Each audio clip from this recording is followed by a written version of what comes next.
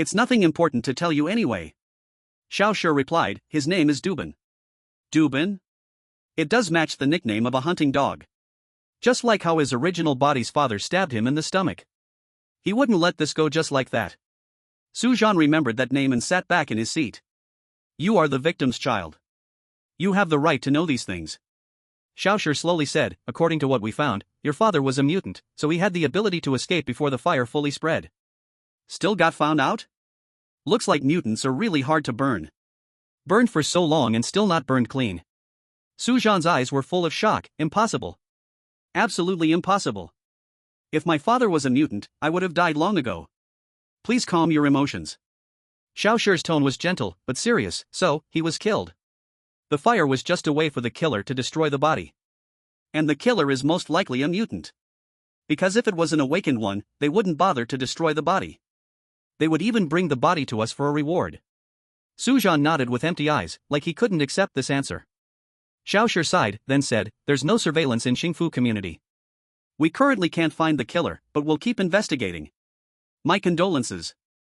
After that, Su Zhan was released by the City Patrol Division. The government transferred all his original body's parents' inheritance to him. Not more, not less, exactly 300,000. Finally got through this hurdle. Su Zhan let out a sigh of relief, but still felt uneasy inside. The fire would still be investigated. No one knew what might come next. More importantly, his current identity as a mutant. Mutants need to eat to survive, to become stronger. And what they eat, well, those who know, know. The more Su Zhan thought, the more annoyed he got, so he just stopped thinking. What he needed to think about now was the problem of where to live. The original home had been burned down, obviously couldn't live there anymore. So, he rented a place near Jiangcheng No. 3 High School. That was the original body's high school. The school, after hearing what happened to him, generously gave him unlimited leave. Whenever he felt better, he could return to school. Then, he bought a phone and got a phone card. The original body's parents were very strict, completely forbidding him from owning a phone or any electronics, afraid they would affect his studies. Kind of like my last life. Su Zhan smiled, this wish of owning a phone, I've helped you achieve it. The place he rented had one bedroom, one living room, one kitchen, and one bathroom. Small as it was, it had everything needed.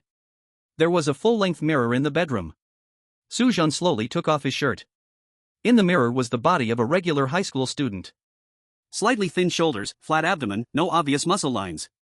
The only outstanding part was the tall height of 183 centimeters, which gave him more energy and spirit. Who?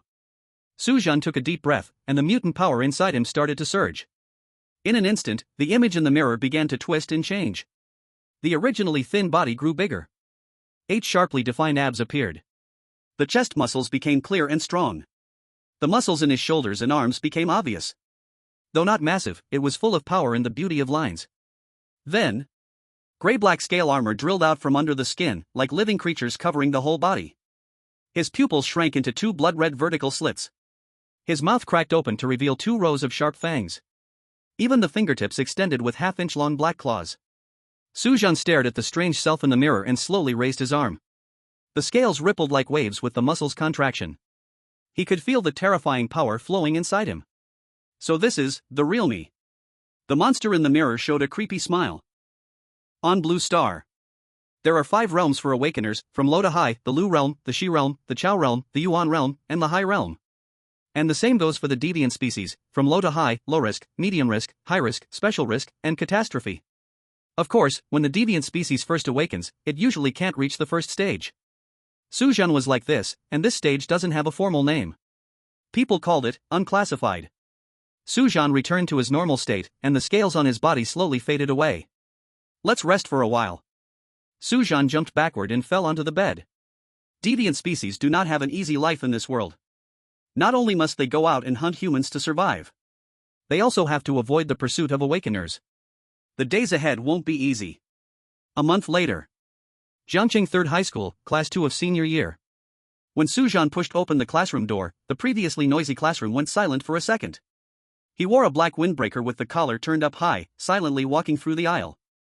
For this month, he had no desire to hunt humans. But the fact that deviant species can only survive and grow stronger by hunting humans had become an undeniable truth on Blue Star. It was strange, very strange. Deviant species cannot get energy from eating anything else. They can only eat that. But this had not occurred in Su Zhan at all. He could eat whatever he wanted, and in the past month, there had been no problem. What was going on? This made him unsure whether to feel happy or worried. Happy because if this continued, he would never have to risk his life hunting again. He personally was very resistant to hunting. Worried because deviant species can only get stronger by eating that, so are these abnormalities even considered deviant traits? How could he get stronger? Having crossed over, how could he live an ordinary life? Isn't that Su Zhan? I heard his parents were burned alive. How tragic. Whispers spread through every corner of the classroom. Su Zhan walked to his seat with a blank expression, stuffing his backpack into the desk drawer. He could feel the gazes of his classmates. There was pity, curiosity, and a desire to avoid him. My cousin works in the fire department, he said the fire that night was especially big. Shoo. Be quiet. What are you afraid of? Anyway, his parents. Quiet. A sharp shout interrupted the discussion of the classmates. A young man, wearing gold-rimmed glasses and looking elegant, walked up to the podium. He scanned the classroom and said, "The awakening day is the day after tomorrow, and you're still thinking about things unrelated to it." Awakening day. The official government of the Great Xia will send people to help those turning 18 awaken. It is an opportunity to cross social classes. The classmates shrank their heads, immediately picking up their textbooks and pretending to write. Su Zhan lazily lifted his eyelids. The man on the podium was none other than the class teacher of Class 2, Senior Year, Teacher Wang. Although he appeared authoritative in front of the students, he actually got along very well with them behind the scenes. Because of this, the students respected him even more. Su Zhan, come to the classroom to get the new textbooks. After Teacher Wang said this to Su Zhan, he left the classroom. Su Zhan got up helplessly. His books had long been burned to ashes. He didn't expect Teacher Wang to still remember this and specially prepare the textbooks for him. Su Zhan gently knocked on the teacher's office door. Come in. A clear male voice came from inside. He pushed open the door, and 4 teachers were busy at their desks. At the window, Teacher Wang, a young male teacher about 27 or 28 years old, looked up. Su Zhan. Teacher Wang put down the red pen in his hand and pulled out a stack of brand new textbooks from under his desk. These are the new textbooks prepared for you. Thank you, Teacher Wang. Su Zhan took the textbooks, which smelled fresh and new. Teacher Wang stood up, slightly shorter than Su Zhan. He gently patted Su Zhan's shoulder. The school has already applied for hardship assistance for you. You know my phone number.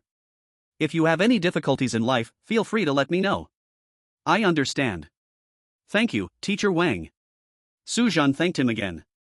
Actually, he didn't have any real difficulties. After all, he inherited 300,000 from his parents' estate, so daily expenses are no problem. Well, we're all adults, so I won't say more about this matter. Teacher Wang changed the topic. Did you buy the awakening potion? The awakening potion. A potion invented by humans that increases the probability of awakening. It only works the first time it's used, and the effects remain the same even when stacked.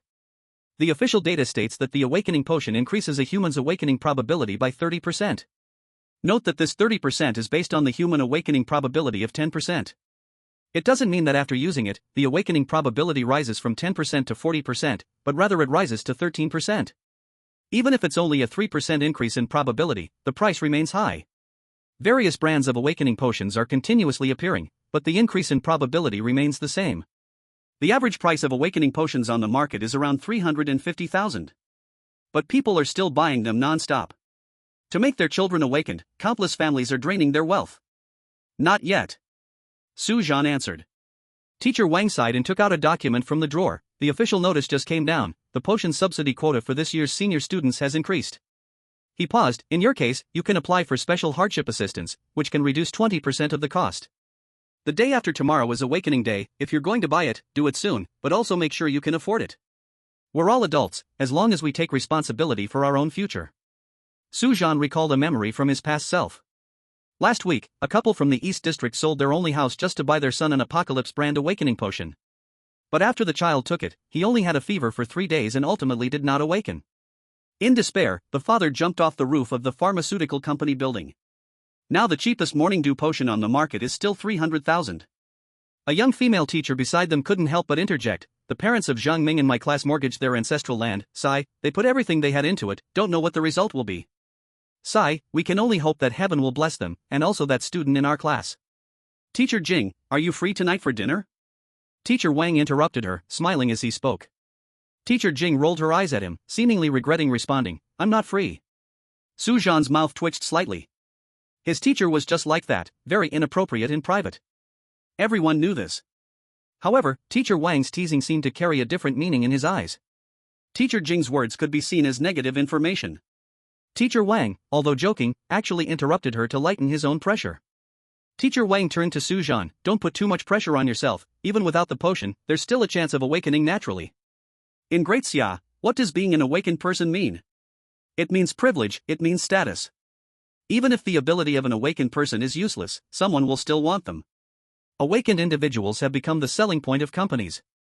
They advertise how many awakened people their company has, even if their abilities have no help for their work. To put it bluntly, awakened people have become the face of various organizations. The more they have, the more face they have, and the more confidence they gain. I'll consider it, thank you, teacher. Su Zhan picked up the stack of new textbooks and turned to leave the office. From here, he could see a huge billboard on the outer wall of the distant teaching building.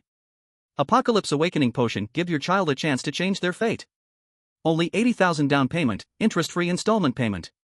In this crazy world, ordinary people seem to have no choice but to gamble on that less than 10% awakening probability to rise. But this has nothing to do with the mutants. Mutants cannot become awakened.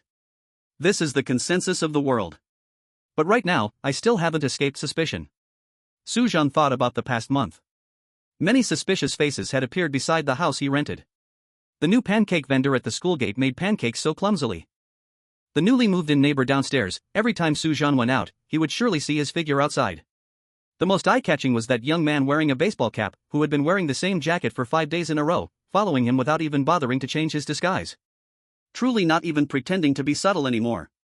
These people were undoubtedly sent by the Abnormality Purging Bureau. Their goal was to find evidence that he was an aberrant.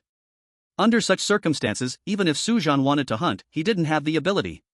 Chapter 6, She is the Most Evil One.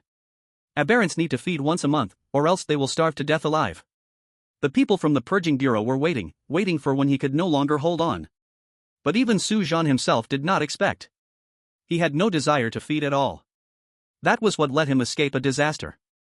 Anyway, there's no way I'm using my 300,000 to buy that useless awakening potion. Su Zhan said in his heart. The 3% chance of improvement from the awakening potion meant nothing to him. Or rather, he was an aberrant and could not awaken. No matter how much money he spent, no matter how many awakening potions he bought, it would be the same. Even though this would increase the suspicion on him. But it didn't matter much. After all, a high school senior who had just turned 18, not wanting to gamble his entire fortune on that extra 3% chance, made sense, right? Su Zhan carried the stack of new books back to his seat. The classroom was filled with endless talk about awakening potions. My dad used his connections to buy an apocalypse potion, it cost him 2 years' salary. Someone raised their voice on purpose. A wave of envious gasps immediately echoed around. If only I could awaken. I heard that after awakening, if you join the Abnormality Purging Bureau, your monthly salary is at least 20,000, not even counting bonuses and subsidies. My dad said if I can awaken, he'll buy me a sports car right away. Amidst all this frenzied talk, Su Zhan was quiet like an outcast. After all, he was an aberrant who didn't even qualify to gamble for that 10% chance. A faint scent of perfume drifted over. Did you get your new books? Li Yuqin leaned against his desk, twirling her hair with her fingers. She wore a beige knit short-sleeve shirt that highlighted her broad chest, and a light blue pleated skirt below. About 165 centimeters tall, with fair skin, and under the sunlight you could see the light blue veins on her wrist. She was the original body's white moonlight. But after combing through his memories, Su Zhan immediately overturned that image. Yeah. He didn't even lift his head as he organized his books. Li Yuqin lowered her voice. What brand of awakening potion are you planning to buy? My dad knows someone in the drug bureau, can get a discount. Before she finished speaking, a heavy dictionary suddenly slammed down on the desk between the two of them. Yuqin, don't waste your breath. Dufeng stood in the aisle with one hand in his pocket, sneering, with his family's condition? He probably can't even afford the cheapest dawn potion. Li Yuqin's pretty brows furrowed. Dufeng. Did I say anything wrong? Dufeng leaned over Su Zhan's desk, his spiky hair sprayed stiff, almost poking Su Zhan's face. I heard your crappy house burned down so bad not even a steel bar was left? Want me to donate you 2 potions? The classroom fell silent in an instant. Everyone knew the reason behind this scene. Du Feng and Li Yuqin's parents were considered big shots in Jiang City. Du Feng liked Li Yuqin. But Li Yuqin just liked using Su Zhan in class as a shield. Thanks for the concern. Su Zhan calmly closed his textbook, but my business doesn't need your worry. Li Yuqin took the chance to hold onto Su Zhan's arm. Let's go, come with me to the shop, I'll buy you milk tea. Du Feng's face turned dark instantly. Su Zhan simply pulled his hand away, no time. Everyone could see it clearly, only the original self couldn't. She didn't like him at all, she was clearly just using him as a shield. A rich girl falling in love with a poor boy, that kind of thing only happens in novels. Li Yuqin's face stiffened, then she gave a sweet smile. Oh right, tonight is my birthday party, I've invited the whole class. Remember to come. After saying that, he left. Kid. Du Feng grabbed Su Zhan's collar and slammed him against the wall. Kid, don't push it. Who do you think you are, to be so close to Yuqin? The classroom was dead silent, everyone holding their breath. Du Feng's lackeys stood in the back, wearing smug, gloating smiles. Su Zhan calmly stared at Du Feng's enraged face and suddenly found it a bit ridiculous. This rich young master couldn't even come up with a creative way to threaten someone. Don't worry. Su Zhan slowly adjusted his wrinkled collar. I'm not interested in your little game. Du Feng paused for a moment, as if he was seriously looking at Su Zhan for the first time. You better remember what you said today. With that, he shoved Su Zhan's shoulder roughly and walked away. Su Zhan returned to his seat and opened his textbook. He needed to find an excuse to skip that boring birthday party tonight. But then, the name Du Feng triggered something in his mind. Du Feng, Dubin. Could they be related? With that thought, Su Zhan took out his phone and searched online. But there was nothing on them. Especially Dubin, he couldn't even find any information about him. Looks like the Great Xia government keeps the identities of the extermination officers secret. He thought to himself. However, comparing the faces of Du Feng and Dubin, they were at least 50% similar. He immediately confirmed his guess. These two similar faces, along with their similar personalities. They must be brothers. Looking at it this way, he was starting to have an idea about the birthday party. Su Zhan was not a good person. Dubin almost killed him and even sent people to spy on him.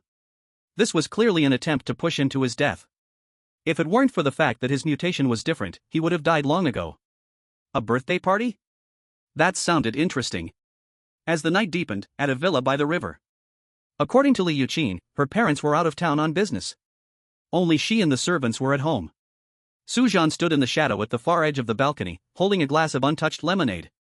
The villa by the river, the online price for such a house was over 20 million. A true rich young lady. In the distance, Li Yuqin was surrounded like a star being adored.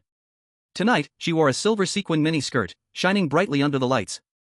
Why are you hiding here alone? Du Feng appeared behind him at some point, holding a glass of whiskey. He had changed into a casual suit tonight, the collar open to show his unremarkable chest muscles. His hairstyle was still that spiky look, drenched in hair gel. It made him look especially ridiculous. Su Zhan couldn't be bothered to respond to him. Du Feng sneered, suddenly getting closer. What are you pretending for? A low-class guy like you, even getting in here is because Yuqin pities you. Suddenly, a burst of laughter came from the poolside. Li Yuqin was being pushed around by a few girls, looking over here, laughing together while pointing at the screen of a phone. Go on. Du Feng shoved Su Zhan hard. Your goddess is waiting for you. Su Zhan still didn't move. If she didn't call for him, he wasn't so narcissistic to just go over there. Going over there just to please would only make him a joke in her eyes. Du Feng didn't expect that the poor guy wouldn't fall for his trick. He waved his hand behind him, and a few lackeys immediately surrounded them. Oh, looks like our top student has some backbone? He's just being aloof, don't you get it? Poor people's self-esteem is precious. What do you guys know? He's just playing hard to get. Du Feng shook the whiskey in his glass. Too bad, Yuqin doesn't fall for that trick. Another burst of laughter came from the poolside.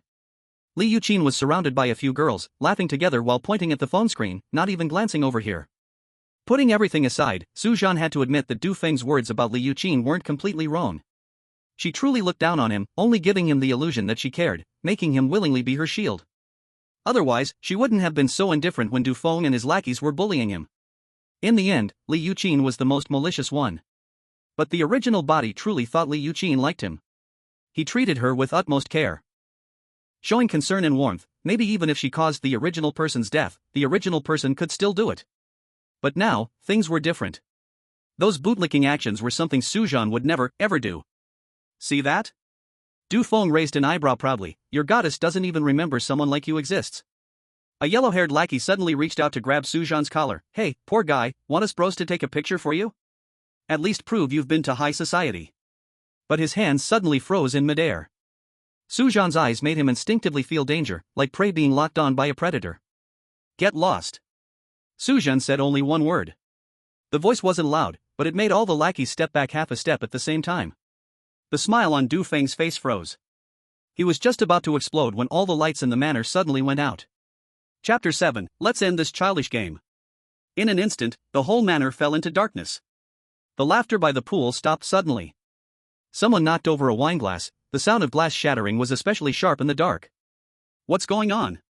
Oh my god, it's so dark. Yuqin, what's going on?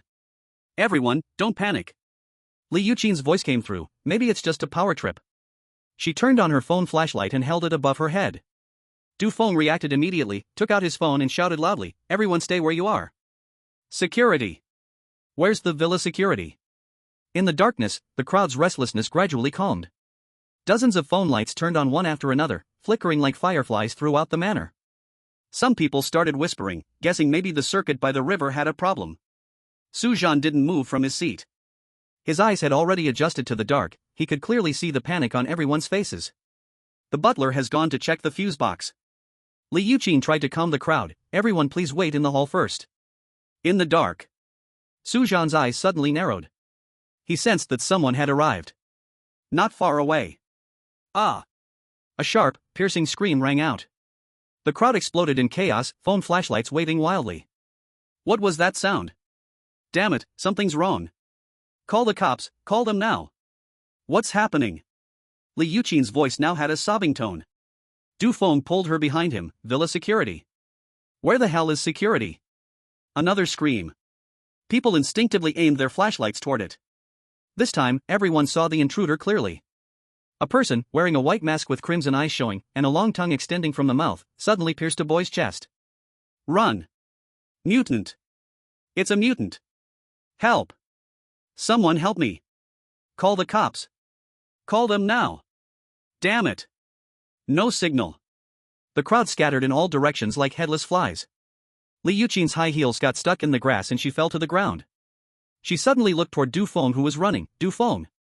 Du Feng, don't leave me behind! But Du Feng didn't look back and sprinted madly toward the parking lot.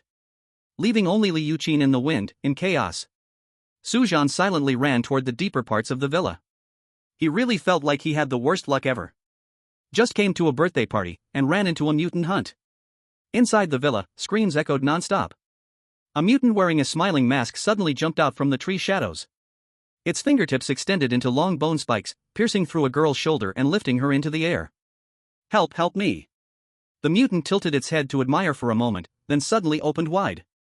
Ah! The crowd that saw the scene completely broke down. What greeted them was a massacre. Su Zhan observed carefully. There were 5 mutants hunting. They all wore white masks, only their eyes and mouths visible. Wearing loose black robes to hide their figures. They targeted the ones screaming the loudest. Maybe those people were the easiest to hunt. Su Zhan had already run deep into the villa, arriving at the bathroom. Before he could close the door, a hand suddenly appeared and pressed against the door. Let me in. Du Feng's face was pale, his expensive suit stained with mud and blood. Not a trace of the arrogance of a rich young master remained. Su Zhan's eyes moved slightly, and he stepped aside to make a gap. Come in, don't make a sound. Du Feng stumbled in, turned and locked the door, then collapsed onto the toilet lid. Those monsters.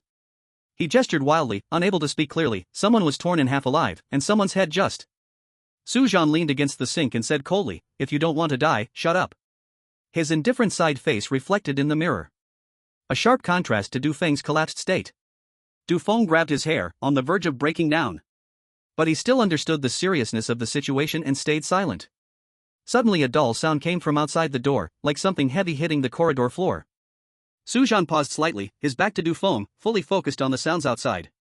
Du Feng's pupils began to spread unnaturally, revealing a twisted smile. His mouth suddenly split to the ears, and a long barbed tongue shot out like a javelin. At the critical moment, Su Zhan's body twisted and deformed, his back arched, and gray-black scales covered his whole body. His right hand turned into a claw covered in scales, slashing fiercely. But Du Feng's tongue curved, the barbs grazing Su Zhan's shoulder, drawing a trail of blood. So you really are a mutant. Su Zhan's eyes were cold. You've been secretly following me all along. You must be up to no good. Those other mutants, you brought them, didn't you? Du Feng's body swelled, his suit tearing from the bulging muscles. His spine arched into a row of sharp bone spines. Smart prey. Du Feng's voice turned into a layered echo, but you still have to die. In the cramped bathroom, the two monsters slammed into each other with a thunderous crash. The sink shattered to pieces. Deep gouges were carved into the wall. In the shards of the shattered mirror, two twisted inhuman faces were reflected. Du Feng's long tongue lashed like a whip. Su Zhan dodged sideways, the ceramic wall was slashed open with a deep trench. Seizing the opening, Su Zhan's claw struck straight at Du Feng's throat, but was blocked by the suddenly flicked tongue. Bang! The two were knocked back against the wall at the same time, the bathroom already in ruins. Water sprayed from broken pipes. In the steam-filled air, the two monsters stared at each other without blinking. Does Dubin know you're a mutant?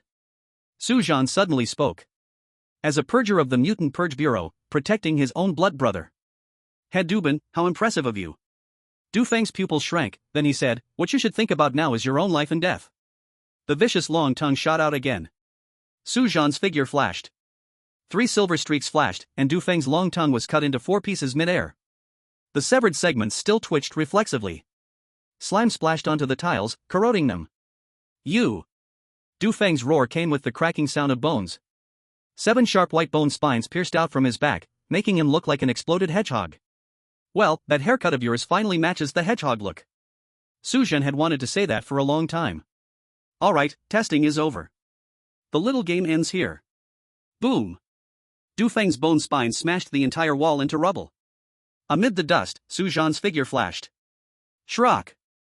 5 bone-deep wounds stretched from Du Feng's left shoulder to his right belly. Dark blue-black blood sprayed onto the mirror shards.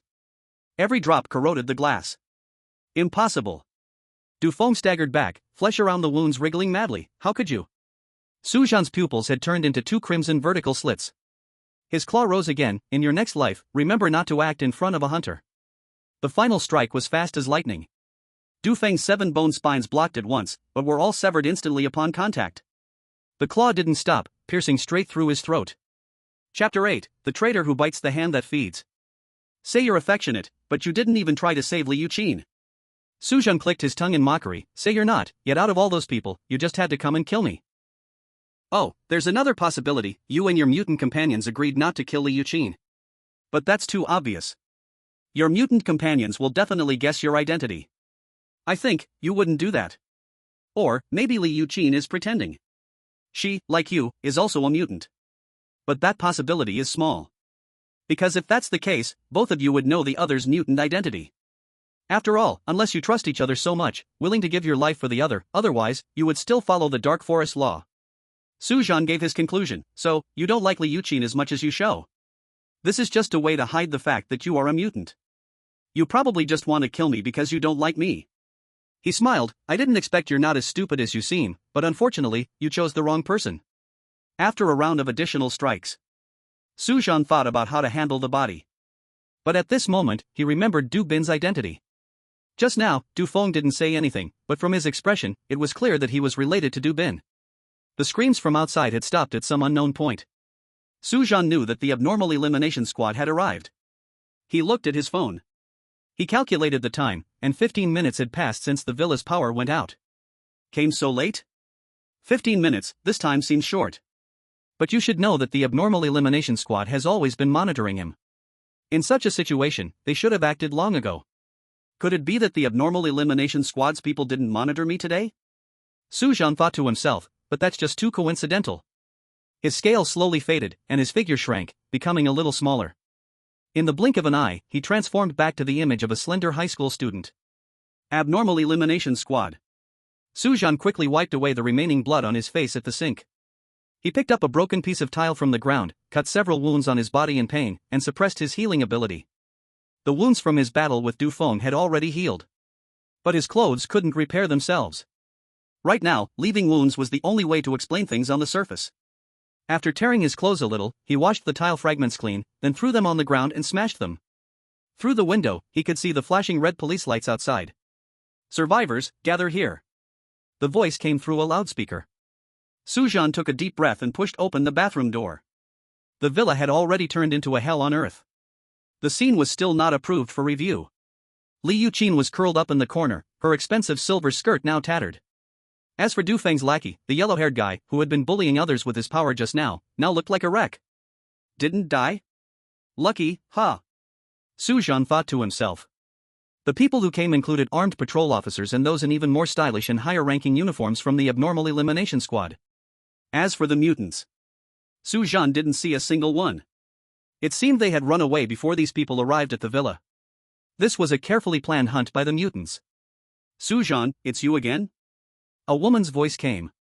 Su Zhan turned to look. He saw Xiao Shi wearing the uniform of the abnormal elimination squad, looking even more sharp and elegant. Xiao, elimination officer. Su Zhan gave her a slight nod. How come you're here? Xiao Shi stepped forward and asked. Li Yuqin invited me to her birthday party, so of course, I came. Su Zhan spoke slowly. Xiao Shi's eyebrows slightly furrowed as she looked at Su Zhan's torn clothes. You'll have to come with me to the Jiangcheng abnormal elimination squad later. Okay. Su Zhan nodded, looking like a well-behaved high school student. Su Zhan. Dubin, also known as the Hound, walked over. He sized up Su Zhan and said with some meaning, you have a lot of luck with mutants, unlucky, huh? Su Zhan shrugged, I don't want this either. Team leader Du. A cleaning officer jogged over and respectfully reported, the casualty statistics are out. Before the mutants came, there were 45 people from the second and third classes of the second year at Jiangcheng Third High School in the villa. There are 23 people in the villa, a total of 68 people. Currently, 47 people are confirmed dead, and 18 are injured. Also, we found a mutated corpse in the master bedroom bathroom on the first floor of the villa. Judging by its appearance, it should be. At this point, he observed Dubin's expression, waiting for him to continue but said nothing. Who is it? A bad premonition surged in Dubin's heart. It's Du Feng. The cleansing officer said this and immediately lowered his head, not daring to look Dubin in the eyes. Upon hearing this, Dubin suddenly turned his head and stared intently at Su Zhan. His entire aura suddenly turned icy. A few cleansing officers instinctively took a step back, even Xiao Shi slightly tensed her body. Su Zhan could feel an invisible pressure enveloping him. It was the mental intimidation unique to the awakened ones. Under this kind of pressure, ordinary people would often unconsciously reveal the truth. Dubin suddenly reached out and grabbed Su Zhan's chin. Look into my eyes and tell me. Dubin's pupils turned golden, how did you see my brother die? Xiao Shi suddenly took a step forward, Captain Du, he's just a high school student. You can ask these questions during the interrogation. I really don't know. Su Zhan trembled as he spoke, I was too scared. I hid in the stall the whole time. A cold sweat slid down from his forehead just at the right moment. It really was Dubin's brother. Heh, your brother is a mutated being, there's no way you didn't know this, right? He even strongly suspected that Dubin might have known about this mutated being hunt. Otherwise, the cleansing officer monitoring him would have acted much earlier. There's no way it would have waited for 15 minutes. 15 minutes, even the flowers have wilted by then. Dubin, oh Dubin, a thief working from the inside for the mutated cleansing officers. Dubin stared at him deeply, then turned to Xiao Shi and commanded, take all the survivors back to the cleansing office. But what about the injured? Xiao Shi advised, some of them can't move well, and some even need immediate surgery.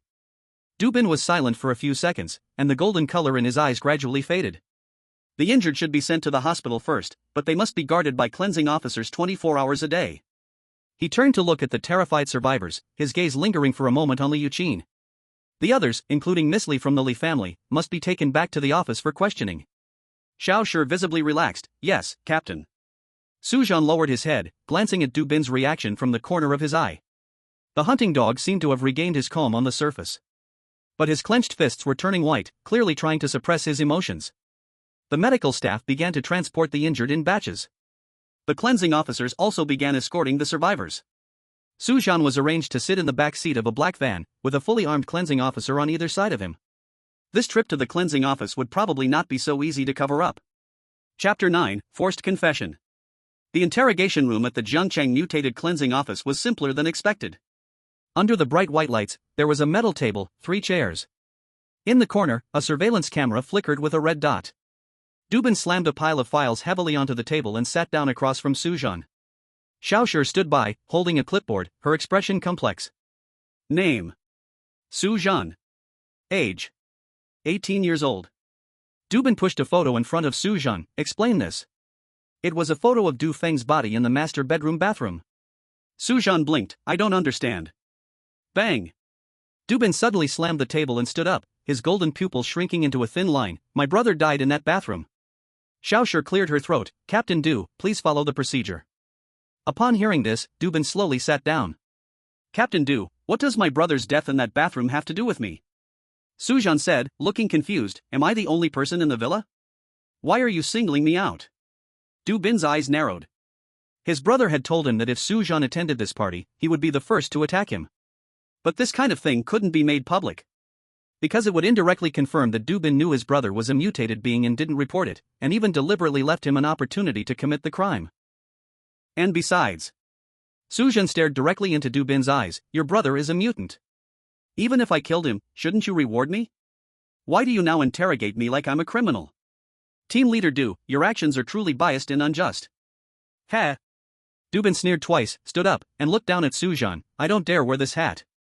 First, tell me how you got those injuries. I ran into a mutant, and he attacked me. Su Zhan pretended to recall. Then, it seems like he heard some kind of order, ignored me, and disappeared. It was a coincidence, full of holes, yet no one could prove his words were lies. Xiaoshi, bring out the autopsy report. Okay. Xiaoshi took a sip of water.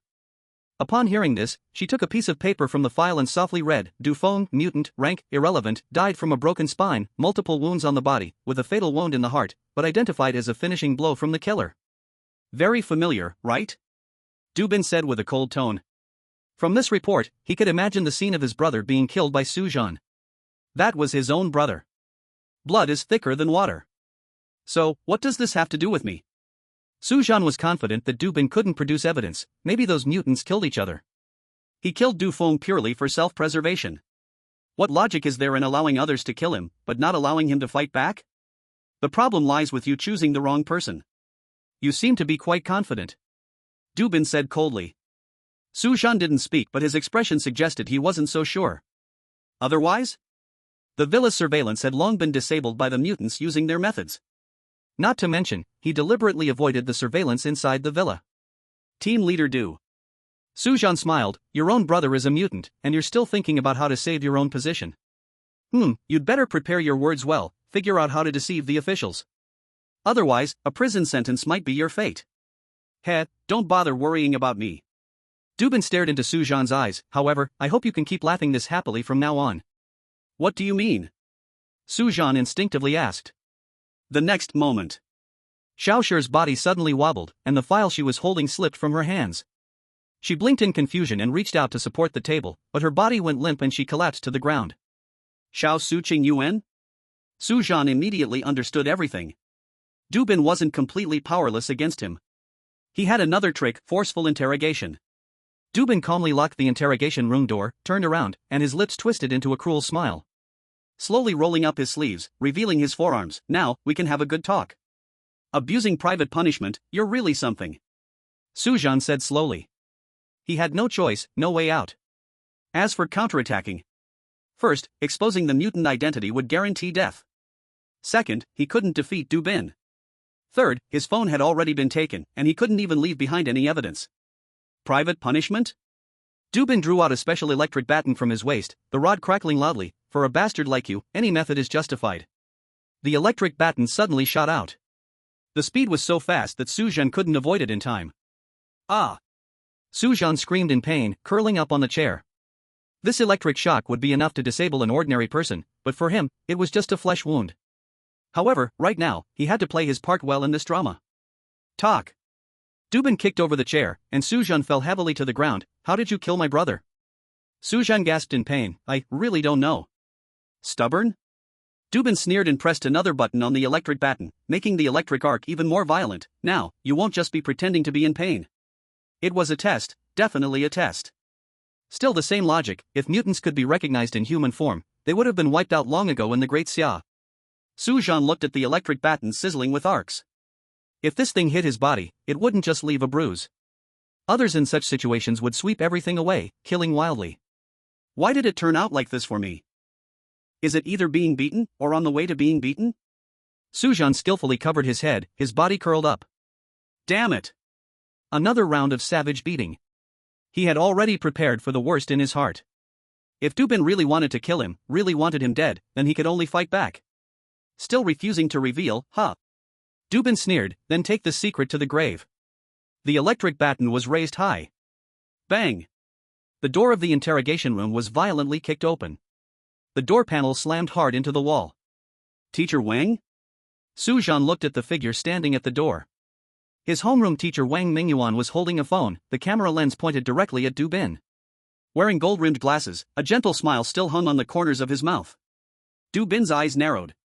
The electric baton in his hand instantly powered off. He tidied his collar, and his expression returned to normal. He was like a completely different person from the brutal look just moments ago. Teacher Wang. Dubin slightly nodded, so late, and still troubling you to come. Wang Mingyuan pushed his gold-rimmed glasses, Chief Du is too polite. I heard my student was being questioned here, so I came to take a look. His gaze swept past the unconscious Xiaoshi. It paused briefly on Su Zhan, then moved away as if nothing had happened. Understandable. Dubin calmly put away the electric baton. Your student has gone through so much tonight, indeed needs a teacher to accompany. Su Zhan was a bit stunned. To make a man as arrogant as Dubin lower himself like this. This cheap homeroom teacher of his not simple at all. Has the casualty report come out? Wang Mingyuan slowly walked into the interrogation room. Preliminary count, 47 dead. Dubin's voice was emotionless, including my younger brother Dufeng. My condolences, but... Wang Mingyuan glanced at the still recording phone. At a time like this, Chief Du still personally interrogating my student, don't you think that's a bit improper? Occupational habit, pardon me. After all. Dubin gave Su Zhan a meaningful look. Everyone who survived tonight deserves careful questioning. Understandable. Wang Mingyuan smiled, then now, may I take him back? If there's any need for further cooperation, feel free to contact us. But by then, the person taking his statement probably won't be you anymore. Of course. Dubin's lips twitched slightly. Take care, Teacher Wang. He naturally understood what that meant. Now that Dufeng being an aberrant had been exposed, his enemies would definitely seize this to attack him. The position of chief, he was most likely going to lose it. Chapter 10, Truth Words. Wang Mingyuan was just about to take Su Zhan away. 3 men in uniforms of the inspection department appeared at the door. The leading man held a document in hand. Chief Du, routine investigation, please cooperate. Dubin looked calm and adjusted his sleeve. Inspector Li, working so late? This villa case, you know how it is. Inspector Li handed over the file. Need your help to verify a few things. Dubin glanced at the file. Just these? Of course I'll cooperate with a routine investigation, but are you sure you want to do it now? Wang Mingyuan gave a soft cough. Gentlemen, you have official business, I won't disturb. He supported Su Zhan and kept walking out. Chief Du, let's talk another day. Wait. Dubin called out to them. He said to Su Zhan with a cold tone, you really think I can't deal with you anymore? Hey, you'll see tomorrow. On the way. Su Zhan had 1,000 thoughts in his mind, and tentatively asked, Teacher Wang, why does Dubin respect you so much? A teacher, after all. Wang Mingyuan smiled, respecting teachers is normal. Su Zhan rolled his eyes in his heart. Someone like Dubin only cared about power and background. Since Wang Mingyuan didn't want to say more, he didn't ask further. As for Dubin's threat just now, let the soldiers come to block, let the water come to cover. The day after tomorrow is Awakening Day. Have you bought the Awakening potion? Wang Mingyuan changed the subject and asked. Teacher Wang, you know my family situation. Su Zhan said slowly, I really can't gamble all my savings on that extra 3% chance. He was an aberrant.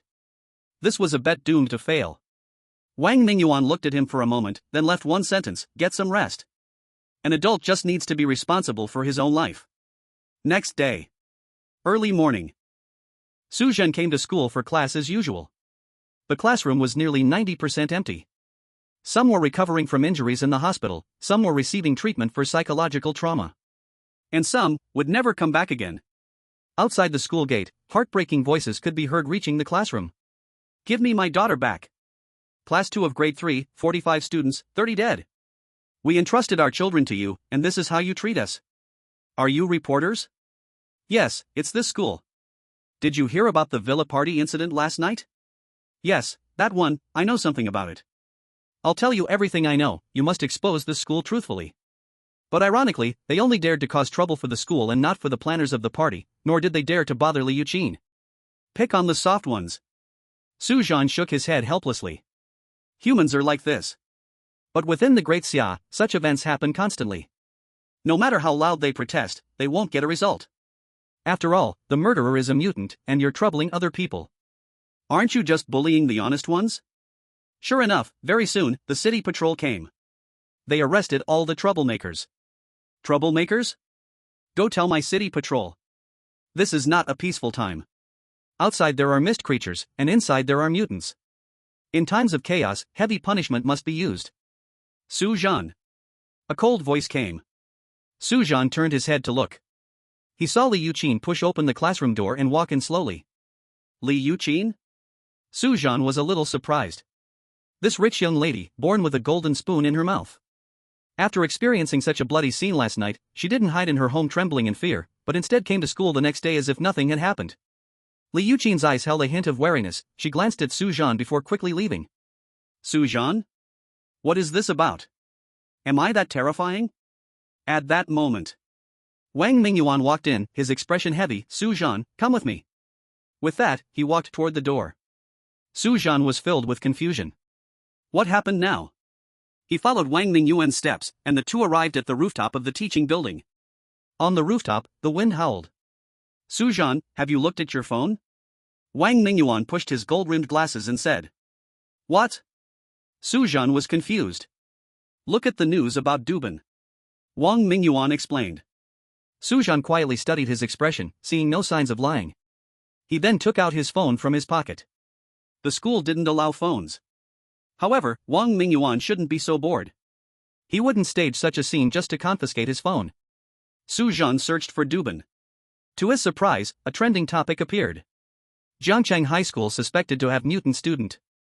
Su Zhan's pupils contracted slightly as he clicked on it. The pinned post was a short video interview with Dubin, dressed in a cleanse officer uniform, his face serious. After initial investigation, traces of human guidance in the mutant attack at last night's party were found. The survivor, Su Zhan, is a suspect and has a motive for the crime. The comments section exploded. I'm a student from number 3 high school. Su Zhan is always so creepy. I heard his parents were mutant species executed by the cleanse officers. Please prove it. Scrolling down, there were plenty of marketing accounts promoting it. It is reported that Su Zhan has repeatedly avoided routine physical exams. Experts analyze his behavior patterns as strange. Su Zhan stared at the constantly shifting data on the screen. Clever move. No wonder Li Yuqin avoided him just now. He sneered coldly in his heart. Dubin's move was extremely vicious. There was no need for substantial evidence. All it took was planting a seed in the public opinion. Human nature would naturally water it, growing a towering tree. People didn't care about the truth, even if those words were either vague or full of holes.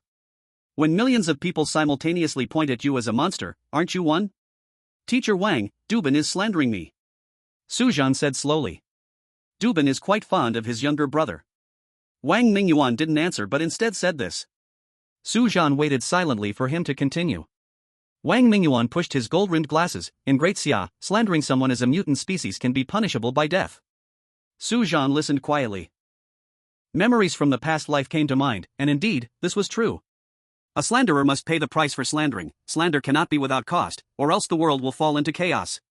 Do you know why it's so strict? Wang Mingyuan asked and answered himself. 270 years ago, there was a case in Lianshui village. He opened his phone and pulled up a few black and white photos. Burned houses, corpses hanging on trees, and a group of people cheering while holding signs. Back then, in a small town, someone spread rumors saying there were Aberrants in town. At that time, Aberrants had just appeared, and the whole daxia was in a state of panic, on edge at every sound. As long as 3 or more people said you were an Aberrant, you couldn't explain. It was better to kill by mistake than to let one go. In just 1 week, 321 people were executed by lynching. Wang Mingyuan said slowly. Later, it was confirmed that they were all ordinary people. They were all innocent. The last photo was a close-up of a little girl's corpse. So young, what a pity. Chapter 11, Awakening Day. Now, if there is no solid evidence of someone being an aberrant, no one can be restricted in their freedom, let alone be lynched. Wang Mingyuan looked into Su Zhan's eyes, but Dubin is clever. His slander against you is vague. His exact words were.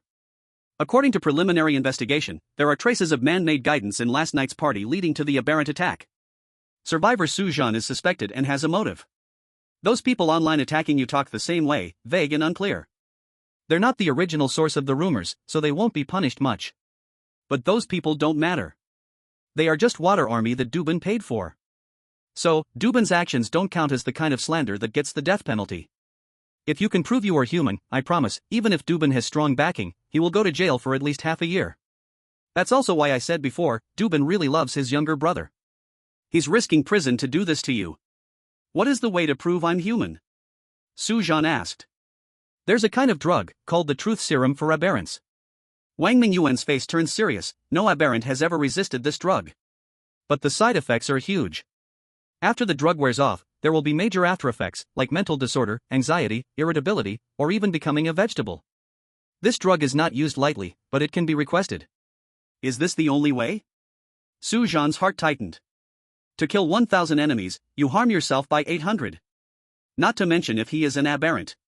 Even if he is human, unless there's no other way, he wouldn't use such a thing. Of course there's another way. Wang Mingyuan spread his hands. Tomorrow is Awakening Day.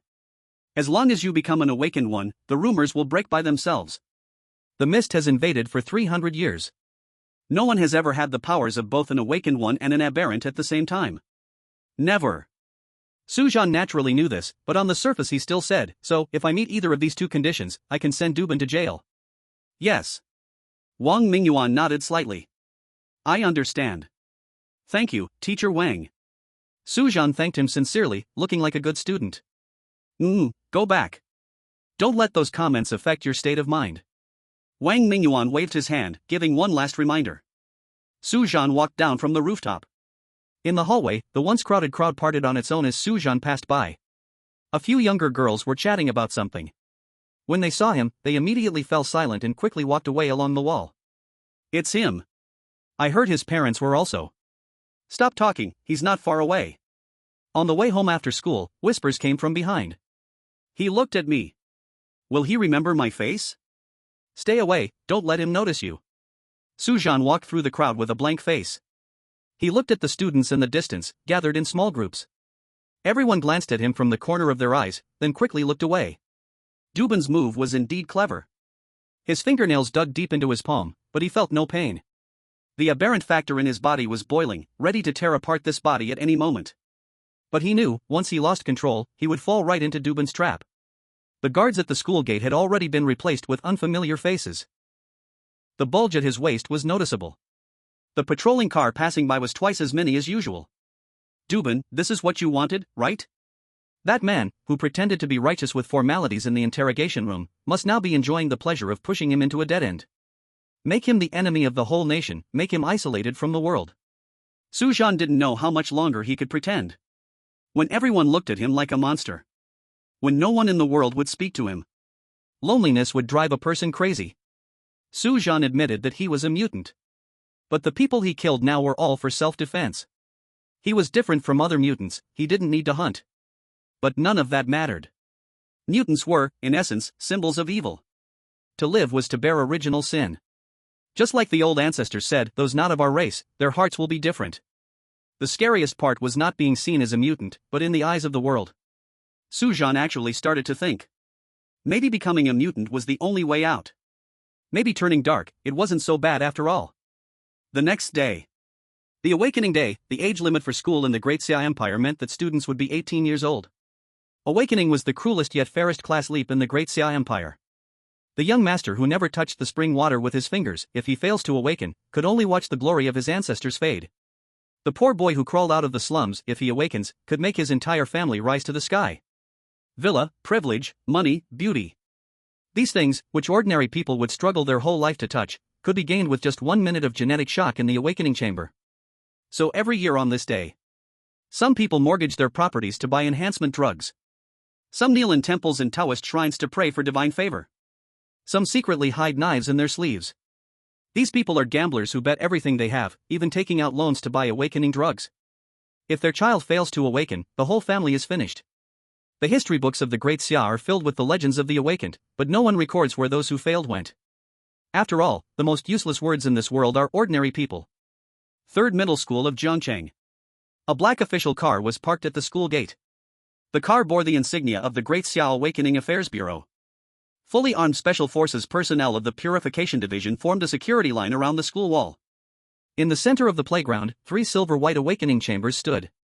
Each chamber was connected with numerous pipelines, and the terminal displays were showing complicated biological data. Technicians in white lab coats were making final adjustments. "Line up according to your student numbers," the principal shouted into the megaphone. The students silently formed a long line. Some people kept rubbing their palms. Some closed their eyes and prayed. More people stared intensely at the awakening chambers. This was a Pandora's box, both anticipated and feared. "I heard a senior awakened in A-class ability last year, and his whole family moved to a high-end neighborhood. My parents bought me the awakening drug, hope the money wasn't wasted. What if I fail to awaken? What else? It's all about fate." "Sai, you're right. I prayed to Buddha, Mazu, God, everything yesterday." "What? Didn't you say you were an atheist?" Amid the whispers, Su Zhan stood at the end of the line. Around him, a 10-meter radius became a no-go zone. People avoided him as if he were the plague. Last night, the landlord cried and caused a fuss, saying they wouldn't rent him the house, offering double rent to refund. Eventually, Su Zhan got fed up and gave the landlord a few scary words before finally securing a place to stay. Su Zhan looked up at the sky. Drones from several media outlets hovered, their cameras focused on these young people whose fates were about to change. He looked further ahead. At the edge of the playground, Li Yuqin was surrounded by several officials, undergoing some special test in advance. Her father had clearly used connections. What caught Su Zhan's attention the most was the high platform. Dubin, wearing the Purification Division uniform, stood behind the principal, and his golden pupils were always locked onto Su Zhan. His shoulder insignia was clearly lowered by 1 rank. It seems that despite his strong background, he couldn't escape emotion. Chapter 12, Right and Wrong, he has no heart to explain. At this moment, online discussions about Dubin and Su Zhan are growing louder. At this moment, eager reporters seem to see a big story. They came forward to interview, cameras focusing on him from all sides. "Team Leader Du, as an old purger from the Purification Department, do you think Su Zhan can awaken successfully today?" "First, let me correct this reporter friend. Don't call me Team Leader Du, I have been demoted. I am now the captain. As for your question." Dubin then smiled confidently, "I can assure all citizens of Great Xia, Su Zhan cannot awaken." Why is he so confident? Because he firmly believes that Su Zhan is a mutant. The autopsy of Du Feng showed he was fighting at close range before he died. And Du Feng had told him before that he would cause trouble for Su Zhan. If he is not a mutant, how could Su Zhan have the ability to kill Du Feng? By the way, mutants and awakeners are 2 entirely different evolutionary paths. The gene sequence of mutants has long been contaminated. Dubin added with a smile. At this moment, Su Zhan on the playground noticed the scene. He opened his phone. Dubin's interview was being live-streamed. Dubin, the hunting dog. Heh, how fitting, like a dog that won't let go. He coldly looked at Dubin, who was chatting and laughing on the stand, and a seed called hatred was growing in his heart. The reporters seemed to have recorded a shocking revelation, crowding forward to ask. "Captain Du, can I understand that you are saying Su Zhan is a mutant? Captain Du, what is the reason you believe Su Zhan is a mutant? Captain Du, do you have a grudge against Su Zhan?" Dubin made a shushing gesture, and after the reporters quieted down, he slowly said, "I just remembered this by the way, please don't take it personally." The reporters pressed on, "Then what if Su Zhan really awakens? Does that mean your previous accusations are all slander?" The smile on Dubin's lips deepened. Naturally, Great Xia's laws should be followed by every citizen of Great Xia. If he really awakens, then it proves I, Dubin, was wrong and should go to jail, and if I should be removed from my position, then I should be removed. After a pause, he added. However, everyone can rest assured. Dubin's gaze swept across the camera, as if piercing through the screen to look at all the viewers. Such a thing will definitely not happen. The reporters wanted to ask again, but Dubin already waved his hand to signal the Purification Department staff to stop the reporters. This interview climbed to the trending topics within 10 minutes. The headline boldly read, Jiangsheng Anomaly Purification Department's Dubin makes a military oath, if Su Zhan can awaken, I voluntarily go to prison. The debate on whether Su Zhan can awaken has stirred up a storm on various social media platforms. In the forums, tech enthusiasts analyzed Su Zhan's health reports from the past 3 years frame by frame, trying to find non-human evidence. On short video platforms, influencers rushed to create prediction videos, betting that he would definitely fail. Supporters hailed Dubin as the just hunting dog, while opponents mocked him, waiting to see him fail. At this moment, the eyes of many netizens were focused on that silver-white awakening chamber. Either Su Zhan proves his innocence, and Dubin becomes infamous. Or do Bin's words ring true, and Su Zhan is still labeled as a suspected mutant? There is no third possibility. Su Zhan silently browsed the information online. He already had an idea in his heart. Awakening is destined to fail. The label of suspected mutant will accompany him like a brand. If he does not erupt in silence, he will die in silence. Since the world has isolated him. As for right and wrong, he has no heart to explain. At this moment, the broadcast sounded. The fog has lasted for 300 years, the unified awakening ceremony begins now. The indicator lights of the 3 awakening chambers lit up one by one. The gears of fate began to turn. Awakeners, awaken the soul of fate. The soul of fate can be anything, including abilities, objects, or animals. The lowest level of soul of fate is E. The soul of fate has similarities, and the same level of soul also has different grades. For example, metal control has SSS grade, and it also has E grade. Awakeners of SSS grade, in the Great Xia, will not exceed 10 fingers in a year. Look, who is that? Lei Shun, although he can't compare to Li Yuqin, he is also a well-known rich young master. It is said that his father not only bought him the most expensive awakening potion but also enrolled him in some awakening class, saying that there are awakeners teaching awakening knowledge. Just this point cost $1 million. What nonsense, pure waste of money. If this thing was useful, those rich kids would have all awakened long ago. He is just a fool with too much money, and he is willing to be cheated. At this moment, Lei Shun is standing in the front row of the viewing platform, his body nervously shaking slightly. He shows none of the carefree demeanor he has in front of his followers. The cabin door closes, gas fills in, and the gene chain on the display begins to tremble violently. After just a short minute, awakening failed. A harsh alert sound rings out. Lei Shun stumbles out of the capsule, his face pale. I knew it, pure waste of money. Deserved it. Normally acting all high and mighty, now the retribution has come. Exactly, is being rich that impressive? He is still on the same level as us. I am satisfied just that he didn't succeed. You see, I didn't spend a single cent, not even buying the awakening potion. If I ended up like him, that would save me millions. Since you say that, I am not nervous anymore. I am just like you, didn't spend a single cent. Even as they say this, their trembling legs still reveal that they are not as relaxed as they claim with their mouths. Sai, do you know that person? Their school uniform is as torn as a beggar's. Zhang Wei from class 6, his family lives in the suburbs, not well off. It is said that every time during holidays, the bus doesn't even go to his house, he rides his broken bicycle home. Oh, this person must not have money to buy the awakening potion. Just watch the show with us. A minute later. Awakening successful. See grade soul, body petrification. A mechanical voice heralds the achievement. Zhang Wei's tears flood out, rushing out of the awakening cabin, his school uniform sleeves still patched. He trembles as he raises his hands, his skin turning a rock-like gray and white. This is real awakening ability, there is no faking it. Dad! Mom! His hoarse shout cuts through the noisy crowd. In the last row of the viewing platform, a middle-aged couple in faded work clothes suddenly stands up. Xiao Wei really made it? His father's rough palm trembles as it touches his son's petrified arm. His mother hugs her son tightly, completely ignoring the painful hardness of his skin. Mom knew Mom prayed to the Buddha every day, it really worked. Suddenly, Zhang Wei's father turns around and kneels heavily towards the awakening cabin. This man, who has carried cement on construction sites for 20 years, now cries like a child. In the distance, a group of staff from the awakening schools run over, holding admission notices in their hands. The crowd murmurs. Impossible, absolutely impossible. How can this poor guy do it? Damn it, I spent over tens of thousands, and in the end, I can't compare to a poor guy. Su Zhan observes. Human nature is like this. People long for fairness but hate absolute fairness. People hate privilege but yearn to become the privilege itself. 20 people, 30 people, 40 people pass by. The successful ones are less than 5 fingers in number. Some have seizures on the spot. Some laugh wildly and tear their clothes. More people numbly walk back to their parents, like puppets with their souls robbed away. Awakening is quite fair, yet, it is also very cruel. Chapter 13, The Eye of Time Abyss. Look, who is that? Li Yuqin, who in Sanzhong does not know. Let me tell you quietly, the other night, she invited her classmates to her birthday party. Do I need you to say this? However, I heard that afterward, her family compensated the families of the deceased, with such mutated types that cause deaths and injuries. Technically, she shouldn't need to compensate anything, but her family still did. This can also be considered benevolence. And also, who in the third high school doesn't know? She deliberately approached Su Zhan before, but everyone could see that she was just looking for a shield. Now that this event has happened to Su Zhan, she is probably hiding as far away as she can.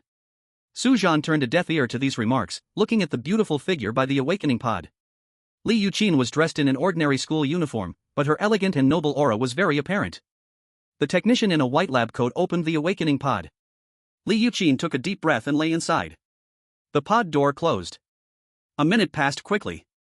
A sound of strings suddenly reverberated inside the pod, causing the entire metal shell of the awakening pod to resonate slightly. The data on the monitoring screen jumped wildly, finally stabilizing. A-level soul, Yunwen Guqin. Everyone was astonished. A-level soul. I hate the rich, boo-hoo. This. It hasn't been 3 years since there was an A-level soul from third high, and now Li Yuqin got one. Su Zhan's eyes showed more seriousness. An A-level soul, this level is indeed rare. The pod door opened. A translucent white shadow of a Guqin appeared behind her. The body of the Guqin was intricately carved with cloud patterns, and its 21 strings moved on their own without wind. In the stands, Li's father suddenly stood up. An A-level. If trained well, this would not just make the Li family wealthy in Jiangcheng. Li Yuqin slowly opened her eyes and gently stroked the strings of the phantom Guqin. Suddenly, a branch of a parasol tree in the distance broke, its cut smooth as a mirror. Those classmates who once mocked her for relying on her family background now could not utter a single word of ridicule. So sour, the rich even have bugged awakenings, right? But Su Zhan is still her dark history. Upon learning that Su Zhan is likely a mutant, she ran away faster than anyone. Why not run? You would refuse to hang out with Su Zhan every day if I asked you? Pure fun, for life safety, what's wrong with what she did? If I really ask you to go, you wouldn't be happy either. Alright, enough of this. Do you think Su Zhan can awaken? There's been quite a lot of buzz online about his issue with Dubin. You wouldn't believe it, but I'm also curious to see who wins this time. As time passed, it was almost Su Zhan's turn. The atmosphere was reaching its peak at this moment. Next is Su Zhan. Dubin has already made a military oath. If Su Zhan truly awakens, whose side are you on? Don't you trust the cleansing department? Don't put a high hat on me. Can Dubin represent the cleansing department? Is that even up for debate? Suspected mutant, I don't want to speak about how high that suspicion is. At the same time, the reporter's microphone was almost pushed against Dubin's chin, and the flashlights clicked loudly. Team leader Du. If Su Zhan really awakens successfully, will you admit that your previous statements were slander? Dubin replied with a slight smile, I have answered that question once before, and I will say it one last time now. In the Great Xia's laws, everyone must obey. If he can truly awaken, it proves that I Dubin slandered, and I will accept any responsibility without avoiding it. On the playground. A cold mechanical voice sounded. Final calibration complete, please student Su Zhan enter the awakening pod. Everyone stared at the figure in the school uniform. The technician looked at Su Zhan with apprehension, stealthily taking half a step back, seemingly ready to flee at any moment. Suspected mutant, such news cannot possibly come from nowhere. This kind of news is better to be believed than not. Su Zhan had already become immune to such gazes. Right now, the opportunity to prove his innocence was right in front of him. But he wasn't feeling any excitement. Firstly, he was indeed a mutant. Secondly, mutants cannot awaken souls, just as Dubin said, these are two completely different evolutionary paths. Since he already knew the result of the awakening, there would be no more expectations, no more nervousness. Please go ahead. Seeing that he hadn't moved for a long time, the technician gestured for him to enter. Sujin came back to his senses. What is meant to come will come, there is no escaping it. Stepping into the awakening pod, the pod door closed. A soft blue gas slowly sprayed out. It enveloped his body. A strange feeling of suffocation came. What will happen next? He closed his eyes, countless possibilities flashing in his mind. Darkness. Endless darkness. No sunrise, no sunset, only eternal escape. Every footstep could mean the approach of the purifiers. Every shadow might be hiding a bullet. He could not dare to show his true self, nor could he stay anywhere for more than a night. Voices needed to change, fingerprints needed to erode, even the rhythm of breathing had to be deliberately adjusted. Trust would cease to exist. No one could be trusted. He could not show his true face. The mask was no longer a disguise but a second skin. Wearing a mask for too long would make it grow together with flesh and blood, never to be taken off. Would such days come to an end? Yes. Either shot through the heart by the purifiers who were hunting him, or completely driven mad by his gradually twisted mind. Fight to the death. But what if awakening succeeds? This absurd thought suddenly flashed by. Su Zhan almost laughed out loud. How is that possible? The gene sequence of the aberrant must repel the awakened. This is a hard rule in the textbooks of Dixia. His very existence was a mistake, a cursed branch on the evolutionary tree. Gas completely submerged his head. Suddenly, Su Zhan felt a wave of relaxation. To take Dubin away before he died had become his only wish. In the next moment, he suddenly tensed his body. No, this feeling wasn't right. His body became scorching hot. It was an indescribable, wonderful feeling. Tick-tock. The sound of seconds ticking from a pocket watch echoed in his mind. All the images in his mind suddenly froze. Like a movie film paused by pressing the button. Tick-tock. The hot feeling suddenly vanished, replaced by an eerie sense of detachment. As if his soul was floating above the awakening chamber, coldly looking down at his twisted body. At the same time, the data on the monitoring screen skyrocketed, values breaking the threshold. Warning. Energy overflow. Soul level, SSS. Soul, Eye of Time Abyss. The awakening chamber suddenly burst open, an invisible ripple spreading out centered on Su Zhan. Everyone was dumbfounded. In Su Zhan's hand floated an ancient pocket watch. The cover was engraved with intricate wheel patterns of time. And at the center of the watch, there was a vertically opened eye. The golden pupil resembled molten gold. Majestic and mysterious. The technician's voice trembled, SSS-level. It's SSS-level. In Dixia, less than 10 people awaken to SSS each year. Su Zhan, he is an SSS-level soul. The livestream's bullet screen went blank for 2 seconds before erupting like a volcano. Am I seeing things? SSS-level? Eye of Time Abyss. What is this thing? Where's Dubin? Quick, captured Dubin's expression. On the high platform. Dubin's expression froze, the curve of his lips stiffening on his face, only the veins on his temples throbbed. Impossible. His voice was very soft, yet it sounded like it used all its strength. That was the expression shown by prey when the hunter is released from the cage. Shock, rage. And the deepest fear. Chapter 14 Absurdity. The scene erupted into chaos. SSS level. How is this possible? Is the machine malfunctioning? The technology for awakening chambers is already very advanced. In nearly 30 years, when has there been an error? That's right, Su Zhan, SSS level soul, there's no escaping this. Doesn't this mean the purifiers caught the wrong person? I said from the start that Su Zhan didn't look like a monster. Bullshit. Didn't you just say to stay away from him?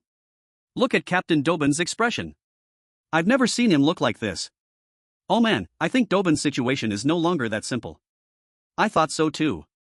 If Su Zhan awakened a C-level or a level soul, Dubin would just be imprisoned for slandering others as aberrants, but since Su Zhan is SSS level, wow.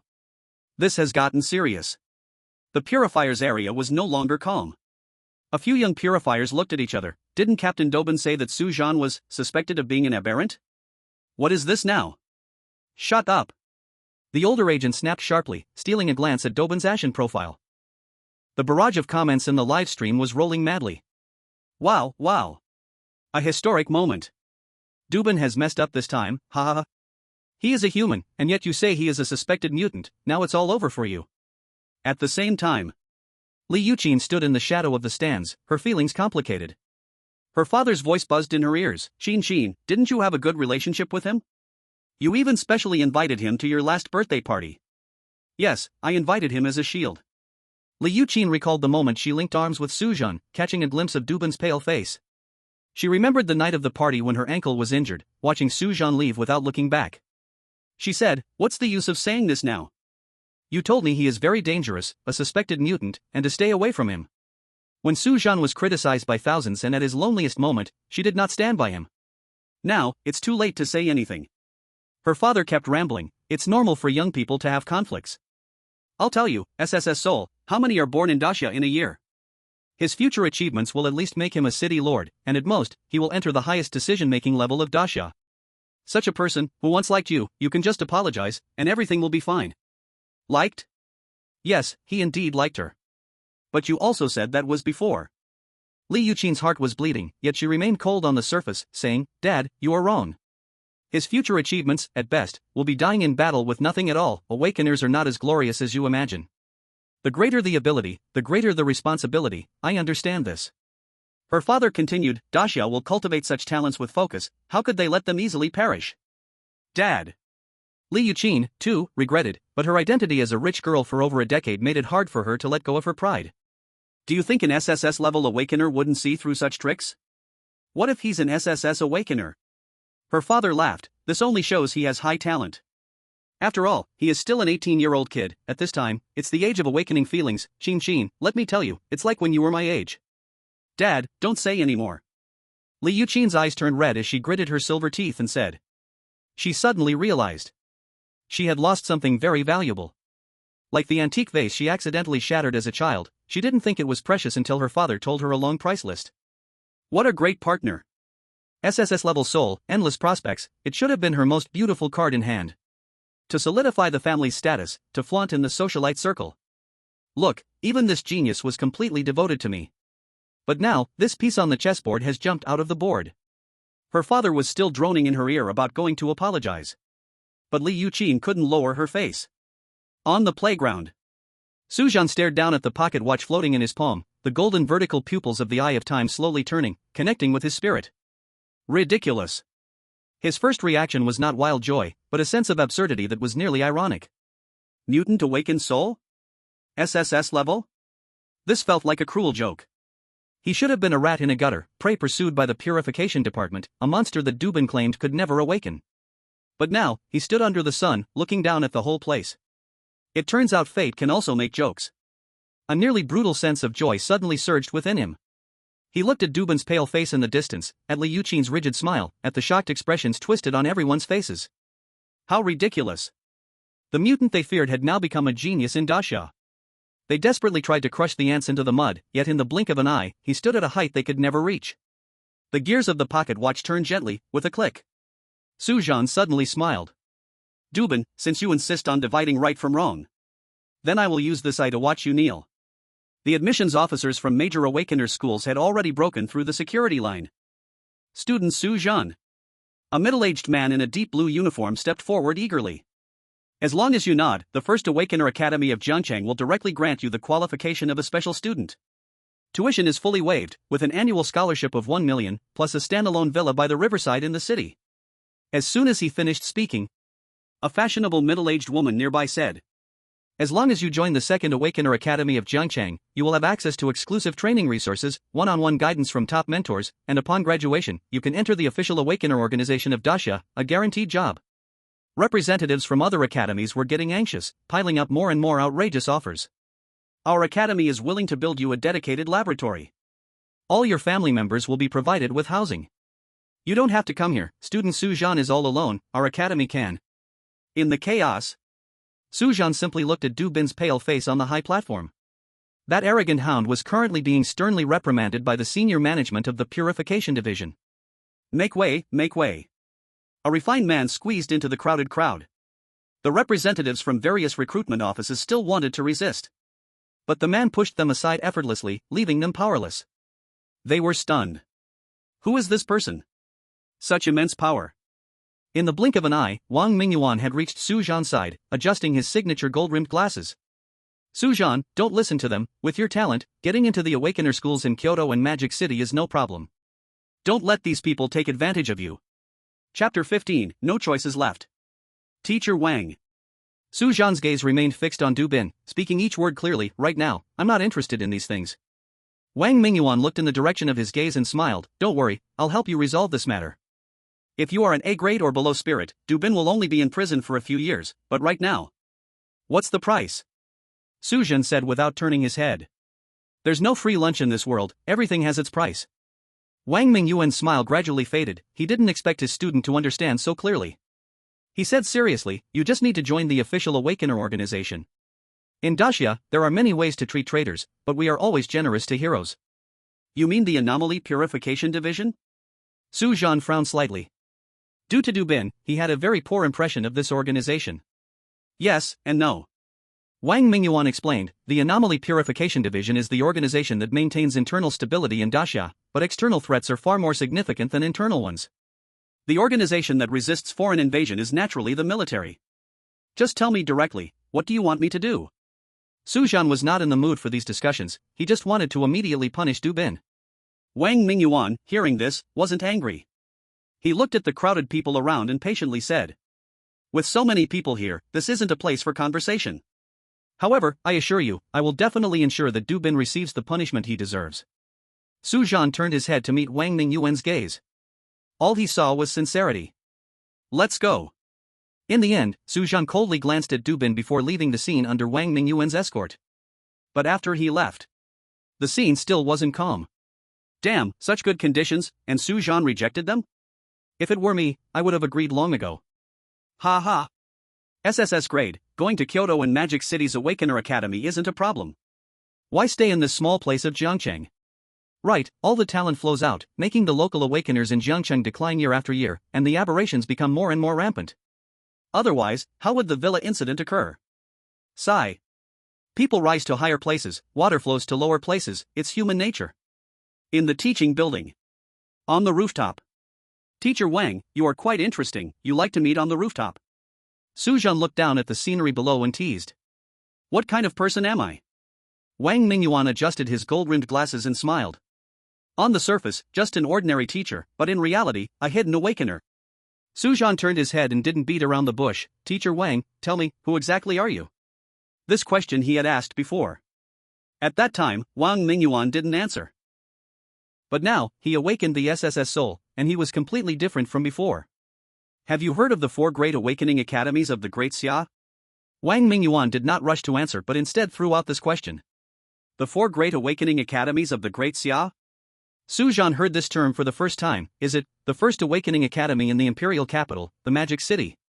Wrong.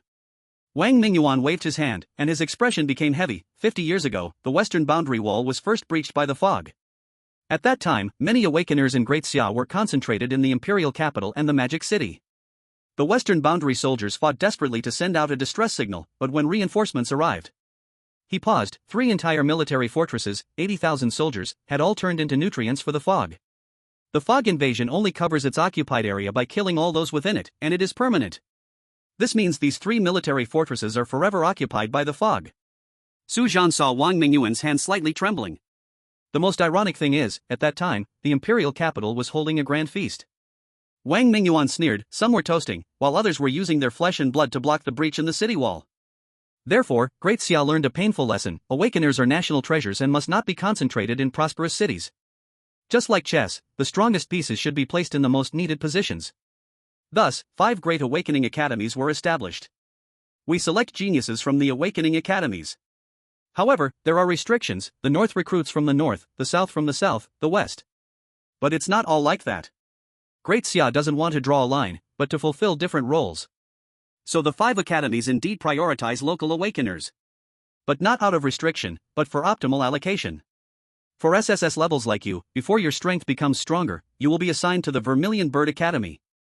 After becoming stronger, you will be allocated based on the national battle situation. The names of the 5 awakening academies come from the mythology of Great Xia. East Green Dragon, West White Tiger, South Vermillion Bird, North Black Tortoise, and Central Qilin. Great Xia will not make the same mistake again. This is the meaning of the existence of the 5 awakening academies. Then, with a hint of pride in his eyes, Wang Mingyuan said. The Green Dragon Academy guards the seaside, having repelled the deep-sea fog beast tide 217 times in 30 years. The White Tiger Academy is stationed in the desert and just eliminated a fog nest last year. The Vermillion Bird Academy continuously provides talents for the southern Great Xia, ensuring the safety of the southern border. The Black Tortoise Academy still tirelessly reinforces the northern boundary wall day and night. As for the Central Qilin Academy, they are not in the combat zone, so they are quite safe. But their role is to adjust the overall situation. Wherever awakening is needed, they go there. What does this have to do with your identity? Su Zhan's gaze remained calm and undisturbed. Passion? Passion. Is there any feeling? None. As someone who has already planned their darkest latter half of life, I really cannot empathize. Wang Mingyuan lifted his shirt, revealing a hideous scar on his waist. The scar was a strange dark blue, as though it had been eroded by some inhuman power. I was originally a soldier at the southern border, and 10 years ago, when I was severely injured and retired, the military gave me 2 choices: either go to the logistics department to retire or go to a grassroots school to select the true seeds for Great Xia. Su Zhan understood his identity. He also understood how the 5 great awakening academies of Great Xia operated. He forced a bitter smile. Do I have a choice? No choice. Wang Mingyuan's gaze was sharp as he spoke, word by word.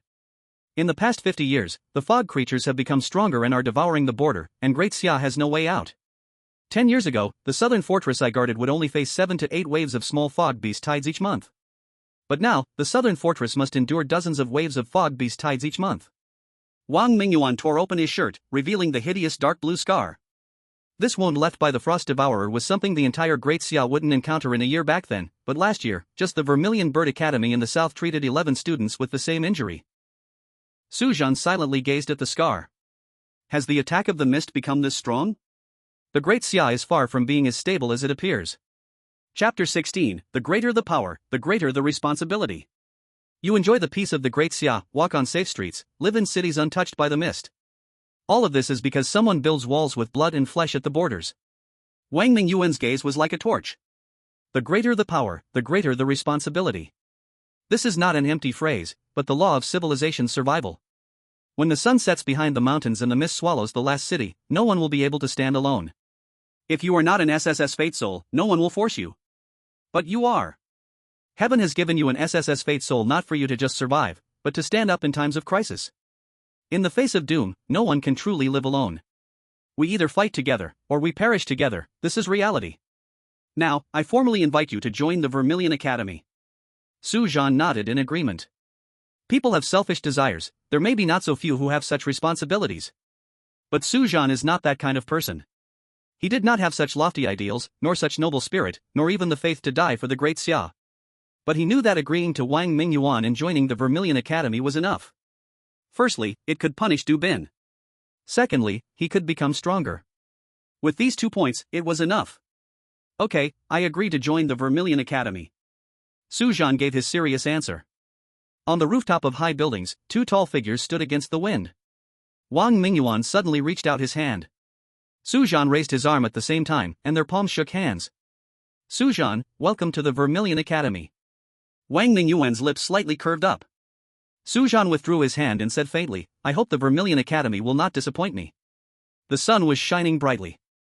On the ring road outside Zhangchang, vehicles were sparse. A black sedan was speeding towards the city outskirts. In the driver's seat, Dubin wore a baseball cap, a mask, and sunglasses, completely wrapped up. His fingers gripped the steering wheel tightly, scanning the surroundings vigilantly from time to time. The speed was increasing, and the dashboard needle was nearing the red line. He had made quite a scene, everyone knew about it. Now, he was going to pay the price. Coupled with Su Zhan awakening his SSS Fate Soul. Even if he went to the trial court, his background would be useless.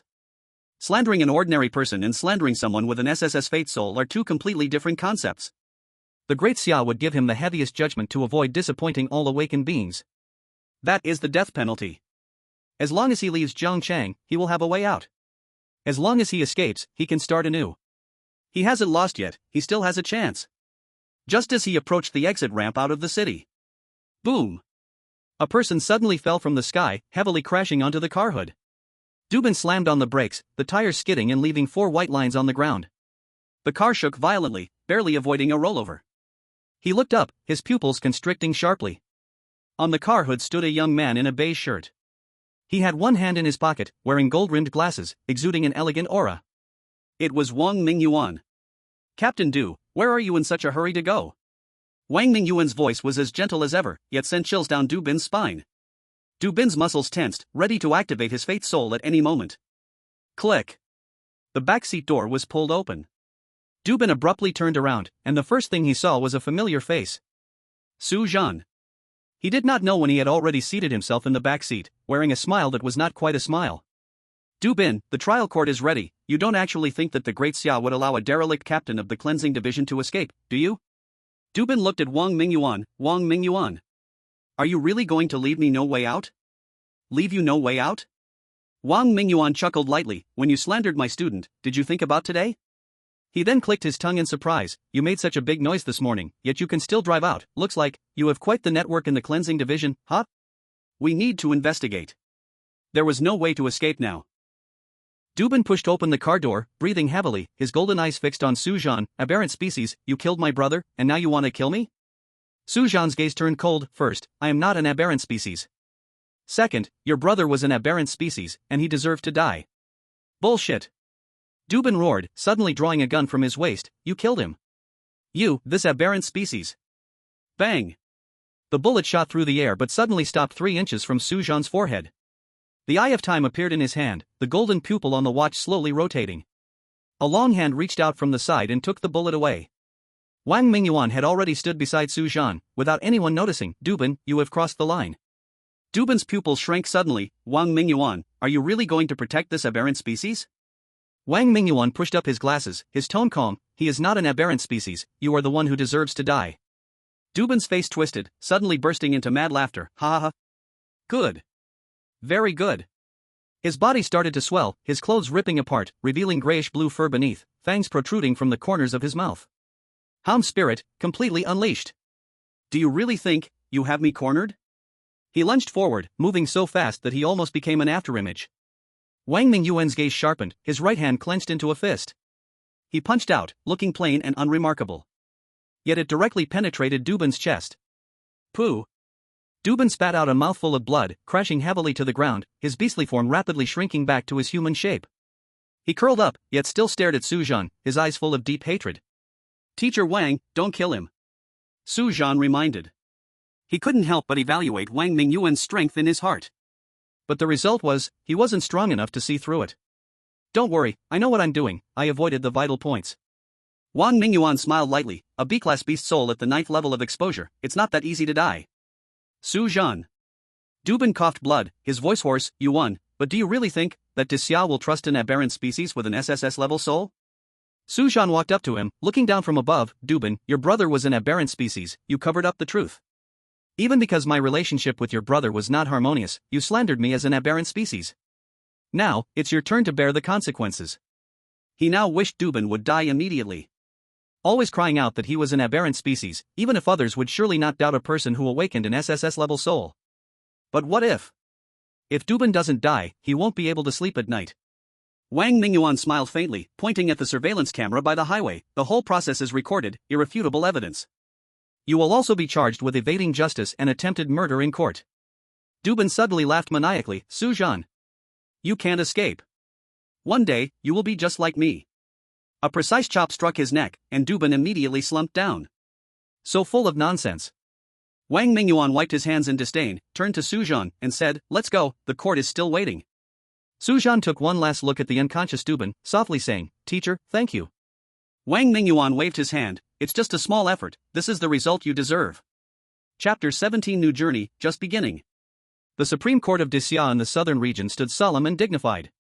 The towering and imposing dome loomed overhead. Armed awakeners stood guard on both sides, their gazes stern. On the judgment seat, 7 judges in red robes sat upright and serious.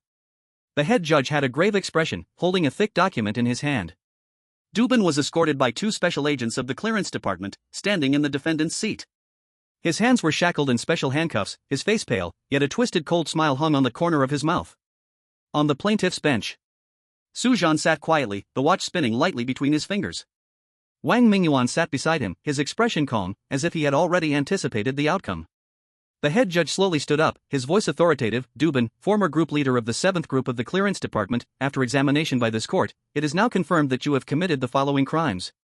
He opened the document and read word for word. First, the crime of dereliction of duty. You abused your power, falsely accused the innocent citizen Su Zhan of being a mutant, in an attempt to cover up your brother Dubing's true identity. Second, the crime of murder. You knew Dubin had mutated but did not report it, instead, you assisted him in hiding, ultimately leading to the deaths of 47 civilians. Third, the crime of treason. You tried to kill the SSS-level soul awakener Su Zhan and Zhuke Academy instructor Wang Mingyuan when you were caught, and the evidence is conclusive. The presiding judge closed the case file. For multiple crimes, you are sentenced to death. The courtroom fell into silence. Dubing's eyes scanned each person at the judgment table, finally settling on Su Zhan. Death penalty? I have been cleaning up the mutants for 12 years, hunting 137 of them, saving thousands of civilians. Now, because I accused the SSS-level soul awakener, you want me dead? The courtroom remained silent. Only Dubing's voice echoed. Mutants disguise themselves as humans, lurking among us, ready to kill. Su Zhan. He suddenly pointed at the plaintiff's seat. He is a ticking time bomb. Impudent. The presiding judge shouted sharply, Dubin, this is not enough to lessen your crimes, your guilt is undeniable. Dubing's eyes were full of mad hatred. Su Zhan. The truth cannot be hidden, the fake cannot become real, you can't hide it, ha ha. The presiding judge slammed the gavel. Silence. 2 guards immediately stepped forward, restraining the struggling Dubing. Su Zhan ignored his roar, calmly said, "The court has given you a fair judgment." Dubing's curses gradually faded away, ultimately cut off by the heavy doors of the courtroom. No one would believe Dubing's words. Even fewer would believe that an SSS-level soul awakener was a mutant. People would only think that Dubing wanted to drag Su Zhan down with him before he died. That's all. This farce finally came to an end. Online. The court trial was broadcast live. The comments surged wildly. Dubing, this beast, still dares to argue. Killing so many people and pretending to be innocent? The death penalty is too good for him. He has disgraced the cleanup department. Ugh. He still has the face to mention his merits? Still hunting mutants, isn't your brother a mutant? Double standard dog. Su Zhan was almost killed by him, what's he pretending to be, a victim? Are you crazy? An SSS-level soul is a monster? What about you? Su Zhan is so unfortunate, his parents died and he has to be slandered by this beast. Woo-woo, Su Zhan has suffered. Su Zhan is clearly so strong yet so humble, love it. A great relief for the heart. Justice may be delayed but it arrives. SSS-level genius's injustice is cleared. The cleanup department's traitor finally faces the law. Successfully topped the trending list. Countless people expressed great relief, and Su Zhan's reputation completely reversed. 3 days later, at the execution ground. Under a gray overcast sky, the towering execution platform stood in the center of the cleanup department's special prison. Surrounded by fully armed guards, every pair of eyes focused intently on the figure on the platform. Dubing knelt in the center of the platform, his hands tied behind his back, wearing a blue and white striped prison uniform. Below the platform stood a few observers. The higher-ups of the cleanup department, representatives from the court. After all, reporters were not allowed in such a scene. The executioner stepped forward, his voice icy. Dubing, former deputy leader of the second group of the Jiangqing Anomaly Cleanup Department, convicted by the Supreme Court of Daxia, your crimes are undeniable, sentenced to death, to be executed immediately. Dubing lifted his head, his gaze piercing through the executioner, directed straight at Su Zhan, but at that moment, he could no longer utter a word. 1 minute later. The executioner raised his hand, and the guards on both sides of the platform simultaneously pulled the levers. Execute! The huge guillotine fell from above with a thunderous crash. Crack! Blood spattered, and the head rolled away. Su Zhan watched the head roll to the edge of the platform, slowly closing his eyes. It's over. The person who hated him the most has died. A sense of indescribable relief surged in his heart. Let's go. Wang Mingyuan's voice came from behind, the plane to Zhuke Academy is waiting. Su Zhan turned and left. The morning light pierced through the clouds, shining down on the execution platform. It reflected that pool of fresh blood a vivid red. The crisis had ended. A new journey had just begun. Jiangcheng Airport. To sum up the scene in one sentence. The sound of drums and firecrackers filled the air, red flags waved, and a sea of people gathered. The red carpet stretched from the aisle all the way to the tarmac, with the honor guard standing on either side, and students from Jiangcheng 3rd Middle School lined up neatly, holding flowers. Su Zhan, what's going on? He looked at Wang Mingyuan beside him with a questioning gaze. Wang Mingyuan shrugged, you're quite famous, it seems they've been looking for you since you left the execution ground. A balding middle-aged fat man jogged over with a cheerful face, grabbing Su Zhan's hand warmly. Student Su, you are the pride of our Jiangcheng 3rd Middle School. Su Zhan finally remembered who this fat man was. The principal of Jiangcheng 3rd Middle School. He was usually unseen, but now that Su Zhan was famous, he was the first to come. At this moment, media cameras were already set up, flashes popping rapidly. The principal, dressed in a sharp suit, wearing the school emblem on his chest, faced dozens of media cameras, his voice passionate. Dear media friends, today we gather here not only to bid farewell to an outstanding student but also to witness the victory of Jiangcheng 3rd Middle School's educational philosophy. Jiangcheng 3rd Middle School has always adhered to the principle of teaching without discrimination and providing education based on individual talents. The principal pounded his chest, his voice strong. We believe every student has limitless potential. No matter what kind of family they come from, no matter what misunderstandings they may have faced. He paused deliberately, glancing at the reporters below, ensuring everyone caught this key turning point. As long as they are given a fair opportunity, they can all shine. The flashes from below instantly lit up into a connected array. The principal nodded in satisfaction. Su Zhan frowned slightly. He did not like this feeling. Clearly, the school had given him no benefits, yet he had become their promotional tool for free. It felt like he was being used, with no profit for himself. Just as Su Zhan was about to lift his foot to leave, the principal grabbed his hand, solemnly taking out an envelope from his pocket, slowly unfolding it in front of the cameras.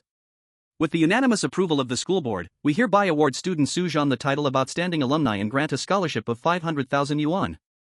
He handed the envelope to Su Zhan, leaning in to speak softly. The check has already been deposited into your account. Then he immediately stepped back, restoring his passionate public image. This is the school's investment in your future. We look forward to you becoming a pillar of the nation. Su Zhan took the envelope, his raised foot returning to the ground. Calmly nodding, thank you, principal. Now that's better. He wasn't doing charity.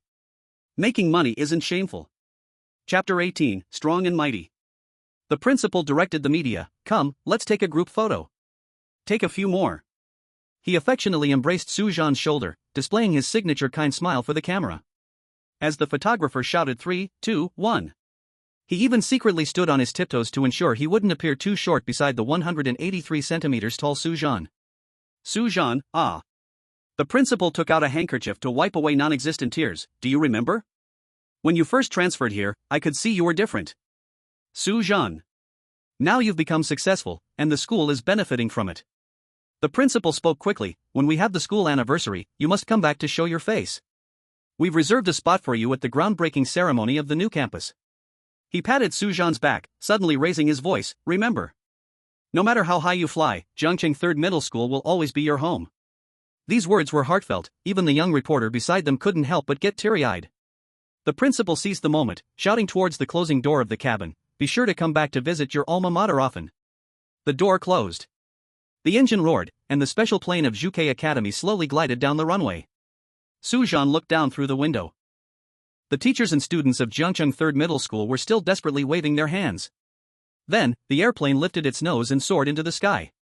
Wang Mingyuan handed over a cup of cold drink that was steaming with chill. What's wrong?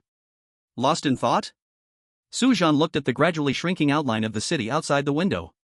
Just thinking, it's a bit emotional to be in a new and unfamiliar environment. The private jet pierced through the clouds, and golden light instantly filled the cabin. Su Zhan gazed at the rolling sea of clouds outside the window. There was a feeling of gaining and losing at the same time.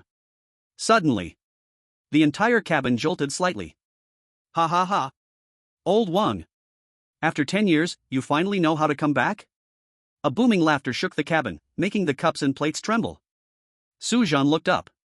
He saw a nearly 2-meter-tall bald strong man striding towards them, his muscles bulging, stretching the bright red uniform of Zhuke Academy tightly. There was a hideous scar above his right eye, but it did not affect his beaming smile at all. The strong man wrapped an arm around Wang Mingyuan's shoulders, with such force that it nearly knocked Wang Mingyuan's golden spectacles askew. Old Kong, be gentle. Wang Mingyuan helplessly adjusted his glasses. My old bones can't take your roughhousing. Don't give me that. The strong man laughed heartily and patted his back. Back in the battlefield, you didn't cry out when the frost eater clawed you, and now you're pretending to be weak with me?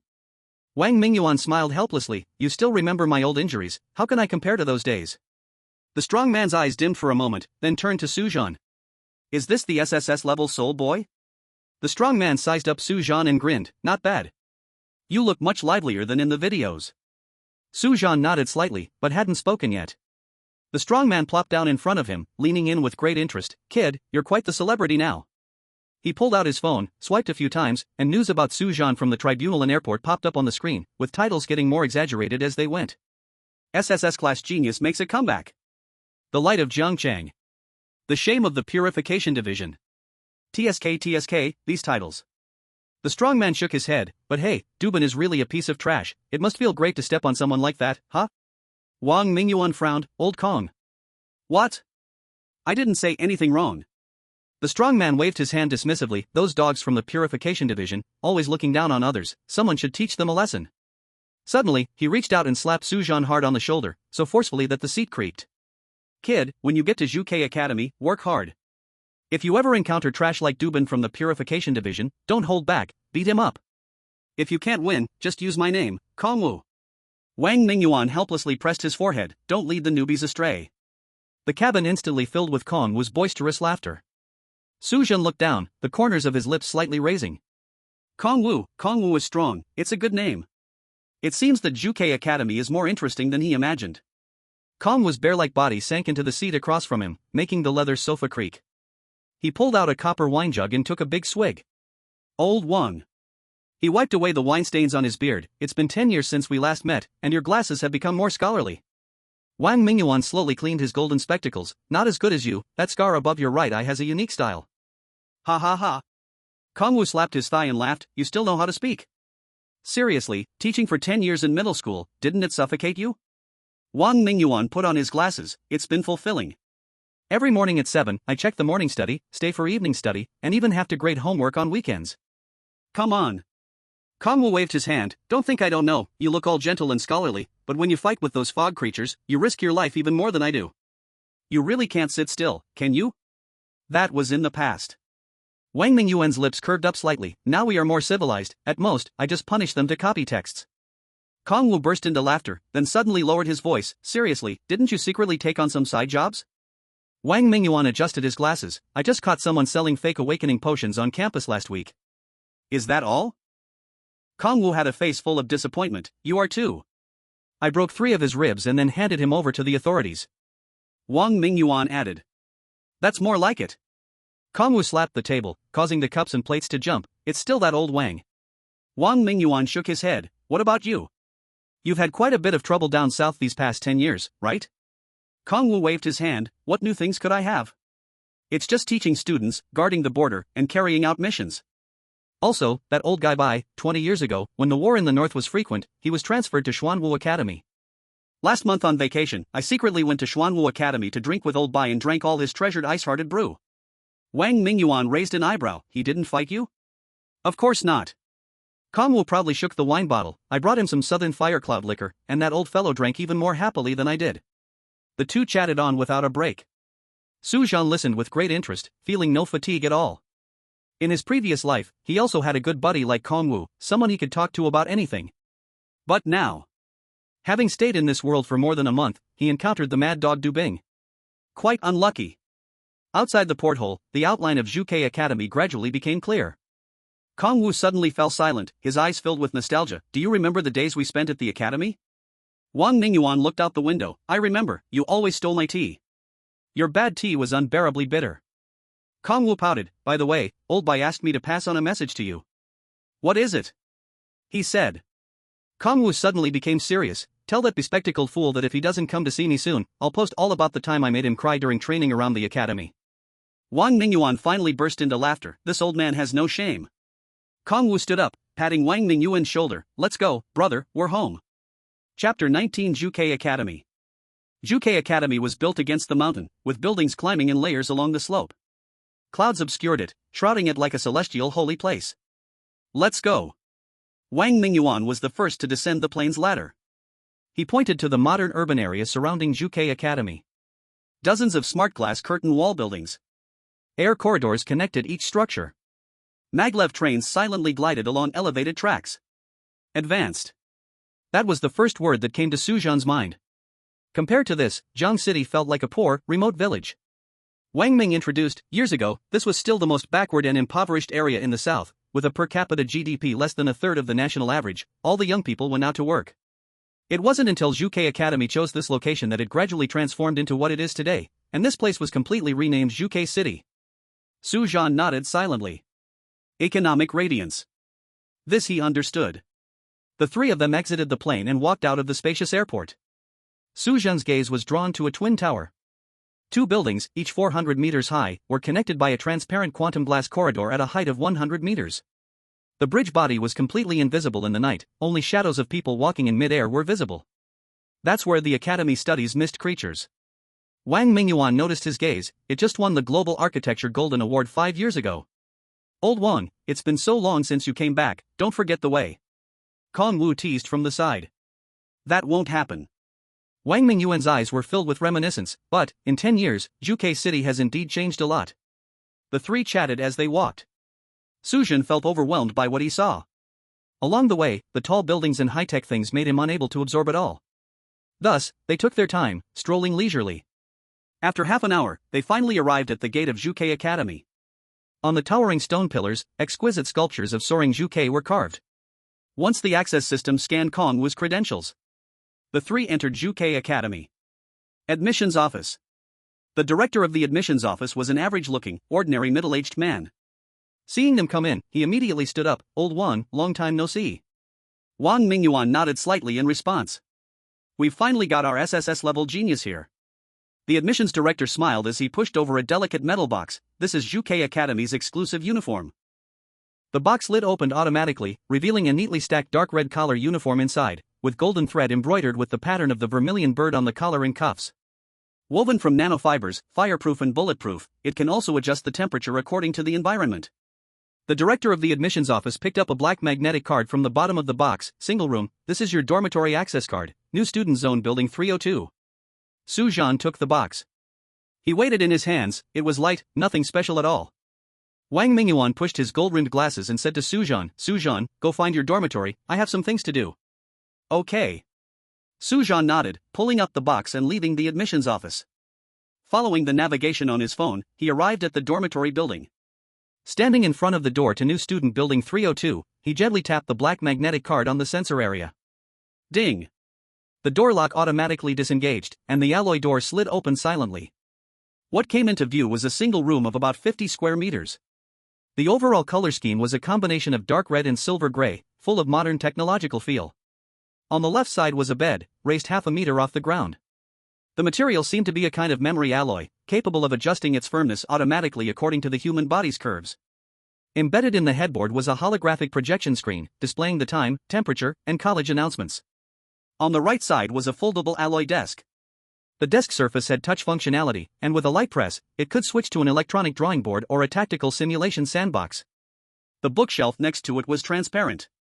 Inside were neatly placed a few basic martial arts theory books and Guide to Misty Creatures. Directly across from the door was a huge floor-to-ceiling window, facing the central square of Vermillion Bird Academy. Su Zhan walked into the room, and the central air conditioning automatically turned on, adjusting the temperature by itself. "Welcome to your new home, Su Zhan. Your dormitory has been linked to your biological information. If you need to adjust the environment parameters, please give a voice command." Su Zhan took a deep breath, the corners of his mouth lifting slightly. "This place is nice." Knock knock knock. A knocking sound came. Su Zhan opened the door. A small boy was standing on his toes, peeking through the peephole, almost tumbling in. Ouch. He stumbled back a couple of steps and stood steady, grinning as he scratched his head. "Bro, you finally made it." This guy was just over 1.60 meters, slim in build. His eyes were bright, and when he smiled, a tiger tooth showed, making him look smart and lively. "My name is Su Hao, just call me Rat." Su Hao casually squeezed into the door and plopped down on the floating bed, causing the bed to sink down a bit. "There are only 4 of us on the 3rd floor of new student building 1, and you are the last one to arrive." Su Zhan. Su Zhan briefly introduced himself. Su Zhan. Su Hao's eyes lit up. "You're the one who's all over the internet, the one who awakened an SSS soul." Su Zhan smiled faintly. "Just luck." It seemed that his fame had completely spread under public opinion in the Great Xia. "Wow." Su Hao stood up excitedly. "Awesome, bro. Your awakening experience is so inspiring. What was it called, right?" Doberman. Taking a dog's name, it really acted like a dog. Should have been dead long ago. Su Zhan watched Su Hao dance around excitedly and knew in his heart. This kid was probably trying to curry favor with him. He had seen this kind of scene often after the news of the SSS-level soul spread. But strangely, he did not feel disgusted. Maybe it was because the admiration in Su Hao's eyes was too pure, without any scheme mixed in. Maybe it was his natural, boisterous demeanor that carried an air of sincere clumsiness even when flattering. Indeed, it was too obvious. But compared to those who pretended to be respectful while plotting behind his back, he actually preferred to deal with someone like this who wore their thoughts on their face. Although he still had some guard in his heart, it wasn't much. "Come on, let me show you around our new student area, 3rd floor."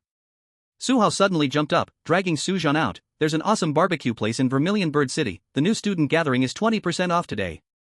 Let me tell you, the honey-glazed grilled wings at this place are incredible. Last time." He was talking a mile a minute. Su Zhan furrowed his brow. Before coming to UK Academy, the scene he had imagined should be. Every dormitory was lit, and the students were either meditating or studying martial arts. Everyone he encountered in the hallway had a focused expression, immersed in their training. After all, this was one of the top martial arts academies in the Great Xia. Who could enter but the rarest of geniuses? Their grilled kidney is also exceptional, paired with a special dipping sauce. But the Su Hao in front of him, clutching his arm, was like a lively treasure, endlessly introducing various delicacies. Listening to his vivid descriptions, Su Zhan's lips unconsciously relaxed. Thinking about it, this didn't seem too bad. In a team, there always needs to be someone who can enliven the atmosphere. Just like now, Su Hao's enthusiasm had diluted the awkwardness he felt as a newcomer. Chapter 20, Fog. Come on, everyone come out. Su Hao knocked hard on the doors of 2 dormitories. Newcomers have arrived. The door on the left slowly opened, and a tall man in black walked out. His face was stern, and he emitted an air that warned others to keep their distance. This is Fengju. Su Hao introduced him warmly, our top expert on the 3rd floor. His soul is the SS grade Ginghong sword. Fengju coldly nodded, his gaze lingering on Su Zhan for a moment. The door on the right was then pushed open, revealing a well-dressed young man. He was in designer clothes, wearing a limited edition mechanical watch, and his hair was impeccably styled. This is Lu Ziming. Su Hao squinted his eyes playfully, the young master of the Lu Group, a top 100 enterprise in Great Xia. His soul is the SS grade Zile. As he spoke, he pointed to himself. I forgot to mention, I am Su Hao, with an S-grade soul, and I can teleport. Teleport? That's interesting. Su Zhan's eyes showed a hint of seriousness. Lu Ziming sized up Su Zhan, newcomer? What's your background? Su Hao proudly straightened his back and said, this is the Su Zhan who has been trending online recently. The awakener of the SS grade soul. As soon as he finished speaking, the air in the corridor seemed to freeze. Fengju's pupils narrowed, and for the first time, a ripple appeared on his cold face. Lu Ziming exaggeratedly took a step back, the nonchalant expression on his face instantly disappearing. Wait, you are the one from Jiang City, the one who awakened the SS grade soul, Su Zhan? Su Hao nodded proudly, absolutely. Lu Ziming quickly regained his composure and showed a sincere smile. Looks like our 3rd floor is going to be famous. Su Zhan didn't know what to say. He originally wanted to keep a low profile. But the fame from the Dubin incident was just too high. However, once the hype dies down, things should settle. Let's go grab a meal. Su Hao waved his hand excitedly. Lu Ziming looked at Fengju. I initially wanted to take you guys to Yunding Pavilion, but this person isn't allowed. Fengju remained expressionless, only crossing his arms against the wall. Su Hao hurriedly played peacemaker. Young Master Lu, you should also consider where those places are. Yunding Pavilion is a members-only fine dining restaurant, Xinghe is a Michelin 3-star, and that so-called imperial bath you mentioned last time. They are either too expensive or we, a few poor students, can't even get in. Sigh, I've said it before, I'll cover the bill. Lu Ziming sighed, pulling out a black gold card and spinning it on his fingertip. A supplementary card given by my dad, feel free to swipe. Fengju coldly glanced at him. Awakeners shouldn't indulge in pleasures. Exactly. Su Hao chimed in, but his eyes couldn't help but glance at that black gold card. And today we are welcoming Su Zhan. We should go to a more down-to-earth place. That barbecue shop is great, full of smoky flavors. Lu Ziming looked at the expressions of the 3 and finally shook his head helplessly, putting the card away. All right, we'll go with your suggestion. Come on. Su Hao hooked his arm around Lu Ziming's neck. Last time we went for barbecue, you enjoyed it the most, wolfing down 40 skewers of lamb. Su Zhan quietly watched. He thought to himself that Lu Ziming had the tendency to show off.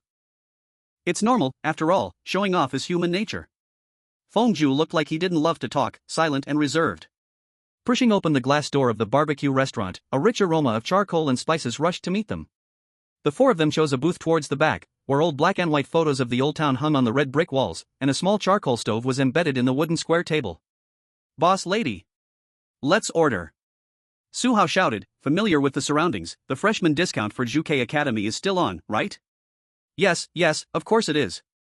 The boss lady replied repeatedly. While Su Hao was ordering food, Lu Ziming wiped the plastic chair with disdain before sitting down. This place doesn't even have a wine list.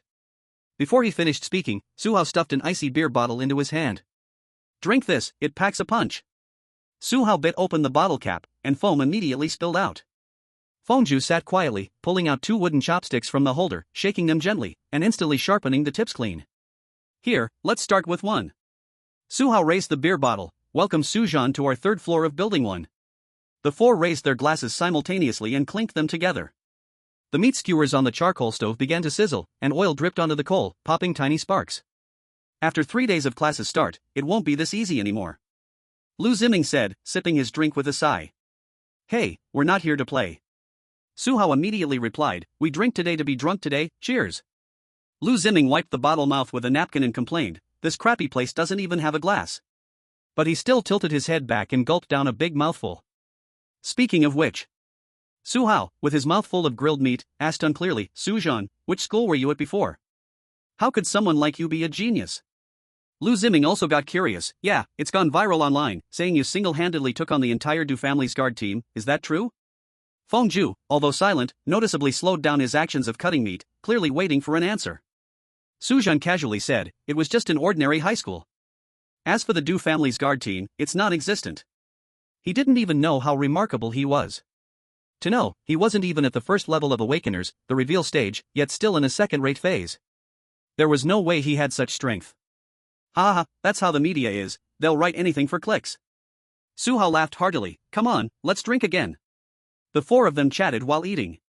From the cafeteria dishes to the beauties of each department, from cultivation experiences to professor gossip. After 3 rounds of drinks, the atmosphere in the booth became increasingly lively. Just as the four were chatting passionately, a sudden commotion came from the next booth. What the hell? It's foggy outside? This fog isn't right, it's too thick, can't see anything. Rapid footsteps echoed outside. The boss lady's voice came from the hall, dear guests, please don't panic. It might be abnormal weather.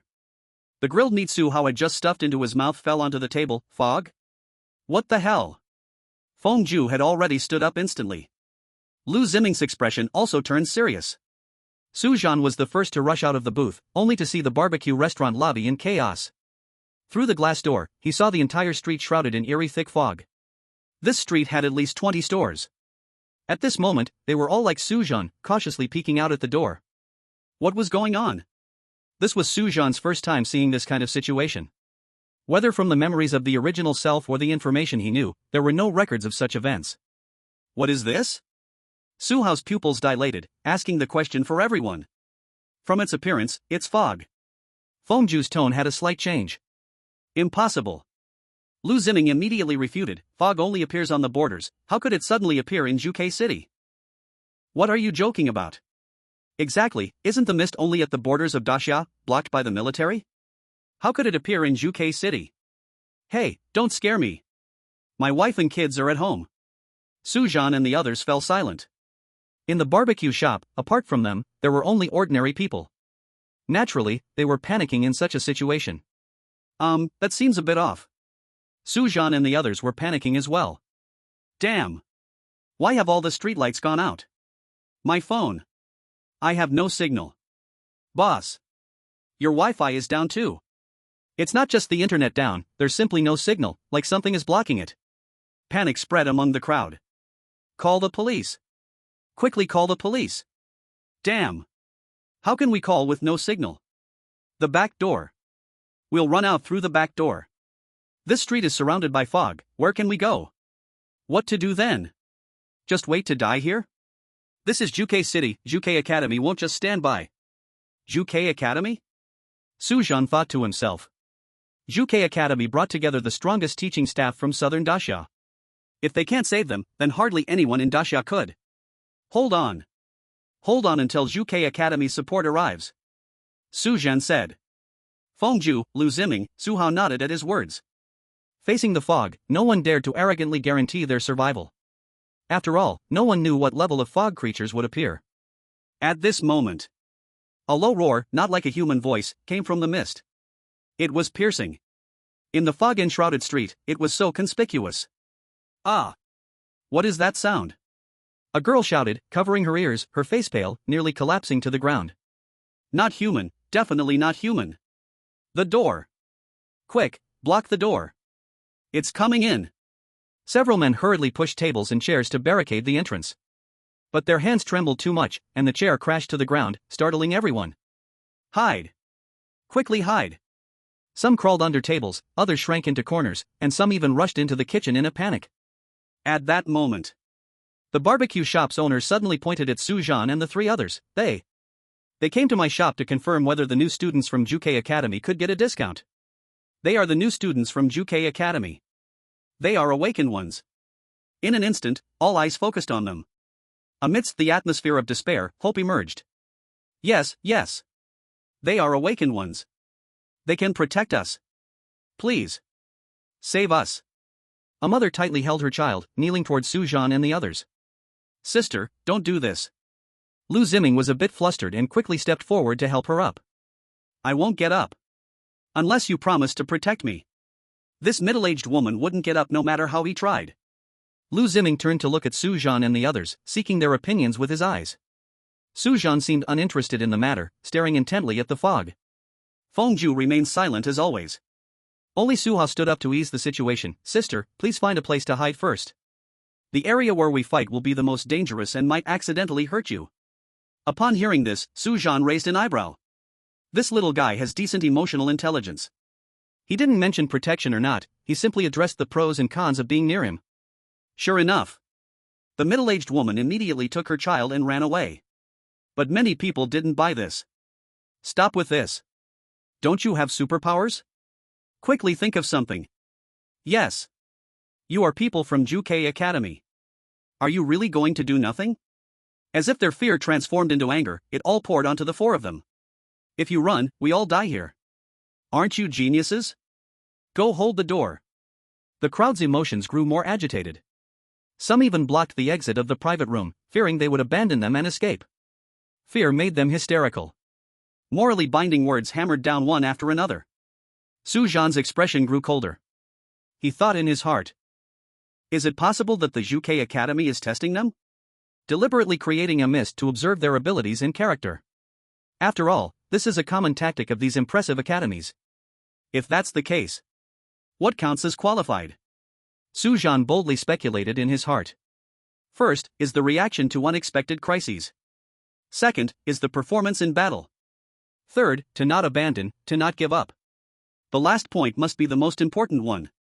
In his past life, Su Zhan had seen too many TV dramas. Some people were clearly very capable, but they were eliminated for not meeting the last point. But what if this mist is real? Su Zhan couldn't see through the truth of the mist, so he could only keep a watchful eye in his heart. In the next moment, his gaze sharpened. He saw more than a dozen twisted shadows slowly moving through the rolling mist. These were not creatures of the natural world at all. Crawling, they stood 2 meters tall, their bodies covered in a grayish-blue carapace.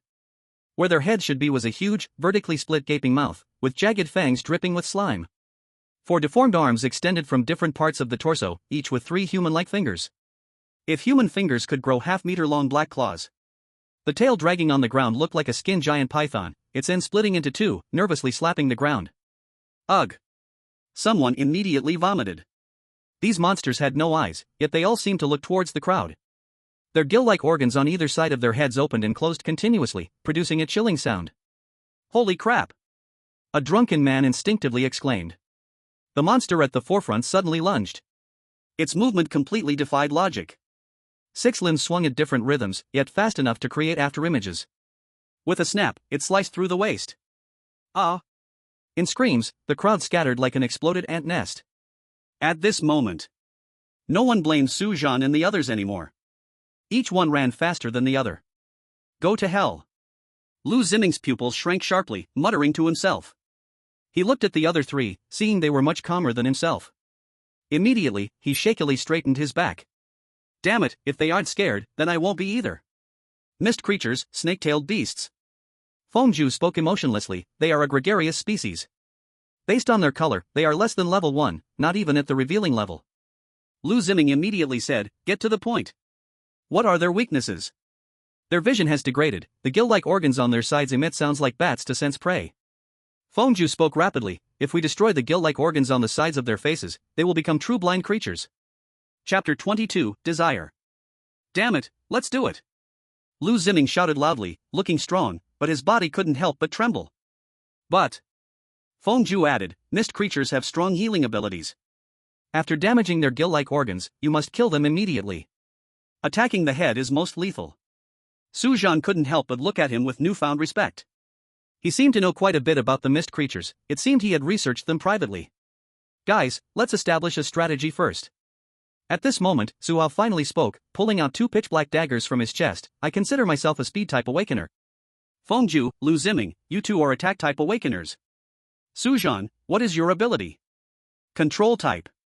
Su Zhan's gaze lingered on his daggers for a moment. I can slow down the flow of time around a target, which is equivalent to slowing their speed. The stronger their attack, the harder it is to control. Damn! Is that the only use for an SSS Fate Soul? Lu Ziming couldn't help but curse. I'm not yet at the revealing level, I only have the skill. Su Zhan explained. Wang Mingyuan had told him. His Fate Soul was a growth-type Fate Soul. Generally, when most people upgraded, their Fate Souls didn't change fundamentally. But his, with every level increase, would gain a new skill. Young Master Lu, don't speak recklessly. Su Hao's 2 daggers spun at his fingertips. Su Zhan's skill, much stronger than an ordinary controlled awakener. At this moment, the entire food street turned into a hell on earth in 30 seconds. Damn! So many people, and just the 4 of us awakeners? Lu Ziming was dumbfounded. He had thought there were other awakeners on this street, but it turned out to be just the 4 of them. The other shops had shown no resistance as the serpent-tail beast approached, quickly slaughtered to near extinction. Damn it, we were set up by the capitalists. The stench of blood filled the air. Lu Ziming felt a wave of nausea, his stomach churning, as if he was about to vomit any second. He looked at the other 3. He found that although their faces didn't look good, they were far from his level. To hell with that. Guys, have some dignity. How could I lose face in this situation? He forced himself to endure the nausea, struggling against the urge to puke. Make your move. Su Hao's figure suddenly became blurred, and in the next second, he appeared at the back of the serpent-tail beast. 2 pitch-black daggers precisely pierced into the beast's gill-like organs on either side. The monster let out a piercing scream. But before it could turn around, Su Hao instantly moved back to his original position, the whole set of actions flowing like water. With a short-range teleportation, the serpent-tail beast had no time to react. Beautiful. Lu Ziming held back his nausea, forming seals with his hands.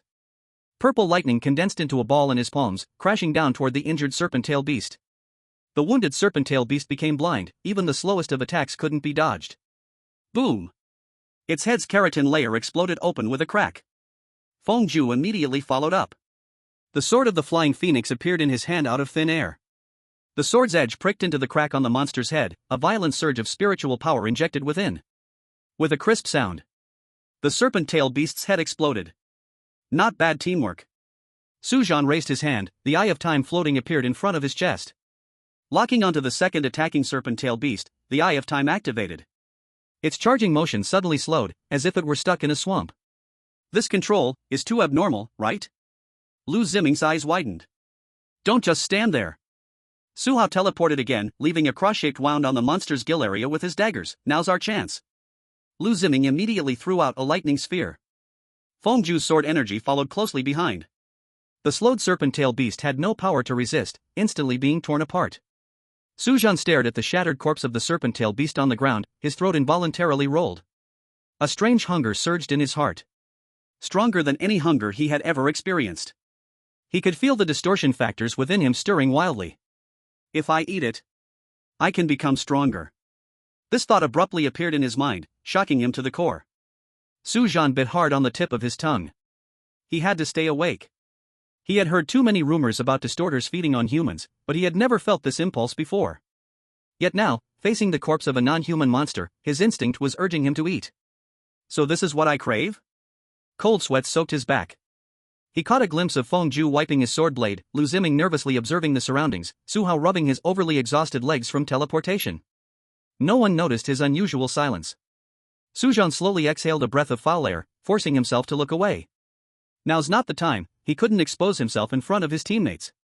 But when he looked again into the depths of the mist, a dangerous thought had already taken root. What if I acted alone? The force counterattack immediately attracted the attention of other serpent-tail beasts. They seemed to sense the threat and collectively pressed towards the 4. Watch your positions. Su Zhan immediately stated, Su Hao, focus on the weak points, Lu Ziming, Feng Zhu, attack mainly, I'll control them. Dozens of serpent-tail beasts crawled slowly in the mist, their gill-like organs vibrating at a high frequency. They had no eyes but could precisely lock onto the positions of the 4. One serpent-tail beast charged out first. Old plan. Su Hao shouted softly, his figure suddenly blurring. He teleported to the back of the leftmost monster, stabbing 2 daggers fiercely into the gill-like organs. Hiss. Suddenly, the tail swept sideways. Su Hao had anticipated this, instantly teleporting back to his original position and shouting, hurry. I'm coming. Lu Ziming formed hand seals, and a furious lightning bolt struck the wounded serpent-tail beast. Boom. Lightning exploded. Feng Zhu's sword followed right behind. The first one, killed. But the battle had only just begun. The remaining serpent-tail beasts seemed to sense the threat. The tremor frequency of their gill-like organs suddenly increased, as if they were conveying some kind of information to each other. The next second. Swish. Swish. Swish. 6 serpent-tail beasts lunged out simultaneously, their claws interlocking, poisonous tails blocking the way, attacking with utmost ferocity. Damn it, they can coordinate. Lu Ziming's expression changed slightly, the lightning gathering once more, but this time, the monsters had actually learned to dodge. Boom. The attack missed. Su Zhan. Fengju shouted coldly. Understood. Su Zhan's eye of time hovered before his chest, the golden single eye rotating slowly. In an instant, the actions of the 6 oncoming serpent-tail beasts slowed down dramatically. Su Hao teleported into the battlefield, his dagger flashing swiftly, precisely destroying the gill-like organs of the 6 monsters. Fengju's sword light closely followed, sweeping the sword energy, instantly shattering the heads of the 6 serpent-tail beasts. Lu Ziming gritted his teeth, not holding back anymore, his hands surging with lightning. The raging lightning serpent wreaked havoc, the 6 serpent-tail beasts convulsing from electric shocks, ultimately falling to Fengju's sword-finishing blow. All 6, exterminated. The tactic remained the same, but it was tried and tested. Chapter 23, Live or Die, each fulfills their fate. The corpses of the 6 serpent-tail beasts lay scattered around, emitting a pungent, fishy smell. The 4 stood back to back, their rapid breathing unusually clear. Sweat beads formed on Su Hao's forehead. The continuous use of teleportation made his leg muscles ache intensely. He licked his cracked lips and murmured, "A few more waves like this, and my legs will be useless." Lu Ziming's face turned pale, gritting his teeth. "Too many, the consumption is too great. At this rate, even if I'm not killed by them, I'll exhaust my strength to death." Fengju's breathing remained calm, but his wrist holding the sword was already tense. Each swing of the sword consumed his spiritual power. He coldly scanned the restless serpent-tail beasts. They are learning, the next wave will be harder to deal with. Su Zhan's eye of time had the greatest energy consumption, and continuous use made his temples throb. What troubled him more was the growing desire within him for the flesh of the serpent-tail beasts. Eating them, and you could become stronger. Something's off. Su Hao's brow furrowed. The remaining serpent-tail beasts actually ceased their reckless attacks and slowly spread out, forming an encirclement. Their gill-like organs trembled in complete synchronization, as if brewing something. They are adjusting their tactics, the previous ones were just tests. Su Zhan's heart sank. Damn! These beasts can coordinate? Cold sweat trickled down Lu Ziming's forehead. Suddenly. Boom! All the serpent-tail beasts thrust their tails into the ground simultaneously, and the next second, the entire street's pavement explosively shattered. Countless stones mixed with toxic liquid poured down on the floor like a torrential rain. I can't dodge. Lu Ziming's face changed dramatically. Su Hao's figure suddenly blurred, flashing crazily through the gaps between the stones and toxic liquid. Swish! Swish! Swish! He teleported 3 times in quick succession, barely breaking out of the attack range. But his right leg was still hit by a flying stone, instantly tearing the flesh. Hiss! Su Hao gasped, kneeling on one knee, helplessly watching his teammates still trapped in the storm of death, unable to do anything. His soul could only teleport himself, unable to carry anyone else. Fengju's sword gleamed. He no longer defended but instead swung with all his might, executing 3 sword energies that sliced the incoming stones and toxic liquid in half. But the attacks were simply too many. There were still several stray stones slipping through. Puff! Puff! 2 pieces of stone deeply embedded in his shoulder, toxic liquid splashing onto his arm, instantly corroding horrible blood marks. Fengju let out a muffled grunt, but his sword force did not stop in the slightest. His spiritual power was almost depleted. Lu Ziming's lightning was no longer as wild as it had been at first, barely forming a thin layer of lightning shield around himself. Zzz. Fragments of stone collided against the lightning shield. His face grew paler, and a trickle of blood escaped the corner of his mouth. I can't, hold on. Boom! The last giant rock shattered the lightning shield, crashing violently against his chest. Lu Ziming spat out a mouthful of blood and stumbled back a few steps. Su Zhan's eye of time was running wildly at his chest. The debris and venom flying toward him slowed drastically. But his temples throbbed, and his nose felt hot. Drip! A drop of fresh blood slid from his nostril. Is it at the limit? His vision began to blur, the area of slowed time growing smaller. All 4 except Su Zhan were injured, and their energy was running low. The remaining serpent-tailed beast slowly closed in, its gill-like organs vibrating, as if celebrating victory. Still can't do it? Lu Ziming coughed up a mouthful of bloody foam, staining the front of his sweatshirt. He looked down, forcing out a nonchalant smile. Cough cough. This limited edition of mine, Collaboration XX. Coughing twice, he wiped his mouth. If I had known I would die here, I should have worn that high-fashion triple X. Fengju shot him a cold glance. Conserve your energy. His condition wasn't much better. The gen of the phoenix was stuck in the ground, barely supporting his body. Hey. Lu Ziming gasped for breath, but still managed to grin, face with no expression. Do you know, I have 3 bottles of a century-old Lafite, left in the most expensive 5-star hotel in Juke City. Another fit of violent coughing hit him. The pain made him grimace, yet he held on to continue speaking. I was still thinking, when the days get better, I'll take you guys to drink. Now look, before we even achieve our goal, we're dying, and even the tombstone will have to be a group purchase. Footsteps of the serpent-tailed beasts approached from afar. Hey, you guys say? Lu Ziming's voice grew weaker, but still carried that annoying arrogance. If we really kick the bucket here, will tomorrow's headline be Lu's group's second young master dies heroically in battle? Those media will surely blow me up as a self-sacrificing hero. Su Zhan couldn't help but chuckle. This rich young master was more talkative in his dying moments than Su Hao. Su Hao, not far away, was nearly bursting with rage. Hey! You blind beasts! His voice was hoarse to the breaking point as he stood on the street not far away, waving his arms frantically. Come on! I'm right here! Are your gills just for show? Can't even catch a single person. He suddenly grabbed a piece of broken stone and with all his strength threw it at the nearest serpent-tailed beast. Bang! The stone hit the monster on the back of the head. That serpent-tailed beast halted abruptly, its gill-like organs trembling violently, slowly turning toward Su Hao's direction. Yes! Look over here! Su Hao's chest heaved violently, but he still strained his voice to roar. Don't you like eating humans? I run the fastest, my meat is the tenderest. He shouted while staggering backward, deliberately kicking over the nearby rubble to make noise. Come chase me! Beasts! More serpent-tailed beasts were drawn by his provocation, slowly redirecting their path. Su Hao's legs trembled. His teleportation ability was nearly exhausted, he couldn't hold out for long. But still, he grinned, looking more like he was crying than laughing. Damn it, if I can buy one more second, so be it. Run! He turned and dashed in the opposite direction, his steps unsteady yet desperately accelerating. Catch up to me, and I'll treat you to dinner tonight. The gill-like organs of the serpent-tailed beasts emitted high-frequency vibrations, and finally, 2 of them lunged at him suddenly. Su Hao glanced back, confirming part of the monsters had been drawn away, and sighed in relief. Fengju, Lu Ziming, Su Zhan. You all must hold on. Su Zhan's eyes brightened.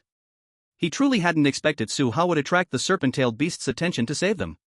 They had only known each other for 1 day. This kind of person is the true teammate who can back each other up. Since normal means won't win. He focused on the nearest serpent-tailed beast's corpse, the mutated factors within boiling completely. Then, eat them. Brothers, there are still 5 more over here. Su Zhan looked around. Now, we can only run in different directions, as for whether we live or die, that's fate. What are you joking about? Lu Ziming's voice was hoarse. Run separately? Just like that? Fengju used all his strength to slash out a sword, forcing back the closest snake-tailed beast. Go.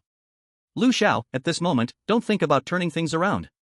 If we split up, maybe some can survive, gathering together means only death. Su Zhan turned and charged towards the alley on the right side. His figure flashed past the corner, so fast it seemed premeditated. Lu Ziming's eyes widened. Damn. Before he finished speaking, the remaining 5 snake-tailed beasts had already split into 2 paths. One chased after Su Zhan, while the other 4 continued to close in. Fengju made a quick decision. Go. Lu Ziming gritted his teeth and turned, running wildly in the opposite direction of Su Zhan. He had to admit that Su Zhan's choice was right. Fengju stayed at the back, making one last swing of the Jinghong sword. The sword's aura briefly sealed off the entire street, buying him valuable seconds. He took a deep look in the direction Su Hao had disappeared. Turning, he leaped onto the rooftops, disappearing into the buildings after a few hops.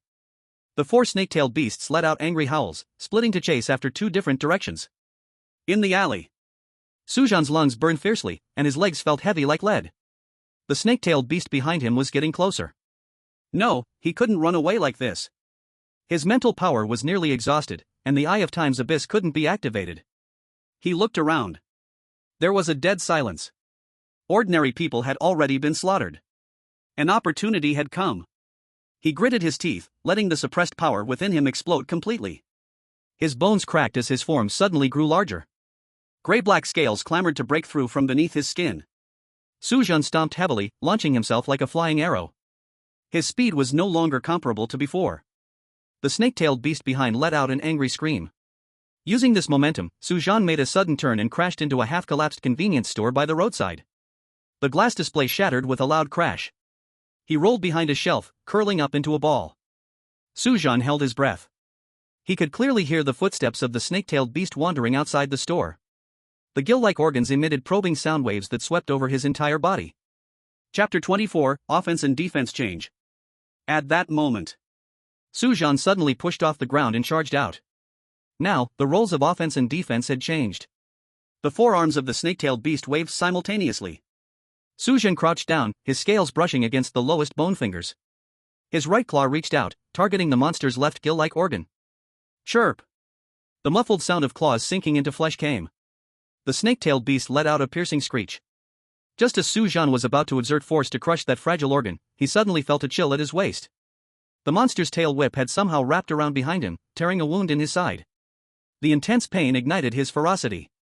Su Zhan pressed forward instead of retreating, allowing the barbs on the tail whip to scrape away large chunks of scales. His left hand firmly gripped the gap in the snake-tailed beast's horny layer on its chest. His right claw continued to stir in the gill area. Purple blood splattered onto his face, carrying a corrosive burning sensation. The snake-tailed beast struggled madly. The claws of its forearms carved deep, invisible wounds on his back. Su Zhan gritted his teeth, suddenly exerting force in his legs, pushing the monster heavily against the load-bearing wall behind. Boom! Amidst the dust of collapsing bricks, Su Zhan took the opportunity to free his left hand, fingers together, thrusting brutally into its gaping mouth. His fingertips touched a soft mass of tissue. It should be a throat-like area. The snake-tailed beast's struggles suddenly grew violent. Su Zhan felt a pain in his left forearm. The snake-tailed beast's sharp teeth had already bitten through his scales. He roared in rage, grabbing the monster's upper jaw, his arm muscles bulging, veins standing out like coiled dragons. Crack! The sound of bones breaking and flesh tearing echoed. The snake-tailed beast's head was violently snapped in two, purple blood spraying out. But the tail whip tightened around Su Zhan's neck suddenly. A suffocating sensation like a python coiling around him.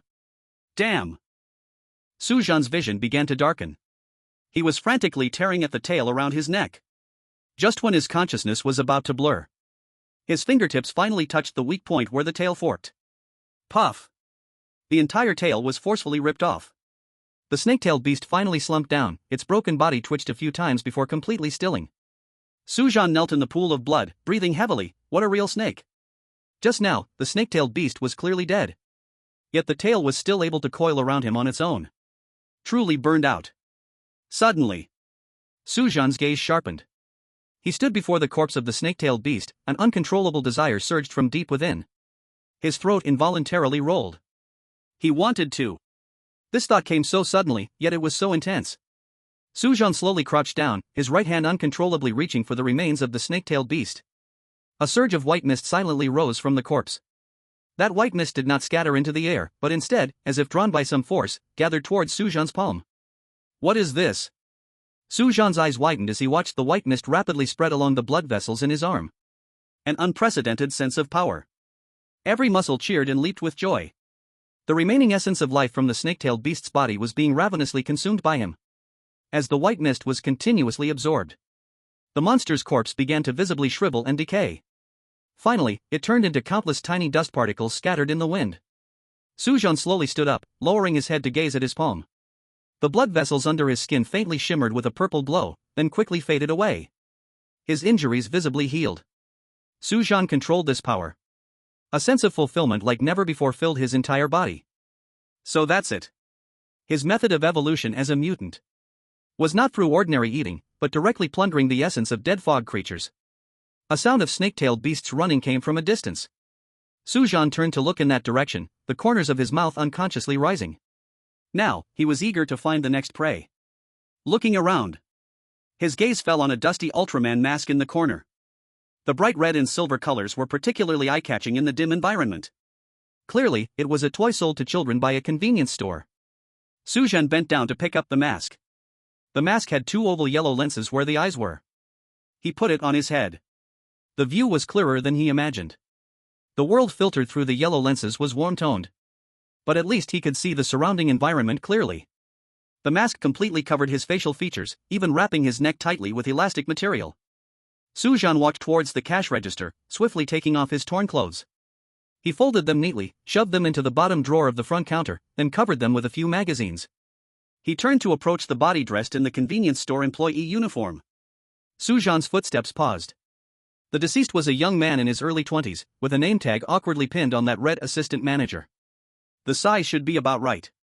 Who would have thought he would have a day of stripping private clothes? Su Zhan stood in front of the shattered fitting mirror. The reflection was now completely that of an ordinary convenience store employee. If you ignore the comical Ultraman mask. And ignore the exposed scales and claws. Now, it was a change of offense and defense. Su Zhan retraced his steps back. He quickly returned to the street where he initially fought alongside his teammates. Several snake-tailed beast corpses lay scattered in the ruins. Su Zhan crouched in front of the first corpse. He tentatively placed his hand on it, waiting for a moment, but there was no response. What's going on? But just this one exception. The familiar white mist immediately rose up, surging into his body. Su Zhan thoughtfully looked at his palm. It seems this absorbing ability has strict limitations. He did not participate in the kill of the first snake-tailed beast. Everyone else was involved. In other words, only by personally participating in the kill of the prey can one trigger the conditions for absorption. But if the corpse is completely unrelated to oneself, one cannot plunder its essence. As the last wisp of white vapor was absorbed, the corpse of the serpent-tailed beast turned to ash. On the street, only the first serpent-tailed beast's corpse remained, one he did not participate in killing. Su Zhan stood up, feeling the power growing within him. Participation in the battle was necessary, assists were needed. Moreover, the power he received from these serpent-tailed beast corpses was far less than that from the one he had killed alone. The higher his participation in the kill, the more white vapor he received. The effect was best when killing alone. Su Hao, dragging his injured left leg, stumbled and ran through the narrow alley. Behind him, the gill-like organs of two serpent-tailed beasts vibrated at a high frequency. Damn it! He spat out a mouthful of blood, his two daggers already dulled. His teleportation ability was completely drained, and now even ordinary running made his vision darken. Suddenly, a figure flashed out at the corner. Su Hao abruptly stopped. He saw it was a monster wearing an Ultraman mask, with its bare hands and feet covered in dark gray scales. What is that? Su Hao instinctively took 2 steps back, but he had already retreated to the wall behind him. The creature in front exuded the aura of a mutant. The absurd Ultraman mask made the entire scene eerie. With wolves in front and tigers behind, today is definitely my end. Su Hao felt utterly hopeless, the dull dagger ready to slice his own throat.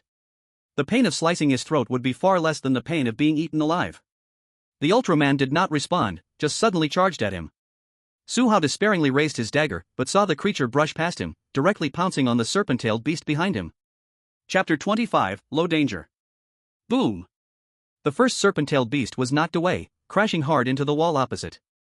The second serpent-tailed beast slashed down with its claws, but was blocked by a scaled arm, sparks flying. Ultraman's right claw pierced into the gill-like organ, and then fiercely stirred. Su Hao stared in shock at this massacre. The mutant's fighting style was brutal and efficient, each blow aimed at vital points.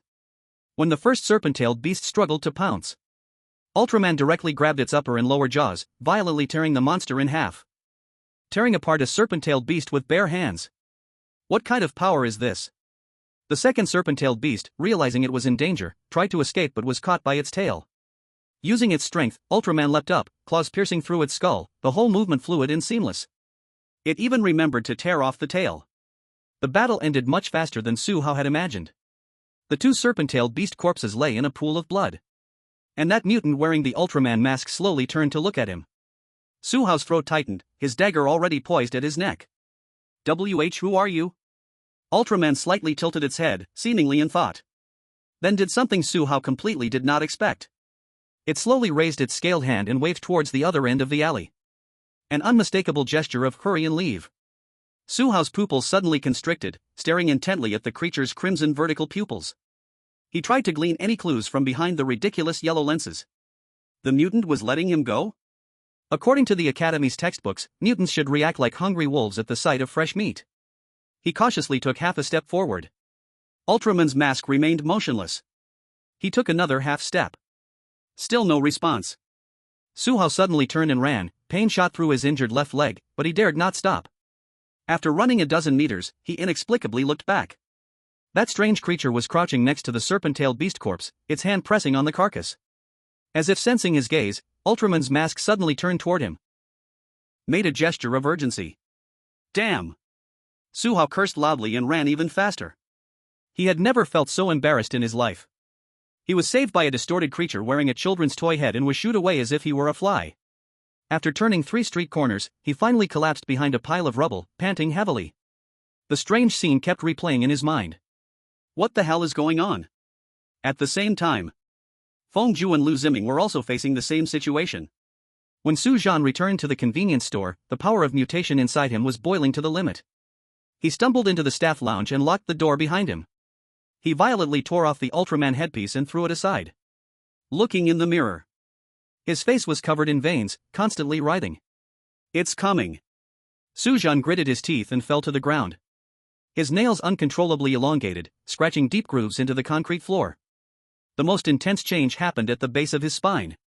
Su Zhan could clearly feel the bones restructuring, muscle fibers crazily proliferating.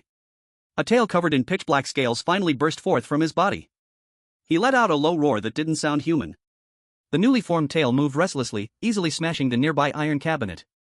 Su Zhan gasped as he looked at his arm. The previously gray-black scales had completely turned deep black. Low danger level. Su Zhan casually waved his right arm, the jet-black scales leaving afterimages in the air. I'm afraid the snake-tailed beast I needed all my strength to rip apart before can now be dealt with using barely 30% of my power. The power inside him was at least 3 times stronger than before, and his senses had become more acute. This really is turning me into a monster. Su Zhan looked down at his tail and couldn't help but chuckle. The tail was large and long, 1.5 times the length of his legs. The tail gently swayed behind him, easily penetrating through the wall. This new organ was more flexible than he had imagined, capable of functioning as a third arm. The mutated form has reached low danger. Su Zhan murmured in his heart, I wonder when the awakened realm will reach the exposure realm. He punched the wall, causing the entire concrete structure to collapse with a loud crash. Dust filled the air. Su Zhan looked down at his unscathed fist. Not bad. Su Zhan ended his mutated form. The scales and tail withdrew into his body, returning him to an ordinary appearance. He changed into his own clothes, piling the headpiece and bloodstained employee uniform together. No clues must be left. He grabbed a few bottles of high-proof alcoholic beverages from the shelf and evenly doused the pile of clothes with it. Click. The flame of the lighter was exceptionally bright in the dim room. Su Zhan stared at the flickering flame, pausing for 2 seconds before throwing it onto the alcohol-soaked pile of clothes. Boom! The blue-white flame instantly soared up. When the flames gradually extinguished, leaving only a pile of charred remnants, Sujin checked the scene one last time, still feeling uneasy. Not safe enough. He swept everything flammable off the shelf to the ground. Cooking oil, alcoholic beverages, insecticides, various chemicals mixed together. Boom! A wave of scorching fire instantly engulfed the entire convenience store. Now, that's more like it. Su Zhan adjusted his collar, and after confirming that there were truly no living people around, walked out of the convenience store calmly. As he walked through the swirling smoke, he finally spotted 3 familiar figures behind a half-collapsed mall ruin.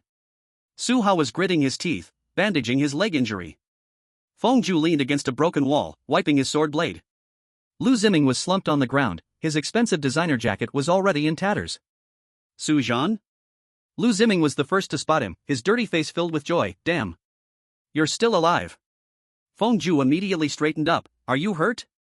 Su Zhan staggered to his feet and grabbed Su Zhan's shoulders, looking him up and down. We thought you. I almost didn't make it. Su Zhan weakly coughed a few times, then sat down on a pile of rubble, when I was forced into a corner by the snake-tailed beast. Suddenly, a deformed creature wearing an Ultraman helmet appeared. The air suddenly froze. Su Zhan was startled. Wait, what did you say it was wearing? Red and silver, with yellow lenses over the eyes. Su Zhan gestured. That monster tore the serpent-tailed beast in half, and surprisingly, let me go. Damn! Lu Ziming suddenly jumped up, pulling at his injury. Grinning and bearing it, he said, was it still wearing a convenience store employee uniform? This time it was Su Zhan who was shocked. How did you know? Fengju slowly nodded. Us too, that guy is very powerful, able to tear the serpent-tailed beast's head in half with his bare hands. I can do it too. Lu Ziming tore open his collar to reveal a bandaged injury. That thing, after saving people, also made a gesture to hurry and leave. Su Zhan. That thing? Okay, you saved me and you're still talking like that, huh?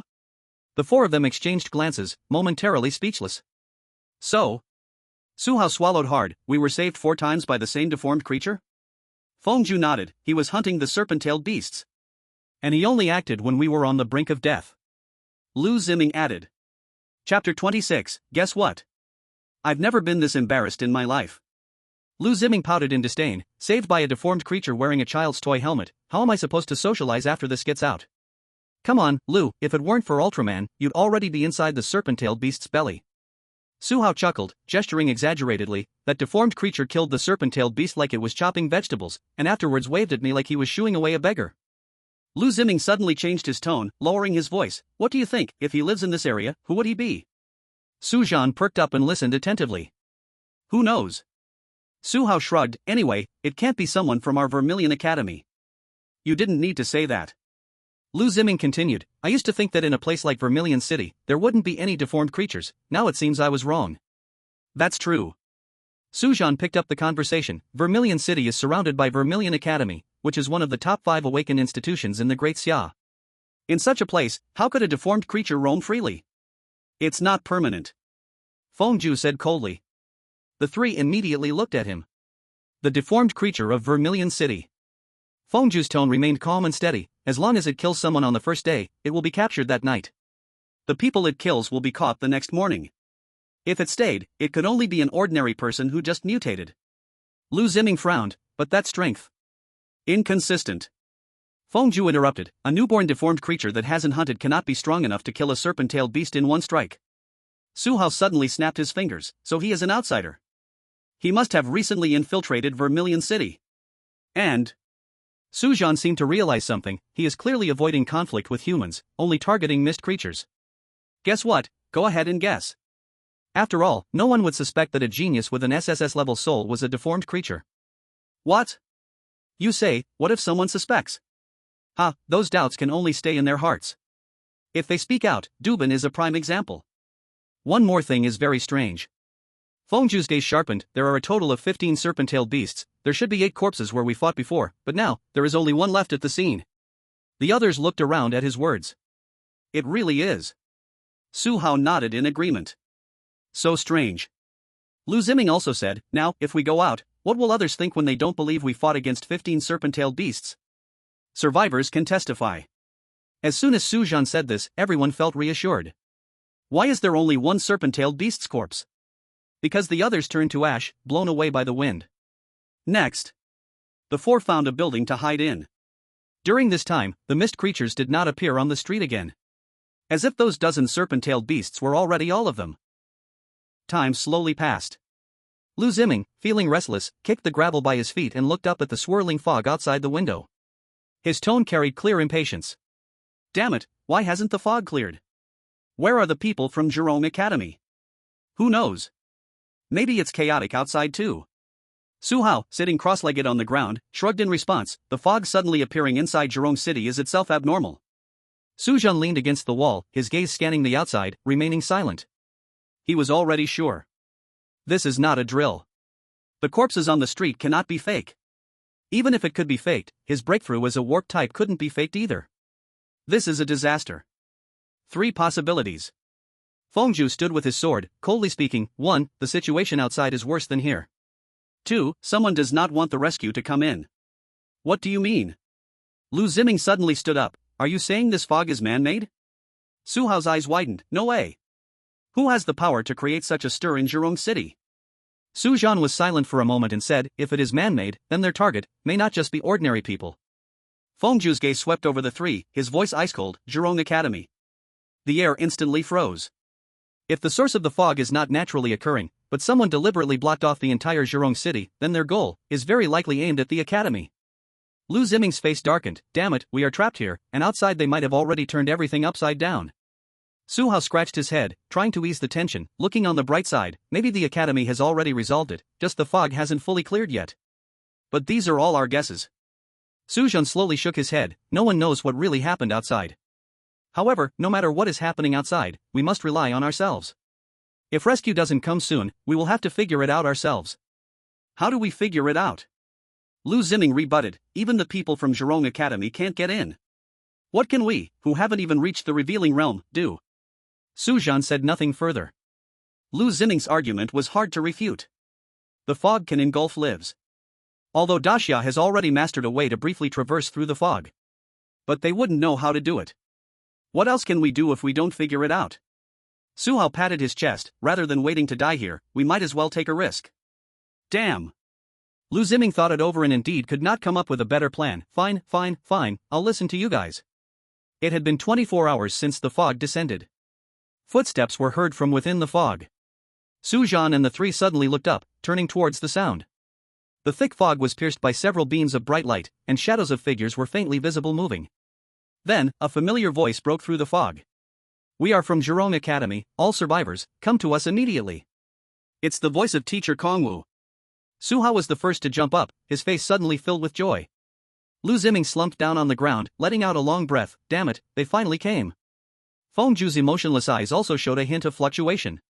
Su Zhan did not move but quietly watched the gradually clearer figures in the fog. No one knew what happened outside, but at least, they were saved now. They stepped out of their hiding place. The terrifying full view of the entire commercial street lay before them. Corpses were frozen in various twisted positions at the moment of death. The ground was stained a deep purple-black with blood. The four had mentally prepared for this kind of environment. At least, no one would vomit. Survivors crawled out from all corners, moving like the undead towards the light source. Wang Mingyuan walked over quickly, his gaze scanning the four behind golden-rimmed glasses. Are you all okay? Kongwu stepped forward, his voice booming like thunder. You kids are really tough. Su Hao's eyes turned red as he wanted to say something, but was interrupted by a sudden commotion. Several survivors suddenly pounced on the rescue personnel, crying and tearing at their uniforms. Why did you come now? My daughter is dead. Right in front of me. Aren't you the guardians? The people from the Zhuke Academy silently endured the beating. Until Kongwu shouted loudly to shock the scene, enough. Everyone listened to orders. Receive treatment, prioritize the seriously injured. Then he turned to Su Zhan and the four, saying, How long have you been here? What is there to ask about this question? Su Zhan instinctively looked at his watch, 24 hours and 3 minutes. Kongwu and Wang Mingyuan exchanged a serious glance in an instant. Wang Mingyuan said solemnly, Do you know why it took us 24 hours to arrive after the mist appeared? Was it because we encountered obstacles outside? Su Zhan frowned and asked. Wang Mingyuan slowly shook his head. We arrived here 4 minutes after the mist appeared. The air suddenly froze. Lu Ziming's mouth opened and closed. Wait. Do you mean? The flow of time here is different from the outside world. Wang Mingyuan's voice overturned everyone's worldview. For us, it has only been 4 minutes from receiving the alarm to finding you. Su Hao was dumbfounded. So. The 24 hours here only equate to 4 minutes in the outside world. Kongwu added in a rough voice, this time flow difference, I really can't calculate it for a moment. Is this the reason why the people from Zhuke Academy arrived late? How strange. Su Zhan's heart was no longer calm. Teacher Kong, we don't understand this problem. What's important now is, can we get out now? Lu Ziming said with a face of having survived a disaster. Chapter 27, Hope it runs farther away. Kongwu shook his head and said, No. Why? Is it because we don't have the ability to cross the mist? Lu Ziming's voice rose by 8 degrees. Fengju said from the side, Is something happening outside? The air froze instantly. Su Zhan and Su Hao exchanged glances, as if their previous guesses were being validated. Kongwu sighed. First, the inability to cross the mist is indeed partly because your strength is not enough. Second, something indeed happened outside. The four of them immediately tensed their bodies. Their guess was right? Is someone really targeting Zhuke Academy? Then what about the academy now? Wang Mingyuan adjusted his gold-framed glasses. Now there have already been hundreds of similar mist incidents reported in Daxia. Hundreds? Su Hao's eyes widened. Doesn't that mean? But the situation is not as serious as you think. Kongwu looked at the four's nervous expressions and suddenly smiled broadly. Wait, you guys don't really think Zhuke Academy is in trouble, do you? The four slowly nodded. Ha. Kongwu laughed loudly. Don't joke with me. If even Zhuke Academy were in trouble, Daxia would have already reached a critical point of life and death. Su Zhan quietly sighed in relief. Then Teacher Kong, what you said earlier about us lacking the ability to cross the mist was only one reason. Kongwu scratched his head. Well, the mist will probably dissipate naturally in about 2 hours, as for the other reason. He looked at Wang Mingyuan, signaling him to explain. Wang Mingyuan stepped forward and slowly said, Do you know where the mist outside this street leads to? Isn't it Zhuke City? Lu Ziming answered instinctively. No. Wang Mingyuan shook his head, his expression serious. This street has temporarily detached from the real world. Outside this street is a pure mist world. Even if you have the ability to endlessly travel through the mist, if you don't return to this street when the spatial anchor reconnects, you won't find the way back to Daxia. Feng Zhu said, spatial detachment? More accurately, it is spatial fragmentation. Wang Mingyuan nodded. Currently, there are hundreds of these fragmented spaces within Daxia, all temporarily floating in the mist world. You can only come in. If you want to go out, you have to stay here without moving. After 2 hours, the spatial anchor will reconnect, and you will naturally be able to return. The four fell into silence. Lu Ziming shivered. So if we had rashly rushed into the mist earlier, we'll be lost forever in the misty world. Feng Zhu coldly stated the consequence. Su Zhan was still fearful. Time flows differently. Outside the mist leads to the misty world. The mist's attack on Daxia has become stronger. 2 hours later, with a buzzing sound of space distortion, the mist covering the street finally dissipated completely.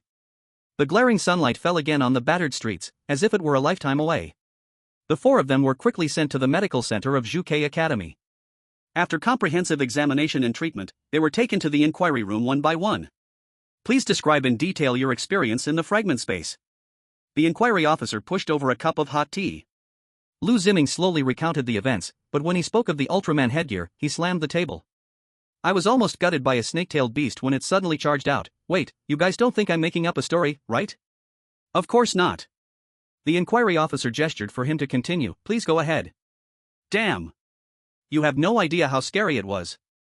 Lu Ziming jumped up, pounding the table. I was being chased by 2 snake-tailed beasts, and my bespoke jacket got torn to shreds. The inquiry officer said, please get to the point. The point is that mutant. Lu Ziming gestured wildly. It charged out wearing an Ultraman headgear. Can you believe it? Red and silver colors, its eyes even reflected light. After killing the monster, it actually flashed me a gesture to get lost. The inquiry officer noted, it didn't attack you? Of course not. If it was going to attack me, I wouldn't be sitting here chatting with you.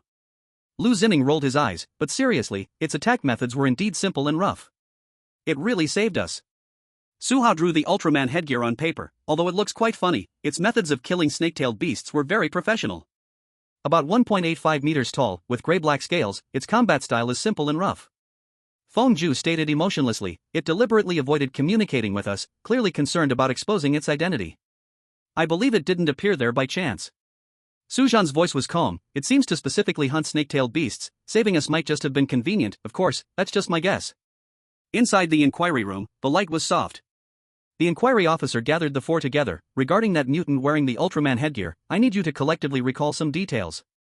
The four sat in a circle, each with their own expression. Lu Ziming crossed his legs, impatiently tapping on the table. We've said everything we need to say, how many times do you have to ask? Su Hao quickly intervened, young Master Lu, don't be anxious, they are just going through the procedure. He turned to the inquiry officer, revealing his signature smile, feel free to ask. Feng Zhu closed his eyes to rest. Su Zhan lowered his gaze, appearing docile. The inquiry officer opened the file. First, confirm, did all four of you see this mutant with your own eyes? The four nodded simultaneously. Can you describe the specific style of the headgear? Su Hao answered quickly, classic style. Red and silver colors, the glasses are yellow transparent lenses. What about the size? Lu Ziming made a face, standard child size, it looked especially ridiculous on its head. The inquiry officer recorded quickly, so, it's an adult wearing a child-sized headgear. Tell me about its combat style. Su Zhan spoke softly, very professional, first destroying the gill-like organs, then attacking the vital points of the head. Like it had received professional training? Feng Zhu shook his head, more like instinct. The inquiry officer paused his pen. Do you think it could be someone from the academy?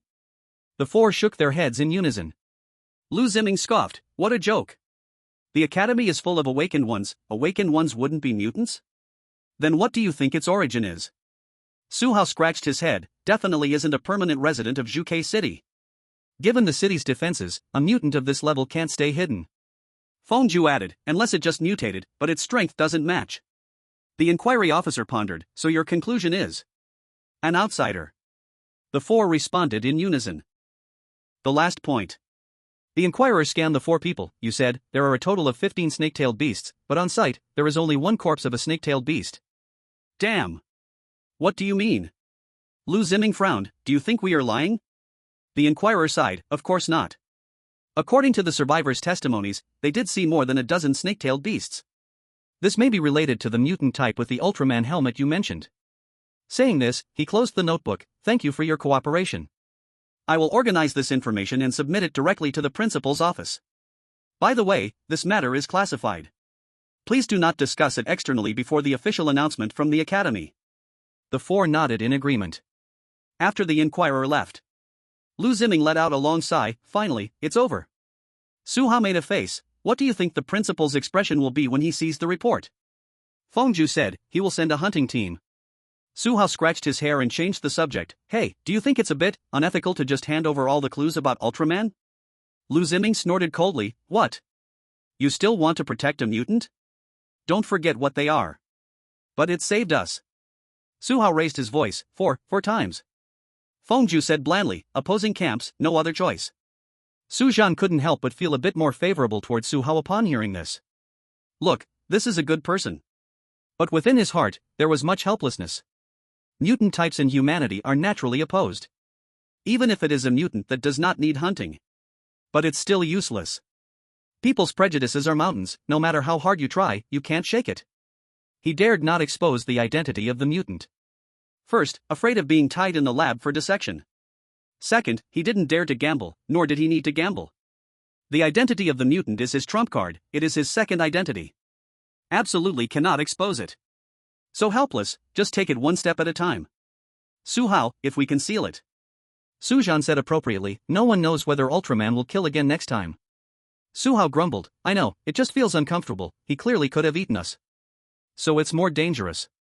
Fengju's voice was serious, a mutant that retains humanity is 10 times scarier than a pure monster. Lu Ziming suddenly grinned, I say, the hunting team should go have a talk with it. Let's see what that crazy guy is really about. Su Zhan said softly, it has already been reported, what comes next is no longer within our control.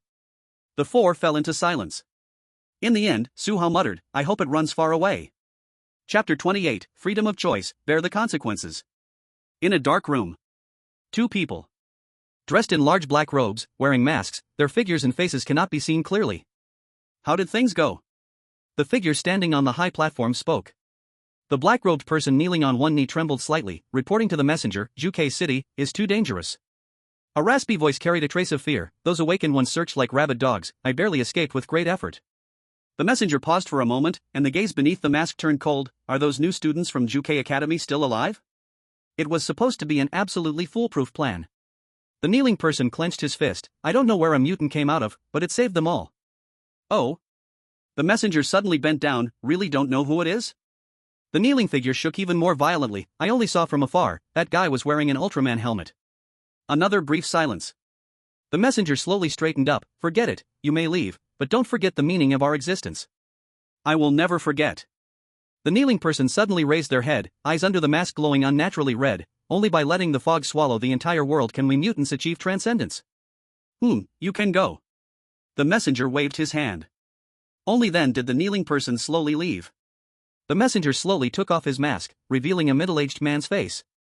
He murmured to himself, Xiaobin said before that Su Zhan is a mutant this time, the mutant came to the rescue. Is there such a coincidence in this world? He. Time passes quickly. In the blink of an eye, it was the opening of Juke Academy. During this time, Su Zhan and 4 new students had also gained a bit of fame at Juke Academy. Because they had experienced the mist incident. Many people asked the 4 about the details in the mist. In the new student chat group of Juke Academy. Lu Ziming's voice message, damn. You can't even imagine.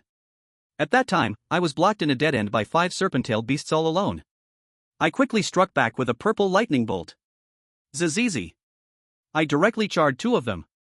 Shocked emoji. Brother, you're amazing. Lu Ziming's voice message. When the remaining 3 pounced, I ripped open a fire hydrant with my bare hands. High-pressure water combined with purple lightning turned those serpent-tailed beasts into carbon-baked beasts on the spot. You're so cool. Please show us the purple lightning photo. Lu Ziming's voice message, wait a moment. He then sent a picture of the purple lightning in his palm. Lu Ziming's voice message. See this. This purple lightning lit up the entire street as bright as day. While Lu Ziming was still holding his phone and wanting to say something else. Knock, knock, knock. The knocking sound echoed.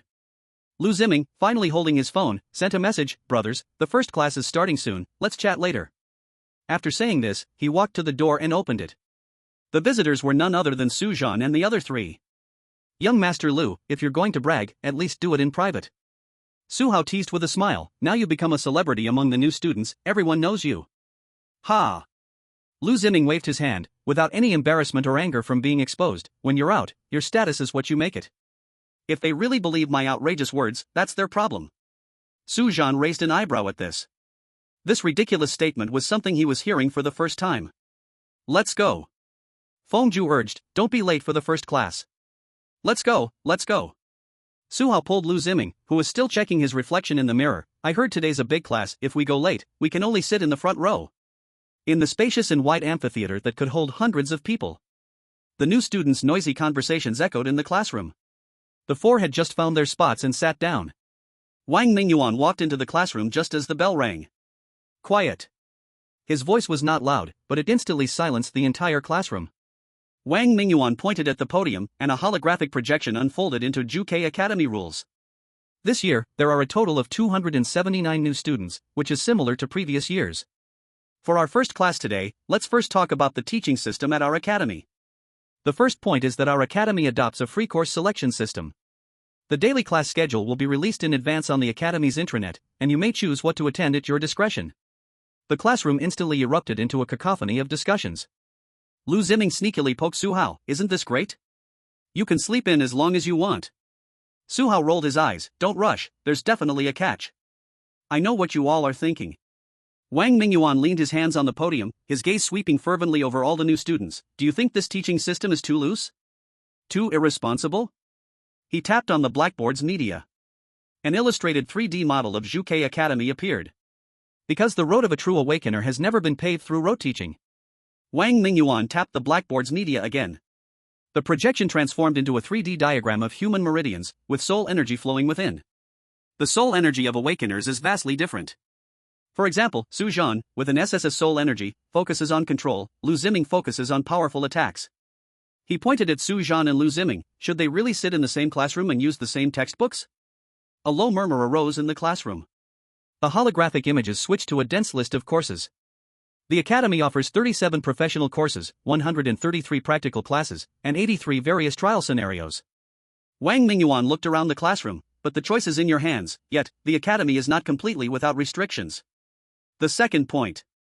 Wang Mingyuan's voice turned a bit colder, the assessments are divided into final assessments and surprise assessments, of course, you don't need to worry too much. You will be notified of the assessment 1 month in advance. Those who failed the assessment will be retained, if you fail for 2 consecutive years, you will be expelled. A gasp of shock echoed throughout the classroom. Su Zhan raised an eyebrow. As expected.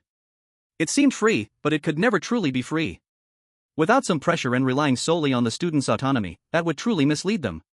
Wang Mingyuan pulled up another set of data, the glaring red numbers were alarming. Last year, 13 people were expelled for being addicted to entertainment, 7 died while carrying out tasks, and 24 broke through in desperate situations, with 7 killing mist creatures at a higher level. Juke Academy aims to cultivate not obedient students, but warriors who can carve a path to survival in dire circumstances. The projection froze on a phrase. Freedom of choice, bear the consequences. Now.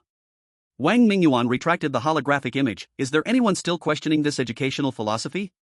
The whole classroom fell silent. Very well, the third point. Wang Mingyuan continued, no student is allowed to privately engage with matters related to mist creatures, any involvement must be reported to the Academy. The Academy also has tasks concerning mist creatures, so if you want to gain experience, there's no need to take side jobs. And one last thing. Wang Mingyuan said slowly, the other day, the Great Xia faced sudden mist incidents across various regions, which everyone should be aware of. Juke City, the closest to us, had one occurrence, and 4 of you experienced it. I believe you've all heard a bit about it. Everyone looked at Su Zhan and the 3 others. Clearly, they were aware of the matter. The other day was the first time in Great Xia's history that mist invaded reality. Wang Mingyuan's voice was heavy, and in just these 3 days, the mist has disregarded borders and invaded Great Xia through space. There were 1,367 cases the day before yesterday, 1,567 cases yesterday, and today, it is still happening. The projection switched to a map of Great Xia, with countless red dots almost covering the entire territory. The most important thing is. Wang Mingyuan's voice turned grave, we have confirmed that this is not a disaster unique to Great Xia. The map suddenly expanded into a global projection, filled with flickering red dots. No country not consumed by the mist has been spared from such events. The air in the classroom seemed to freeze. Each mist space has 3 deadly characteristics. Wang Mingyuan raised 3 fingers. First, the flow of time is abnormal, the smallest ratio recorded is 1:6, and the largest is 1:86400. This means that 1 second in the real world is equivalent to 1 day in that space. Fortunately, based on current observations, the maximum time within the mist is 3 days. According to the largest time flow ratio, just 3 seconds have passed in the real world, while 3 days have passed in the mist. There is simply no time for rescue. Second, the mist creatures that have appeared so far are mostly below the level of exposure. Wang Mingyuan continued, but based on energy curve predictions, the creatures in the mist will become increasingly stronger. Chapter 29, Coordinates. Wang Mingyuan adjusted his gold-rimmed glasses. After investigation, we discovered a key piece of intelligence: the mist did not appear in Great Xia out of thin air. The classroom was immediately in an uproar. They need coordinates. Wang Mingyuan's fingers tapped lightly on the holographic map, just like missiles need targeting. So the question arises. He scanned the room: who is providing the mist with coordinates? After a brief silence, the classroom erupted into intense discussion. Could it be a natural phenomenon of some sort of spatial crack? Or the extraordinary ability of a high-level mist creature? Lu Ziming suddenly slammed the table and stood up. If you ask me, it must be the aberrant species causing trouble.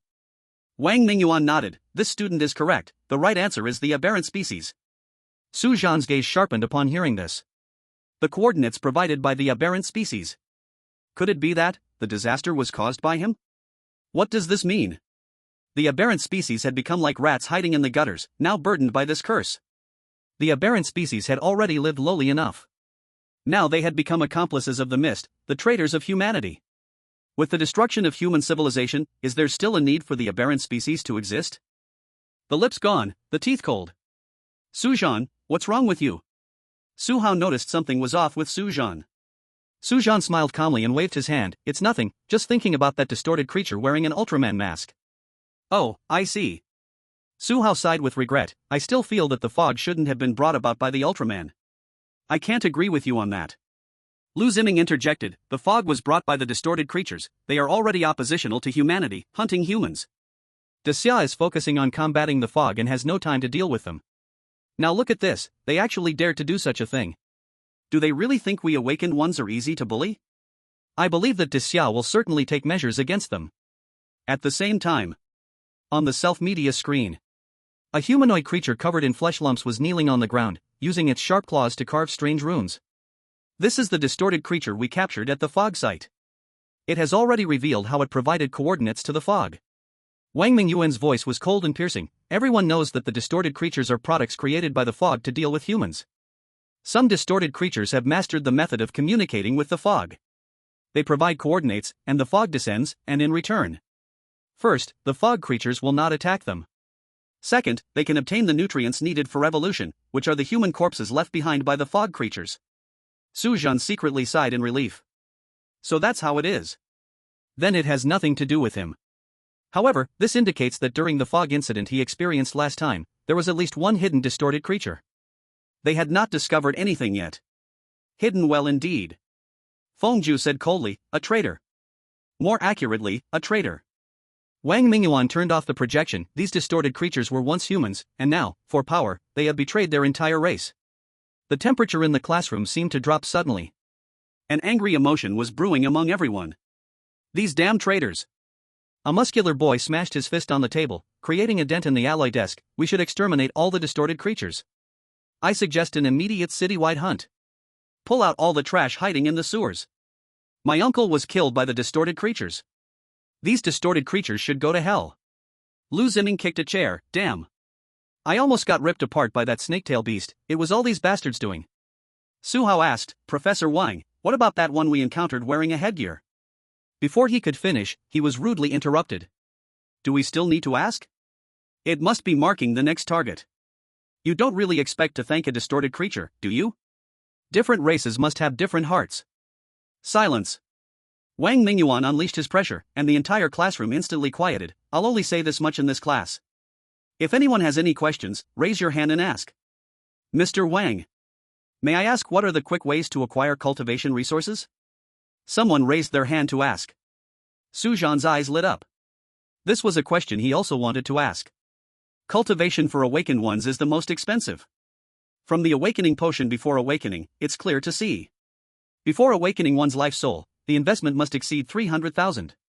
After awakening, the resources needed for cultivation are astronomical. The academy will give you basic cultivation resources every month. Wang Mingyuan said slowly, the specifics are available on the academy's intranet. I won't introduce them one by one, but to be honest, those resources can only guarantee the basics. If you have any ambition, those resources are far from enough. The academy's task hall has tasks. Completing tasks can earn contribution points that can be used to purchase cultivation resources in the academy. Of course, you can also buy with money outside, it depends on your financial ability. In addition, excellent performance in assessments will also earn contribution points. The person who asked nodded and sat down. Su Zhan was secretly calculating. Now he had nearly 800,000 in his pocket. The inheritance of 300,000 from the protagonist's parents, 500,000 given by the high school principal. It should be enough for now. But once I break into the revealing realm, this amount of money will be far from enough. Teacher Wang. A clear female voice suddenly rang out. In the center of the classroom, a tall girl stood up neatly. She tied her hair into a sleek high ponytail, and her black training outfit outlined her slender figure. The tear mole at the corner of her left eye added a sharpness to her heroism. It's Xia Shi, the campus beauty among the new students. I've seen several seniors trying to get her contact information, but without exception, they were all rejected. Wang Mingyuan raised his hand to signal for silence. What's the problem? Xia Shi scanned the whole room. Can we challenge others? A whispering buzz erupted in the classroom. It's really her. According to rumors, she sent several classmates to the infirmary in high school. It's said she comes from a martial arts family, both her parents are awakeners, and she has been practicing martial arts since she was little, with a solid foundation. Bro, I've already investigated her background thoroughly, don't be fooled by her looks, she's just a battle maniac. In high school, she lost who knows how much money due to fights. Why did you specifically investigate her? Need I ask? He definitely wants to pursue her, but after investigating, he probably retreated. SSS-level soul destiny, the top existence among offensive soul destinies. Wang Mingyuan adjusted his glasses, sure. The academy has a practical combat leaderboard, but... He meaningfully swept his gaze over everyone. Considering the differences in soul destiny types, the leaderboard is merely for motivation without substantial rewards. Xia Shi curled her lips, that works perfectly. Her gaze suddenly locked onto the back row. Classmate Su Zhan, I heard you are the only one with an SSS-level soul destiny among the freshmen? See you at the training ground after class? The entire classroom erupted. Wow! Right off the bat, she challenges an SSS level? What do you know?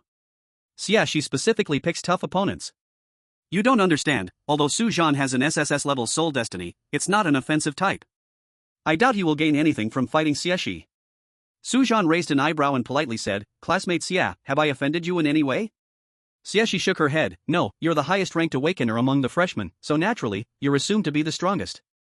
Her eyes were filled with the spirit of battle, I just want to defeat you, or, be defeated by you.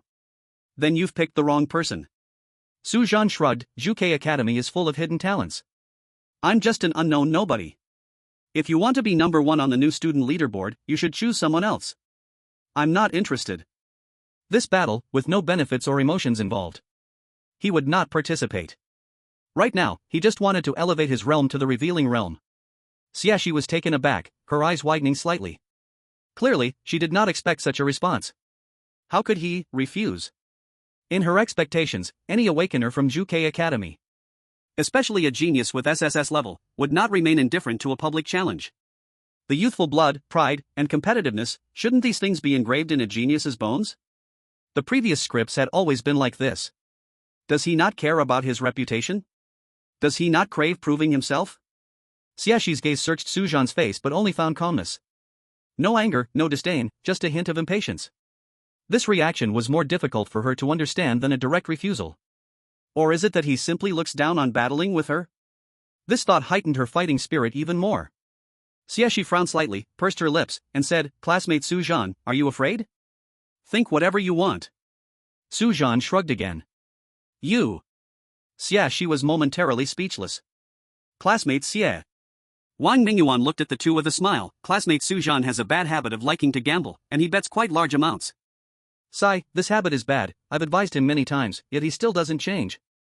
Xia Shi's beautiful eyes lit up upon hearing this. Classmate Su Zhan, I can place a bet. How about 300,000? Starting with 300,000, a rich woman. Su Zhan raised his eyebrows, looking at Wang Mingyuan. Wang Mingyuan also smiled at him. That expression seemed to say, "Kid, I'm doing you a favor, I'll say what you can't say." Su Zhan smiled helplessly and looked at Xieshi. "Okay, I agree." Chapter 30, 300,000 is not enough, how about 3 billion? It's a promise. Xieshi seemed afraid Su Zhan would back down. "Don't leave after class, I will find you." Su Zhan slightly nodded. The classroom was instantly in an uproar. 300,000? The young lady of the Xie family is generous. A rich woman, oh my, so terrifying. Not even a blink, impressive. This is interesting. Su Hao nudged Su Zhan with his elbow, making a face. "Brother Su, the campus beauty is taking the initiative to challenge you. Do you want me to find out her soul's weakness?" Lu Ziming crossed his legs, pretending to be wise, and said, "Su Zhan, you are still young, 300,000 is not enough, how about 3 billion? With 3 billion, you won't have to worry for years." 3 billion? Show it to me if you have 3 billion now. Su Hao immediately broke in. Lu Ziming was momentarily speechless. Even if he was a rich young master, his family business hadn't yet come to him, and he couldn't produce that much money. Su Zhan smiled and shook his head. Lu Ziming is a decent person, but he loves to show off. Feng Ju coldly glanced at Xieshi. "The scythe has a wide attack range, such a big weapon has a unified weakness. If you get close to her, she won't be able to use it." After saying that, he closed his eyes to rest, as if the tactical analysis was just casual chatter. Easier said than done. Lu Ziming immediately retorted, "You know this, but how could others not know? Do you think they are fools? They will definitely keep their distance." Feng Ju glanced at him but said nothing more, seeming disinclined to argue. Lu Ziming suddenly became interested, sitting up straight, "But if the bet adds a condition, like the loser has to be a follower for a month." He grinned at Xieshi. "Then I'd love to see this good show." Feng Ju didn't even lift his eyelids. "Boring. You stiff-faced person, what do you know?" Lu Ziming revealed a playful smile. "This month as a follower, of course, has its significance. Practice during the day, be a bodyguard at night, and serve tea and water at meals." Having said that, he suddenly lowered his voice, revealing a meaningful expression. "Most importantly, be at her beck and call." Fortunately, this kid's voice was low. Xia was too far away to hear. Otherwise, Lu Ziming would be the next duel target. Su Hao immediately understood, exaggeratedly saying young Master Lu has ulterior motives. Feng Ju finally opened his eyes, coldly spitting out 2 words, "Shameless." Su Zhan couldn't help but laugh. Looking at it this way, this young Master Lu is quite a lover. But, a rich second generation with rich romantic experiences, isn't that reasonable? "Su Zhan, come. Lu Ziming threw an arm around Su Zhan's shoulder, lowering his voice. "Su Zhan, you are too young, you don't know how to deal with such women." He mysteriously raised a finger. "First, such proud women admire strength the most. You must win beautifully, preferably finish the fight in 3 moves. Second, after you win, don't rush to order her around. Let her stew for 3 days, make her think about it." Su Hao, not knowing when, had also come over. Su Zhan pretended to listen seriously. Actually, he wasn't interested in these at all. He just thought Lu Ziming's words were quite amusing. Lu Ziming ignored him and continued sharing wisdom. "The most important is the third point. Casual physical contact with her. When handing her things, casually brushing against her fingers, this will help her gradually get used to that touch." "Shameless." Feng Ju repeated it again. All right. Su Zhan tried to mediate. "Young Master Lu, I really have no such thoughts. If I were interested in her, I would approach myself." "I wholeheartedly agree." "Hey, I have even less such thoughts." Lu Ziming said seriously, "I don't like such strong women. People like Xieshi need to be on top during that time. This won't do, I prefer to take the initiative." Su Zhan and the others. Half an hour later. Everyone had asked the questions they needed to ask. Wang Mingyuan announced the end of class.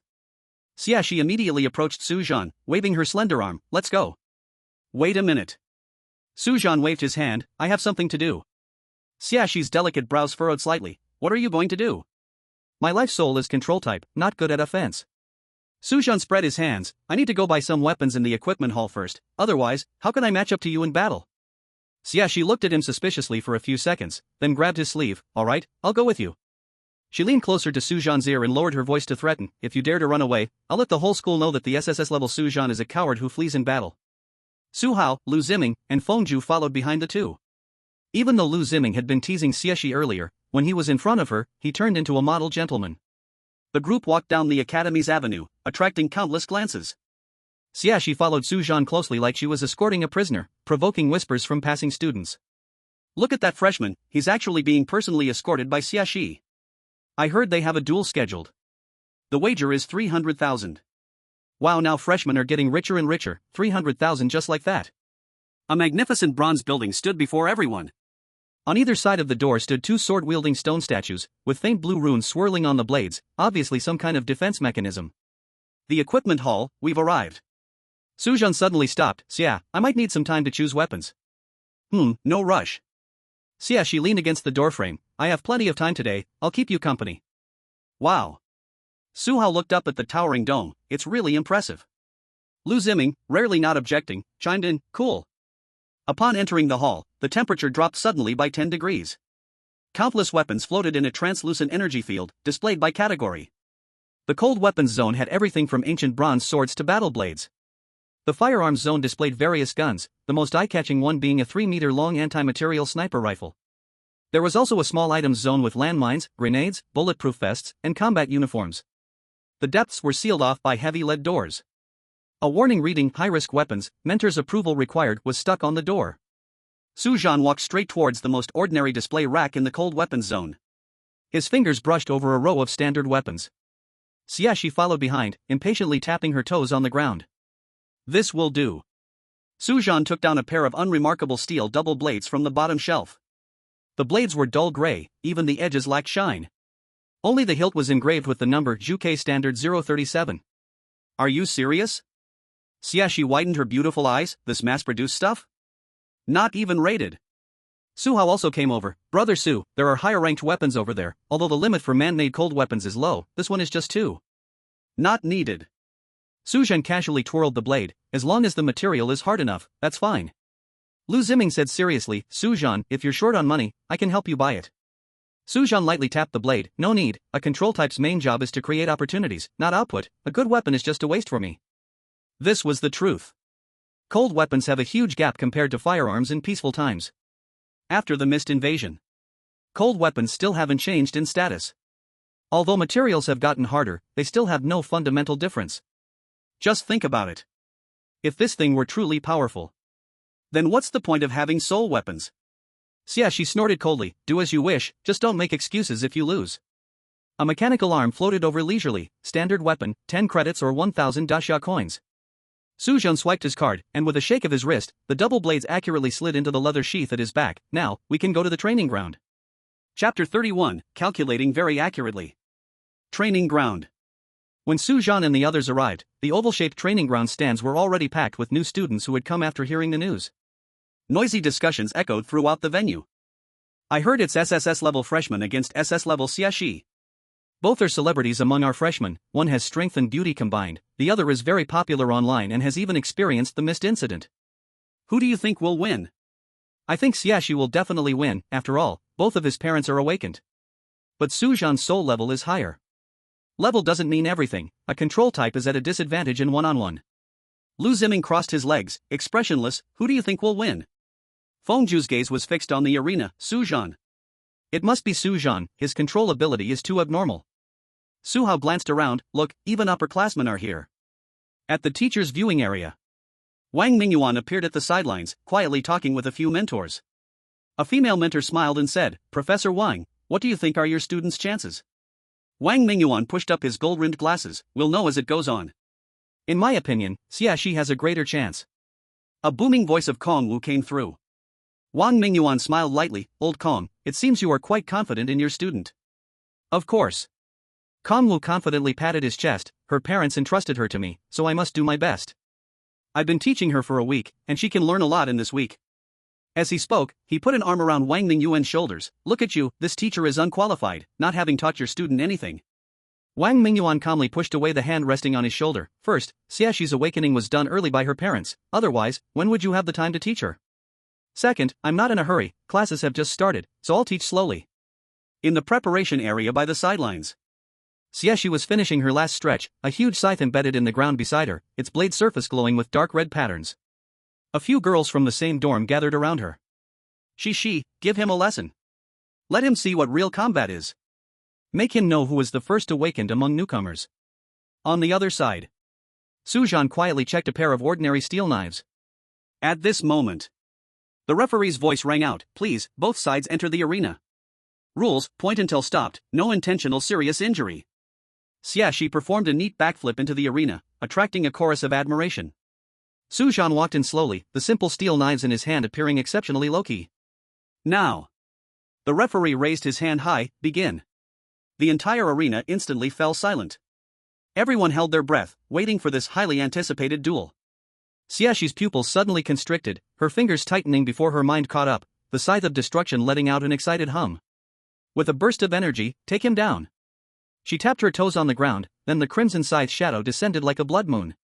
Su Zhan's dual knives seemed hastily raised but subtly adjusted their angles before the collision. Clang! Sparks flew, sliding back with the recoil. The soles of his boots left two burnt marks on the specially made rubber ground. What heavy force! The numbness in his palms made Su Zhan secretly alarmed. He glanced at the blade, and there was already a nick. As expected, such a weapon is still far from able to counter S-class soul types. Out of the corner of his eye, he caught Xiaxi's cold smirk as the scythe swung horizontally. Su Zhan sharply leaned back, the blade wind grazed his chin, drawing small beads of blood and causing a few strands of hair to float down. Xiaxi spun around, the edge of the scythe radiating dark red energy. 3 consecutive slashes. Su Zhan responded rapidly, weaving a tight silver net in front of him with his dual knives. Clang! Clang! Clang! Each clash made his wrists tingle. He calculated the force of her triple strike in his mind. Suddenly, Su Zhan withdrew his left knife, his right knife precisely stabbing into the blind spot of the scythe's trajectory. Xiaxi's pupils constricted slightly, forced to change her move and retreat, fine sweat appearing at her temples. This guy is calculating her attacking pattern? The eye of time in Su Zhan's chest spun wildly. Xiaxi's next horizontal slash suddenly became slow. Su Zhan seized the opportunity to charge in, his dual knives thrusting towards her wrist. Humph! A dark red wave of energy burst from around Xiaxi. Struggling to break free from the shackles of time, the scythe whirled, forcing Su Zhan back several meters. Xiaxi's offensive grew increasingly fierce. Su Zhan's dual blades barely defended, the sound of metal clashing like a torrential downpour. Is dodging all you can do? With a beautiful spinning kick, Xiaxi sent Su Zhan flying to the edge of the arena. Cheers erupted from the stands. Su Zhan wiped the blood from the corner of his mouth, the eye of time fully operational. This time, golden ripples directly enveloped the entire arena. Xiaxi's movement suddenly slowed down, even the strands of her hair moved sluggishly. Su Zhan seized the opportunity, thrusting his dual blades in quick succession. Bang! The handle of the scythe slammed down heavily, sending a circular shockwave shattering the time barrier. Xiaxi's long hair moved without wind. Is this all you've got? The scythe suddenly expanded, jagged teeth appearing along the blade. She leaped into the air, a blood-red crescent with a diameter of 2 meters crashing down. Su Zhan crossed his dual blades, the eye of time spinning furiously. Freeze! The blood-red crescent suddenly froze half a meter away from him. But the next second, cracks began to spread across the time barrier. Crunch! The barrier shattered. Su Zhan slid into Xiaxi's blind spot, his dual blades thrusting towards her throat in one fluid motion. Ding! In a split second, the handle of the scythe accurately blocked the attack. The two exchanged blows, neither giving an inch. It seemed that Su Zhan was being overwhelmed everywhere. His dual blades were becoming increasingly damaged, seeming likely to break at any moment. In reality, Su Zhan was closing the distance between himself and Xiaxi. Just as Xiaxi thought she had found an opening in Su Zhan's defense. Su Zhan suddenly grinned. If this is all you can do, then it should end now. This farce should come to a close. The face of the Eye of Time lit up with Roman numerals one by one. Click, click, click. The mechanical sounds of gears meshing echoed. The golden light of the pocket watch spread like ripples. Xiaxi instinctively tried to dodge, but it was already too late. The action of swinging the scythe of destruction suddenly became incredibly slow. She was shocked to find that every subtle movement of hers was stretched to an unbearable degree. What is this? Xiaxi's mind remained clear, but her body felt like it had been pressed on the slow-motion button 100 times. She helplessly watched Su Zhan press the cold edge of his blade against her beating carotid artery. At this moment, the second hand of the pocket watch ticked past the last mark. Click. Time began to flow again. The wind from the scythe of destruction howled past Su Zhan's original position. But it only sliced through the air. And the reality was, she had lost. In less than 1 second, the situation had completely reversed. The stands fell silent. The winner, Su Zhan. As soon as the judge's voice fell, Su Zhan slowly removed the steel blade from Xiaxi's long neck. But just as the blade left her skin, Crunch! The two steel blades suddenly made a crisp sound. Cracks like spider webs appeared on the blades. The next moment, sharp fragments clinked as they fell to the ground. Xiaxi's pupils constricted sharply, staring at the shards, feeling unwilling in her heart. If only she could hold on for 2 more moves. No, just 1 more. This broken blade would completely shatter. But she did not notice the fleeting curve at the corner of Su Zhan's mouth. It was calculated perfectly. Su Zhan secretly relaxed the tingling tips of his fingers. Before the battle began, he had already predicted the limit of the steel blade. An overly fragile weapon had instead become the best disguise, making Xiaxi focus solely on winning, thus giving him the chance to close the gap and reverse the situation. Standard weapons really aren't reliable. Su Zhan feigned regret as he threw away the handle. I almost got caught in this. Xia classmate, don't forget to transfer the 300,000 to my account, I'm leaving now. Xiaxi's face was like frost. Damn it, does this guy think she would go back on her word? Not a single cent less. After finishing this sentence, Xiaxi didn't linger on the stage and left in a hurry. Chapter 32, Theory of Cultivation. After a brief silence, the scene exploded. What the hell? What kind of operation was that? Did you all see that last move? Why did Senior Xia suddenly stop moving? The SSS class soul is too freakish. There's not even a trace of salt. What do you understand?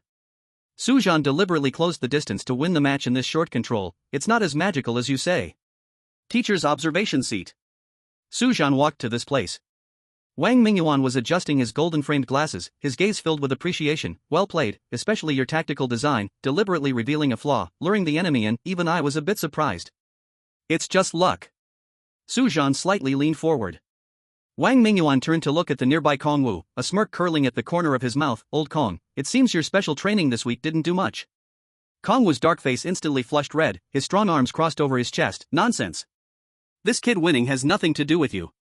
What are you messing around here for? Wang Mingyuan shook his head with a smile and didn't say anything more. What do you know? Kong Wu slapped the railing, and the metal handrail instantly dented. What does a single win matter? Xiaxi has had it too easy, no one could handle her in high school. Now facing some setbacks is actually a good thing. Wang Mingyuan chuckled softly. That's a good point, but losing is still losing. Hey, Wang. Kong Wu's forehead muscles bulged. You little brat. The two mentors bickered. Su Zhan stood in the middle, feeling quite helpless. At this moment, Xiaxi happened to pass by the lower passage, heard the quarrel, and glanced up, her gaze meeting Su Zhan's. She snorted coldly and mouthed, next time, I'm definitely going to win against you. Then she turned and walked away without looking back. Remember to transfer the money. Su Zhan shouted. Xiaxi paused, the corner of her mouth twitching. This time, she truly walked away without looking back. Su Zhan watched her figure and then glanced at the two mentors still arguing, suddenly feeling overwhelmed. Su Zhan. Wang Mingyuan stopped the argument and said, this afternoon, I have a class on my cultivation theory, remember to come. Okay. Su Zhan nodded. The cultivation theory class is an essential subject for every awakened one. Because the audience is too broad. Worried that one teacher wouldn't be able to handle it. So, the academy assigned multiple teachers to teach. Dasha Bank, 300,000 Dasha coins have been credited. Su Zhan's phone vibrated slightly, notification sound ringing. The money has arrived. Brother Su, I knew you could do it. Su Hao and the three rushed over, filled with genuine happiness. Su Zhan, you look honest and easygoing, not pushy. Lu Ziming said with a smile, in reality, you can fool women better than I can. The battle was all traps, even Xiaxi was fooled to the point of losing her pants. Fengju rolled his eyes at Lu Ziming as usual, silently pulling away a bit of distance from him. As if to say to everyone, I don't know him. Su Zhan frowned. Such words are not spoken in private.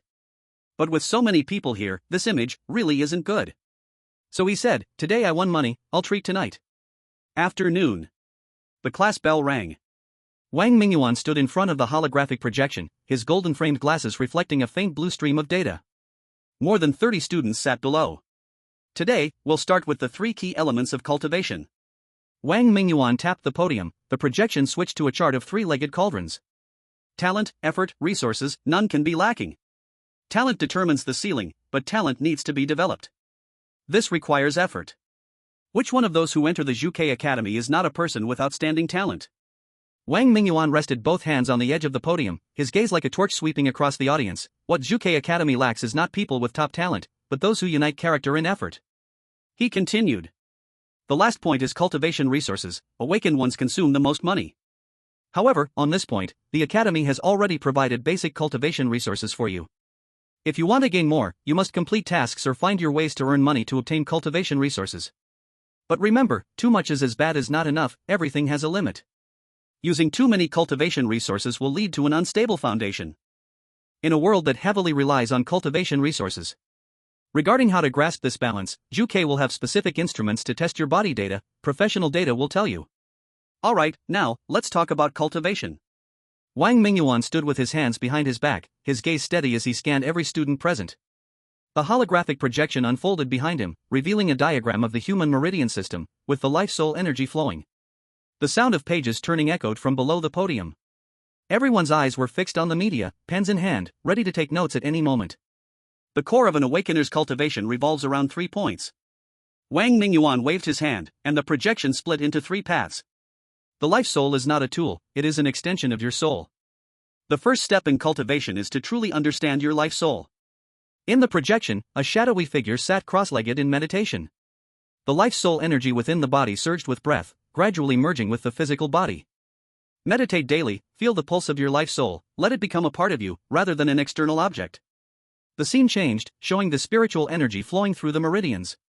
Spiritual energy is the foundation of an awakener, but blindly absorbing it will only damage the meridians. Wang Mingyuan lightly tapped with his fingertips, and the projection demonstrated the precise path of spiritual energy circulation. Correct cultivation is to let spiritual energy nourish the entire body like a stream, not to wash it away like a flood. He glanced over everyone. Remember, cultivation is not a competition of who absorbs more spiritual energy, but rather who can make the most of every bit of spiritual energy. The projection suddenly transformed into an intense battle scene. Awakeners fought against mist creatures, engaging in actual combat with humans. Isolating yourself for hard training is ultimately just talking on paper. Wang Mingyuan raised his voice sharply. Real breakthroughs often happen on the edge of life and death. That's why the Academy arranges practical combat courses. He adjusted his glasses. The enemies you will face in the future will not fight you in a mechanical way. What I mentioned above is all theory. Wang Mingyuan continued. Now, let's start with practice. Su Zhan's expression was serious, his eyes glued to Wang Mingyuan. He knew that what would be discussed next was the essence of humanity's 300 years after the Mist invasion. Standing on the shoulders of predecessors, one can go further. Spiritual energy is the foundation of an awakener. Wang Mingyuan spoke clearly to ensure everyone heard, but how to absorb, refine, and utilize spiritual energy is the key to determining your cultivation efficiency. For those who have not perceived spiritual energy, cultivation is like a blind person touching an elephant. Spiritual energy is everywhere, but you must first learn to see it.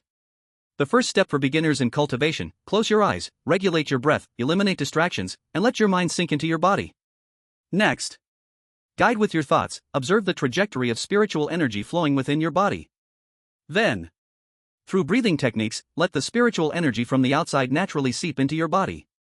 Spiritual energy is like the wind, you cannot force it, you can only follow its flow.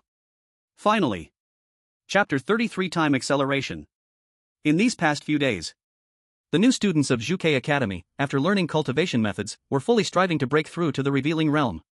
In class, someone asked Wang Mingyuan about when an average person could break through to the revealing realm after learning cultivation. Wang Mingyuan answered that he had not statistically measured this for the general population, it was hard to track. But at Juke Academy, the average time to break through to the revealing realm after learning cultivation is about 15 days. With this benchmark, the new students now had a goal. No matter how poor they were, they shouldn't fall below the average. On the 3rd day, in the new student dormitory, room 302, Su Zhan sat cross-legged, the surrounding spiritual energy flowing. Hovering before him was the Eye of Time, golden gears slowly rotating. Just a bit more. The spiritual energy vortex in his dantian had already been compressed to the limit, but still fell short of the final breakthrough. Speed up, he whispered. The Eye of Time suddenly lit up. The rotation speed of the gears abruptly increased. The flow of spiritual energy within him instantly quickened, the originally slow compression process was forcibly accelerated. The spiritual energy in the meridian surged like a flood, madly gathering towards the dantian. Not enough, faster. Su Zhan gritted his teeth. The burden of the Eye of Time caused blood to seep from his nose. But the efficiency of compressing spiritual power has increased several times. Crack. Inside the dantian, the vortex of spiritual power finally transformed into a core. overwhelming energy swept through the entire body. Faint golden lines emerged on Su Zhan's skin. In the center of the gear of the time abyss eye, a new rune gradually took shape. Revelation, breakthrough successful. Su Zhan suddenly opened his eyes and waved his hand. Whoosh! The cup of water on the table suddenly shot out at several times the normal speed and smashed fiercely against the wall. Unfortunately, the hardness of the cup could not compare to the wall. Upon contact, it shattered completely.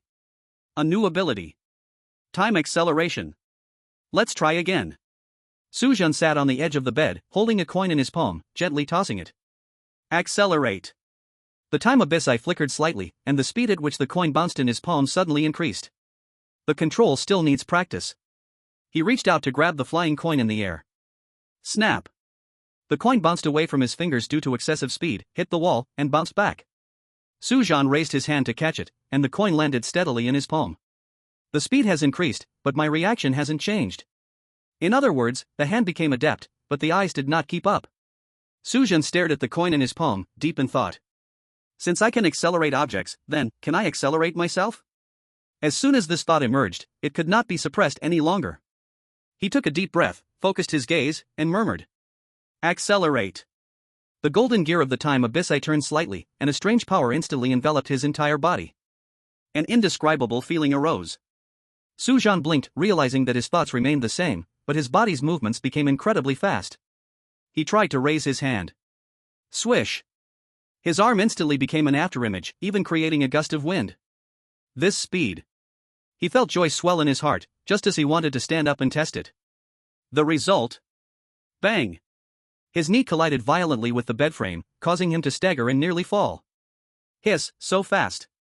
Su Zhan rubbed his knee, just about to adjust his position, but then his foot moved. Whoosh!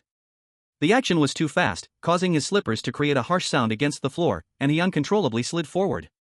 Su Zhan hurriedly tried to grab the table. Clap! His hand moved too quickly and slapped the table, sending the cup flying off the surface. Crash! It hit the wall and shattered into pieces. Alright, the cup is gone. Su Zhan. Stunned for a second, he tried to control his body, just wanting to take a step to clean up. Clatter! His movements were too fast, and his arm accidentally swept across the bookshelf, knocking several books down with a thud, one of which hit his face directly. Su Zhan silently cancelled the ability. Standing still, he remained silent for 2 seconds, then slowly exhaled. It seems I need to practice control first. He looked down at his hands, then at the messy dorm room. Shattered glass, overturned chairs, scattered books, a dented wardrobe door. TSK, this ability really takes a toll on furniture.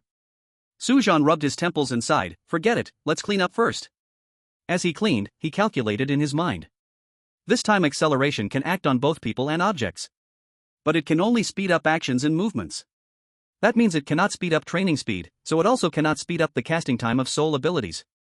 However, if it accelerates a person, it only speeds up the speed, but the thinking remains the same, not able to react quickly enough to that speed.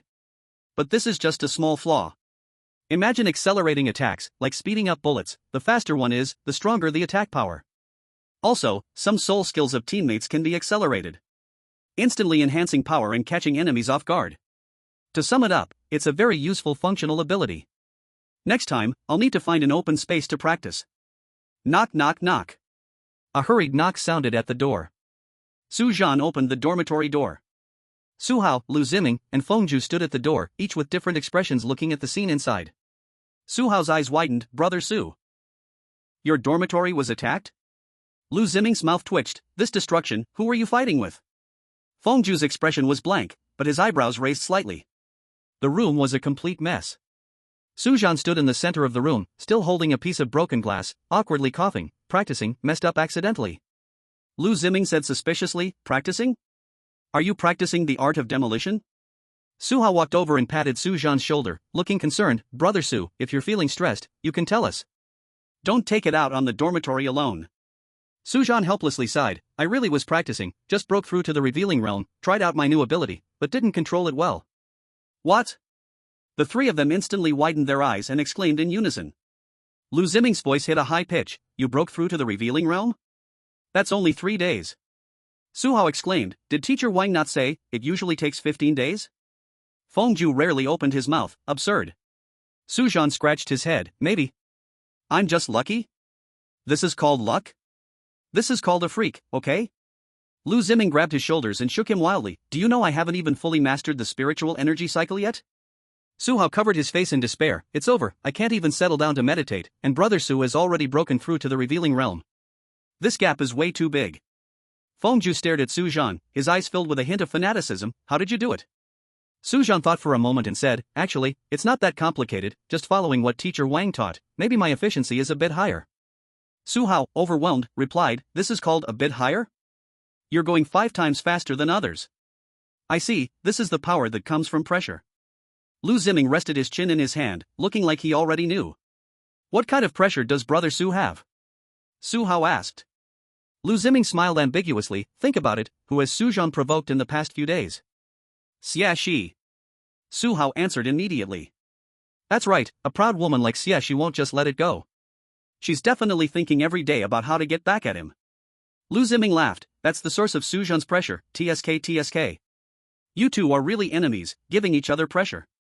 But it's good, you need some pressure to have motivation. Sujin frowned, his tone unkind. If you spread rumors again, I will throw you out. Hey, I was wrong. Lu Ziming immediately softened. I won't say anymore, but let me just say one last thing. I'm a seasoned player in the love game, so if you have any problems, don't hesitate to ask. Bang! The door was slammed shut violently. Only Lu Ziming was left outside, looking confused. Lu Ziming. Su Zhan continued, alright, stop asking. Help me clean up the room first, or I really won't have a place to sleep tonight. Su Hao awkwardly glanced at the door and quickly nodded. Brother Su, let me know in advance next time you practice so I can stay away. Fengju gave Su Zhan a thumbs up, seemingly very satisfied with Su Zhan's actions. Then he silently bent down to pick up the glass. Su Zhan smiled helplessly. Alright, I will definitely let you know next time. So, the 3 of them chatted while cleaning up the mess. Chapter 34, The Exchange Meeting. The next day. In the afternoon's theory class on cultivation. Cultivation is not something that can be achieved overnight, especially for beginners just getting in touch with spiritual energy circulation. Wang Mingyuan pushed his gold-rimmed glasses, his gaze sweeping over the new students in the classroom. Based on past experience, you will need at least 10 to 15 days to initially master spiritual energy and break through to the revealing realm. Wang Mingyuan paused, his gaze falling on Su Zhan in the middle of the classroom, casually asking, Su Zhan, how's your cultivation progress? Su Zhan had been looking down at his notes. Hearing this, he raised his head and calmly said, I just reached the revealing realm yesterday. The entire classroom fell silent instantly. Xia Shi, who had been lazily leaning back in her seat, suddenly sat up straight, her pupils constricting. Other new students turned their heads in unison, their gazes all focused on Su Zhan. Silence. Then. What the hell? What the ghost? 3 days? This can't be real. How could it be so fast? The classroom instantly lost its calm. Some people were so shocked that they even stood up. Some rubbed their ears, doubting their hearing. Wang Mingyuan froze for 2 seconds, then pushed his glasses. Can you say that again? Su Zhan repeated, I have already broken through to the exposure realm. Wang Mingyuan fell silent for a moment, then asked, how did you do it? Su Zhan thought for a bit, I just did it the way you taught. Xia Shi stayed silent, but her beautiful eyes were full of strong fighting spirit. Wang Mingyuan took a deep breath. Very good, it seems we have an extraordinary student in our class. His gaze swept across the other freshmen, and his tone regained stability. However, you don't need to be too anxious. Everyone's cultivation rhythm is different. Su Zhan's situation is quite rare. Immediately, there were complaints all around. This is called rare? This is called a freak, okay? Is this the worth of an SSS-ranked Fate Soul? In previous years, there weren't any SSS Fate Souls at Juke Academy. Why is it so freakish now? Wang Mingyuan tapped the podium. Alright, quiet down. The discussions in the classroom gradually subsided. But everyone's gaze still occasionally darted towards Su Zhan. The eyes were complex: shock, envy, jealousy, unwillingness, awe. Teacher Wang, may I ask, among the new students at Juke Academy in previous years, how many days did it take for the fastest to reach the exposure realm after starting cultivation? Someone asked. This question immediately attracted everyone's attention. Even though they hadn't reached that strength, it didn't stop them from being curious about this matter.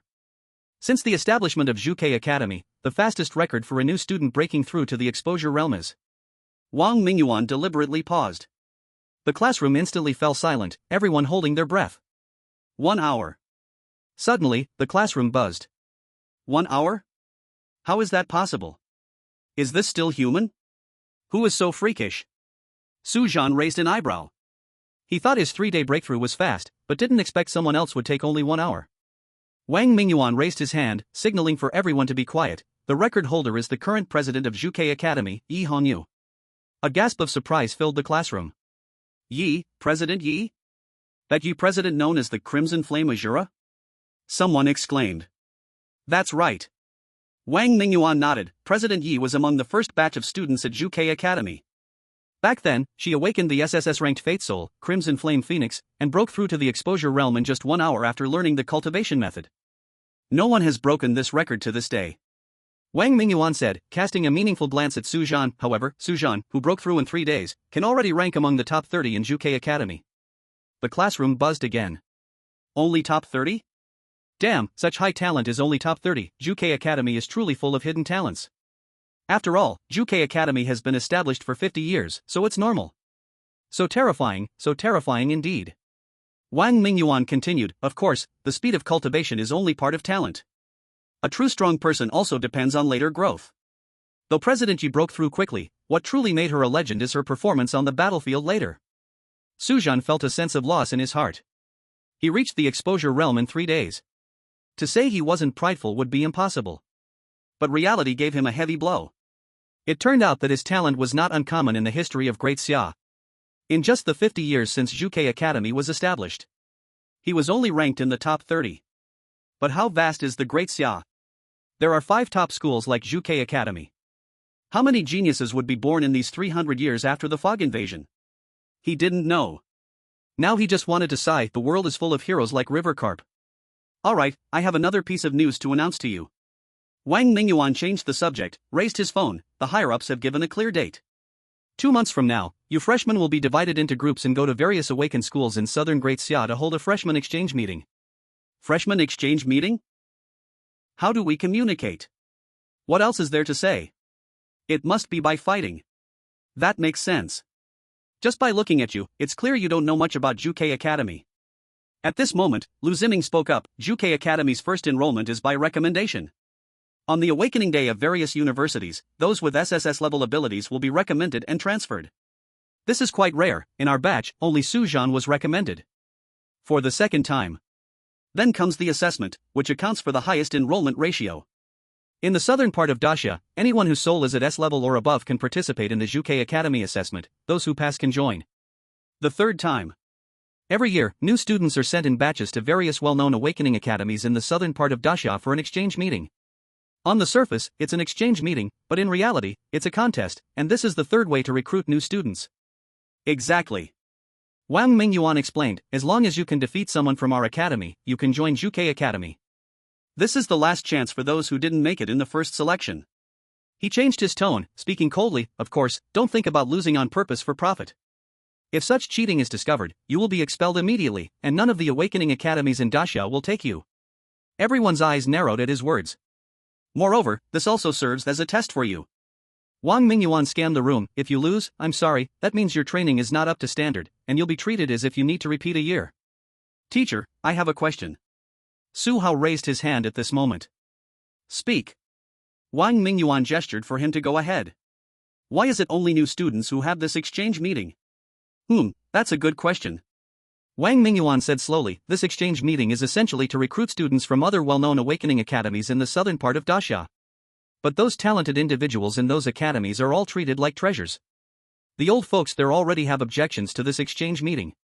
If it's delayed any longer, those students will develop feelings for their schools, and by that time, recruiting will no longer be as easy as it is now. Hearing this, Su Zhan's eyes narrowed. Exchange meeting, huh? It could be interesting to see what level the awakeners outside are at. Chapter 35, Team Rules. Time passed quickly. In the blink of an eye, 2 months had gone by. During these 2 months, new students at Zhuke Academy gradually broke through to the exposure realm. The atmosphere in the new student area shifted from initial tension and anxiety to one filled with competition. Su Hao made his breakthrough on the 12th day. While not top-notch, he had a solid foundation. Lu Ziming relied on family resources to break through on the 10th day and proudly treated the whole dormitory to a big meal. Feng Zhu, unexpectedly, broke through on the 9th day, saying not a word throughout, only wiping his sweat silently after the breakthrough and continuing to practice. Xie Shi broke through on the 6th day, setting the fastest record among the girls this year. But there was not much joy on her face. Because that person's shadow lingered, never fading. As for Su Zhan, as the first new student to break through, he only took 3 days, and his name had already spread throughout JK Academy. The monster with an SSS-level soul. This was what the younger students privately called him. Su Zhan's financial backer. This became the favorite topic of discussion among everyone. Because during these 2 months, Xiaxi challenged Su Zhan twice. Both times ended in failure. While another 600,000 wasted. As for Su Zhan, he himself was indifferent to these discussions. Most of his time was spent in class. Cultivation theory class. Real combat class.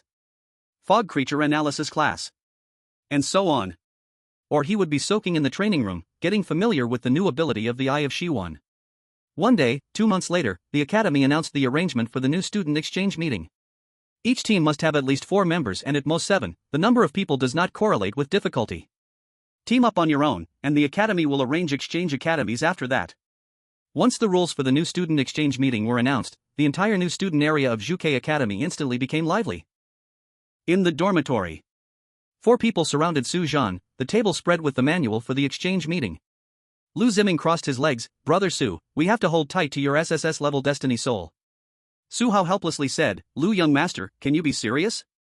This exchange meeting is the school's assessment of us, failing the assessment means repeating a year. But the rules are just right, 4 to 7 people per team? Then we are just 4. Su Zhan spoke, the academy specifically stated that difficulty is unrelated to the number of people, so even if we are few, we won't suffer. What's the rush? We can totally pull in a few girls. Lu Ziming revealed his signature sly smile. I know some healing types, a few good girls, decent strength, and importantly, easy on the eyes. No. Fengju didn't even raise his head, speaking succinctly. Su Zhan also shook his head. We are going to compete, not to socialize. TCH, you all only think about cultivation. Lu Ziming curled his lips. What's wrong with bringing a couple of pretty girls? They can fight and look good, how nice. Su Zhan raised an eyebrow, smiling at Lu Ziming. Lu young master talks about girls every day, don't you have a girlfriend? Sigh, it's so boring, I just want to enjoy the view, you people don't understand. Lu Ziming waved his hand, looking profound. Feelings are about fate, about feelings, about loving every girl you see? Wrong. Lu Ziming raised a finger and shook it. This is called an appreciation of beauty, just like appreciating artwork, understand? Fengju said lightly, just fickle. Hey. Lu Ziming, unconvinced, widened his eyes. This is called being broad-minded. Besides, do you know why I still don't have a girlfriend? The 3 turned to look at him in unison. Because Lu Ziming suddenly became serious. Cultivation is the true path. Women will only affect my sword drawing speed. The 3. I think the rules of JK Academy are too strict. Su Zhan pointed out, if young Master Lu gets expelled for this, it wouldn't be worth it. So young Master Lu can only mess with girls outside the academy. Su Hao agreed. Lu Ziming's face instantly turned red, his mouth opened but nothing came out. At this moment, the dormitory door was knocked. Excuse me, does your team need more people? A gentle female voice came from outside the door. Lu Ziming jumped up from his chair, fixing his hairstyle in an instant. Showing a smile he thought was charming, he opened the door and said, yes. Of course we need. Beautiful lady, please come in. The door opened. Xiaxi stood at the door with a cold face. Lu Ziming's smile froze on his face. Sister, this is a boys' dormitory, and it's so late, how did you get in? Lu Ziming instantly changed his attitude. Su Zhan was taken aback by how quickly he changed his expression. Wang Mingyuan had told him that Xiaxi's background was not bad. Her parents were known in their circle. Plus 300,000 is like nothing, easily gambled away. No, it should be 900,000, since Xiaxi had lost to him twice in the last 2 months. Their circle, that's certainly not as simple as, not bad. No wonder Lu Ziming didn't dare to provoke her. After all, having rich parents and having powerful awakened ones are completely different concepts. Young Master Lu really knows how to read the situation. I told the dorm manager that I was looking for someone. Xiaxi said lightly. Su Zhan's mouth twitched slightly. Good heavens. He could already imagine the dorm manager's experienced gaze at Xiaxi. The defense system of the boys' dormitory is so weak? Xiaxi didn't waste words, her gaze directly locked on Su Zhan. I want to join your team. The 4 were simultaneously stunned. Su Zhan was the first to react. Why? Do you have no teammates? Don't mention it, those in the dorm are all useless. Xiaxi snorted coldly, counting with her slender fingers, the support type 1. Preparing a healing spell takes half a day. The long-distance output is okay, but it's always tiring. What's hardest to endure is that aggressive one, she fears pain. She took a deep breath to calm her emotions. In any case, I don't like carrying dead weight. As she spoke, she pulled out a card from the secret compartment of her tactical belt, spinning it on her fingers. 100,000 dasha coins, is that enough sincerity? Su Zhan frowned. It's not about the money. He could hear that Xiexi's complaints about her teammates definitely had some exaggeration. After all, a genius who passed the Zhuke Academy assessment couldn't be this useless. 200,000. Xiexi directly raised the price, or you can make an offer. Oh, Xia classmate is so generous? Lu Ziming rubbed his hands and leaned closer. How about considering me? I'm easy to talk to. Xiexi didn't even give him a glance. Are you worth that price? Lu Ziming was choked and stared wide-eyed. Put it away. Su Zhan said in a deep voice, teamwork isn't a business transaction, I need to discuss with my teammates. That was the truth. He needed the money, but there must be a bottom line. The betting stakes must be earned fairly and squarely. But this nature was different. Putting money in would mean taking a shortcut. Even if Xiexi's strength was enough, accepting money would change everything at once. Besides, the team wasn't just his alone. If money is to be given, it must be given together. But he thought the others probably wouldn't accept it. So in summary, money could not be accepted, nor could it be taken. Chapter 36. He has reasons not to lose. Discuss what? You all know my strength. Xiexi narrowed her eyes. Or are you afraid that bringing me along will make you lose? Provocation doesn't work on me. Su Zhan turned to look at the other three. What do you think? Lu Ziming immediately raised his hand. I agree.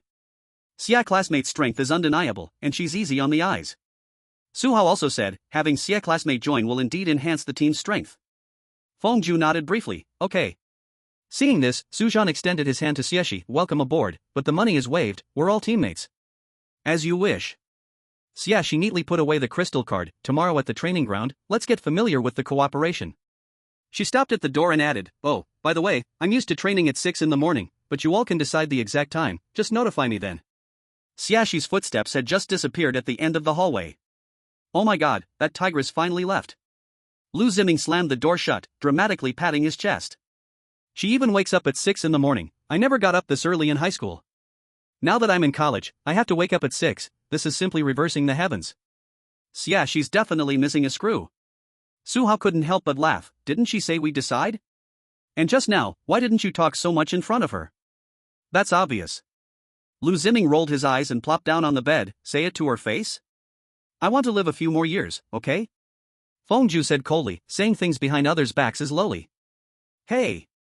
Lu Ziming sat up straight defiantly. Your poker face is wrong about this. Some things just can't be said to one's face, so they must be said behind their backs. Isn't that reasonable? Your twisted logic is quite something. Su Zhan chuckled silently. That's the point. Lu Ziming shook his head smugly, but suddenly deflated. But seriously, you guys don't know, Xiexi is really someone you can't mess with. Su Hao became interested. Oh, our fearless Lu is also scared sometimes? Lu Ziming rarely didn't retort this time. Instead, he sighed. Do you know what kind of background Xiexi has? The three fell silent upon hearing this. Lu Ziming lowered his voice. Her parents are all awakeners at the level of deputy principal of Zhuke Academy. And it's said that her family has close ties with the military. My dad has reminded me countless times to never provoke her.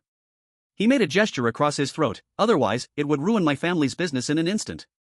Su Zhan listened carefully. Indeed, it was just as he had imagined. Only, with this background. He also won 900,000 from Xiexi, didn't he? This girl won't hold a grudge, right? Anyway, he has no worries now. Take one step at a time. Fengju rarely interjected, so that's why you. Right. Lu Ziming shrugged. First, the background can't compete, and second, the strength can't compete. Then I can only be humble.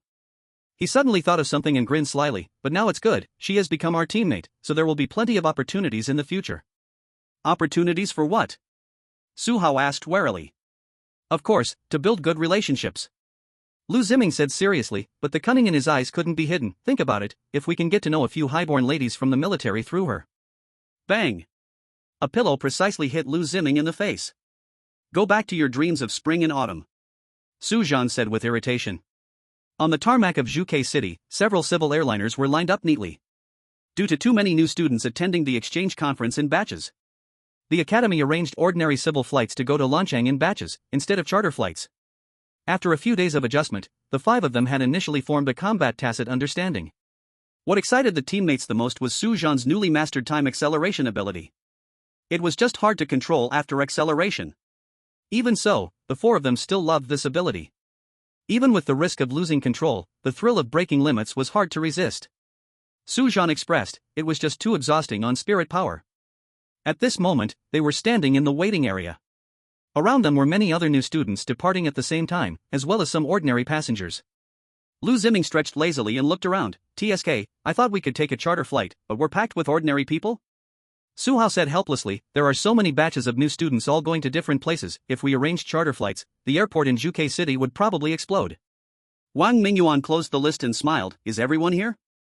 Let's board the plane, Lanchang is not far, just 2 hours away.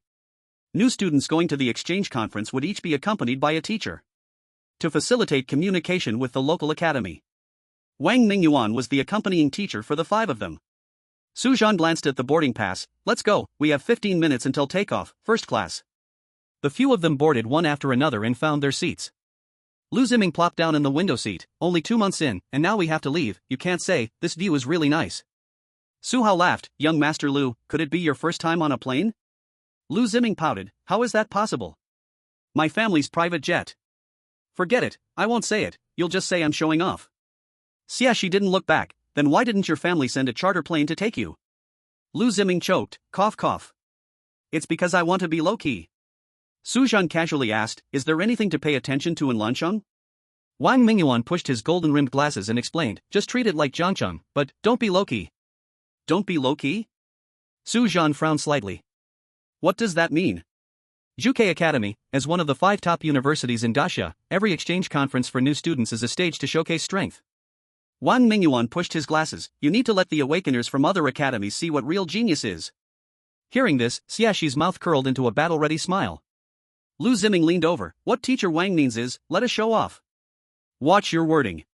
Wang Mingyuan cleared his throat, this is called showcasing the academy's style. He looked around at the five of them and continued, remember, your performance directly affects Juke Academy's reputation in the outside world. Let the other awakeners witness the strength of top geniuses, then they will have respect for Juke Academy. Only then can the academy attract more outstanding talents. Su Zhan thoughtfully responded. Exactly. Wang Mingyuan nodded with satisfaction, so this exchange conference, not only do we need to win, but we need to win beautifully. But what if all the Juke Academy people win? What about recruitment? Su Hao asked worriedly. To win, there must be a loss. Wang Mingyuan explained, every class of Juke Academy will have losses, but not many, so it won't affect the reputation much. As he spoke, his gaze fell on Su Zhan, but you are different, Su Zhan, you are the only SSS Fate soul in the southern part of Daxia this year. You are also the first freshman to break through the surface realm this time. Many people are watching you. If you lose, regardless of whether it's an individual match or a team match, Juke Academy will lose face greatly. What use is it to have an SSS Fate soul? Juke Academy cannot teach you, it misleads young minds, these kinds of comments will come out. I understand. Su Zhan nodded seriously. This time, he had reasons not to lose. Chapter 37, Damn Classic Plot Setting. At this moment, the captain's slightly emotional voice came over the cabin broadcast, good morning, passengers. I am the Captain Lin Guodong of this flight. It is a privilege to serve you on my last flight before retirement. The passengers in the cabin were immediately drawn in by this voice. I have been flying through the blue sky for a full 38 years, and today finally comes to an end. The captain's voice carried a sense of nostalgia. I remember shaking when I flew solo for the first time, and now, these hands can find each instrument panel with my eyes closed. Lu Ziming muttered softly, this old man is quite sentimental. Su Hao smiled, this is the captain's final flight before retirement, it's a fateful connection for us too. Only Su Zhan frowned slightly. He felt that something was not quite right. Lastly, allow me, this old pilot, to share a few heartfelt words. The captain's tone became serious, life is like a flight, with clear skies and heavy storms, but please remember, as long as the direction is right, you will definitely reach your destination. This flight is expected to take 2 hours and 15 minutes. I wish you all a pleasant journey and hope we can arrive safely and timely at each of our next life stops. The broadcast ended, and the cabin filled with applause again. Many passengers showed knowing smiles. Lu Ziming rarely settled down, gazed thoughtfully out the window. Su Hao sighed softly, I didn't expect to hear such heartfelt words from the captain on a plane. But Su Zhan felt no emotion. The captain's words somehow felt ominous. The last flight. That's not a good omen. In the first-class cabin where Su Zhan and the others were. Hey. Mom, yes, it's been 3 years, I'm coming home today. A passenger was on the phone. Hey, I can't talk, I'll tell you when I get back, the plane is about to take off, I need to switch to flight mode. Su Zhan frowned slightly, the inexplicable feeling of unease growing stronger. To the left behind him, a young couple held hands, the girl leaned on the boy's shoulder and softly said, when we go back this time, let's get married. The boy smiled and nodded, squeezing the girl's hand tightly. As the engine's roar gradually stabilized, the plane carried everyone toward Lan City. Su Zhan's frown deepened. The captain's farewell speech. The wanderer returning home after 3 years. The lovers deciding for life. These scenes felt like those inevitable clichés in films. He could even imagine the next developments. First a slight bump, then the oxygen masks falling, finally. No way? Su Zhan could only silently pray in his heart. Pray that all this was just an illusion. How could it be so coincidental? Xiaxi turned to look at him. What's wrong with you? Nothing. Su Zhan waved his hand, signaling he was fine. Xiaxi's gaze lingered on Su Zhan's face for a few seconds, clearly not believing his words. But before she could ask more, Lu Ziming came over, grinning widely with a playful look as he threw an arm around Su Zhan's shoulder. Hey, are you feeling airsick, brother Su? Do you want me to teach you some tips to prevent airsickness? Su Zhan gave him a faint glance. I'm fine, and if I had any issues, I wouldn't hide it. Su Hao shook his head helplessly, just about to ease the situation. The plane suddenly shook violently. Baggage from the overhead compartments fell in chaos. Screams instantly filled the entire cabin. The whole cabin tilted sharply, and Lu Ziming, who wasn't wearing a seatbelt, fell directly into the aisle. What the hell? What's happening?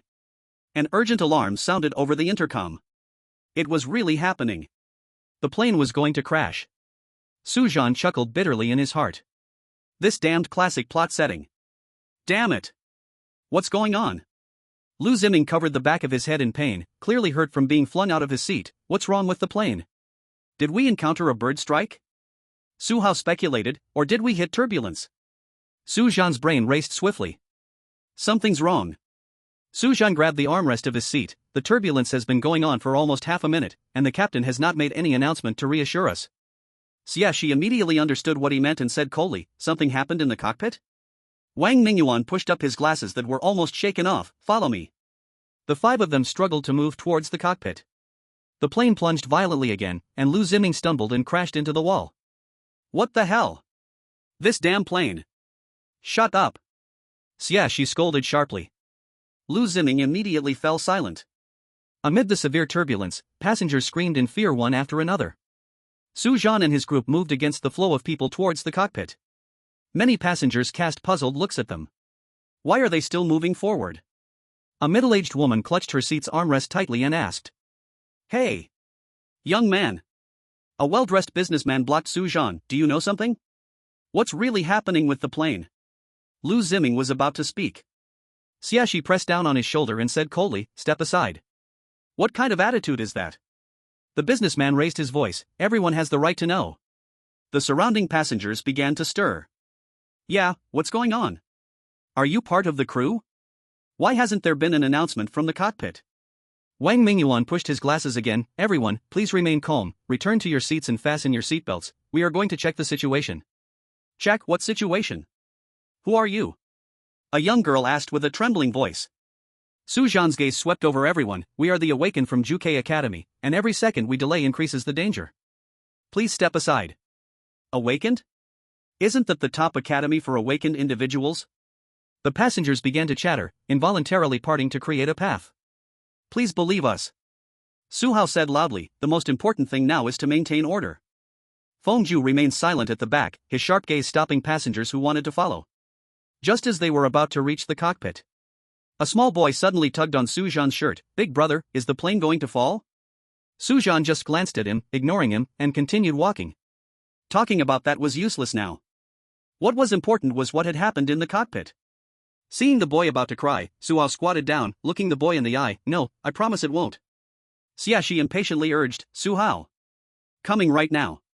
Su Hao ruffled the boy's hair, and when he stood up, his eyes were filled with determination. Let's go, it's time to save this plane.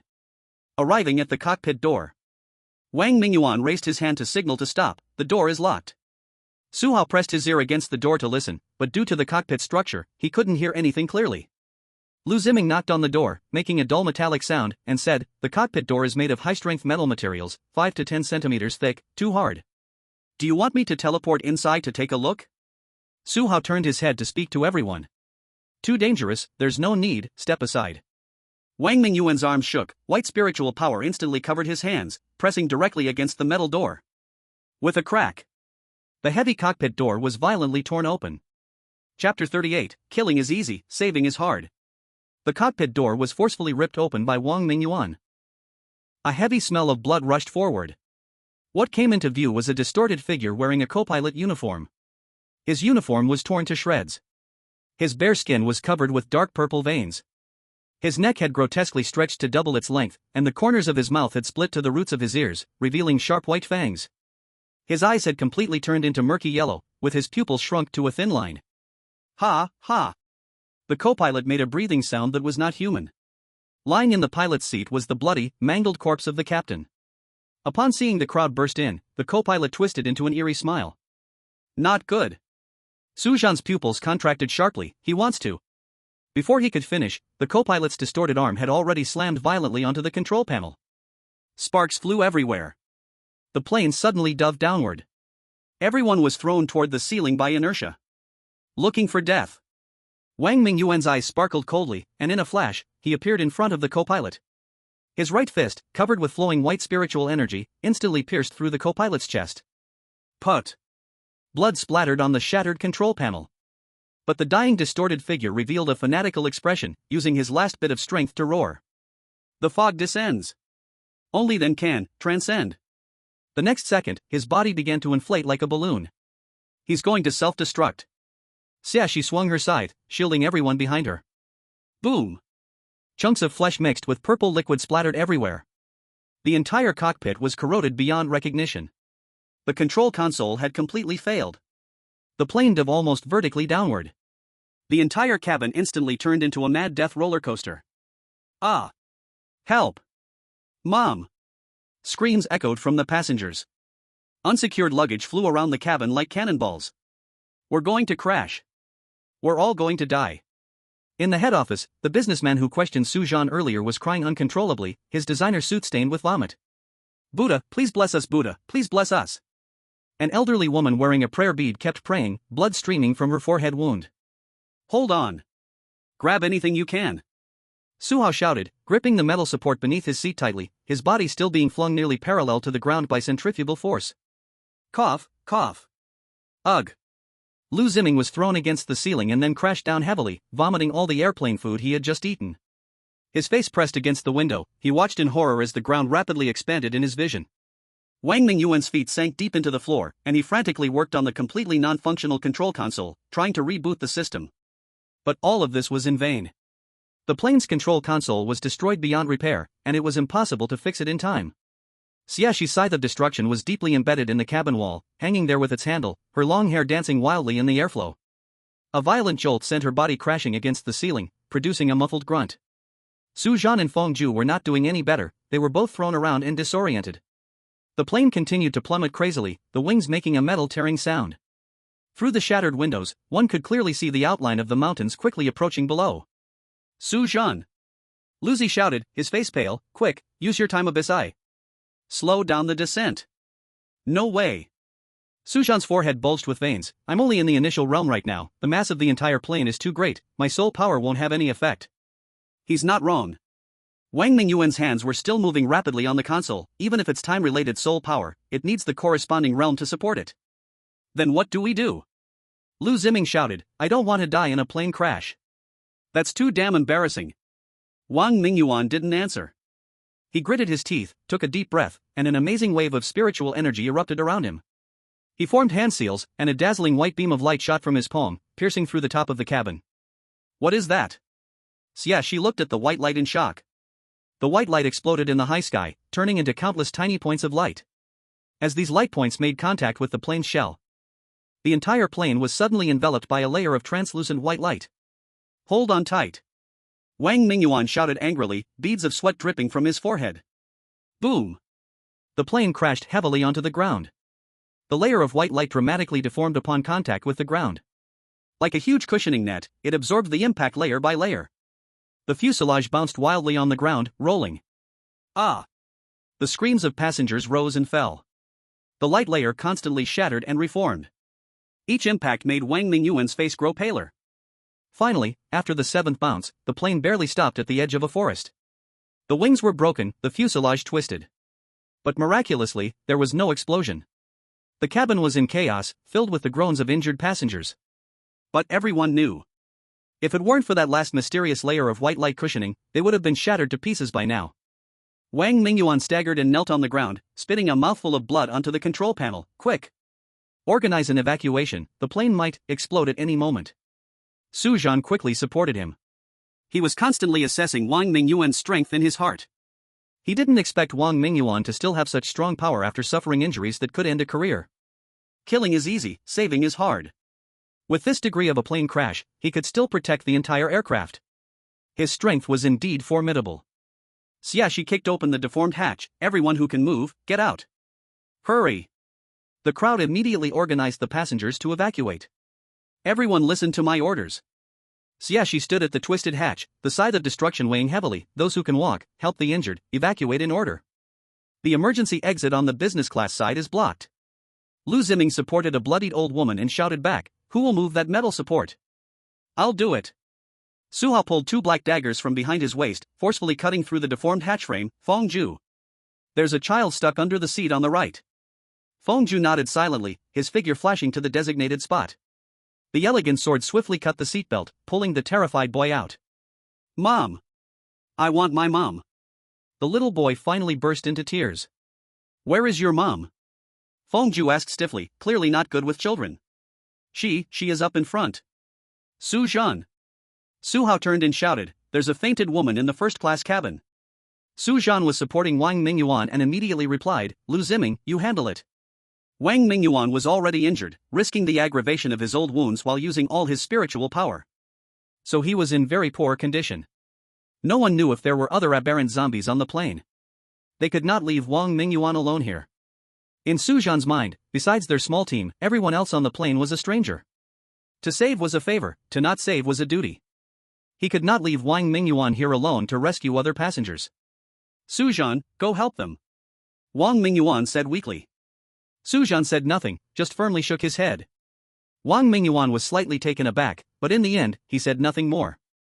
Chapter 39, Alive to see people, dead to see corpses. "Is it me again?" Lu Ziming had just sent the old woman out of the cabin, and upon hearing this, he cried out in despair, but still ran quickly, "Madam? Can you hear me?" The female passenger showed no response, a gruesome wound on her forehead. Lu Ziming gritted his teeth and picked her up. "Move faster." Xiaxi urged at the hatch, "The smell of fuel leaking is getting stronger." "Su Hao, there's a pregnant woman stuck on the right side of first class." "Understood."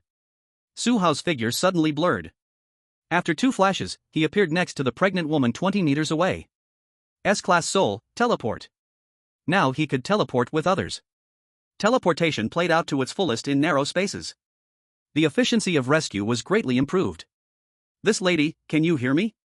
Feng Ju was patting the face of an elderly person, but he showed no response. "There are too many unconscious people." Lu Ziming ran over with a bloodied little girl on his back. "This damn plane is spinning like a washing machine." Not only did he not faint, but he also bumped his head. Su Zhan supported the weak Wang Mingyuan against the cabin wall, and upon hearing this, he immediately shouted, "Slap him. Slap him hard." "Ha?" Lu Ziming's eyes widened, "Isn't that a bit too much? If you want to live, just do it." Su Zhan said sternly, "A person in a coma can't escape by themselves." Xiaxi, without another word, raised her hand and slapped the unconscious passenger beside her. The man suddenly woke up coughing, confusedly touching his face. Did I lose a tooth?" "It worked," Feng Ju said as he had already slapped awake an old man. Soon, the cabin echoed with a series of slapping sounds.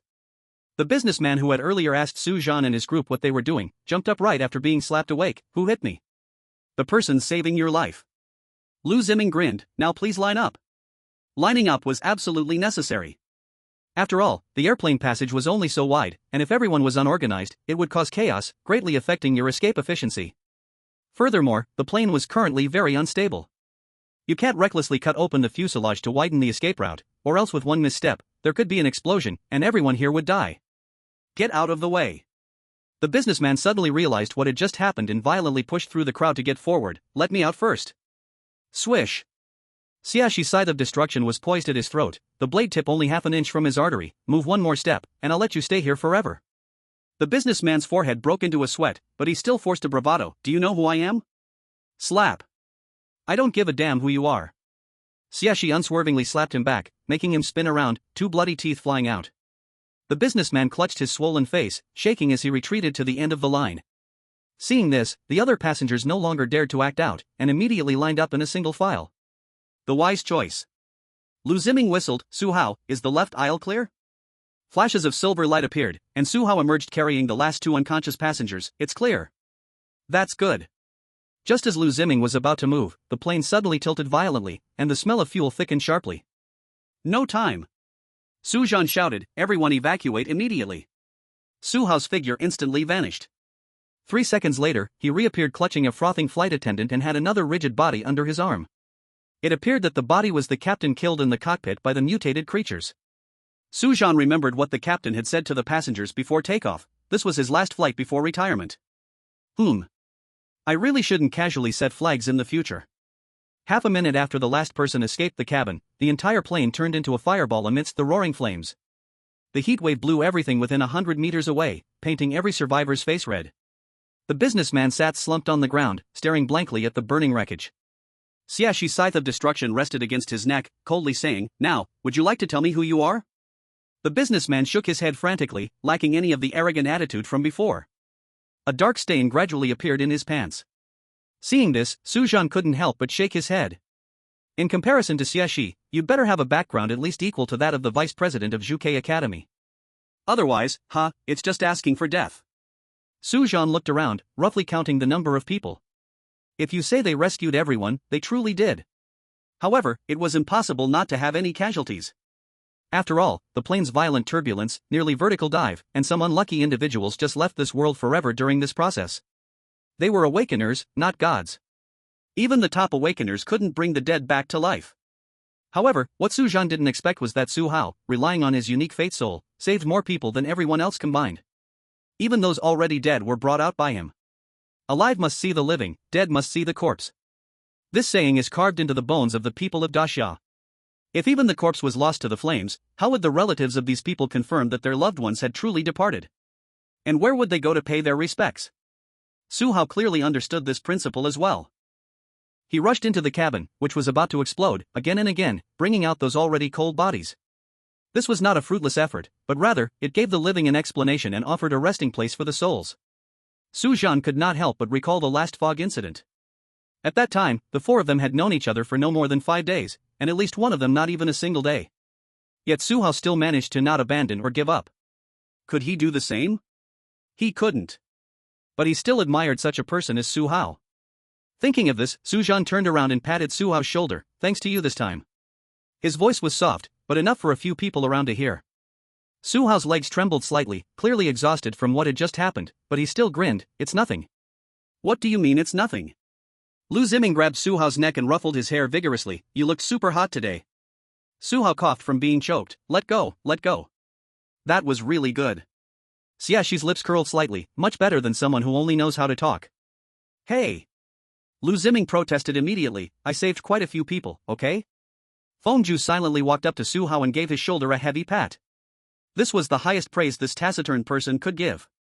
Wang Mingyuan leaned weakly against the tree trunk, nodding with appreciation. Su Hao, you did great.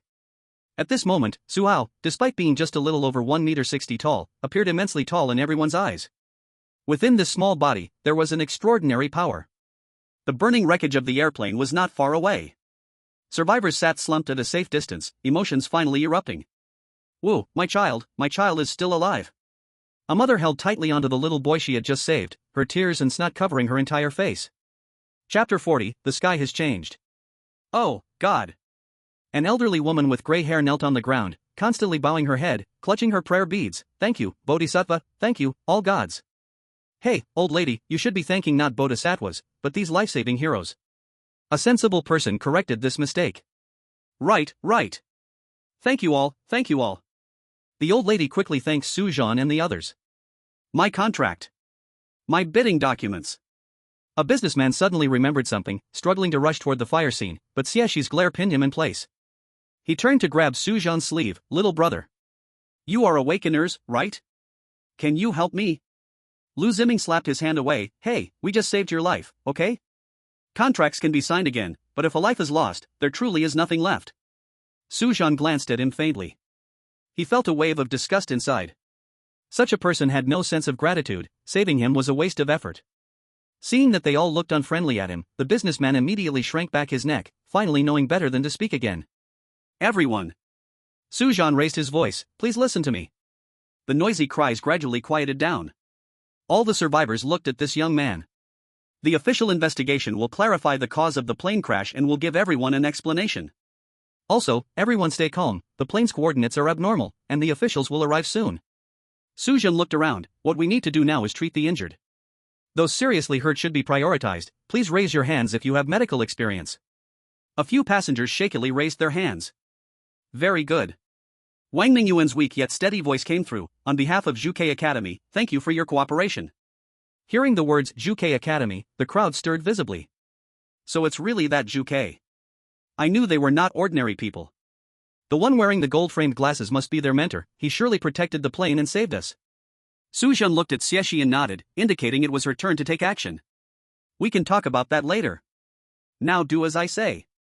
Xiexi annoyingly stomped her foot. Injured persons are divided into two groups. Seriously injured to the left. The lightly wounded go to the right. Those with medical experience should prioritize the treatment of the seriously injured. With her command, the chaotic crowd began to move in an orderly manner. Hey! Lu Ziming elbowed Su Zhan, lowering his voice, look over there. Not far away. Fengju was kneeling on one knee, using bandages to secure a little girl's fractured arm. His movements were stiff but exceptionally gentle, a stark contrast to his usual cold and hard demeanor. TSK, I didn't expect the stoic face to have this side. Lu Ziming clicked his tongue in surprise. As the rescue unfolded, the injured stabilized their conditions, just waiting for official help to arrive. Then, a sudden ringtone filled the air. Beep beep. Wang Mingyuan pulled out a special communication device from his pocket and pressed the answer key. Hello? Su Zhan and the others formed a protective circle, giving Wang Mingyuan space to talk. 5 students, no casualties.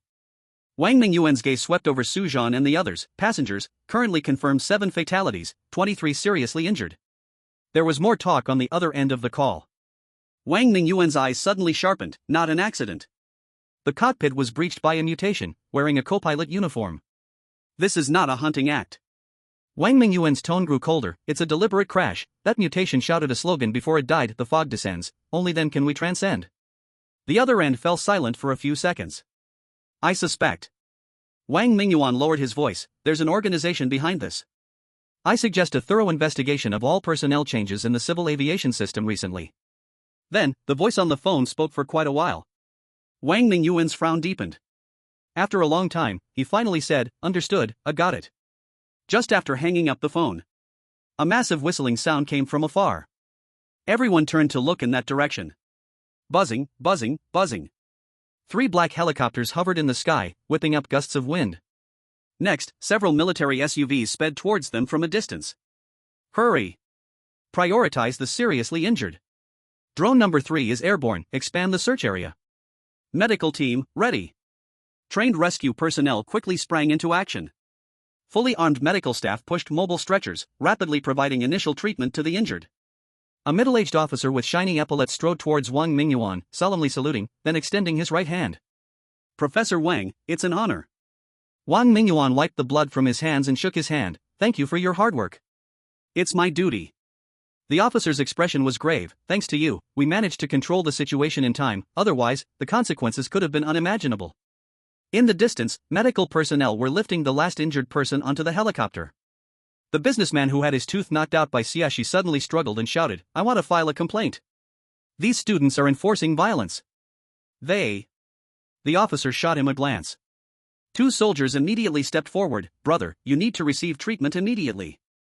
Without further ado, they hoisted him onto the ambulance. Sorry for the trouble. The officer turned to Wang Mingyuan. We have arranged for a military transport aircraft, ready to send you all to your destination at any time. Thank you, but before that, Wang Mingyuan slightly nodded, looking at the burning wreckage of the plane. On-site investigation. Don't worry. The officer immediately understood. Our team has already begun collecting samples. All data will be shared with UK Academy at the first opportunity. Xia, she suddenly interjected, what about the body of that mutation? Miss Xia, all our data will be shared with UK Academy at the first opportunity. The officer clearly recognized Xia and patiently repeated himself. Then he made a gesture inviting them. The transport aircraft is ready, this way please. Under the escort of soldiers, everyone boarded the military transport aircraft. With the roar of the engine, they flew towards Lan City. Inside the cabin of the military transport aircraft, Wang Mingyuan drank the pale golden potion provided by the military, and his pale face slowly regained color. Su Zhan and the others looked at him with puzzled faces, their eyes filled with anticipation, clearly wanting to know the aftermath of this incident. Wang Mingyuan naturally noticed. He raised his hand and waved, a white spiritual barrier enveloping everyone, isolated from all external sounds. According to the latest news from the Academy's intelligence team, this plane crash was caused by an organization that calls itself the Transcendence Cult. And it's not just us, many places in the Great Xia have encountered similar terror attacks, and their targets are gifted awakeners like you. Su Zhan furrowed his brows tightly. The existence of an organized distortion is one thing, but that distortion was ready to die. When did they have such awareness? The previous planned distortion hunt at the villa was definitely orchestrated by some organization. But that was for hunting, for survival, for becoming stronger. But the distortion on that airplane was different. He revealed his true face and didn't hesitate to sacrifice himself, not for hunting, not for getting stronger. Just to make sure everyone on that plane dies. Just to strangle gifted awakeners in their cradles.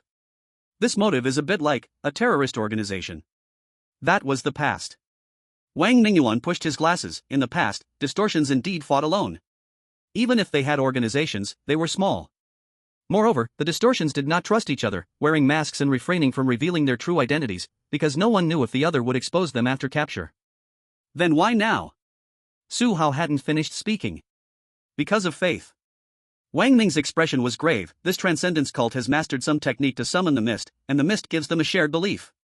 Lu Ziming interjected, so the co-pilot shouted before dying, the mist descends to achieve transcendence.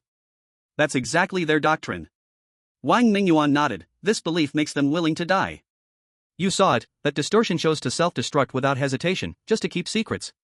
By the way, the self-destruct skill is also exclusive to their organization. They will not fear death. If captured, they would self-destruct at the last moment. The self-destruct doesn't cause much damage, what's important is that it keeps secrets. Su Hao gasped, so, does that mean, the distortions we face in the future might not fear death like fanatics? The cabin fell silent. This realization was more terrifying than any enemy. When a group of powerful monsters begin to fearlessly embrace death, even yearning to sacrifice themselves for faith, what kind of disaster will that bring? Outside, the sunset's afterglow dyed the sea of clouds red. Wang Mingyuan removed the soundproof cover, his voice soft as if he were talking to himself. A change is coming. Chapter 41, all the same. Indeed, a change is coming. Su Zhan furrowed his brows, secretly calculating in his mind. Distortions, those monsters hiding in human society, even with power, always lived like rats in the gutter.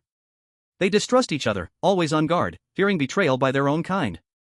Because of this, Great Xia was able to maintain superficial peace at a relatively small cost. But now, he recalled the distortion that shouted slogans before self-destructing. When monsters begin to have faith. When beasts learn to unite. When scattered sand consolidates into an iron plate. The situation is about to change.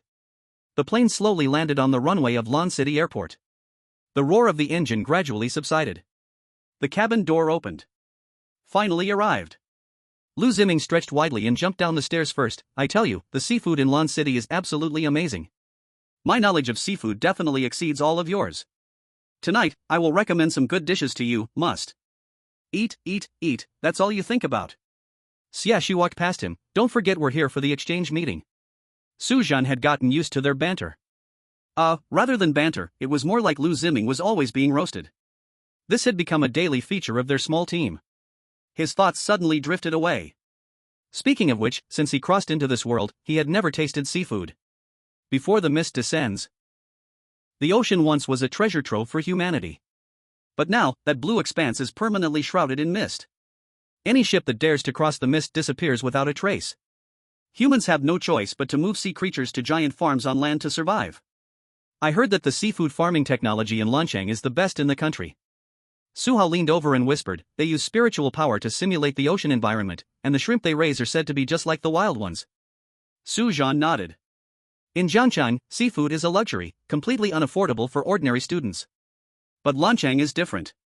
The entire city feels like a gigantic seafood factory. The farms everywhere make seafood prices much more affordable. Fengju silently looked around, his eyes vigilant. Everyone followed his gaze, and on the outskirts of the airport, a few people were gathered holding welcome banners. There were both students in uniforms and ordinary citizens, clearly there just for the excitement. Looks like we are quite popular. Lu Ziming proudly adjusted his collar, throwing a flirty glance at the crowd, causing a few girls to scream. Wang Mingyuan coughed lightly, mind your image, remember, you represent Zhuke Academy. Su Zhan walked at the back, his gaze sweeping through the crowd. A few figures hiding in the corners caught his attention. Those people were not excited like everyone else, instead, they were secretly observing something. But when he tried to take a closer look, those people became excited, blending in with the crowd. What's wrong? Su Zhan noticed his odd behavior. Nothing. Su Zhan withdrew his gaze, putting on a relaxed expression, just thinking about the exchange meeting. He felt a bit mentally strained. Wang Mingyuan had said that the targets for the Transcendence cult's warped species were mostly gifted awakeners. And he, possessing an SSS Fate Soul, had only reached the initial stage, completely not grown. Strong enough to attract enemies' attention, yet weak enough to be defenseless. People like him must be the key targets of the Transcendence cult. Lu Ziming wrapped his arms around the two's shoulders, don't worry. With me around, I guarantee other academies will see what a real genius looks like. Everyone chatted and laughed as they walked out of the airport, temporarily putting behind the terrifying moment on the plane and the dangerous Transcendence cult. Teacher Wang, why didn't I see anyone come to welcome us? Where's the show for Zhuke Academy? Lu Ziming stretched his neck to look. He saw only a few onlookers standing outside the airport, and there wasn't even a welcome banner.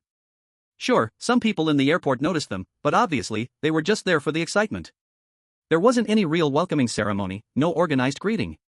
Wang Mingyuan pushed up his glasses, do you think other academies have a show? The 5 top awakening academies of the Daxia are all the same. What do you mean they are all the same? Lu Ziming looked confused. Wang Mingyuan stopped walking, what do you think we are here for? To participate in the exchange meeting? What else? Lu Ziming had a blank expression. There is also the intention of recruitment. Xie chimed in, this is our last recruitment for Zhuke Academy this year. Exactly. Wang Mingyuan nodded in approval, think about it, if we can steal their precious students from those old folks, don't even mention a welcoming, it would be nice if they don't kick you out of Lanchang. Lu Ziming's eyes widened, is it that exaggerated? Young Master Lu, where were you during class? Su Zhan raised his eyelids, this has already been mentioned by Teacher Wang in class. Ha ha ha. I've had too much going on lately, forgot. Lu Ziming scratched his head to hide his embarrassment. Without him saying, it was obvious. He must have been daydreaming in class. Wang Mingyuan shook his head helplessly, looking at the sky, said, let's find a place to stay first, we will go to the Awakening Academy in Lanchang tomorrow. All expenses for this event will be reimbursed by the Assistant Academy, as long as the spending is not too outrageous. Su Zhan was taken aback upon hearing this. Wang Mingyuan seemed to be saying, the public money can be spent freely, as long as it's not too excessive. I just happened to meet his preferences. Spending public money is the most enjoyable, with no burden at all. Is there anything to find? Lu Ziming snapped his fingers casually, Lanhai Grand Hotel, my family's property, has been arranged long ago. Wang Mingyuan raised an eyebrow, your family's? Lu Ziming proudly adjusted his collar, a nationwide chain, all personally designed by my dad, totally deserving of our Zhuke Academy status. Xie let out a cold snort, showing off. Lu Ziming was unfazed, instead smiling and saying, classmate Xie, if you think it's not good enough, I can arrange something more upscale. Young Master Lu, if your family has a business in Lanhai, why not arrange someone to support you? Su Hao asked at this moment. Lu Ziming sighed, I thought Lanhai would send someone to pick us up, didn't expect this. Wang Mingyuan waved his hand, alright, let's go to the Grand Hotel. 15 minutes later, everyone arrived at Lanhai Grand Hotel. The hotel lobby was resplendently magnificent. A huge crystal chandelier hung down. The floor was covered with a deep blue carpet, with wave patterns faintly visible. As soon as they entered the door, a middle-aged man in a tailored suit immediately came forward, with 2 rows of attendants bowing respectfully behind him. Young Master Lu, welcome back. Lu Ziming casually nodded, are the rooms ready? Of course. The manager's face was full of smiles, the chairman specifically instructed us that if you bring friends, we must arrange the best suites. Saying this, he handed over 6 black gold room cards, top floor sea view suites, 6 rooms, all facing the breeding grounds, excellent view. Lu Ziming took the room cards and casually handed one to Wang Mingyuan. Teacher, you stay in the middle room, it has the best view, we can pick any of the others. Wang Mingyuan didn't refuse, lightly nodding, very thoughtful. Chapter 42. Eating is just eating. After dropping off their luggage, Lu Ziming directly took everyone to the restaurant on the top floor. Pushing open the door of the private room, everyone couldn't help but be slightly stunned. The private room had a typical ancient daxia style. Redwood tables and chairs, carved folding screens. On the wall hung ink paintings by famous artists, depicting scenes of deep-sea fish swimming. In the center was a large round table that could accommodate more than 10 people, already filled with various seafood. Chilled oysters, steamed king crab, grilled Australian lobster, tuna belly sashimi, truffle abalone. Lu Ziming scanned the table with satisfaction and said to the manager, "Not bad, barely enough to eat." The manager immediately smiled apologetically. "If young master feels it's not enough, the kitchen has just received blue lobsters, they can be prepared fresh." Lu Ziming waved his hand. "Let's eat first, we'll say if it's not enough." Everyone sat down. The manager clapped his hands, and the side door of the private room opened, with more than 10 young women dressed in ancient-style long skirts gracefully walking in. Holding hand fans, they lightly moved like lotus steps, even planning to perform a classical dance. However, their clothing was thin and slightly revealing, drawing everyone's attention to this. Everyone. Lu Ziming had just taken a sip of tea and almost spat it out. "Wait. Who arranged this?" The manager was taken aback. "Young Master Lu, this isn't what you..." Lu Ziming immediately put on a serious face. "When did I say I wanted this?" The manager broke out in a sweat on his forehead, quickly apologizing. Sorry, I misunderstood." Xiaxi let out a cold laugh. "Young Master Lu, your preferences are indeed well known."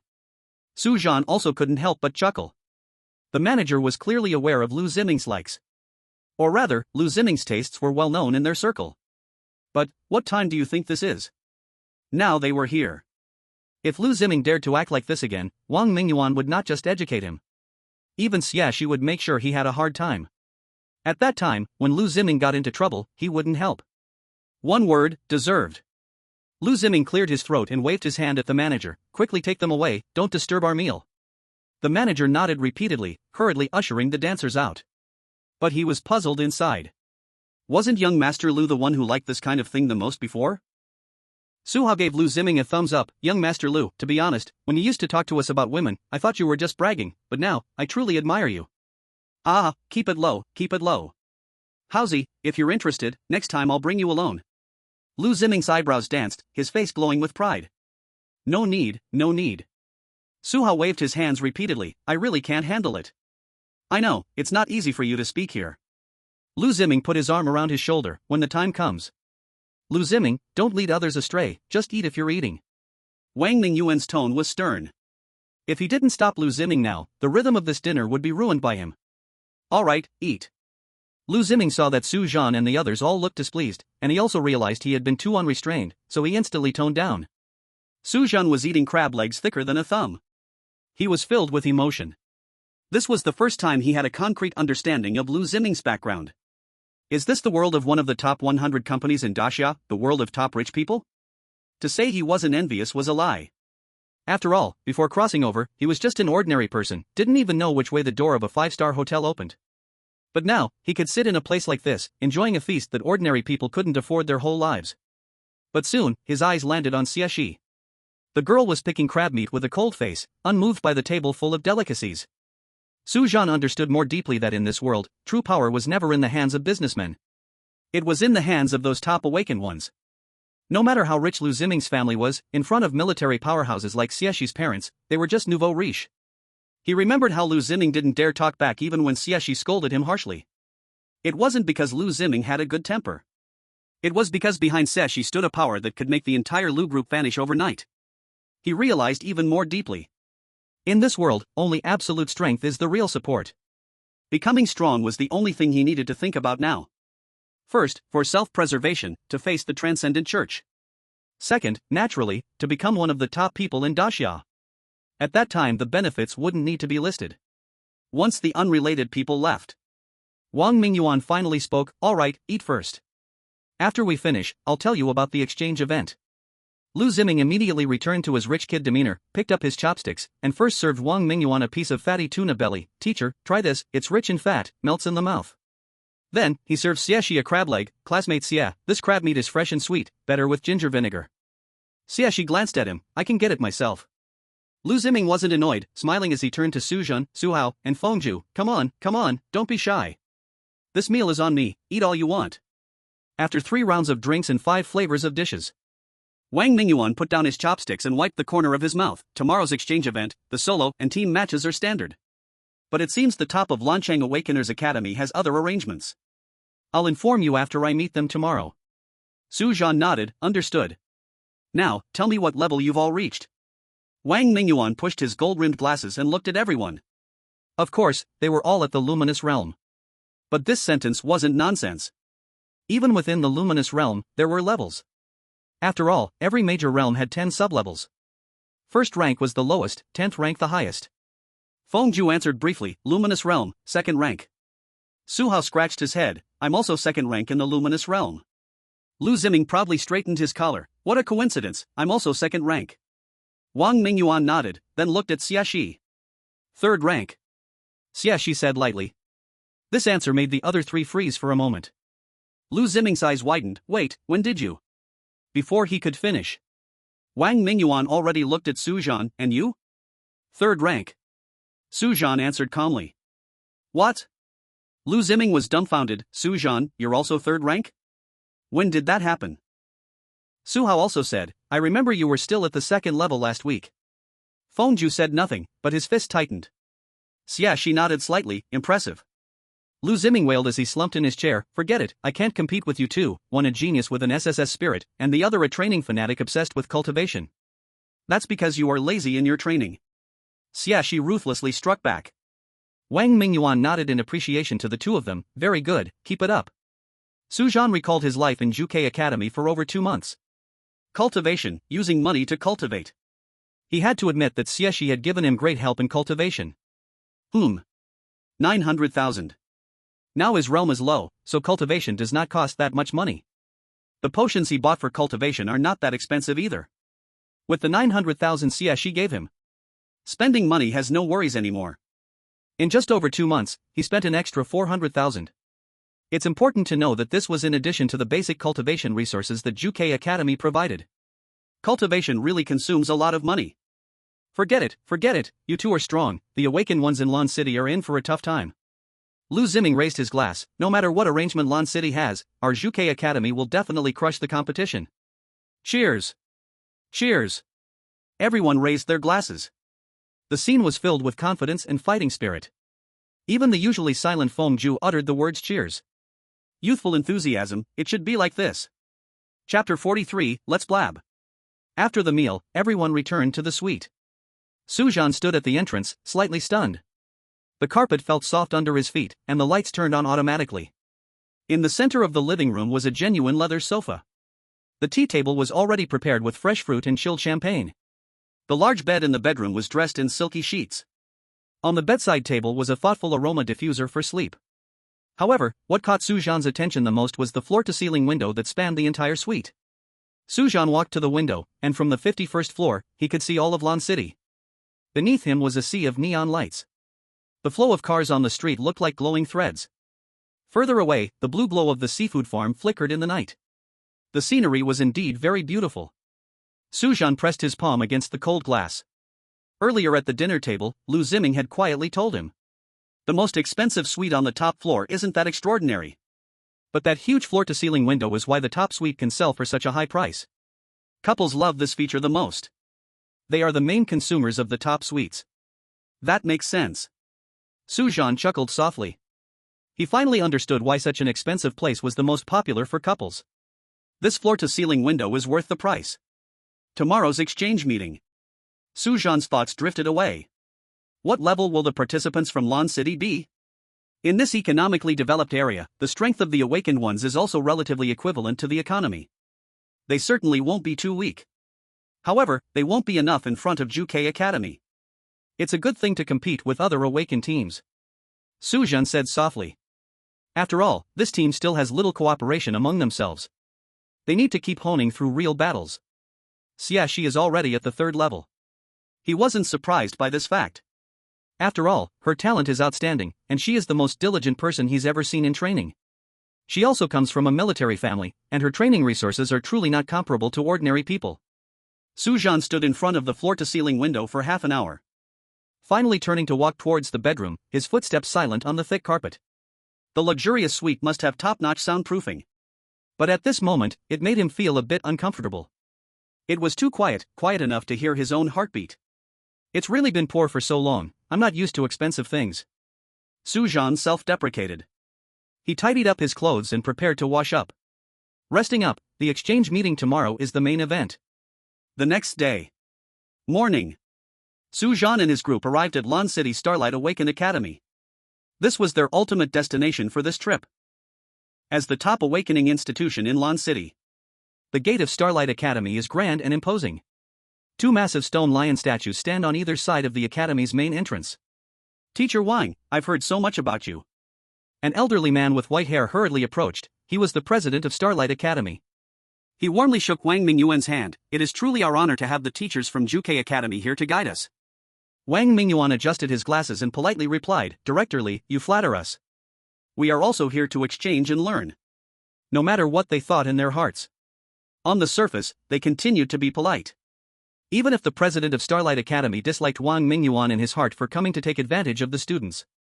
When Wang Mingyuan arrived here, he still had to greet him with a smile. The appearance must be maintained.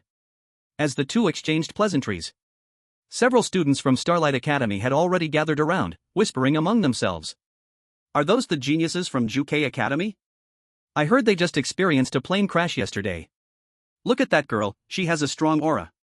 The whispers continued one after another. Did you see that decent-looking boy? That's Su Zhan, the owner of an SSS-level Fate Soul. A girl with a ponytail said softly to her companion, her eyes filled with admiration. Humph, so what if his Fate Soul level is high? A burly boy snorted in disdain, practical combat is what matters. What do you know? Another student retorted, he broke through to the revealing realm in just 3 days. Hey, look at that. Someone pointed to Lu Ziming. I heard that the 5-star hotel in Lan City, Binhai Hotel, is owned by his family. A playboy, huh? It would be a lie to say I'm not envious. I wish I had such a good father. Xia Shi seemed to hear these discussions. She coldly glanced over, instantly silencing those whispering students. TSK, looks like we are quite popular. Lu Ziming proudly adjusted his collar. If they are fans, I'll take it easy, after all, I'm very fond of my fans. Su Hao awkwardly chuckled, it seems everyone is really interested in us. Fengju remained silent but kept a vigilant eye on the gazes around. Su Zhan was somewhat surprised. He didn't expect that his deeds would be known even among the awakeners in Lan City. Looks like they prepared a lot for this exchange meeting. At this moment, a loud voice interrupted all discussions. Students, please be quiet. Director Li of Starlight Academy stood on the steps, his voice resonating throughout the square. Let us give the warmest applause to welcome the teachers and students from Juke Academy. Yet, only scattered applause broke out at the scene. Tisk, looks like I take back what I said earlier. Lu Ziming frowned slightly and nudged Su Hao with his elbow. These people don't seem to welcome us much. His voice was neither too loud nor too soft, just enough for the surrounding students from Starlight Academy to hear. A few students immediately shot him angry glances. But Lu Ziming didn't care at all. Instead, he smiled and waved to them, looking like a wealthy young master on an inspection. Xia Shi coldly surveyed the crowd, as expected. Where her gaze fell, many students instinctively took half a step back, but soon straightened up, glaring back defiantly. Su Hao scratched his head awkwardly, muttering softly, the atmosphere seems a bit tense? Fengju remained silent but his sharp gaze locked onto a few students who clearly harbored hostility. Su Zhan stood calmly in place. He noticed that among the crowd, a few students did not join in the hostility and instead observed them with scrutinizing eyes. These people might just be the real opponents worth noting. Hey, that pretty boy. A tall boy pointed at Su Zhan and shouted, I heard your Fate Soul can control time? Just bragging, right? Oh, this student seems to be quite well informed? Lu Ziming immediately became excited upon hearing this, but let me correct you, I can't control time, I can overpower all of you. You! The boy's face turned red with anger. So much nonsense. Xia Shi showed impatience and turned to Wang Mingyuan, Teacher Wang, can we start now? Wang Mingyuan adjusted his glasses and nodded to Dean Li. The two exchanged a glance. Dean Li cleared his throat and raised his voice, everyone take a moment to rest, the exchange meeting will begin in half an hour. Chapter 44, The Local Academy is so rude. Wang Mingyuan returned to the group, adjusted his glasses, and said. Don't mind their attitude. Although Starlight Academy is not on par with the top 5 prestigious schools, it is still a recognized awakening academy in Daxia. Is that all they have with being recognized? Lu Ziming pouted, the local academy is just so rude. That's just how the school culture is. Wang Mingyuan replied lightly, they act this way at every exchange meeting, full of bravado. The young bull fears no tiger. Wang Mingyuan nodded, but the solution is simple, we just need to defeat them decisively. Exactly. Wang Mingyuan smiled, I don't remember how many years ago, but I remember once when our school came here for an exchange, one person single-handedly knocked down the top 5 freshmen from Starlight Academy, without taking a break, and then no one dared to say another word during the whole exchange. So this time, Lu Ziming suddenly became spirited, rubbing his fists, it's our turn to show off. Su Hao weakly raised his hand, should we first come up with a strategy? What strategy to come up with? Xiaxi snorted coldly, do we need a strategy to deal with such low-level characters? Wang Mingyuan looked at their fighting spirit and nodded in satisfaction, remember, winning or losing in the exchange meeting is not important, what matters is to show the spirit of Zhuke Academy. Su Zhan continued, and there's no need to be modest. The group was chatting away. Su Zhan's gaze accidentally swept through the crowd from Starlight Academy, suddenly fixing on a familiar figure. Li Yuqin. She was wearing Starlight Academy's uniform, laughing and chatting with her classmates nearby. She was actually here. Memories surged uncontrollably like a tide. The original owner once skipped class to bring her breakfast, saved cultivation resources to buy her gifts, and even filled the area below the girls' dormitory with candles on her birthday. But all he got in return was just an identity as a shield. Oh, isn't that Li Yuqin? Lu Ziming noticed Su Zhan's strangeness and looked in the same direction. I heard that after she tested an A-class Fate Soul, she got accepted into Starlight Academy. Su Zhan looked at him in surprise. How does this playboy know her? Or did Lu Ziming intentionally learn about this? Xiaxi shot a glance at him, you know her? She is the school beauty from Jiangcheng No. 3 High School.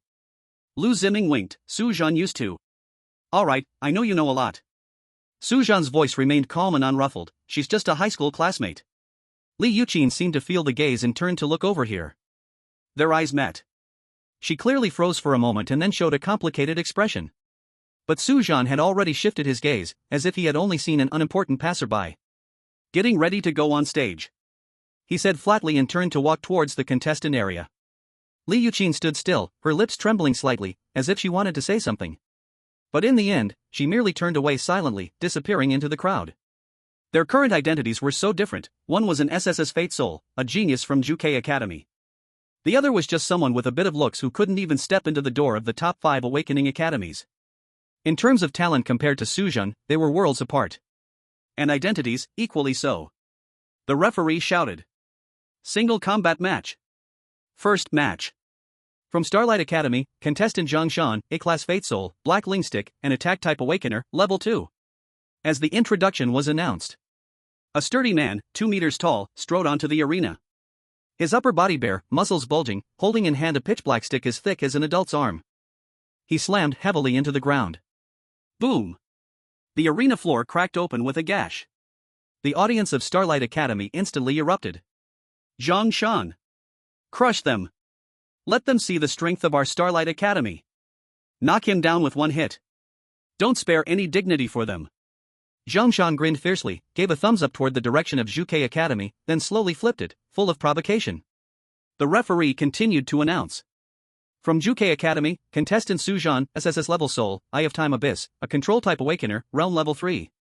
Su Zhan calmly walked onto the arena, 2 silver longswords fastened at his waist, an ancient pocket watch floating above his chest. The double swords were just enough for his level and had cost him a lot of money. From the Starlight Academy side, boos immediately erupted. Pretending to be mysterious. Zhang Shan, send him home with one hit. So what if the soul and realm levels are high? Can a control-type soul even take the stage for a one-on-one? Su Zhan remained expressionless, his gaze casually sweeping across the entire arena. The referee raised his right hand, the match begins. As soon as the words fell, Su Zhan drew his double swords from his waist. Zhang Shan scoffed dismissively, this little figure? Is there no one left in Zhuke Academy? The next moment, he roared, the black ling staff sweeping toward him. Slow down. The Eye of Time Abyss shone brightly. Zhang Shan's movements became sluggish, as if a slow-motion button had been pressed. Su Zhan easily sidestepped, his double swords fluttering like butterflies, leaving multiple traces of blood on his opponent. How is this possible? Zhang Shan was filled with terror, his body refusing to obey, each movement exhausting him several times over. Su Zhan did not reply, moving gracefully within the slow field. Each strike was incredibly precise, avoiding vital points but inflicting unbearable pain on his opponent. Give up. Su Zhan's voice was eerily calm. Dream on. Zhang Shan gritted his teeth and roared, desperately urging his soul to break free from control. He had studied Su Zhan's soul but never expected the control to be this strong. No matter how he tried, it was all in vain. The Eye of Time abyss tightly bound him. 3 seconds later. Zhang Shan knelt on the ground, covered in blood, unable to even hold his weapon. The entire venue fell silent, everyone stunned by this crushing victory. Winner, Su Zhan from Juke Academy. After the referee announced the result, Su Zhan sheathed his double swords, his gaze casually sweeping across the audience of Starlight Academy. Everyone averted their eyes, no hint of the earlier arrogance remained. Li Yuqin covered her mouth, staring at him in disbelief. Yet Su Zhan simply turned to leave the arena, without a trace of joy. It was like stepping on an ant. Nobody would feel happy about stepping on an ant. Su Gu is awesome. Lu Ziming rushed up first, excitedly clapping Su Zhan on the shoulder. Did you see? That group from Starlight Academy turned pale. Ha ha ha. He deliberately raised his voice for those around from Starlight Academy to hear. Weren't they quite arrogant just now? Why are they silent now? At this moment, nobody from Starlight Academy dared to utter a sound. Su Hao looked at him with admiration. Su Gu, the opponent didn't even have a chance to fight back. Has your strength reached this level already? Lu Ziming's face was serious. Honestly, Su Zhan, your strength has progressed so fast. So strong at level 3. His tone was clearly envious, yet tinged with unwillingness. As a rich second generation, he was used to using money and resources to make up for gaps, but in the face of absolute strength, these external things felt so pale. Su Zhan waved his hand. That big guy on the other side, though he is level 2 in the realm, has an unstable foundation, his steps wobbly. His cultivation is obviously piled up with potions, and it's clear he is of the type who consumes as much as he can. If it were you going up, you too could easily win. He could only use potions in moderation. Moreover, he had to check his body weekly to see how the potion digestion was, afraid of accidentally overusing it. Unexpectedly, that type of foundation on the opposite side looked like someone addicted to drugs. Thinking they were a true example. Is there a strong resistance to it? Very disappointing. Yes, very disappointing. I hope this is just a test from Starlight Academy. Because the single-player competition is not just 5 matches in total. According to convention, each person from Juke Academy competes in 5 matches, but there is no need to worry about stamina. If there is stamina, continue to compete, and if not, compete the next day. If it's not a test, then Starlight Academy really has this kind of strength. Then this exchange meeting is a wasted trip. Chapter 45, Continue Training. Xia Shi also tightly pursed her lips. If it were me in that last battle, although I could win too. But could I be as relaxed as Su Zhan? She didn't know. Feng Ju suddenly spoke. Continue training. These 3 short words expressed everyone's thoughts. Su Zhan noticed the complex expressions of his teammates, his gaze sweeping across everyone in the preparation area. Don't forget, we are teammates. These words eased the atmosphere quite a bit. Lu Ziming quickly returned to his nonchalant manner. Exactly. Once I break through to the 3rd level, I'll definitely show that group from Starlight Academy. Xia Shi raised her hand and knocked on his head. First, solidify your 2nd level strength before talking. Everyone laughed and joked. The previous atmosphere filled with pressure instantly dissipated. In the second match, Juke Academy's Xia Shi vs Starlight Academy's Zhou Lai. As soon as the referee's voice fell, Xia Shi had already walked onto the stage with the dark red scythe of destruction. Her gaze sharper than usual, the blade tip scraping against the ground, sparks flying along the way. Soul of Destiny, Scythe of Destruction, SS-level, 3rd stage. Standing opposite her was a muscular boy, who showed obvious nervousness after hearing the referee's introduction. He let out a low growl, and his body began to change. His nails turned into tiger claws, tiger stripes appeared on his face, yellow and black fur sprouted from his face, and he inflated a size larger. Soul of Destiny, Tiger Transformation, a level, 1st stage. As soon as the whistle for the match started blew, Xia Shi rushed out like a bolt. The Scythe of Destruction wrapped in dark red spirit power. Roar! Zhou Lai let out a tiger roar and lunged forward. The Scythe of Destruction swung out. Breaking through the defense of the tiger claws, the blade tip pressed against Zhou Lai's throat. The dark red spirit power condensed at the blade tip. If it advanced just 1 more inch, it would take his life. The entire venue was silent. Zhou Lai's tiger claw froze in midair, cold sweat dripping down his cheek. He had no doubt that if he moved even a little, the Scythe of Destruction would pierce his throat. I concede. Winner, Juke Academy Xia Shi. After the referee announced the result, the scythe of destruction in Xiaxi's hand vanished into thin air. The whole process took less than 10 seconds. Like Su Zhan, her victory was clean and swift. Xiaxi walked back to the preparation area, her gaze intentionally or unintentionally sweeping over Su Zhan.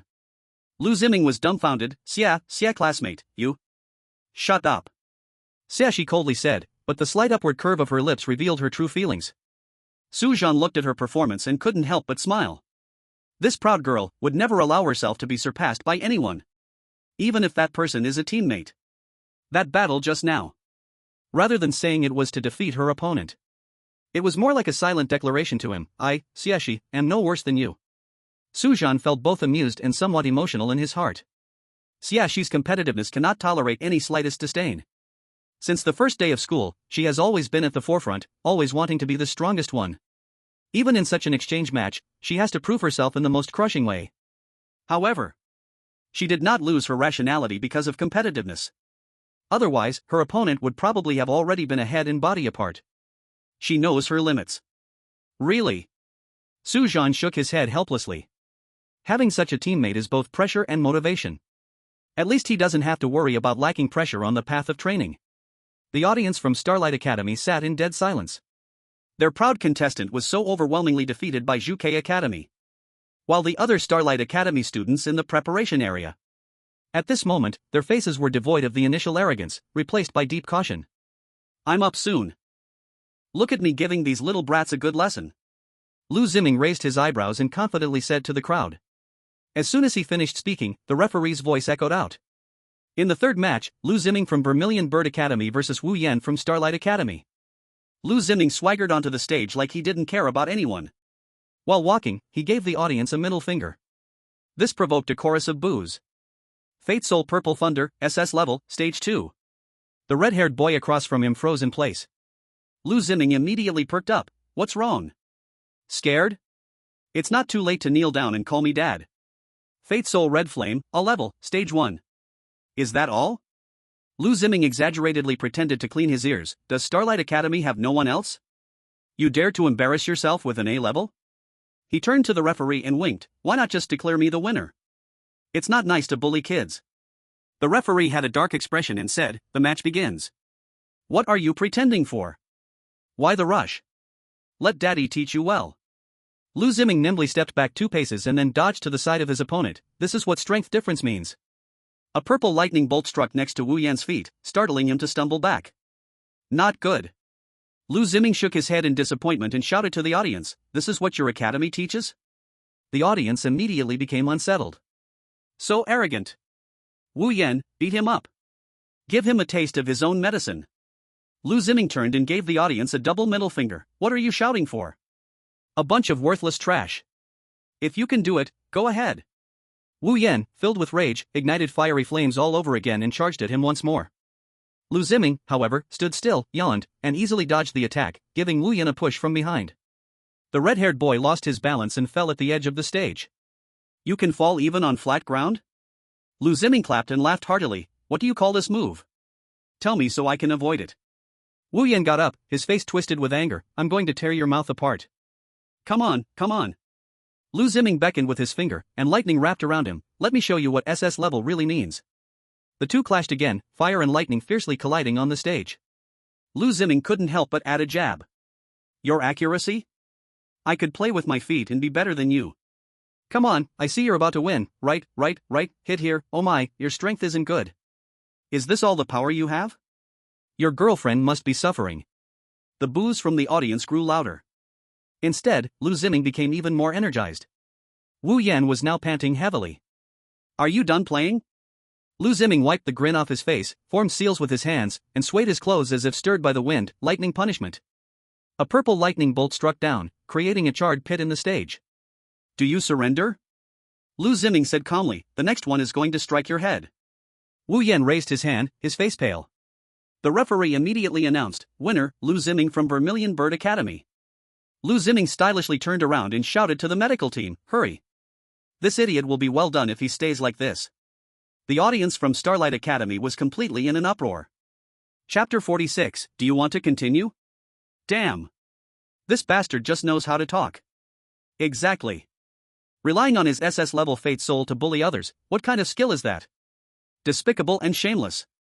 Is this the kind of trash Vermillion Bird Academy produces? Doesn't even talk about martial ethics. Winning is enough, but still humiliating people, garbage. Today's youth, with a bit of talent, don't know how high the sky is. Our students from Starlight Academy, even in defeat, have their dignity. These insults sounded to Lu Ziming as if they were praising him. The more it went on, the more it proved they were broken. He deliberately slowed his pace, turned around, and blew a kiss to the stands, which immediately sparked a new round of roars.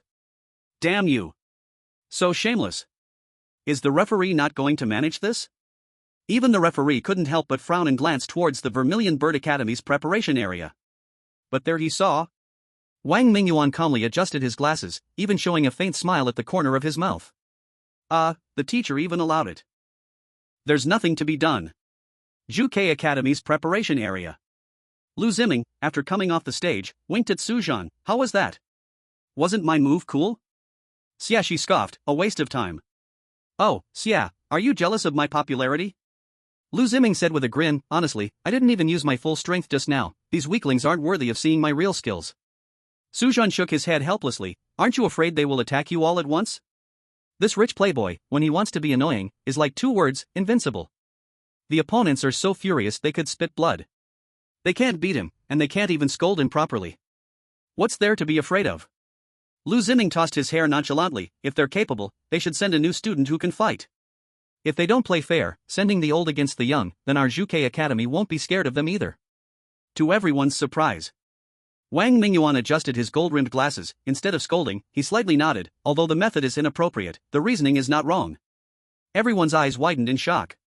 They didn't expect this seemingly gentle teacher to act so unrefined. The shouting from Xinguang Academy continued. But now, everyone from Juke Academy felt exhilarated. The 4th match, Juke Academy Fengju, against Xinguang Academy Zhangyan. Fengju stepped onto the stage in silence, his whole being like a sword drawn from its sheath, sharp yet restrained, making others dare not look down on him.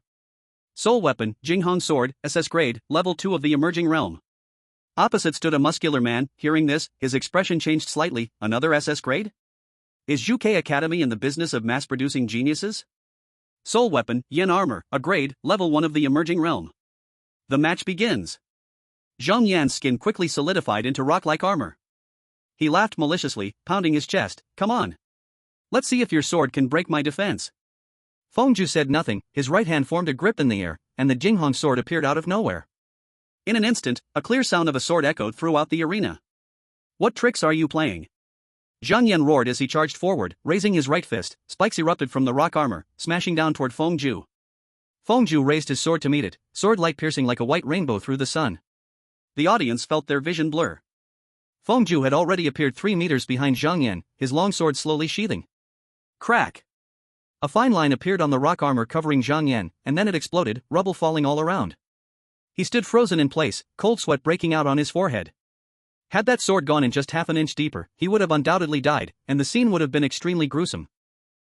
Being cut in half, you can imagine how that would look. The winner, Juke Academy Fengju.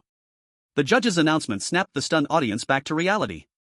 Fengju walked back to the preparation area without looking back. In the Xinguang Academy stands, someone murmured, What is this? I didn't even see how he drew his sword. So scary. In the preparation area, Lu Ziming exaggeratedly applauded, the poker face is awesome. That sword was too cool. Fengju returned to his seat, still silent. The 5th match, Juke Academy Su Hao, against Xinguang Academy Lin Ying. Su Hao took a deep breath, tightly gripping his pitch-black dagger as he walked onto the stage. Unlike his flashy teammates before him, his steps were slightly hesitant, his eyes holding a hint of tension. Soul weapon, Shuani, S grade, level 2 of the emerging realm. The tall, skinny boy across from him sneered, finally, someone who's not SS grade. He flipped his hands, and 6 flying knives appeared between his fingers. Soul weapon, Ingren, a grade, level 1 of the emerging realm. Match starts. Lin Ying threw 3 flying knives straight at Su Hao's face. Su Hao's figure suddenly became blurry. The next second, he appeared to the left of Lin Ying, daggers aimed directly at his ribs. Lin Ying hastily dodged but was still grazed, his sleeve torn. Interesting. Lin Ying licked his lips, suddenly accelerating, circling around to Su Hao's back.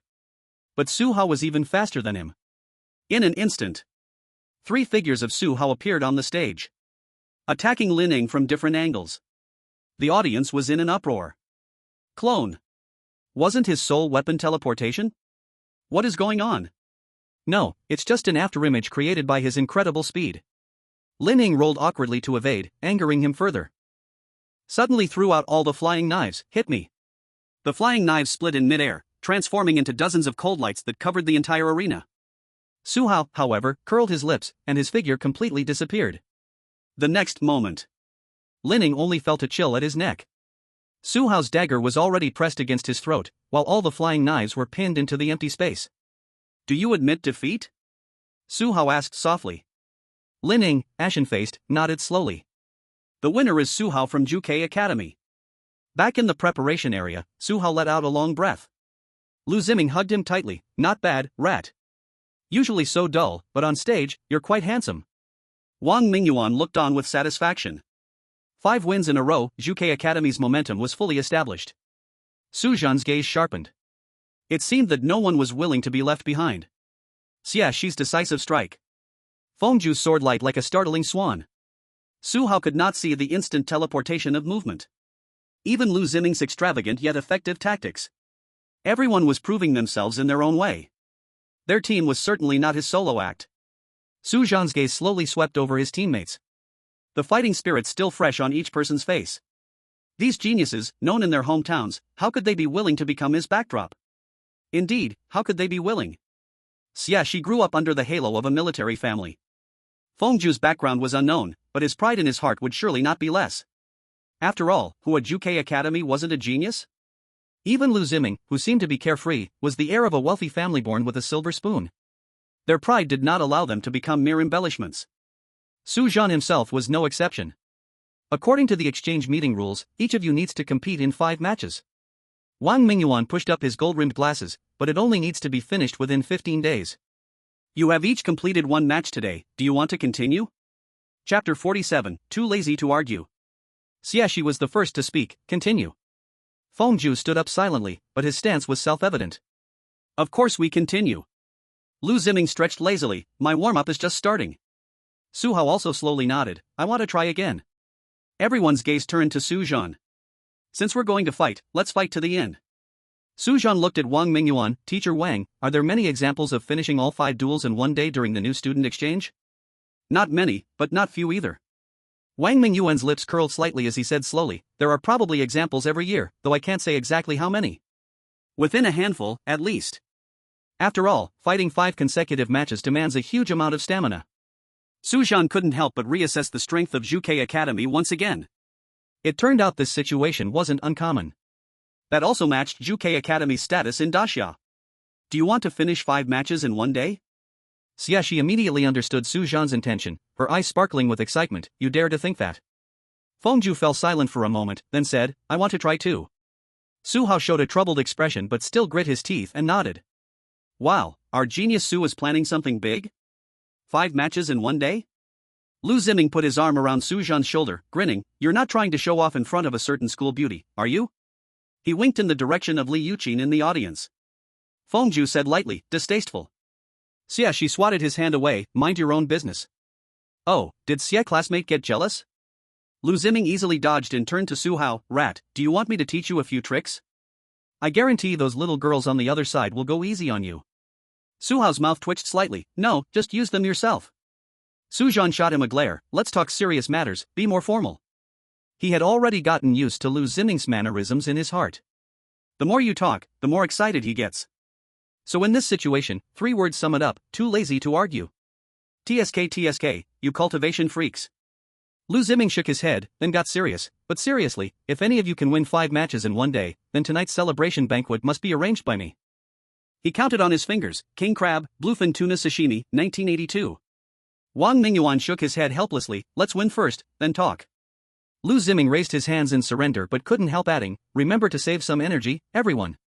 Can't miss tonight's party. The others couldn't be bothered to respond to him. But the atmosphere in the preparation area inexplicably relaxed a little.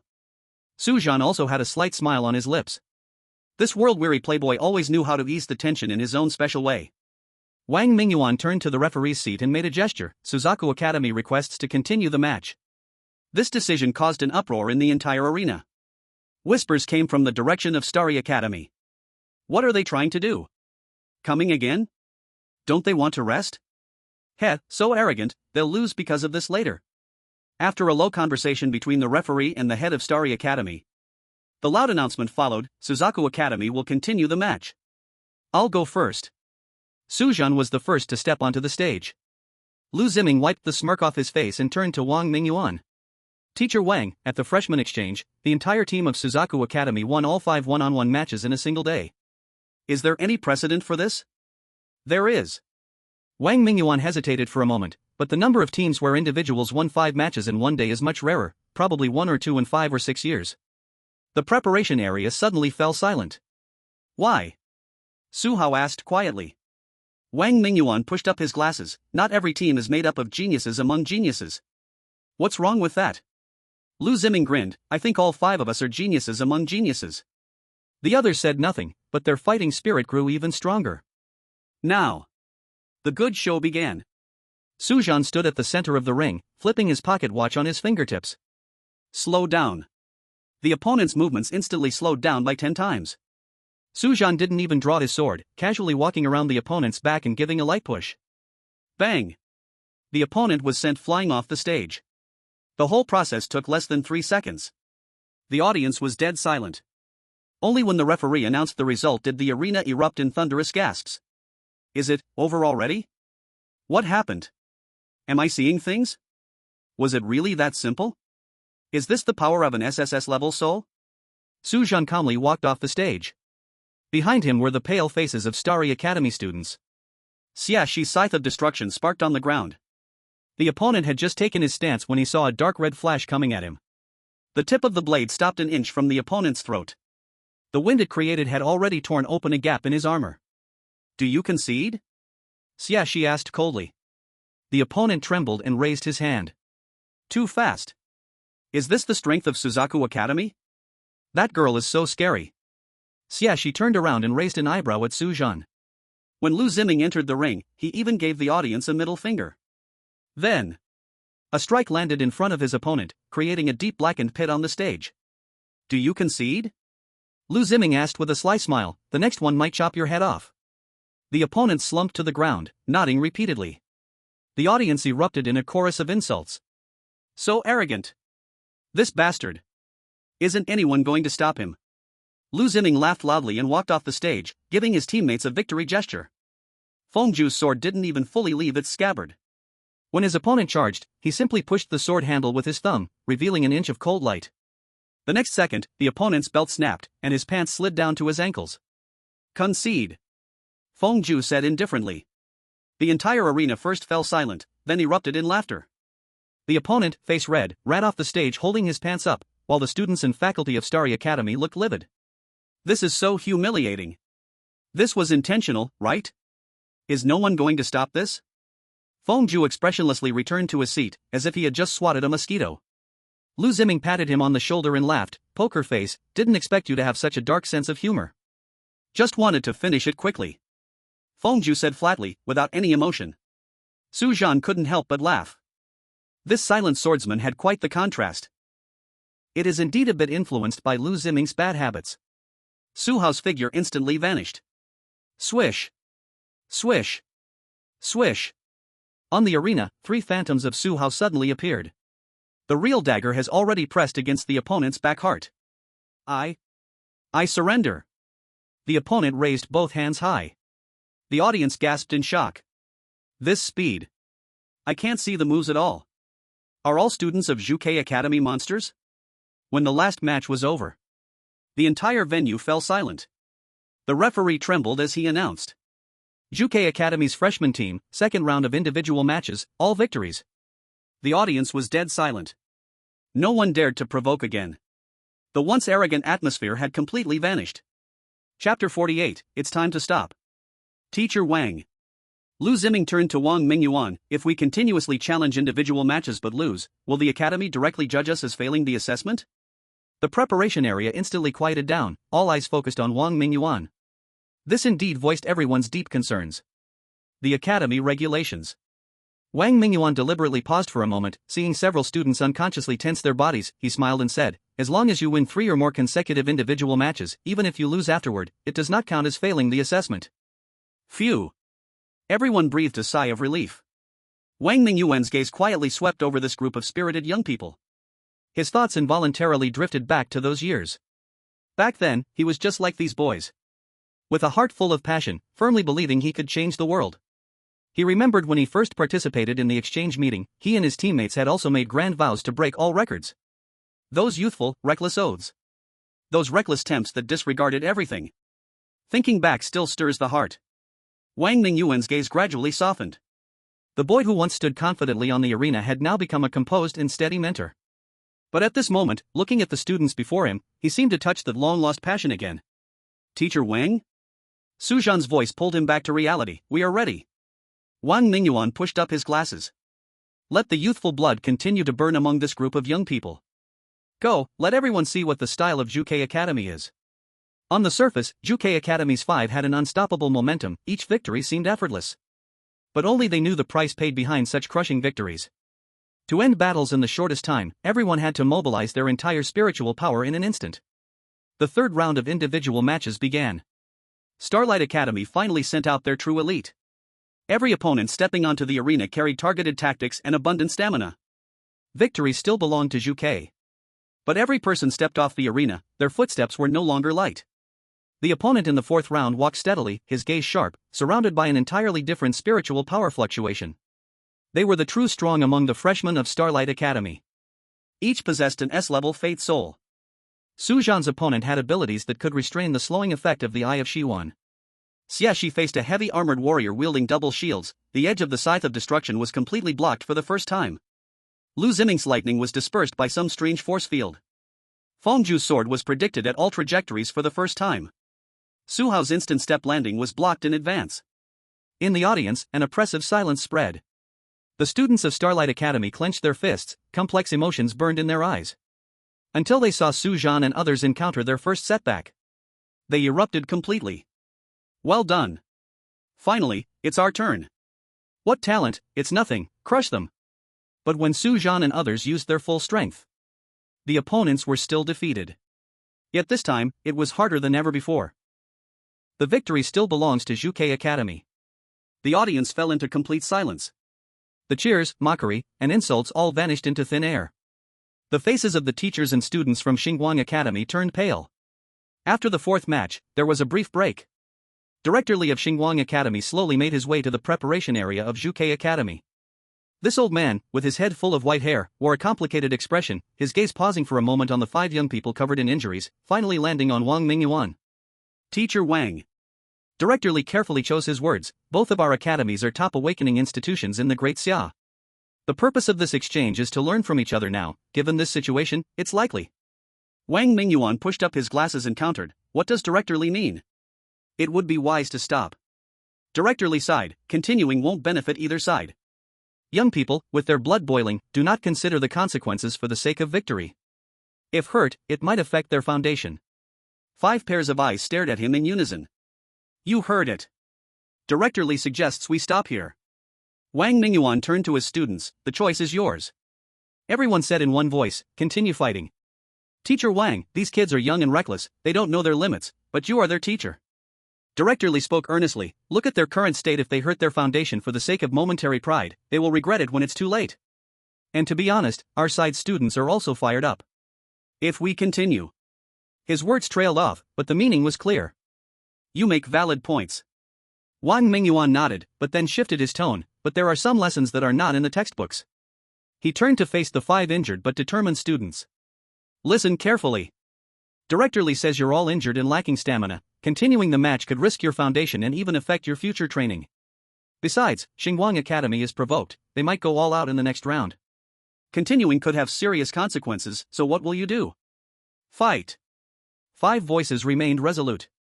Wang Mingyuan turned to Director Li, "You saw it yourself. As a teacher, I respect their choice." Director Li frowned tightly, "This is irresponsible. They are young and do not understand, don't you know? It's precisely because I understand." Wang Mingyuan stared directly into Director Li's eyes, "I cannot make their decisions for them. 10 years later, when they reflect on today, I want them to remember their choice to give their all, not the regrets left by a teacher's dissuasion.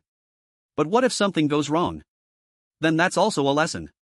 Wang Mingyuan interrupted, for us at UK Academy, some choices must be made by themselves, some challenges must be faced head-on to count as growth. Director Li remained silent for a long time and finally sighed and shook his head, fine, but I will have the medical team on standby. Wang Mingyuan slightly nodded, thank you. Outside the preparation area. The teachers and students of Xinguang Academy saw the shake of Director Li's head and immediately understood everything. The atmosphere in the audience changed. There was anger, confusion, but more than that, there was an inexplicable awe. Su Zhan's gaze swept over his teammates in the preparation area. Xia breathed a little rapidly, but his eyes remained sharp. He still had about 50% of his fighting strength. Fengju stood tall, yet his knuckles were already turning white. At most, he had only 50% strength left. Lu Ziming's face was pale, and he would be lucky to unleash 40%. The most unfortunate was Su Hao. He slumped on the bench, his hands shaking uncontrollably, nearly unable to hold his dagger. The opponent in the fourth match, skilled at predicting moves, had pushed him to the limit. It was a miracle he could even stand. As for himself, Sujin looked down at his palm. Though his condition was better than others, he probably had about 60% stamina left. But in the final match, Xinguang Academy would definitely send out their real trump card. As for the odds, he didn't have much of a chance. Silently calculating in his heart, he would never harm his foundation and ruin his future for a moment of impulse. The exchange meeting was just a stop on the path of cultivation, neither a starting point nor an ending point. The UK Academy required participation, so he came. He wanted to see the level of other academies, and that goal had already been achieved. The false glory of victory was far less important than solid progress. He had seen too many cases in the Academy's records where people ruined their cultivation foundation for temporary glory. This exchange meeting had already brought them great gains. They had witnessed different soul abilities. They had accumulated valuable combat experience. They had even pushed their potential to the limits. Up to here, just right. He had no deep hatred with Xinguang Academy. If he really couldn't win, then it was time to admit defeat when admitting defeat was necessary. The fifth round of the one-on-one match is about to begin, please UK Academy contestants get ready. The referee's voice rang out. Su Zhan stepped forward to walk to the stage. Wait a minute, brother Su. Su Hao suddenly reached out to stop him. Su Zhan turned around. Su Hao was propping himself against the wall, although his legs were still trembling slightly. Let me go first. Your stamina is already exhausted, you should rest more. Sujin frowned, pointing at his still shaking limbs. Going up now is too dangerous. What are you trying to prove? Xia scoffed, you can't even hold a dagger steady. Mouse, stop it. Lu Ziming said seriously, in your current condition, you might not even last 3 moves. I know in this condition, I have no chance of winning the 5th round. Su Hao revealed a relieved smile, so, why not let me go first? Anyway, I'm going to lose, so I might as well give you some time to rest. Although my stamina is similar now, and my teleport distance has shortened, I can still use it a few more times in a short time. I can try to stall for time, and then it will depend on you all. Sujin carefully examined Su Hao's condition, and after a moment, asked, are you sure? Su Hao grinned, don't worry, I'm the one most afraid of dying. I know my limits, I won't push myself too hard. Just don't blame me if I don't buy you enough time. The atmosphere in the preparation area eased up a bit. Ha! Lu Ziming was the first to laugh, habitually wanting to pat Su Hao on the shoulder, but midair he reined in his strength, lightly tapping instead. That's more like it. Remember, if you dare to be a hero, be careful I isolate you with Su Zhan. Su Zhan slightly nodded, be mindful of your strength. The referee's whistle blew. Su Hao took a deep breath and stood on the stage. His opponent was a burly boy, flames of anger burning in his eyes. Clearly, the 4 losses had left the Xinguang Academy contestant seething. Start. The opponent didn't give Su Hao a chance to breathe, instantly unleashing a violent wave of spiritual power. The ground cracked under the heavy stomp. The person charged like a cannonball, the force of his punch causing Su Hao's face to sting. Whoosh! Su Hao's figure vanished, leaving only an afterimage at the spot. The opponent's heavy punch shattered the afterimage but only struck air. Why are you dodging? The opponent roared back, his fists ignited in crimson flames. If you have the guts, take my punch head on. Su Hao didn't answer, just gritted his teeth and activated teleport again. His figure flickered on the stage, appearing left and right, each time narrowly avoiding the attacks. Though his movements were much slower than at his peak, he was still agile like a swimming fish. Bang! A fiery punch grazed Su Zhan's shoulder, instantly charring a part of his clothes black. He let out a muffled groan, but using the impact, teleported to the other end of the stage again. 50 seconds.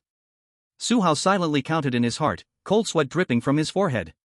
His opponent grew more and more furious, the attacks becoming sharper. Coward. Does UK Academy only teach you to run? A chorus of boos erupted from the audience. Fight. Is dodging your only skill? Get down. Su Zhan ignored them, narrowly dodging the fiery whip sweeping towards him once more. 60 seconds. At this moment, the opponent's offensive suddenly changed. The flames on his fist suddenly turned blue. Su Zhan's pupils constricted. It's a change of moves. He exerted all his strength to launch one last teleportation, but he was still swept away by the aftershock. I concede. Su Zhan shouted these two words before he landed. The referee intervened in time, blocking the opponent's attack. Su Zhan sat on the ground, but he raised his index finger towards the preparation area. 1 minute, he successfully held on for 1 minute. Although he lost, he had completed his task. The audience erupted into deafening cheers. Finally won. UK Academy, is that all? Let's see if they dare to be arrogant again. Oh, why are Zhuchu's guys not acting crazy anymore? The contestants from Xinguang Academy raised their arms, savoring the long-delayed victory.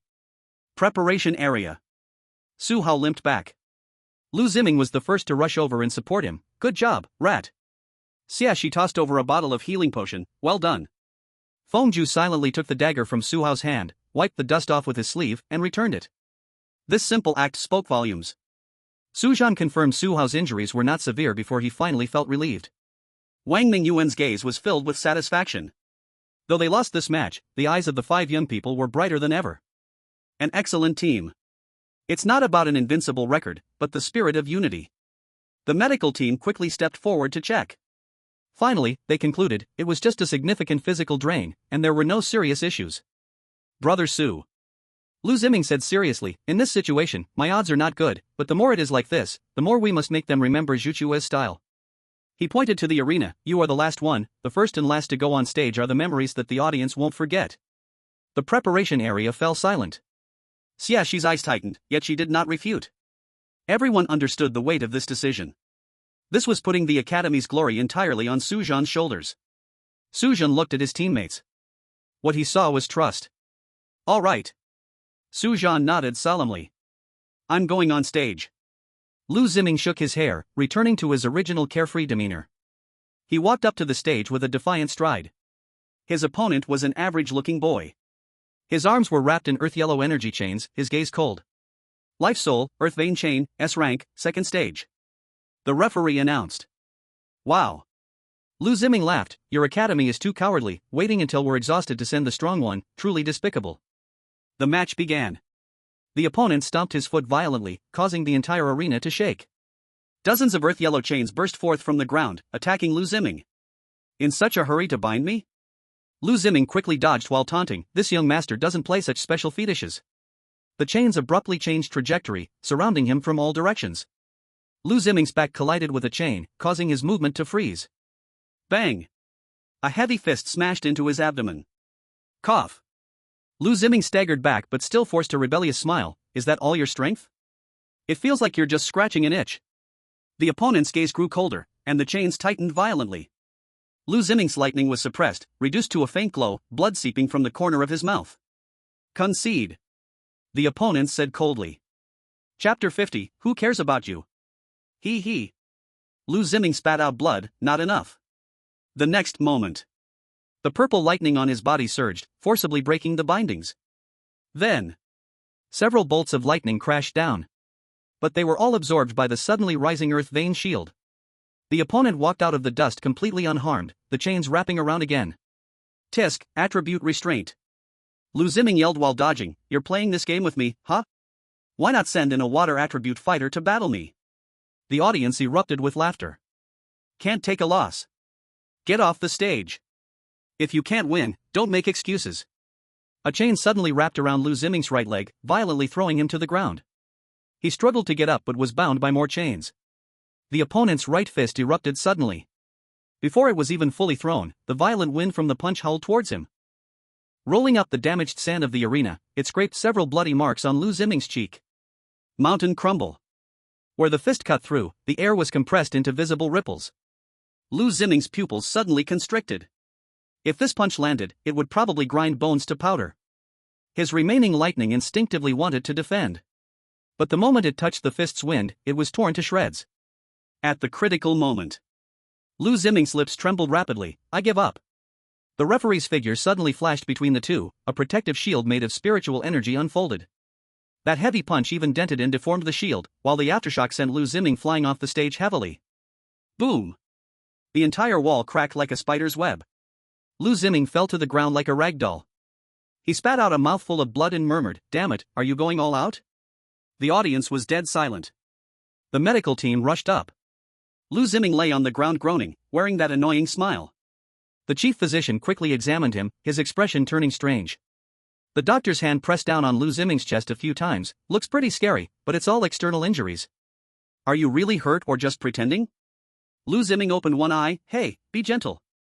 If my handsome face gets scarred." Before he finished speaking, the doctor pressed on the wound, making him grimace in pain. The examination results made everyone breathe a sigh of relief. Ribs intact, organs unharmed. Those shocking bloodstains mostly came from his face. The facial injuries were external. With the healer's recovery ability, there would be no scars. The worst were just a few muscle contusions and exhaustion. "You rascal." Xie crossed her arms. "You really know how to act." "I'm not acting, it really hurts," Lu Ziming said with a playful grin. Su Zhan raised an eyebrow slightly. He suddenly felt there was a reason why the opponent went all out. This kid was indeed too annoying. In the next match, Feng Zhu stepped onto the stage. His fighting style was completely different from others. No flashy moves. No dazzling spiritual force outbursts. Only the purest sword energy. Throughout the entire duel, there wasn't a single word wasted. The sound of battle echoed in the arena. Feng Zhu's stunning sword pointed directly at the vital spots, yet he pulled back 3 points of force at the last moment. This was respect for the opponent as well as absolute control of his own strength. The noise in the audience gradually quieted down. Everyone was drawn in by this silent duel. Feng Zhu's swordsmanship seemed simple, yet it contained a suffocating sense of oppression. The tip of the sword always pointed at the most uncomfortable position of the opponent, forcing them to constantly change tactics. After hundreds of rounds, Feng Zhu's breathing remained steady, but beads of sweat began to form on his forehead. The opponent's attacks grew more and more impatient. At a certain moment, clang! The sword light flashed like a stunning phoenix, piercing through heavy obstacles. Finally, it stopped firmly 3 inches from the opponent's throat. The entire venue fell silent. Everyone was stunned by this stunning sword. Feng Zhu returned to the preparation area. The medical team approached. After a round of checks, muscle fibers severely torn, spiritual energy circuits seriously overloaded.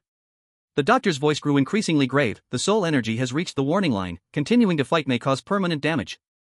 Remember, do not use spiritual power within 7 days. Rest well, or it will damage your foundation." Feng Zhu silently listened to the diagnosis, his expression still calm and steady. Xie silently handed him a bottle of healing potion. Su Zhan's gaze flickered. This stubborn sword cultivator had exhausted all his strength. All for victory, for the glory of the team. "That's enough, you've done well enough." Wang Mingyuan gently pressed Feng Zhu's shoulder. "The next fight, leave it to your teammates. In the next match, I will definitely win." Xie looked directly into Feng Zhu's eyes, speaking firmly. Feng Zhu nodded slightly, a hint of comfort appearing in his eyes. Xie understood him. If 3 out of the 5 of them achieved the remarkable feat of winning 5 consecutive matches, the outside world says 5 wins and 3 losses. Then they have not lost. Next, let's trust the teammate. Su Zhan let out a slight sigh. He didn't know if Feng Zhu risking so much to win was right or wrong. But since Feng Zhu was willing to put in such effort, then he should do his best. Su Zhan admitted he was a bit timid. He could not do the same as Feng Zhu. To risk ruining the future for the glory of the team. There is still a long way ahead. The road must be taken step by step, steadily. After thinking for a long time, 1,000 words turned into one sentence. He could only say he would do his best. Next contestant. Xie.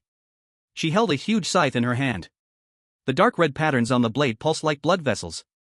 Flickering with her breath. The match begins. The opponent struck first with a wave of their hands. Dozens of spirit thorns burst from the ground, instantly turning half the arena into a thorny jungle. These spiky vines twisted and coiled towards Xie. Xiaxi spun and swung the scythe, sending out a crescent-shaped dark red blade of energy. Boom! Where the blade passed, the thorns were all obliterated. A 3-meter-long trench was plowed into the arena floor. Debris flew everywhere.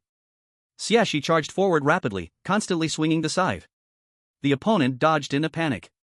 The spot where they had been standing was split open, a crack half a meter deep. Gasps rose from the audience. What destructive power! The arena can't take it anymore. Xiaxi's assault did not lessen, the scythe of destruction danced in her hands, creating a blood-red storm. Next, she leaped into the air. A blood-colored moon wheel 5 meters in diameter descended from the sky, enveloping the entire arena. Bang! The arena finally couldn't bear the weight, the central area completely collapsed. Dust settled. Only to see the opponent slumped at the edge of the ruins. And Xiaxi's scythe tip was already against his neck. I concede, the opponent trembled as he said. The referee wiped the cold sweat from his forehead, the winner, Xiaxi from the Zhuke Academy. Back in the preparation area. The medical team quickly surrounded her to check, finding she had merely exhausted her spirit energy, with no serious injuries. The arena needs 10 minutes to be repaired. The referee announced in a loud voice. Lu Ziming approached and gave a thumbs up. Xia, your destructive power is too exaggerated. Xiaxi rolled her eyes at him and turned to look at Su Zhan. Very good.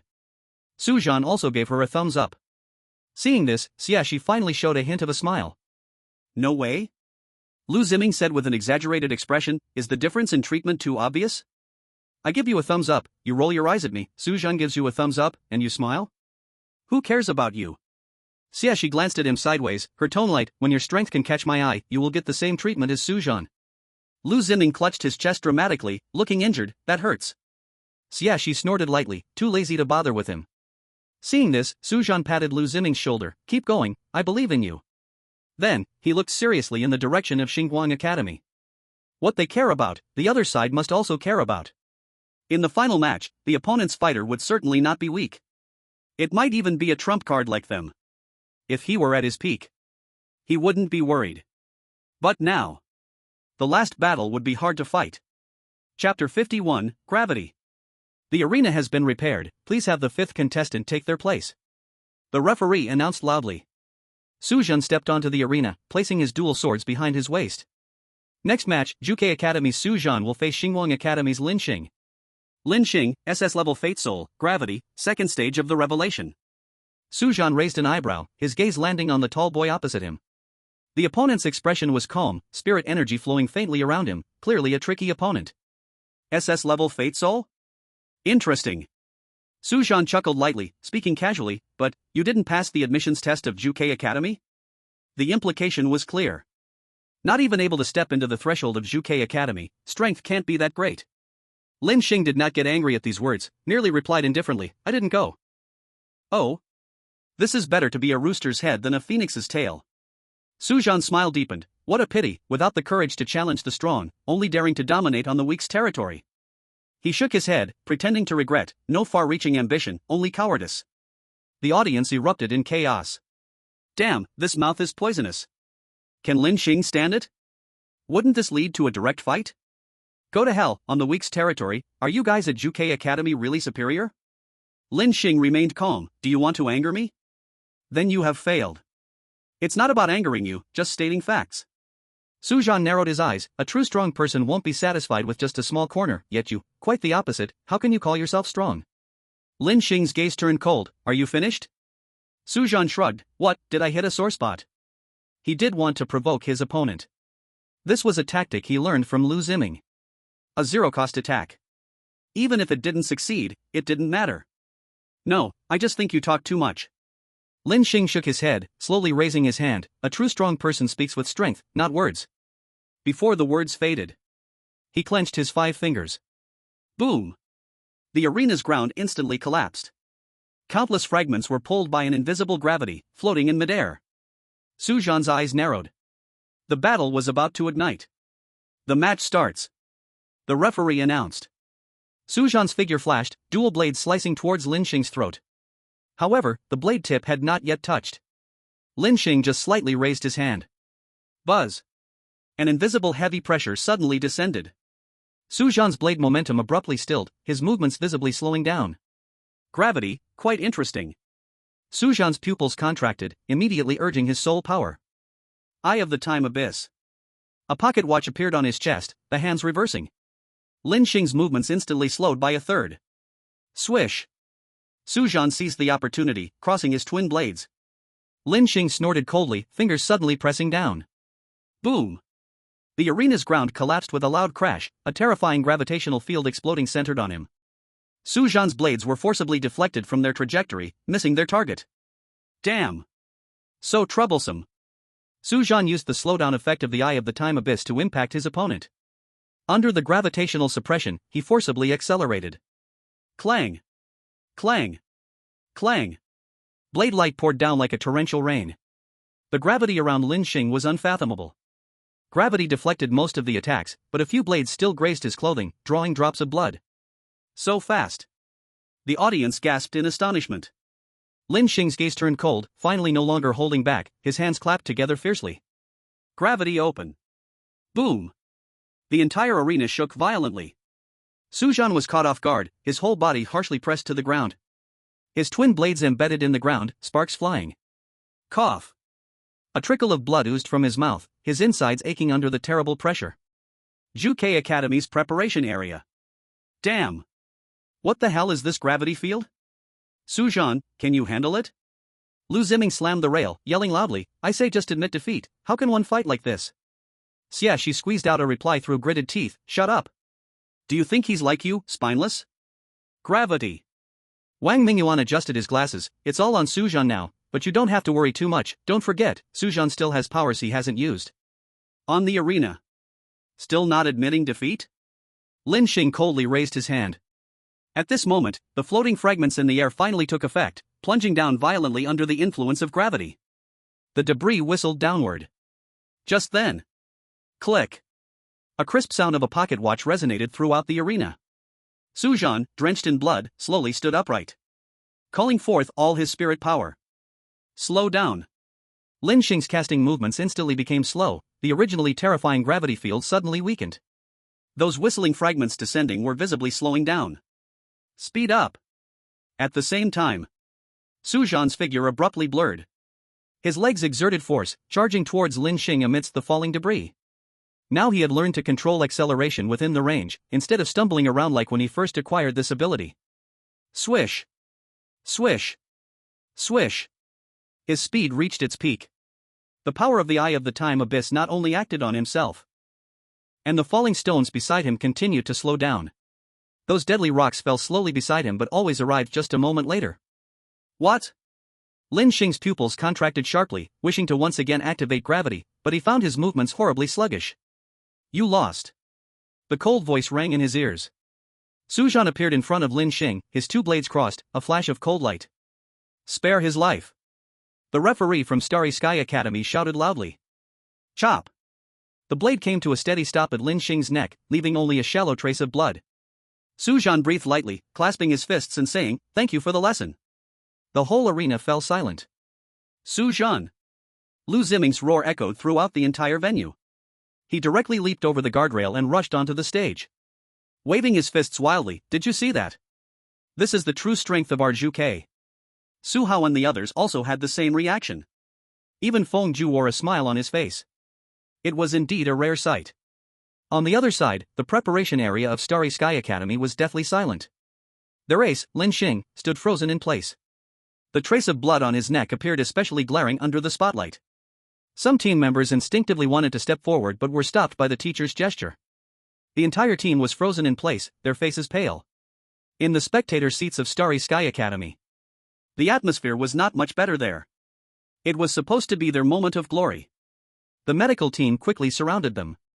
The leading physician checked swiftly and breathed a sigh of relief, stamina almost exhausted, but no overdraft, much better than the last one with the sword.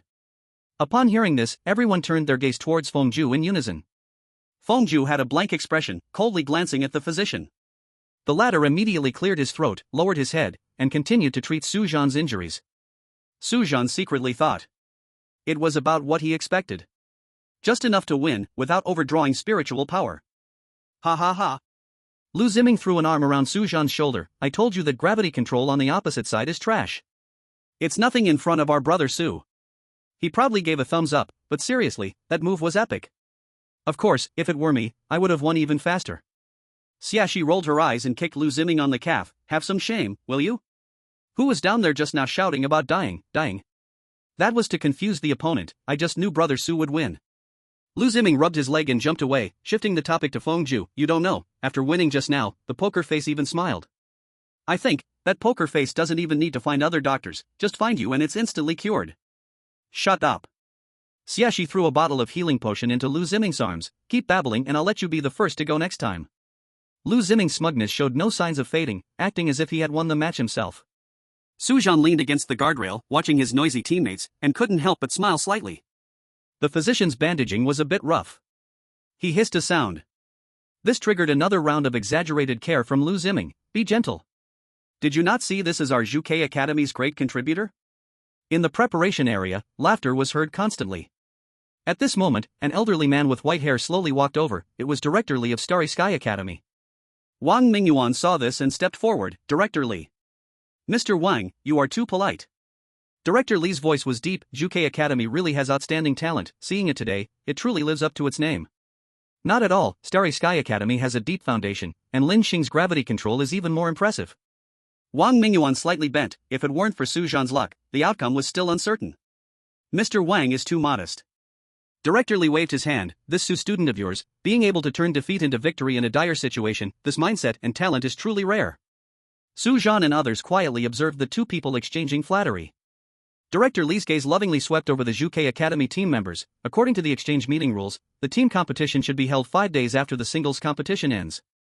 However, I see these children are injured, let them recover first. Saying this, he took out a delicate sandalwood box from his sleeve and handed it to Wang Mingyuan. This is 5 specially made Starshine Jade Dew pills from our Starry Sky Academy. It works wonders for restoring spiritual power. Let the children take it, and they will recover faster. Wang Mingyuan took it with both hands and thanked sincerely. Director Li is so considerate towards the younger generation, we truly feel undeserving. In martial arts, the key is to build trust. Director Li stroked his white beard and smiled. Both our institutions are here to cultivate new strength for everyone, we should support each other. Once the children are healed, they can come visit Starlight Academy anytime. Lu Ziming, who stood behind, whispered to Xiaxi, this old man is quite nice. Xiaxi rarely didn't refute and gently nodded. Alright, Teacher Wang, you should take the children to rest early. After Director Li finished speaking, he turned and left. Safe travels, Director Li. Wang Mingyuan nodded slightly. Once Director Li completely left. Teacher Wang, Director Li is so revered. Su Zhan looked in the direction he left, deep in thought, and asked, he clearly saw us win 5 games in a row, yet he still treats us with respect and even postponed the team match to let us recover. But why are the students from Starlight Academy? He didn't finish, but everyone understood his meaning. Each with their nose in the air. Lu Ziming couldn't help but interject, when we first arrived, their gazes made it seem like we owed them money. Wang Mingyuan smiled meaningfully. What do you think Director Li was like when he was young? Lu Ziming jumped in to answer, of course, he was just like now, full of immortal spirit and kind eyes. Wrong. Wang Mingyuan shook his head with a light laugh. 30 years ago, Director Li was known to be a tough fighter, with a fiery temper, and never held back when sparring. Everyone showed expressions of surprise. Awakened one's inheritance emphasizes tailored teaching. Wang Mingyuan explained, young people should act like young people, full of vigor and competition, which is their nature and the drive for progress. If these young ones all learned to be as stable as Director Li is now, it would stifle their sharpness. Xiaxi pondered, so Director Li intentionally allows the students to maintain this arrogant demeanor? Wang Mingyuan laughed and replied, exactly. By the time they reach Director Li's age, after experiencing enough wins and losses, they will naturally understand what true strength really is. Fengju spoke up, step by step. Precisely. Wang Mingyuan nodded in approval. Remember, true strength is not about smoothing out a young person's edges, but about letting those edges grow in the right direction. Everyone nodded in agreement. Wang Mingyuan took the sandalwood medicine box given by Director Li and a faint glow of spiritual power appeared between his fingers as he carefully examined the pills inside. After a moment, he nodded in satisfaction. Starlight Jade Dew pills, excellent for healing. He distributed the pills one by one to everyone. Su Hao took his and said, Director Li's intention is indeed rare. TCH, it's just a few pills. Lu Ziming suddenly jumped up, everyone. Today we have gained a great victory, we must hold a celebration banquet tonight. He snapped his fingers, at my family's seaside hotel, the entire bill Master Lu will cover it. Let me hear some cheers. The space fell silent. Only Su Hao cooperatively raised his hand. Master Lu is amazing. Lu Ziming immediately looked dejected. Hey, come on, give me a little face, everyone. Master Lu is impressive. Su Zhan gave him a thumbs up. Taking favors from others, eating from their hands is not a bad thing to encourage this flashy playboy with some words of praise. Seeing Su Zhan backing him, Lu Ziming straightened his back. See? Brother Su understands me. You might have been to my seaside hotel once, but perhaps you don't know enough. Our hotel's seafood pool occupies a whole floor. The legs of king crabs are as thick as a baby's wrist, and the abalones are each as big as a palm, plus. Xiaxi interrupted his rambling. Lu Ziming. Ha? Lu Ziming was still on a roll. Are you eating or not? Xiaxi squinted. Lu Ziming's chatter abruptly stopped. Eating. Of course, let's eat. Then let's go. Xiaxi turned around and walked away. Lu Ziming hurriedly jogged to catch up. Hey, wait for me. I need to tell you, the hotel has an outdoor pool. Wang Mingyuan looked at this lively bunch, shaking his head in resignation but didn't stop them. Su Zhan walked at the end, watching Lu Ziming cling to Xiaxi, continuing to brag, couldn't help but chuckle softly. The single combat match ended successfully. Bodies were exhausted. It was time to relax a bit. Just right to experience what the life of a rich young master is really like. Looking forward to it a bit. Chapter 53, Drive carefully and you'll last a long time. The rooftop of the seaside hotel. Rather than a rooftop, it was more like a luxurious open-air entertainment area. A deep blue infinity pool. Light set in the pool's bottom reflected the waves like a flowing star river. Comfortable loungers and sofas surrounded the area. On the central barbecue grill, fresh seafood was sizzling, filled with fragrant aroma. Lu Ziming opened his arms. How about it? Is Lu's family prestige big enough? Su Zhan walked to the railing. It really is a good place to relax. Of course. Lu Ziming snapped his fingers. Immediately, a waiter approached with a tray full of drinks and chilled beverages. Feel free to eat and play, this young master treats. Su Hao clapped, giving face. Young Master Lu is generous. Wang Mingyuan sat on the sofa, leisurely sipping tea, and smiled. You all have fun, I'll just watch. Teacher Wang, come on. Lu Ziming immediately moved closer. Today is a celebration banquet, you have to join the fun. Wang Mingyuan waved his hand with a smile. Xiaxi picked up a grilled lobster tail, took a bite, her eyes brightened. Tastes good. Of course. Lu Ziming immediately said, this is the craft of our hotel's specially appointed Michelin chef. Let me tell you. A Michelin chef? Su Zhan frowned slightly. The mist has invaded for 300 years, your Michelin chef. Who said we can't communicate with the outside world anymore? Lu Ziming explained, although Michelin chefs are from abroad, there are also some in Daxia. Su Zhan nodded. But in his heart, he was thinking. The word Michelin once represented the world's top culinary standards, relying on global chain authority to endorse restaurants. But in the 300 years after the mist invasion, the world had long been shattered, and connections between countries were almost severed. No headquarters certification. No globally unified evaluation standards. How much value could the title Michelin still have? Not only that. Many old foreign products still remain in Daxia. As if people could only learn about the world before the mist invasion through movies and TV shows, with these products. What's wrong? Don't believe it? Lu Ziming patted his shoulder. You'll know when you try it later, it definitely deserves that name. Su Zhan smiled lightly. Okay, I'll wait and see. Su Gu. Lu Ziming pointed at the infinity pool. How about we spar a bit? Just a little in the pool? Su Zhan shook his head with a smile. Right now, we all need to recover, no need to compete. Then how about something more relaxed? Lu Ziming snapped his fingers. Let's start a pool party. In the next moment, the lights around the pool transformed into dazzling colors. Music followed. Waiters weaved in and out with various drinks and snacks, instantly heating up the atmosphere. Xiaxi sat on a lounge chair by the pool, holding a glass of chilled juice, watching Lu Ziming flitting around like a flowered butterfly greeting everyone. Hey! Su Hao! Don't just stand there, get in the water and have some fun. Lu Ziming had already changed into his swimming trunks, standing at the pool's edge eager to try. Coming. Su Hao had also changed into his swim trunks, tested the water temperature with his hand, and slowly went down while holding onto the railing. What are you scared of? Lu Ziming dove into the water with a splash, sending a huge wave that splashed onto the passing Fengju. Fengju wiped his face expressionlessly, his eyes narrowing dangerously. Lu Ziming popped up out of the water and immediately froze. Fengju, I didn't mean to. The next second, Fengju jumped directly into the pool in his clothes. A hand pressed down on Lu Ziming's head, forcing him underwater. Help! Sorry Lang. Lu Ziming flailed dramatically, splashing water everywhere. Sujin sat by the edge of the pool, laughing as they played around. Wang Mingyuan sat under a sunshade, sipping tea and shaking his head. Young people. After a while, Wang Mingyuan's phone suddenly vibrated. He glanced at the caller ID, raised an eyebrow, and then got up to walk to a quieter spot to answer. Good evening, Dean Li. Dean Li's gentle voice came from the other end. Teacher Wang, I hope I'm not interrupting your celebration? Not at all, the students are relaxing. Wang Mingyuan looked at the joyful crowd in the pool, a smile on his face. Do you need something? It's like this. Dean Li's voice grew serious. Regarding the team competition aftermath, I would like to add a special communication activity. I believe I mentioned this to you before. I need to discuss the details with you in person. I wonder if it's convenient for you to come to my side now. Dean Li. Wang Mingyuan's expression darkened, and his voice became serious. With the distorted species crisis rampant now, the Transcendence Church has been secretly hunting human geniuses.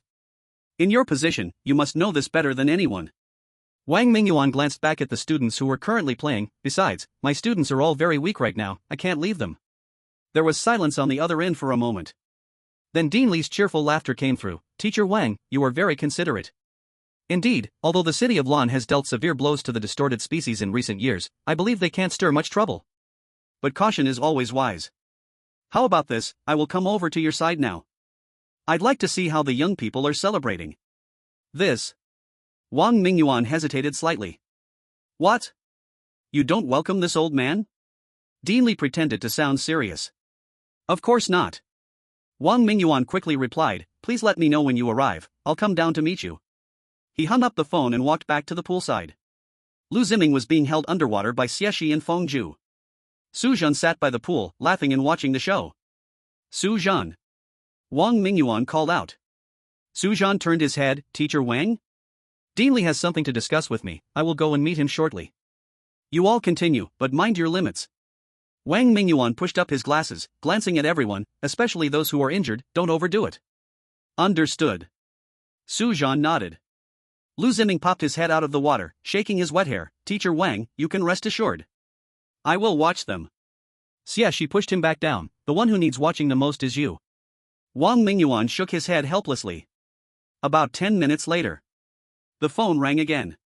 Wang Mingyuan answered it while walking downstairs. Su Zhan watched his back, his eyes narrowing slightly.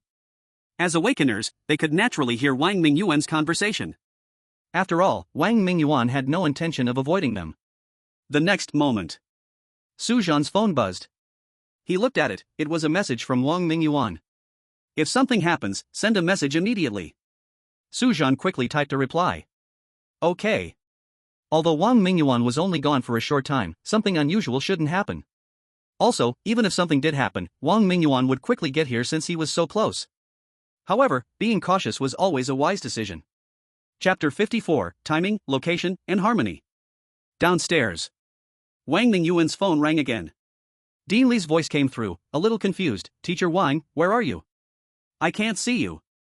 Getting old makes one forgetful, I can't even find the right way. Wang Mingyuan frowned. Dean Li, where are you now? I'll come find you. I'm at. Dean Li mentioned a landmark nearby. After all, this place in Lan City has plenty of tall buildings. Not finding the Haiban Hotel would be pretty normal. And it seemed like Dean Li wasn't far from here. Wang Mingyuan quickened his pace. But just a few steps later, he suddenly stopped in his tracks. The next moment, quickly turning around, he saw that the towering seaside hotel had unknowingly been completely shrouded in thick fog. The mist rolled, wrapping around the entire building. This is bad. Wang Mingyuan's pupils shrank, and he immediately realized what was happening. Distorted species attack. He couldn't care less about the call and hung up directly. His whole body burst forth with spiritual power, shooting towards the fog-covered hotel like an arrow. The mist drew ever closer, as if it were a giant mouth waiting to swallow anyone who dared enter. Wang Mingyuan didn't hesitate for a second, plunging straight in. His students were still inside. On the rooftop of the seaside hotel, Lu Ziming was floating on his back in the water, splashing with his arms. Everyone was enjoying the rare moment of tranquility. At that moment, the whole world suddenly went quiet for a moment. Then, thick fog erupted out of nowhere. The blue sky that had been clear just a second ago was completely swallowed in that instant. The mist didn't creep in from the edges but seemed to appear out of thin air. It was like a giant gray-white curtain wall, completely surrounding the whole building. The fog stopped abruptly a few meters from the building. As if blocked by an invisible barrier, it had yet to intrude inside. What the hell? Lu Ziming suddenly shot up from the water. Su Zhan reacted the fastest, back to back. Gather immediately. The crowd quickly assembled. Su Zhan stared at the swirling fog barrier. We studied the fog incident at Juke Academy, everyone should be familiar with it. Lu Ziming irritably tousled his wet hair. In the worst-case scenario, 1 hour in the fog equals 1 second outside. By the time Teacher Wang realizes something is wrong, we're all done for. Su Hao added, the fog was summoned by distorted species, meaning there must be distorted species inside the hotel. Dean Li. Fengju suddenly spoke, his eyes sharp. He just said he would come, and the fog appeared. Su Hao's face changed. You mean Dean Li has a problem? Xiaxi scoffed, this coincidence is a bit much. I think it's not necessarily so. Su Hao shook his head, Dean Li is highly respected, there's no reason for him to harm us. Moreover, if he really laid a trap, why would he personally call to reveal his whereabouts? What if it's a deliberate act? Lu Ziming scoffed, also, he called to inform Teacher Wang, that doesn't prove he did it. He could easily claim it's a coincidence. That old man looks kind, who knows what he's like behind the scenes. Enough. Su Zhan interrupted, arguing about this now is meaningless. The priority is how to survive. Though he said that, his heart didn't stop at speculation about Dean Li. Wang Mingyuan was not a careless person. With Teacher Wang's caution, even if he went to pick up Dean Li, he would definitely wait in the hotel lobby or at the entrance, he would never leave the building rashly. But now, he had vanished without a trace, leaving no message behind. Unless, someone had deliberately lured him out. And this person could only be Dean Li, who had just made the call. Su Zhan's gaze grew colder. Wang Mingyuan was indeed cautious, but he had a basic trust in Dean Li. After all, the other party was a highly respected master, a senior who personally delivered the healing medicine. But it was this trust that made him let down his guard. Teacher Wang probably didn't expect that the moment he stepped out of the hotel, the fog would descend. And now, they were trapped here, isolated and helpless. Su Zhan's gaze scanned the fog, feeling heavy in his heart. If this was indeed Dean Li's trap, then what was the other party's purpose? Was it aimed at them as students? Or could he also be one of the distorted species? That didn't make sense. Could it really be a coincidence? Was it really that coincidental? Su Zhan couldn't tell for a moment. Su Zhan. Xiaxi's voice pulled him back to reality. What do we do now? Su Zhan collected his thoughts. No matter who the mastermind was, now was not the time to delve into it. Surviving was the only goal. Suddenly, ripples appeared on the surface of the pool, as if something was gently stirring beneath the water. Fengju's gaze turned towards the water's surface. The gaze was alert. Su Zhan took a deep breath. Remember 3 rules. First, never step into the fog voluntarily. Second, be wary of any abnormal phenomena. Third, the fog lasts no longer than 3 days, this means 3 days according to the time inside the fog. In other words, as long as we hold on for 3 days in the fog, it will disperse, and we will live. Just then, everyone heard a splash from the pool. It was as if something crawled out from the water. A pale hand, covered in grayish-blue veins, suddenly grasped the edge of the pool. The knuckles twisted and deformed, the nails dark and sharp. Then came the second, the third. A total of 6 deformed arms reached out from the water. They clawed at the ground, slowly dragging a twisted body onto the shore. That thing looked like a person, but absolutely was not a person. Its torso was hunched, skin pale as a corpse, surface covered in cracked patterns. Where its head should be, there was a large, translucent sac. Inside floated dozens of human eyeballs, spinning wildly, locking onto every person present. Its lower limbs. Starting from the waist, they split into 6 spider-like appendages, each ending with sharp bone blades. Hiss. It opened its mouth. If the gaping flesh hole filled with ring-shaped teeth in the center of the torso could be called a mouth. The water surface of the pool suddenly boiled. More such monsters crawled out from beneath the water. It's the Watchers. Lu Ziming's face turned pale. Be careful, they can use their gazes for mental pollution, it's best not to look directly at those eyeballs for more than 3 seconds. Fengju's face was ashen, he raised his hand, ready to summon the sword of the stunning swan. Su Zhan grabbed his wrist. The doctor said you can't use spiritual power within 7 days, or it will damage your foundation. I took the healing pill, it's fine. Fengju replied lightly. That's also not allowed. Su Zhan was unwavering, even that pill only speeds up recovery, only a few hours have passed.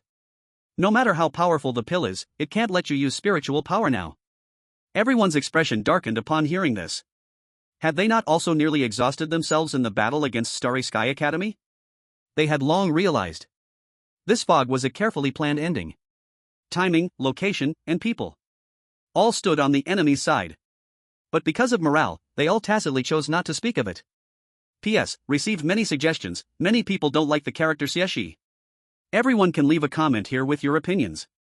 If many people dislike it, after this story concludes in Lan City, her screen time will gradually decrease until she disappears. P.S. Also, the new book just needs traffic. Dear readers, please leave good reviews and share freely. The author will thank you every day. Thanks again. Chapter 55, Old Method. At a glance, dozens of watchers had slowly crawled over. Based on energy fluctuations, their strength was roughly at the early first stage. In other words, with strength between levels 1 to 3 of the exposure realm. Under normal circumstances, the 5 of them together would be invincible. But now. Su Zhan took a deep breath. Now we can only use the old method. Xieshi frowned. What old method? Before Su Zhan could answer, Su Hao quickly explained, last time, when we were exhausted in the fog, we survived by splitting up and running. Xieshi opened her mouth, wanting to argue. But as her gaze swept over everyone, the words got stuck in her throat. This was not a tactic, but a gamble to exchange the lives of others for a chance to survive. In the coastal Grand Hotel, there were still so many innocent staff and guests. Once they scattered to escape, these fog creatures would certainly turn to hunt other people. But what of it? They could barely protect themselves. What could they use to be heroes? Xiaxi's nails dug deep into her palm.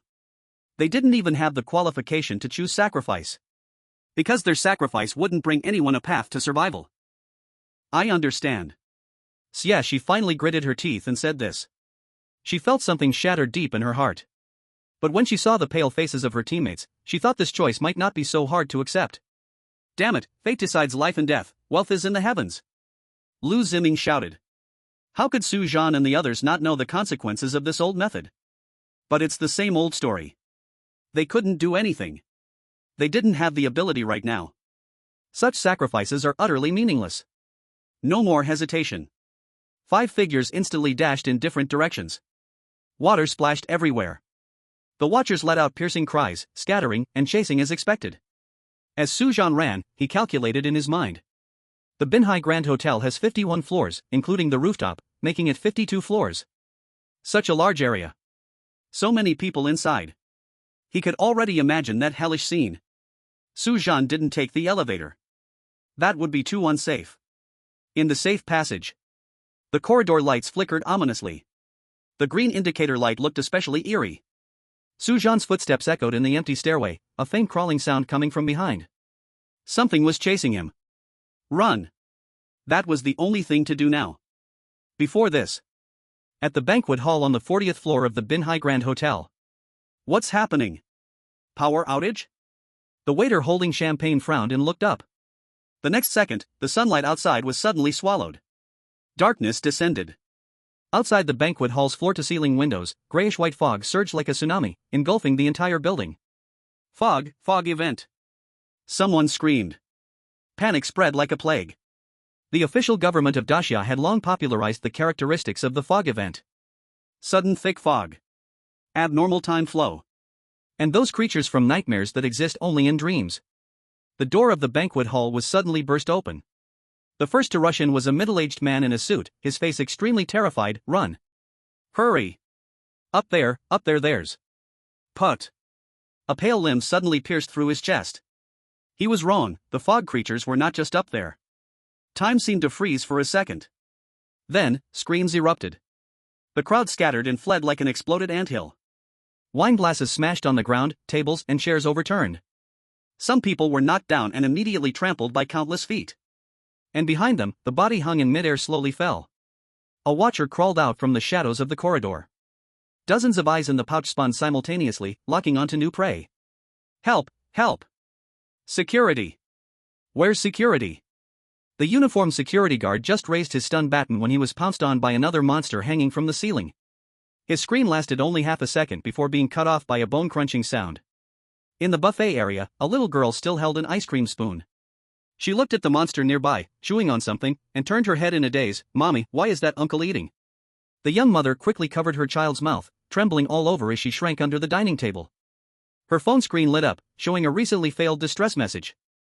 Fog event at the Binhai Grand Hotel. The signal bar was a glaring red cross. Meanwhile, in the hotel lobby on the first floor. Everyone listen. According to the emergency plan, immediately head to the underground shelter. The hotel manager's roar echoed in the lobby. Staff members were hurriedly guiding frightened guests toward the safe passage to evacuate. Just at that moment. Boom! The hotel's revolving glass doors shattered violently, countless shards shooting out like bullets. The concierge standing closest was instantly pierced by the glass storm, blood splattering against the marble wall. Amid the screams, 3 watchers crawled in through the broken doorframe. The eyes in their pouches spun wildly, locking onto the fleeing crowd. The receptionist fell to the ground, her high heels already broken. She desperately tried to move back until her back hit the cold service desk. No! Don't! A limb of the watcher suddenly pierced out, stabbing straight through her throat, nailing her entire body onto the hotel price board. The security captain pulled out his pistol and fired. The bullets blasted a few bloody holes in the monster, but only made its movement pause for a second. The next second, another watcher pounced from the ceiling, its 6 limbs spread out like blades. The captain's body was instantly sliced into pieces. The elevator doors finally opened. Guests escaping from the upper floors rushed out in a panic, only to run straight into a slaughter scene. The people at the front were pushed down into the pool of blood, and when they looked up, they saw eyeballs spinning inside the sacks. Hell! The watcher's mouthparts opened, circular fangs spinning and shrinking. Blood flowed slowly along the cracks of the floor tiles, heading toward the entrance of the underground shelter. There! An explosion-proof door was slowly closing. Through the door crack, countless terrified eyes were witnessing everything. The watchers all looked in that direction. Then, they slowly crawled over. Floor 25, a restroom. Su Zhan gently closed the stall door, lowered the toilet lid, and sat down silently. He didn't dare hide in his suite. His suite was on the 51st floor, closest to the mist creatures.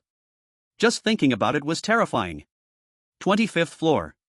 The middle level of the Binhai Grand Hotel. From this floor down, including this floor, were all dining areas. This location was very subtle. Whether the monsters swept down from the top or searched from the bottom up, it would take time to reach here. Of course, if the mist creatures happened to start hunting from the middle floors, then forget it. The cramped stall space was filled with a faint smell of disinfectant. Su Zhan slowly adjusted his breathing, even deliberately slowing down his heartbeat. He had good reasons for choosing this place.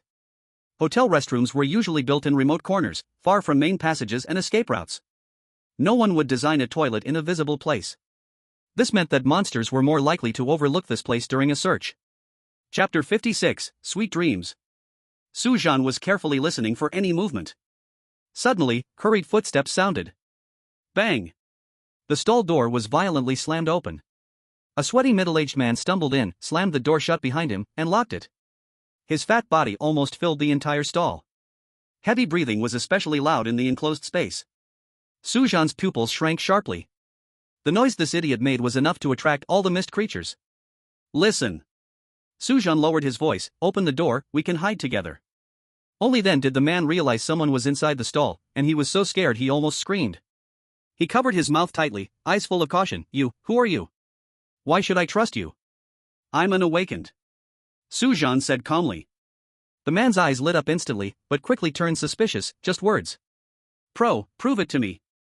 Su Zhan carefully unlocked the stall and stepped out. He took a deep breath and called forth the little spiritual power left inside him. His ability passed through the door panel. It froze the man's movements. Now do you believe me? Su Zhan gently persuaded, open the door, I can protect you. The man's expression changed from terror to joy. He trembled as he reached for the lock. Great. You must protect me. I can give you money, lots of money. The door opened. Su Zhan's hand chopped down on his carotid artery. The man's joyful expression froze, and his fat body collapsed limply. Su Zhan caught him and laid him down slowly, making sure there was no sound. Now it was quiet. This man had locked the stall door. To avoid making noise by breaking in, Su Zhan had no better choice than this. Su Zhan glanced at the still smiling unconscious man and whispered, sleep, have a nice dream. Then, he locked the stall door again and continued holding his breath, listening to the movements outside. But it was already too late. In the hallway, the crawling sounds were clearly speeding up, heading straight for the restroom. Damn! This damned burden. Hold your breath, not daring to make any movement. Thinking about the mist creature knowledge learned at Juke Academy. The Watcher. No hearing, no smell. But their vision is indeed fierce. In that semi-transparent bubble floating above its body, dozens of eyeballs can capture any subtle movement in 360 degrees without blind spots. Not just the movement of objects, even the trembling of the air, and the slight shaking of the door, cannot escape those frantically rotating eyeballs. The noise made when the fat man burst in was too loud. Heavy breathing caused a disturbance in the air. The vibration from locking the door. Even the slight deformation of the entire structure as his obese body squeezed into the booth. All of this was very obvious in the Watcher's vision. Su Zhan's handblade was a choice made out of necessity. A comatose body would at least not create new vibrations. But now, life and death are fated. Bang! The door of the first booth was violently torn open by limbs. Su Zhan's breath nearly halted. He could clearly hear the sound of the monster's limbs crawling on the ground. He smelled that mixed stench of blood and decay getting closer. Crack! The door of the second booth was shredded into pieces by sharp claws, splinters flew everywhere. There are 3 booths left. Su Zhan was counting every second. The spiritual energy within him was already low, and he had wasted a bit on that fat man. It had to be saved for the most critical moment. Boom! The third booth was completely smashed down. The toilet tank exploded, and water gushed out. 2 left. At this moment, the crawling sound stopped. Su Zhan's pupils constricted. Bang! The fourth door was violently opened. The monster found the comatose middle-aged man. Next was the scene that could not be allowed to pass. Warm blood seeped in from under the door, slowly spreading to Su Zhan's feet. That chilling sound suddenly stopped. Silence. Su Zhan could feel. That bubble filled with eyeballs was now pressed against the door of the last booth. The sticky sound of dozens of eyeballs turning was clearly audible. They were searching, peeping. Boom! The booth door was violently broken open. Amid splinters flying everywhere, a pitch-black figure charged like a cannonball into the Watcher. Su Zhan's transformation completed in an instant. At this moment, his whole body was covered in dark scales. His muscles bulged, perfectly and menacingly outlined beneath his skin. Every tendon was filled with explosive power. His eyes turned into narrow vertical slits. The corners of his mouth ripped back to his ears, revealing interlaced, pure white fangs. His claws were like knives. That new long tail whipped through the air with a bang, breaking 3 of the Watcher's limbs in an instant. Hiss! The eyeballs in the monster's bubble rotated wildly, 6 human-like arms simultaneously reaching for Su Zhan. Su Zhan dodged to the side but still got scratched on the shoulder scales. But sparks flew. For a moment, his defenses held. The next moment, his tail struck out, precisely piercing through one arm. Don't look at its eyes. Su Zhan focused intently on the monster's chest. The mental pollution from those eyeballs was enough to drive an ordinary person insane instantly. Even an awakened would be severely mentally affected. The Watcher suddenly opened the circular mouth in the center of its body and sprayed a putrid, sticky liquid. Su Zhan quickly rolled away to avoid it. The liquid splashed onto the tiles, immediately corroding them into honeycomb-like holes. His tail swept through, severing the other 2 limbs at the base. The Watcher lost balance and fell. Su Zhan's muscles tightened, ready to strike while the iron was hot. But the moment he lifted his eyes, he met the eyeball-covered bubble. Damn! Dozens of pupils all contracted simultaneously, locking onto his eyes. Oh no! Su Zhan felt a wave of dizziness, his vision starting to show blood-red afterimages. At the critical moment of life and death, his claws suddenly grew 3 inches longer, piercing into that bubble with lightning speed. Puff! Thick liquid sprayed out.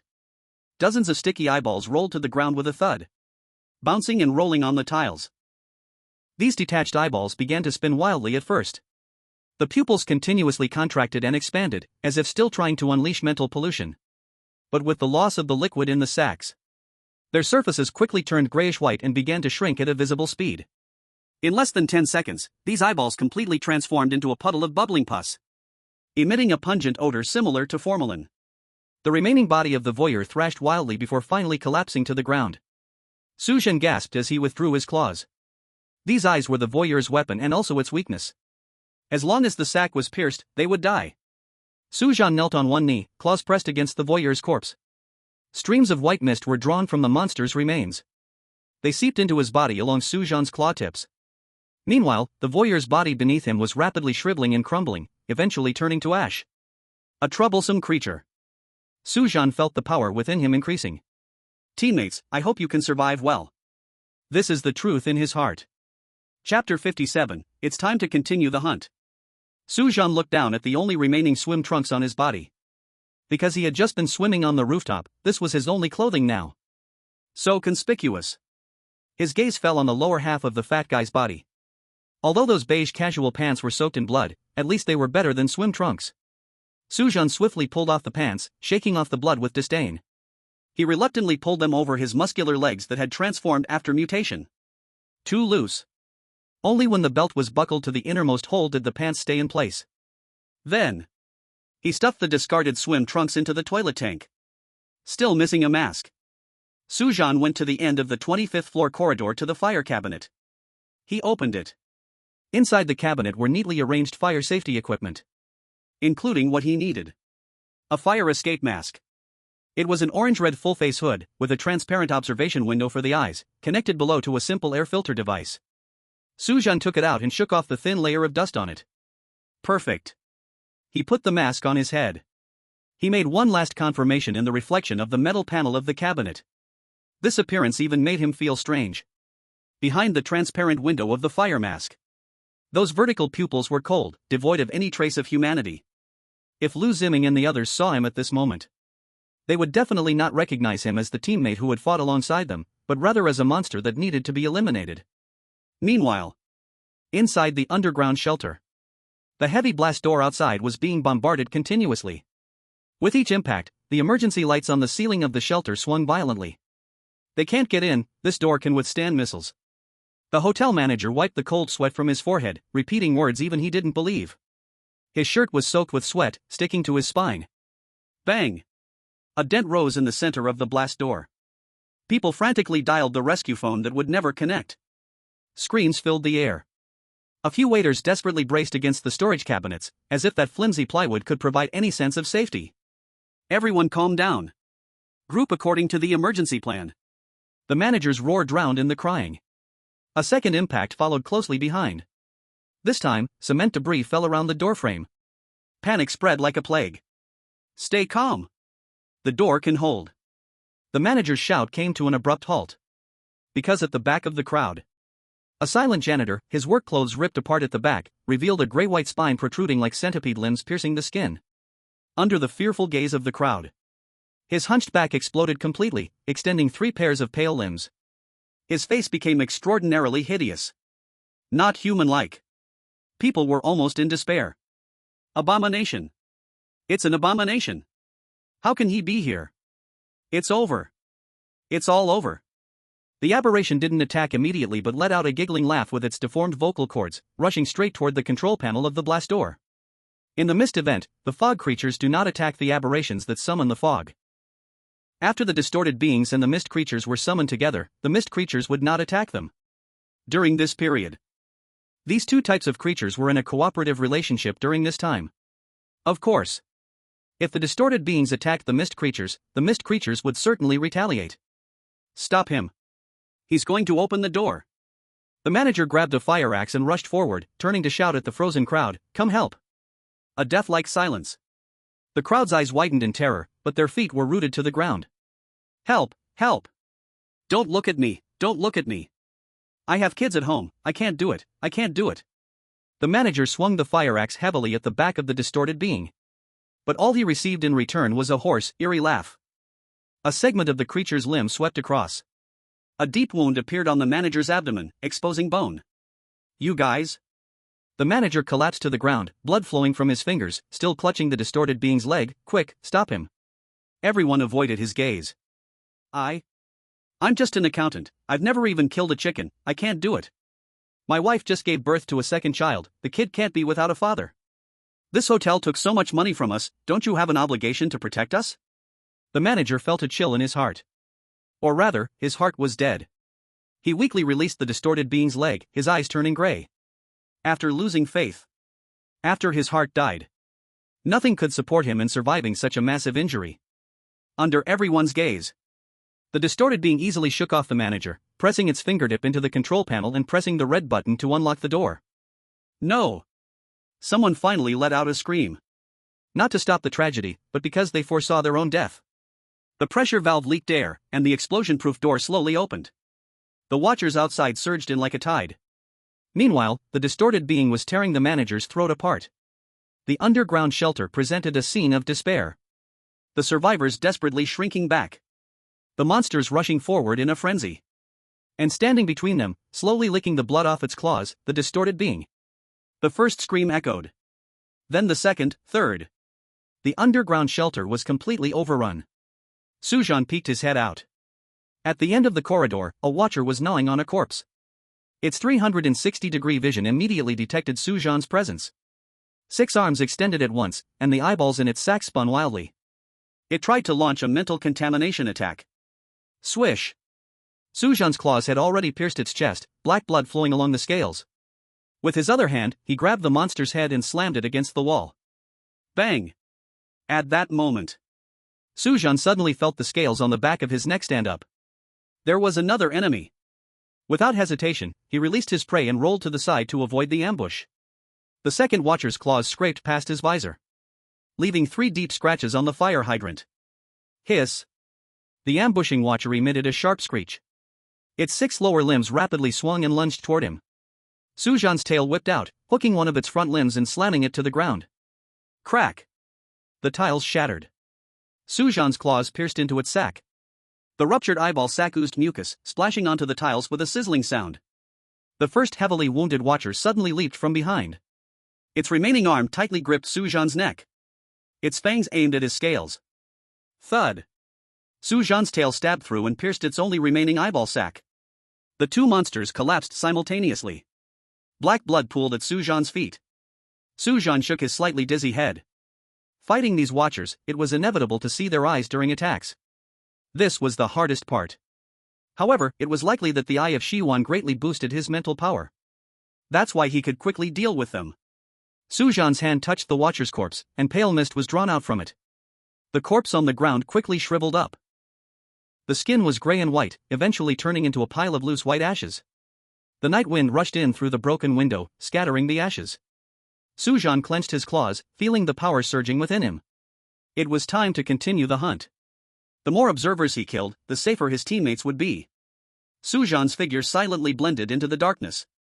He crept downwards. Chapter 58, I hope you think carefully.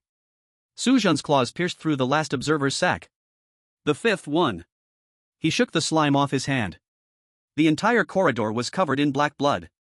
In the next moment, screams echoed from downstairs. Someone else was in trouble. Su Zhan adjusted his breathing. Hunting these mutated beings made him stronger and stronger. Panic was erupting downstairs, attracting more dangerous things. He walked over the debris, avoiding the thick pools of blood. At that moment, sounds of climbing echoed from the elevator shaft.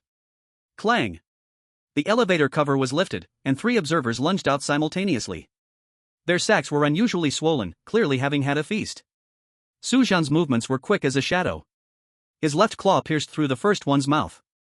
His tail swept and severed the limbs of the second one. His left claw plunged directly into the third one's sack.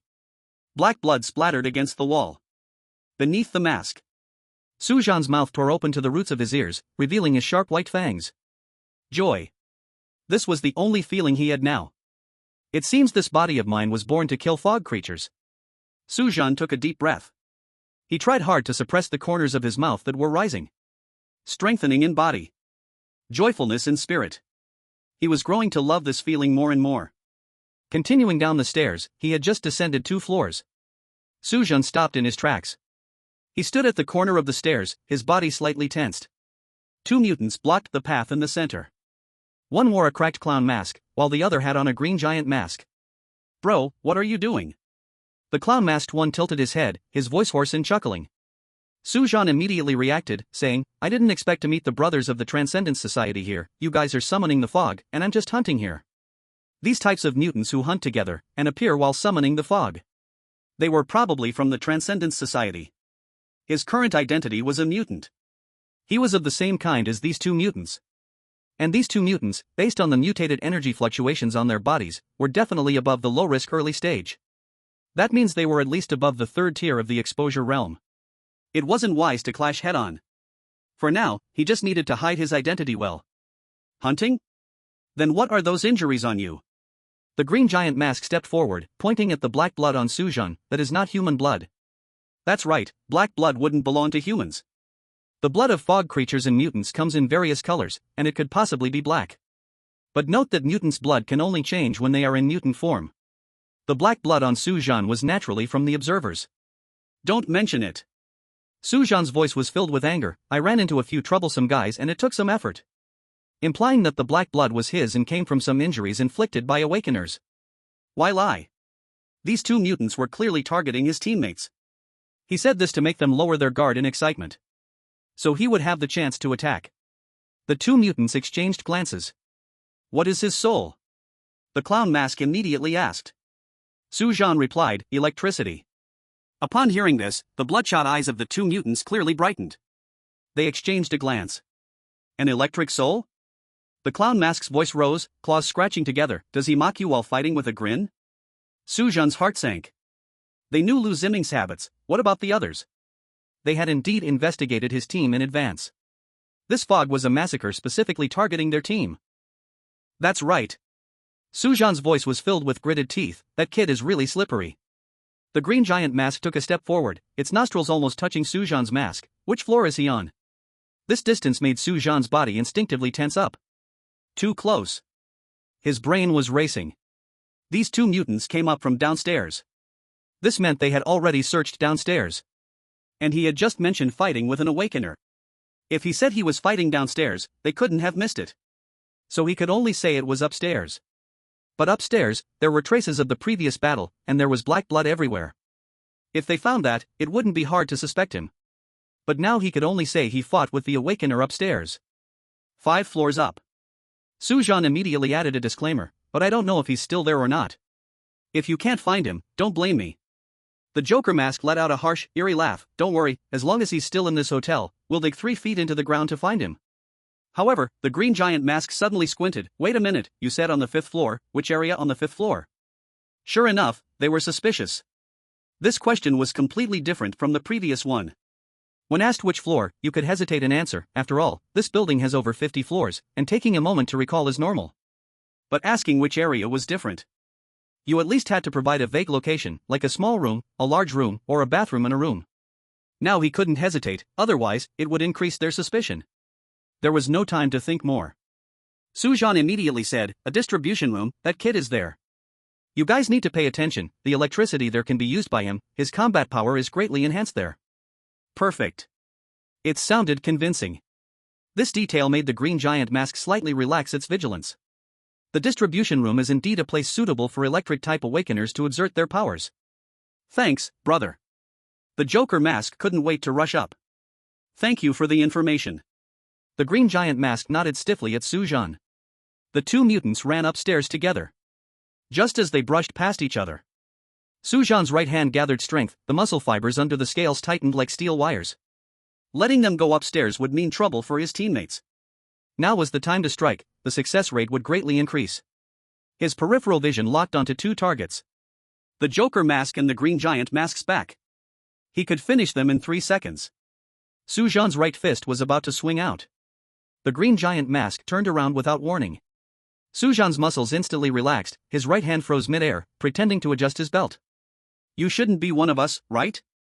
The Green Giant Mask's single eye squinted into a slit. Seen through? No, it was a test. Su Zhan shook his head. No, I don't belong to any organization. The Joker Mask also turned around, his mouth stretching wider, interested in joining? You're pretty strong, our Transcendents love lone wolves like you.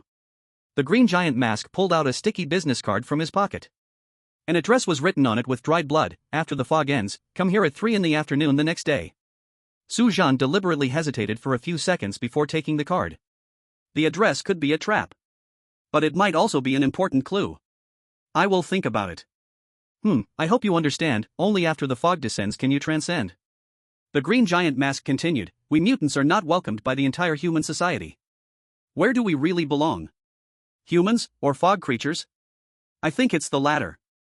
I hope you think carefully. All right. Su Zhan nodded seriously. But the Transcendents are different, here, we are whole. The Green Giant Mask's voice was tempting, aren't you tired of living in hiding? The Joker mask beside him paced anxiously, its bone claws scratching at the wall. All right. If we don't catch that lightning kid now, he's going to run away. Saying this, he already rushed up the stairs in a hurry. The Green Giant Mask took one last deep look at Su Zhan and turned to follow. Just as he turned his back, Su Zhan suddenly erupted. His target was clear. The Green Giant Mask, who was walking behind. The Clown Mask had already rushed up the stairs in a hurry, and this was the best moment. Whoosh! His right claw aimed straight for the Green Giant's heart. But just when the strike was about to hit, the Green Giant Mask suddenly sidestepped. He narrowly avoided the deadly blow. But what was dodged was the fatal strike, not a complete evasion of the attack. Put! The right claw plunged deeply into the Green Giant Mask's right shoulder joint. With a crack of bone, the entire right arm broke, blood splattered on the wall. Damn it! I didn't kill him. Ugh! The Green Giant Mask let out a painful roar. But he reacted quickly, using his legs to gain distance. During this time, his body began to mutate violently. Muscles swelled up like inflating balloons, vertebrae shot up, and a thick layer of keratin appeared on the surface of his skin. In the blink of an eye, his height shot up from just over 1.8 meters to over 2.3 meters. Like a little giant in armor blocking the staircase. You want to die? The Green Giant Mask roared. From the broken right shoulder wound, several crimson tendrils sprouted wildly. These tendrils intertwined and forcefully stopped the bleeding from the severed arm. The muscles of the left arm bulged, smashing down at Su Zhan. Boom! Su Zhan dodged to the side. This punch smashed through the wall. Concrete fragments flew everywhere, shaking the entire floor. Such strong power. The Green Giant Mask's mutation power was fully displayed. Su Zhan could clearly see his strength. Low danger level 4. Su Zhan's tail swung out. Slap, it struck the opponent's knee joint. The keratin layer shattered and splattered, making the Green Giant Mask stumble. Bang! Su Zhan seized the opportunity and kneed him right in the chin. Shattered teeth mixed with blood sprayed out. But the Green Giant Mask only laughed maniacally. The tendrils from his severed right shoulder swung towards him. Wrapping around Su Zhan's right leg, he swung him violently to the ground. Boom! The floor tiles shattered. Su Zhan's scales scraped against the ground, sparking flames. He endured the pain and slashed the tendrils, rolling to avoid the incoming stomp. A hole was left in the ground. Through the pit, one could see the floor below. Why?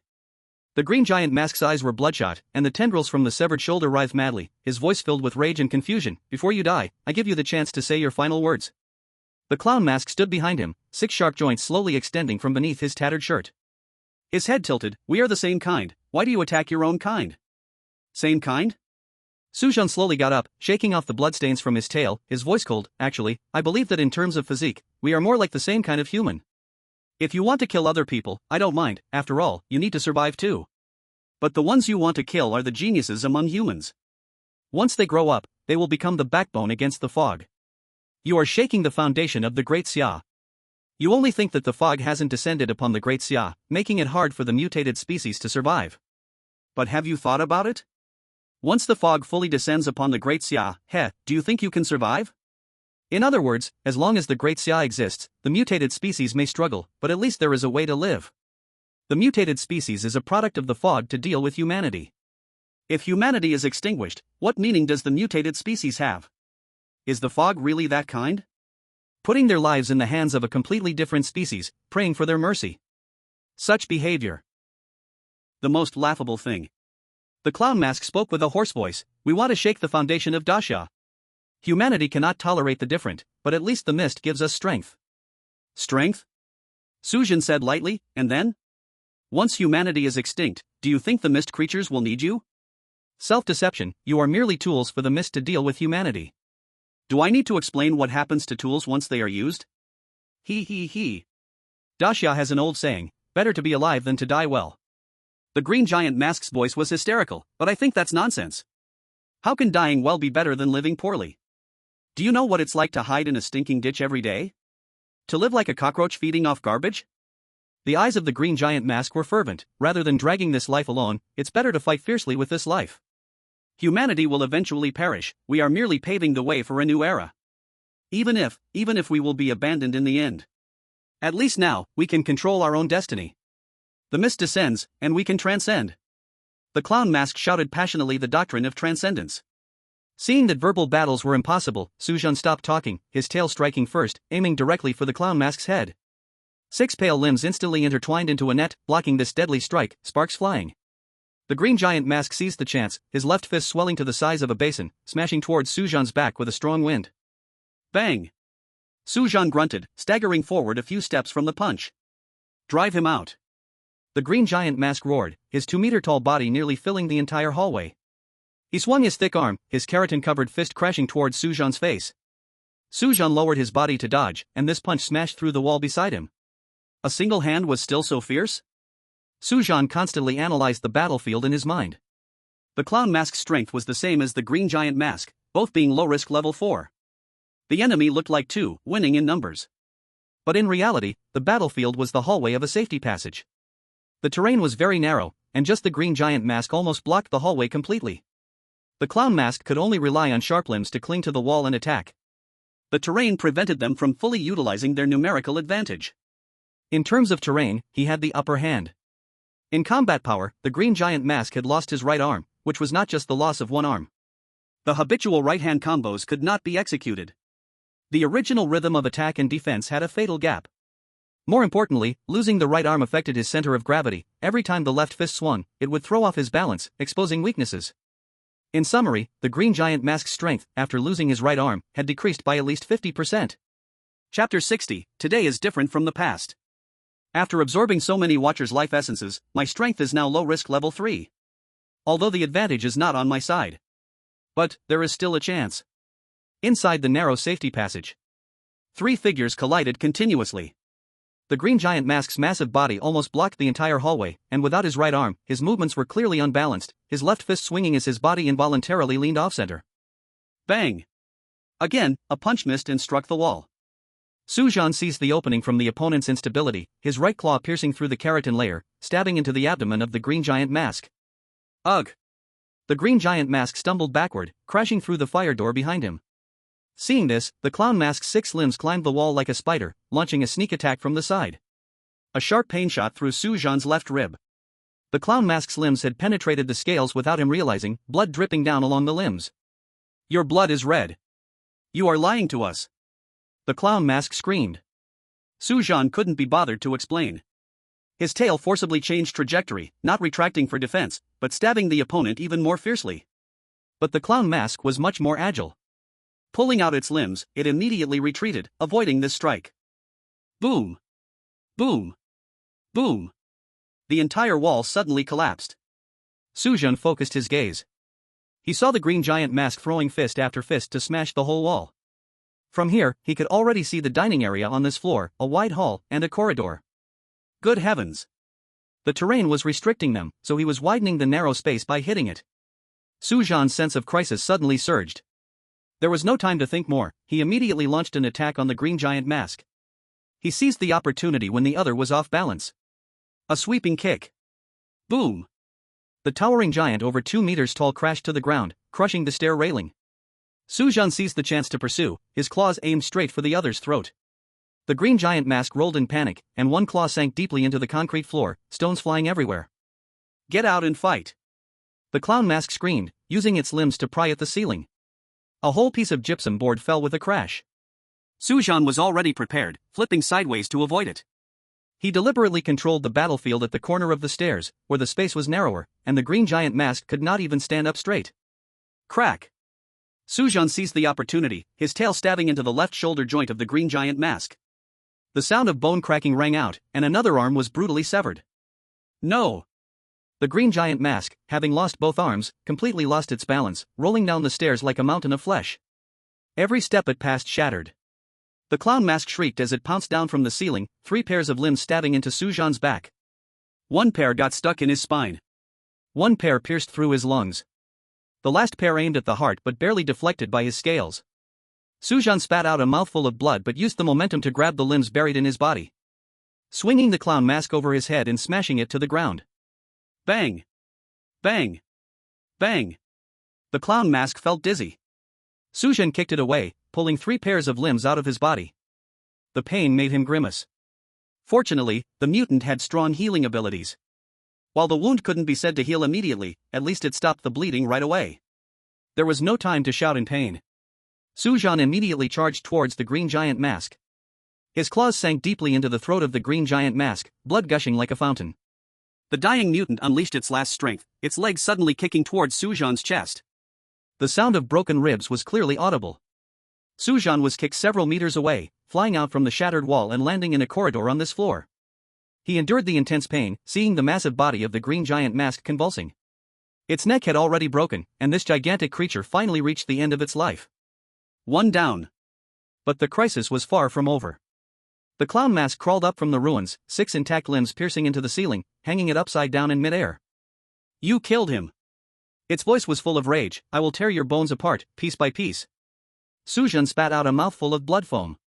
Without answering, he slowly assumed a combat stance. Whoosh! The clown mask waved its hand, launching a bone spike that shot like a javelin. Su Zhan dodged to the side, the limbs deeply embedding into the elevator door behind him. Not knowing where it got stuck, the whole elevator immediately lost control and crashed down, a loud rumble echoing in the shaft. The two resumed their battle. They fought from the corridor into the banquet hall. Bang! The crystal chandelier in the banquet hall was affected. Countless glass shards fell. Su Zhan seized the opportunity, grabbing a broken lampchain and striking the clown mask fiercely in the face. The mask shattered, revealing the rotting, deformed face underneath. I want you dead. The clown mask completely went insane. All remaining limbs spread out, pouncing like a predatory spider. Su Zhan advanced instead of retreating, allowing 6 limbs to pierce his body, his hands gripping the opponent's neck tightly. 2 pierced through his thighs, 1 stabbed into his side, 1 punctured a lung, and the last 2 got stuck between his ribs. The 2 tumbled toward the buffet area. The glass of the refrigerated cabinet shattered, and countless utensils fell from the massive impact. Su Zhan's back was a bloody mess. But he did not loosen his grip on the clown mask. The other party's limbs stirred within him, each movement bringing forth a surge of fresh blood. Agonizing pain struck. Su Zhan's vision began to blur. He could feel warm blood gushing from multiple wounds, pooling beneath him. The other party's 6 limbs attacked him, while his own hands tightly protected his neck. His claws pierced through the opponent's palm, but he was locked in place by muscle, unable to move even a fraction further. This would not kill him completely. If this continued, he would certainly be the first to die. The clown mask's decaying face loomed close, grinning with madness. The limbs stirred again within Su Zhan, trying to tear him apart completely. Eye of time slowed down. Click. A phantom sound of a clock echoed. All remaining spiritual energy was invested in this. This was his final trump card. The movements of the clown mask suddenly became sluggish, every slight action consuming immense effort. His pupils contracted sharply, watching helplessly as Su Zhan's bloodied fingers slowly tightened. Impossible. It was clearly just a little away. If it were the clown mask at its peak, this level of control would be breakable at will. But tonight was different from the past. Su Zhan's hands continued to apply pressure like iron pincers. The power from the Eye of Time turned this life and death struggle into a one-sided execution. The clown mask's struggles grew weaker and weaker, the spasms of its limbs gradually ceasing. Crack! A crisp sound of broken bones resounded through the banquet hall. The clown mask's head tilted grotesquely to one side, its 6 limbs twitched a few times before finally limply falling down. Su Zhan released his grip and stumbled back a few steps. What followed was even more intense pain and dizziness. He looked down, realizing his injuries were worse than he had imagined. He must heal quickly. But at this moment, footsteps sounded from outside the banquet hall. This sound was not the sound of the voyeur's limbs falling to the ground, but the sound of footsteps in shoes. Right now, Su Zhan's mutated form had extraordinarily sharp senses. Even if the footsteps were soft, he could hear them clearly. Either the newcomer was a mutant, or the newcomer was his teammate. Because ordinary people would not be foolish enough to come out to observe. But in Su Zhan's current state, no matter which it would spell disaster. Chapter 61. He dared not gamble. Su Zhan stared intensely at the door. Su Hao's half-face flickered at the door crack, slowly inhaling through his nose. He smelled the scent of blood. Don't come over. Su Zhan held his breath, muscle fibers moving on their own to stop the bleeding. But self-healing consumed bodily functions. Now, over 90% of his bodily functions had been depleted in the fight against 2 mutants. So the recovery speed was extraordinarily slow. The 2 were about 30 meters apart. Su Zhan lay beneath the buffet area. There was cover blocking the view. At this moment, neither could see the other. Su Hao glanced around, slowly peeking his head out. Testing the ground with his toes first, confirming there were no obstacles, he then cautiously shifted his weight forward. Moving forward at a cautious, centimeter-scale pace. Just moments ago, there had been intense fighting. But now it was too quiet. Unusually quiet. Su Zhan could now see the whole banquet hall. Blood on the items, violently distorted metal frames, debris all over the floor. All these traces pointed to one fact. Something had just experienced a life and death struggle here. And it might still be alive. But where had it gone? A drop of cold sweat slid down Su Zhan's temple. If it were at peak condition, he would definitely use teleportation skills to investigate. But now his physical strength was simply insufficient. Although the opponent appeared to have been through a fierce battle, what if it still had some strength left? He dared not gamble. But his strong curiosity still drove him forward. Su Zhan caught the faint sound of that sweat droplet hitting the ground. The water drop fell. Was the other side afraid? His tail silently arched, ready to strike and kill at any moment. Yet in the next moment, it froze. He didn't know who was on the other side. But it was likely his teammate. Su Zhan did not know what to do. He could not bring himself to harm his own teammate. But now he could not reveal his identity, even when removing the mutant form. The clown mask and the Hulk mask, how to explain these two mutants? The wounds on their bodies were clearly not caused by his Eye of the Abyss. Moreover, he participated in the exchange meeting with Starry Sky Academy, his spiritual energy was depleted, and even taking healing medicine would not allow him to kill these two mutants. This made it even less understandable. On the other side, Su Zhan's toes moved forward another 5 centimeters. The blood was still very fresh, the battle had ended less than 3 minutes ago. That thing must still be nearby. So he moved slowly. The smell of blood became increasingly intense. Moments later, Su Zhan's pupils suddenly constricted. He saw blood slowly flowing out on the floor of the self-service area. Whose blood was this? Was it the hunter's or the prey's? He could not distinguish, could not be sure. Su Zhan's body was tense. If he got any closer, if the other side was a mutant, he could only run. If the other side was a teammate, he would scare them away. After all, his teammates were in bad shape and did not dare to attack recklessly. The two were thinking differently, but both were tense. The unknown is the most terrifying. There was only a row of collapsed dining tables and shattered dishes between them. Su Zhan stopped in his tracks. He only needed to take a few steps forward, or jump, to see everything on the other side. But correspondingly, the perspective was mutual. What he could see on the other side could naturally see him. The air in the banquet hall was almost solidified. The two stood still, muscles tense, ready to face the unknown opponent. Suddenly, Su Zhan's gaze sharpened. He noticed a pitch-black scale half buried among the broken dishes. A recent memory surged into his mind. This scale was extremely similar to the one from the mutant who saved him wearing an Ultraman mask last time. In that desperate fog incident, it was the owner of this scale who took the fatal blow for him. Su Zhan slowly stepped back half a step. If it was really him, then was he biting the hand that fed him? This was a perfect excuse. He had already been hesitant, and now he was even more certain of his thoughts. Su Zhan listened closely. He heard the sound of footsteps retreating. Why retreat? Were they scared? Outside the cover, Su Zhan slowly retreated, his gaze fixed on that pitch-black scale. 1 step, 2 steps. His heels slowly turned toward the exit. He left the banquet hall. Su Zhan carefully peeked out, listened intently, and confirmed that the other side had completely left. Who? He released a breath he had been holding for a long time. The tensed muscles relaxed. They left, thank goodness. The banquet hall fell back into silence.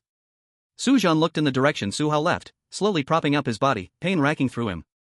He was too badly hurt. Looking around, the banquet hall was in disarray. Someone had already noticed his presence. He had to leave this place. Su Zhan dragged his broken body, swaying as he walked. But it seemed to be fate's favor. On the way, he encountered no obstacles. Or rather, he didn't meet a single living creature. He walked unobstructed to the next level, arriving at a restroom stall. The restroom was in a relatively remote location. It was the perfect hiding place. Sujin sat on the toilet seat, feeling the muscles under the scale slowly begin to move. Self-healing takes time. Outside, the fog still churned. But in this moment of silence, it instead became the best cover. Su Zhan closed his eyes, letting the mutant's instincts take over the repair work. 3 hours. At least 3 hours. His breathing gradually stabilized. In this secluded corner, the injured hunter temporarily removed his fangs, slowly licking his wounds. Su Zhan's vertical pupils flickered in the darkness, like a candle struggling in the wind. As time passed, his eyelids grew heavier, as if pressed by a 1,000-pound stone. Cannot sleep. His claws dug into the wound on his thigh, using the sharp pain to fight against the overwhelming drowsiness. In this dangerous environment, closing his eyes now would equal suicide. Outside, there came the sound of Oed crawling. Su Zhan tensed his body suddenly.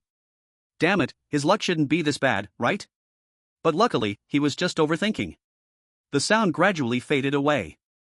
Su Zhan relaxed slightly, but immediately pinched the wound to stay awake. 3 hours passed very slowly. But Su Zhan still held on. Now the wound was mostly healed, but the energy in his body was low. But for Su Zhan, it was enough. He pushed open the partition door, the corridor still silent as ever. Only distant screams occasionally reminded him that the crisis was not over. Gotta hurry up. Su Zhan arrived at the hallway, and the body of the green giant mask was still lying there. He reached out to check its body temperature. It was icy cold. It had completely cooled down. Su Zhan grabbed the remaining flesh tendrils and dragged the heavy body toward the banquet hall. It was heavy, but manageable. The massive body of the green giant mask left a trail of blood in the hallway, painting everything red. Finally arriving at the banquet hall, Su Zhan dragged the body to the broken window. He glanced at the body of the clown mask nearby. Let's deal with them together.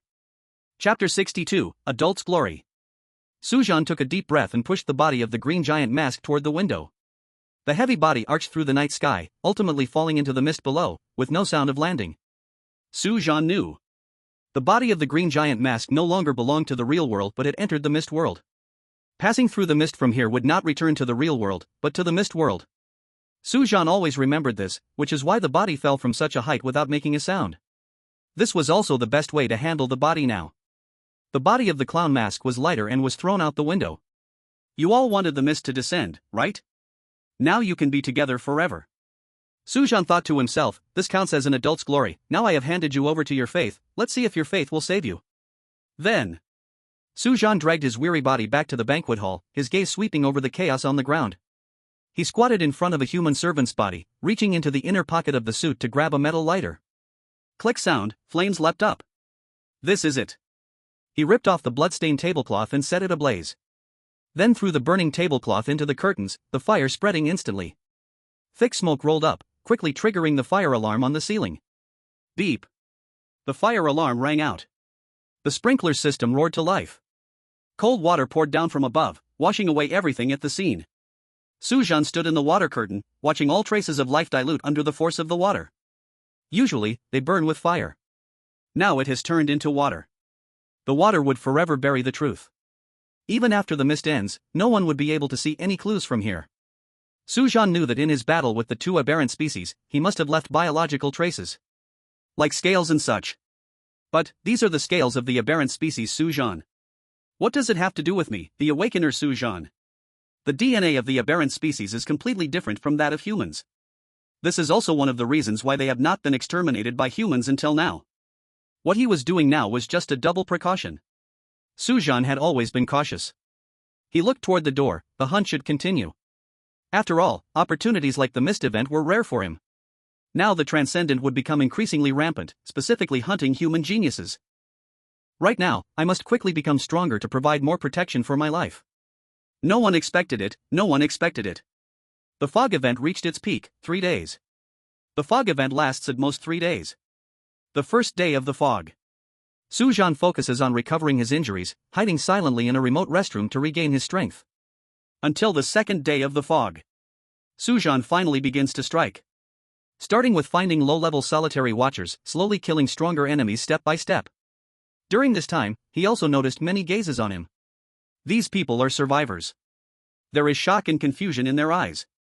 It seems that no one can believe that the aberrant species would hunt fog creatures, and not out of compulsion, but voluntarily.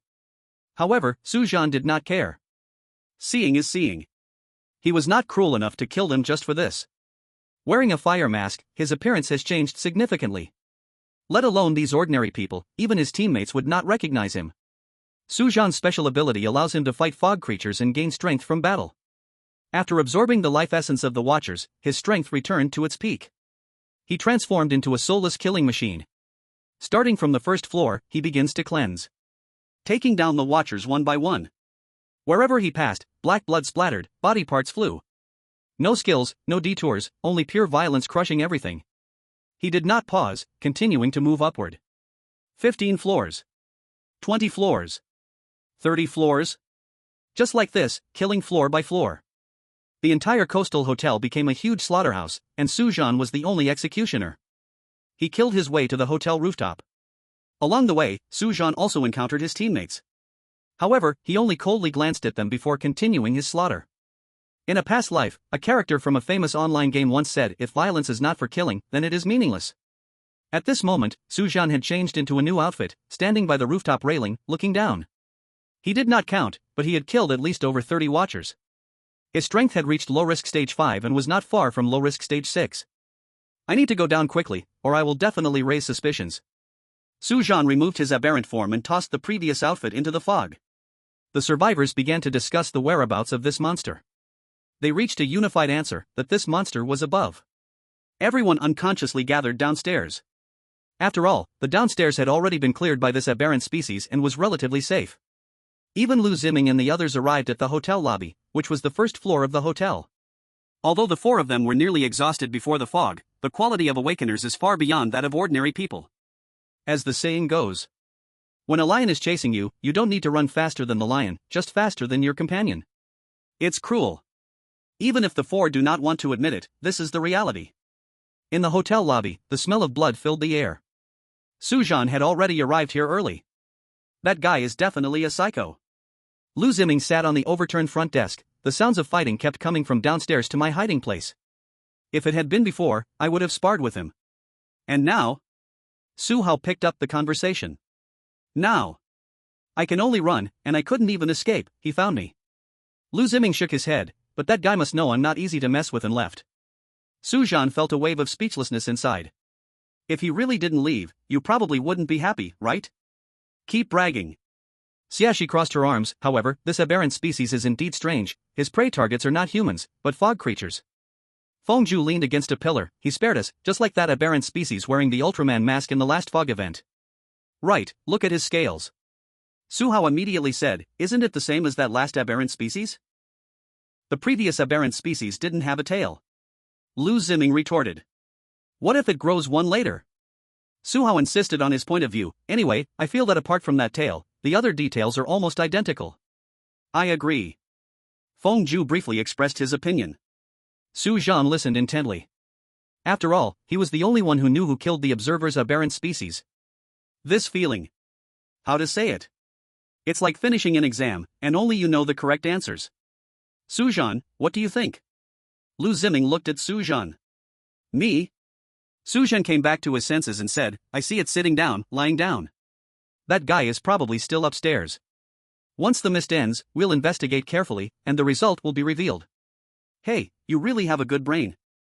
Lu Ziming laughed and patted his shoulder. By then, we'll definitely pull that guy out. Su Zhan's face darkened. He really felt he shouldn't have saved that kid. But because of his excellent performance. Lu Ziming flipped his bangs. I'll definitely speak up for him. As for the outcome, we'll see. Right, everyone alive here can be considered saved by him. Su Hao's eyes lit up, and he immediately said, that aberrant species doesn't kill but saves people. I believe the authorities won't kill him because of this. Will they really not? Su Zhan sighed inwardly. I hope that if that day really comes, the authorities can truly let him go. They won't let him go. P.S. Today, 50 readers urged for updates. Woo-woo. Everyone, please urge for more updates. P.S. The book's rating just came out, 5.9 points. The new book rating is low, but this is too low. Many people see this score and don't want to click in. Woo-woo. Please hit that good review, I beg you. Chapter 63, The Way of the World. At this moment, the mist outside the hall suddenly surged, and everyone tensed up. Something's coming. Lu Ziming flipped over from the bar like a carp leaping out of water. Fengju had already silently moved to the shadow of a pillar. Su Zhan narrowed his eyes and pulled out the twin blades he had retrieved from behind his waist, always ready. A white halo slowly emerged from the mist. It's spiritual energy. Su Hao pressed Lu Ziming's shoulder. Wait. This fluctuation. The halo broke through the mist. Teacher? Xiaxi was the first to exclaim. Wang Mingyuan was still wearing his gold-rimmed glasses, with an elegant demeanor. The flowing spiritual energy surrounded him like moving mercury. Wang Mingyuan adjusted his gold-rimmed glasses, and the halo of spiritual energy gradually converged. No one's hurt, right? I'm fine. Lu Ziming patted his chest but accidentally pulled at his injury, taking a sharp breath. Hiss, just a scratch. Xiaxi crossed her arms and said, 3 claw marks on the right shoulder, left leg muscle torn. What's the big deal? Lu Ziming laughed. We're awakened ones, these minor injuries will heal in a few days.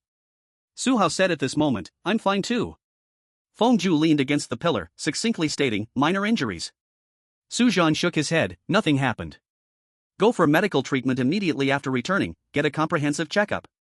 Wang Mingyuan scanned everyone. How long has the mist lasted? Feng Zhu displayed the mechanical watch on his wrist, 46 hours and 37 minutes. Almost 2 days, but only about 10 seconds have passed since I entered. The flow of time. Wang Mingyuan frowned, wanting to say more. Suddenly, a scream came from among the survivors. Wait. That's Teacher Wang from Juke Academy. A young waitress in a hotel uniform pointed at Wang Mingyuan, shouting excitedly, the hotel manager has told me about him. Juke Academy. The Juke Academy of the 5 top awakened institutions in Daxia. We're saved. The survivors stirred. The crowd, which had been huddled in the corner, surged forward like a tide. Teacher Wang. Please, take us out. A middle-aged man rushed to the front. My daughter is only 5, she's waiting for me at home. Everyone, calm down. Wang Mingyuan raised his hand to signal, return to your positions, with me here, nothing will happen. Su Zhan silently watched the crowd stir again. He sighed inwardly. In the moment of despair, a savior appeared, and each person surely felt their heart racing. He did not think Wang Mingyuan was bragging. Now, the realm of the mist creatures in the mist incident was still quite low. With Wang Mingyuan's strength, salting it wouldn't be like crushing an ant, but at least it would be like cutting vegetables. Hey, don't make noise. Lu Ziming stood in front of Wang Mingyuan, waving his arms. Don't you see our teacher is busy? Everyone go back, don't come here to mess things up. How can you speak like that? A plump middle-aged woman shouted in displeasure. Our taxpayer money supports you awakeners, isn't it your duty to protect the common people? That's right. Someone echoed, you receive special allowances from the government. Su Hao stood awkwardly in the middle to mediate. Everyone, don't get excited, we will definitely. Shut up. Xiaxi shouted coldly. The crowd did not quiet down, instead, their emotions intensified. You awakeners think you're great? Why can you shout at us? Exactly. We pay so much tax to support you, and now that something has happened, this is your attitude? What about your responsibility? Some even started to shove forward. A beer bottle smashed bang at Xiaxi's feet. The situation instantly became tense. Su Zhan raised an eyebrow and pulled out his double knives, which he had just sheathed. These survivors trembled in fear before the mist creatures, scrambling for safety. Yet now they dared to roar at the awakeners. Because they knew too well. Awakeners didn't dare to kill them. So they could vent their emotions indiscriminately, shout accusations, and even throw beer bottles casually. Xiaxi frowned tightly. She just wanted these people to quiet down, not to abandon them. Instead, they turned around to morally blackmail her. With clenched fists, she had already calculated that whoever dared to lay a hand on her would be put to sleep like a baby. All right, now listen to me. Wang Mingyuan pushed up his glasses, looking around at everyone. Everyone quiet down, making noise will only attract the mist creatures. If too many come, I can't guarantee your safety. As soon as this was said, the crowd immediately fell silent. Su Zhan quietly sheathed his double knives. Inside, he analyzed the scene clearly. Xiaxi had the same attitude on the plane, but at that time, she was saving people, and everyone aboard owed her a favor, so she could speak however she wanted. But now, Xiaxi hadn't saved anyone. Yet she reprimanded the crowd from a superior position, which happened to strike the most sensitive nerve of ordinary people. Her attitude was even worse than Lu Ziming's earlier impatience. When the word shut up flew out of her mouth, a surge of unnamed anger rose in everyone's heart. Why can awakeners shout at us? Why do you awakeners think you're above us? Aren't you awakeners just the lucky ones? In this world, there is an innate chasm between awakeners and ordinary people. It is a gap that no amount of effort can cross. In this moment, these ordinary people did not see a lifesaver, instead, they saw the embodiment of unfair fate. And Wang Mingyuan understood human nature very well. He did not put on the airs of an awakener, but calmly stated the truth. Noise would attract monsters, and monsters would kill. He returned the choice to the people themselves. They could shout, but the price might be their lives. This non-arrogant and non-submissive attitude instead made people believe because he was not commanding but reminding. This was the true wisdom of living in the world. It pointed out the stakes while maintaining an equal and respectful attitude. This made the frightened crowd willingly quiet down after weighing the pros and cons. Su Zhan had an even higher opinion of Wang Mingyuan in his heart. He looked at Xiaxi. In fact, another important reason for the survivors' different attitudes towards the two was Wang Mingyuan, strong and capable, was the life-saving straw for everyone. This, combined with the previous point, was the perfect way to handle things. The survivors' attitudes gradually softened. The hotel assistant manager squeezed over, "Professor Wang, I am the assistant manager here, most familiar with the hotel structure. The underground shelter is usable, it's spacious, has food, and is completely enough for us." "Very good." Wang Mingyuan nodded. "You are in charge of organizing." "Professor Wang." A young girl with glasses timidly raised her hand. "I am a medical school student, I can help treat the injured." "I'm also a doctor, I can save people too." In an instant, 2 or 3 doctors raised their hands as well. "Thank you for your selflessness." Wang Mingyuan smiled at her, then turned to Su Hao. "Su Hao, assist them in setting up a temporary medical point." Chapter 64: Key to Breaking the Deadlock. Soon, more survivors began to actively step forward to help. "Professor Wang, I am a fitness coach." A muscular middle-aged man patted his chest. "Leave the heavy lifting to me, carrying injured people and moving supplies is no problem." "Count me in." A young man in a security uniform immediately chimed in. "I was a medic in the army, I can handle basic wound care." Several burly chefs also squeezed over. "There are still a lot of ingredients in the kitchen, we can make something warm for everyone." The scene gradually became more orderly. The men consciously split into several groups.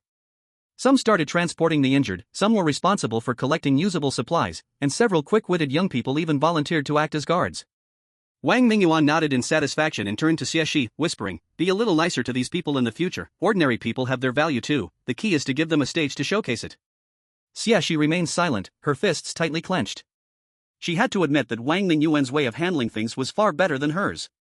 At this moment, this proud girl was also reflecting on herself in her heart. At that time, a middle school student in a school uniform timidly stepped in front of Wang Mingyuan. "Teacher Wang, I don't have any specialties, but I can help take care of the elderly and children." Wang Mingyuan gently tousled his hair. "Then go ahead." Lu Ziming leaned into Su Zhan's ear and muttered softly, "Teacher Wang's leadership aura is on again, that damn charm. Learn from it, if you inherit your family's business in the future, it will come in handy." Su Zhan looked at the gradually restoring orderly crowd. "Let's go, we shouldn't just stand around, let's take guard." He secretly recalled everything Wang Mingyuan had done earlier, he could use it in the future. "Now, please follow the arrangements and take action." Wang Mingyuan raised his voice again to the crowd. "I promise, I will lead everyone to safety." The crowd erupted in cheers and applause. The father of a 5-year-old girl wiped his tears while bowing repeatedly. "Thank you, really, thank you so much." Wang Mingyuan waved his hand. "It's nothing, go help others in need now." "Okay." The father nodded immediately and jogged away. And so, everyone united together. During this time, many onlookers ran out from the fog. But they were all easily dealt with by Wang Mingyuan. Like chopping vegetables. Everyone's confidence and sense of security grew stronger. Until the 3rd day of the foggy period. A total of 72 hours had passed. This was the longest duration of the fog incident.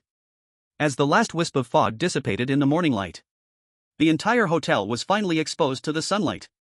The golden sunlight pierced through the clouds, illuminating every weary face of the survivors. Is it over?" Someone trembled and asked. The next second, cheers erupted. The glasses-wearing girl from the medical school collapsed on the steps, her white coat stained with blood, yet she laughed like a child. The hotel assistant manager trembled as he took out his phone. The screen shows unread messages sent by the wife. He squats in the corner, burying his face deep in his palms, shoulders shaking violently.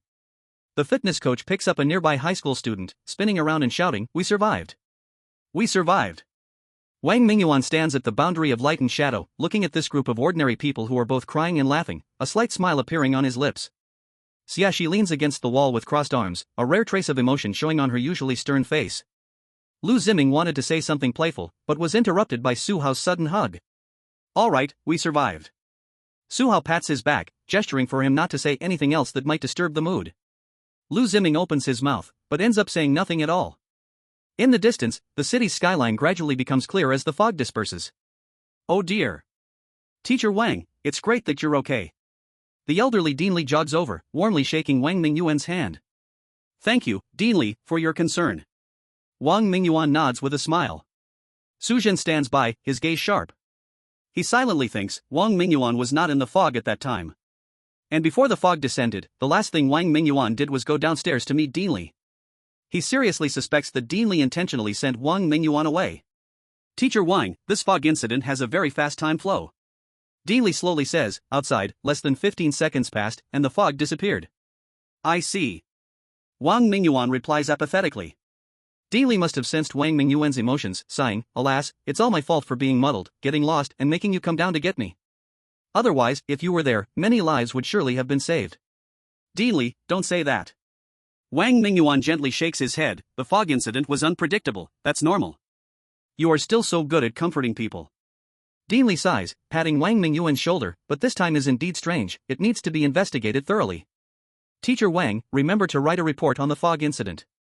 Come to my office for tea someday, I just got a new batch of fine Longjing. Definitely. Wang Mingyuan slightly bows, take care. Dean Li walks slowly with his hands behind his back, his step steady, not at all like an old man. Teacher Wang, you're not going to ask him anything? Lu Ziming can't bear to watch any longer and says. In the fog, Wang Mingyuan had already explained the ins and outs of the situation to them. It was just about taking a few more steps. The fog descended. What a coincidence, it was just too coincidental. How could there be such a coincidence in the world? It is very likely that it was premeditated.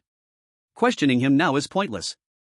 Wang Mingyuan pushes up his gold-rimmed glasses. He says it's a coincidence. Without evidence, what can you do to him? What constitutes evidence?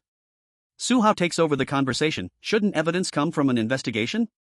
He has such strong suspicion, the authorities will definitely send someone to investigate. By cooperating with them, we can surely find some clues. Let's hope so, but don't be too certain, coincidence is also possible. Wang Mingyuan scans the towering seaside hotel. What we need to do now is see if there are any mutated beings hiding among the survivors. If so, we must expose them, they are the best evidence. Su Zhan's heart sank upon hearing this. The two mutated beings had already been killed by him, their bodies tossed into the fog. However, according to the rules of the Transcendent Society, those mutated beings would never reveal any information, even in death. But Su Zhan's right hand slips into his pocket. Feeling that one card. This is the address left by the green giant masked mutated being to recruit him. This address may very well be the key to breaking the deadlock. Chapter 65, Digging a Pit continues. After a while, the black SUV convoy of the Anomaly Cleanup Bureau slowly drives into the scene. The car doors open in perfect unison, and a team of investigators in black uniforms quickly lines up. At the front is a slender man, around 40 years old, wearing a silver badge on his chest, with sharp eyes. As soon as he saw Wang Mingyuan, he immediately walked forward quickly. He placed his right hand on his chest and slightly bowed. His attitude was respectful but not servile. Teacher Wang, it's an honor to meet you. The leader spoke solemnly. I am Zhao Lin, the head of the 3rd investigation team of the Anomaly Clearance Office in Lan City. It's all thanks to you being here, or the consequences would be unimaginable. Wang Mingyuan smiled lightly. Leader Zhao is being polite, it's my duty. You are too modest. The experience of Zhuke Academy in dealing with the mist incident has always been a benchmark for us. Zhao Lin nodded. Without your cooperation, our subsequent investigation would be very passive. Wang Mingyuan pondered for a moment. Understood, what do you need? If possible, we hope you and your students can help us with a simple record. Zhao Lin's tone was sincere. We hope for your cooperation. Wang Mingyuan pushed up his glasses. Sure, but my students have just gone through intense battles and need to receive medical checks first. Of course. We have a medical team with us that can arrange that immediately. Zhao Lin responded promptly. Additionally, we have prepared a temporary rest area, which will not delay everyone's recovery. Wang Mingyuan nodded slightly. Then I will trouble Leader Zhao. Zhao Lin said gratefully, alright, you get busy first. I'll have someone come over to handle specific processes. Let me know if you need anything at any time. Wang Mingyuan watched Zhao Lin leave and turned to his students, saying, did you all hear that? Go make a simple record, just tell the truth. Lu Ziming, especially you, watch your wording.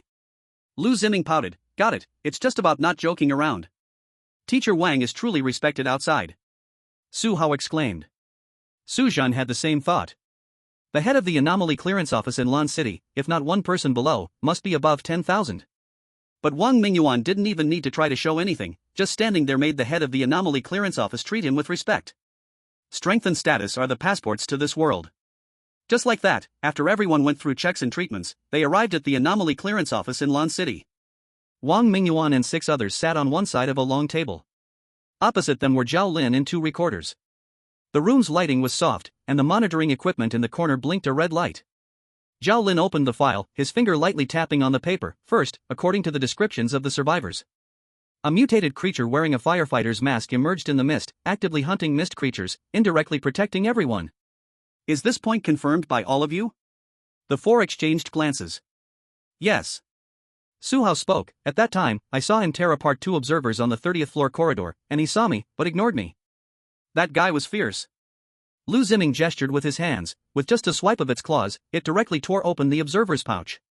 Zhao Lin recorded while speaking. The second question, according to records, the mutated creature you 4 encountered in the mist incident in Zhuke City has extremely similar characteristics to this one.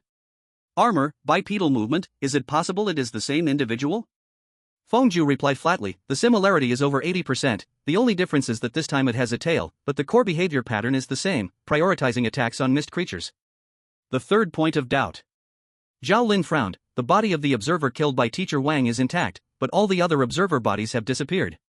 This is exactly the same as reported in your last report, when the Ultraman helmet mutant creature appeared.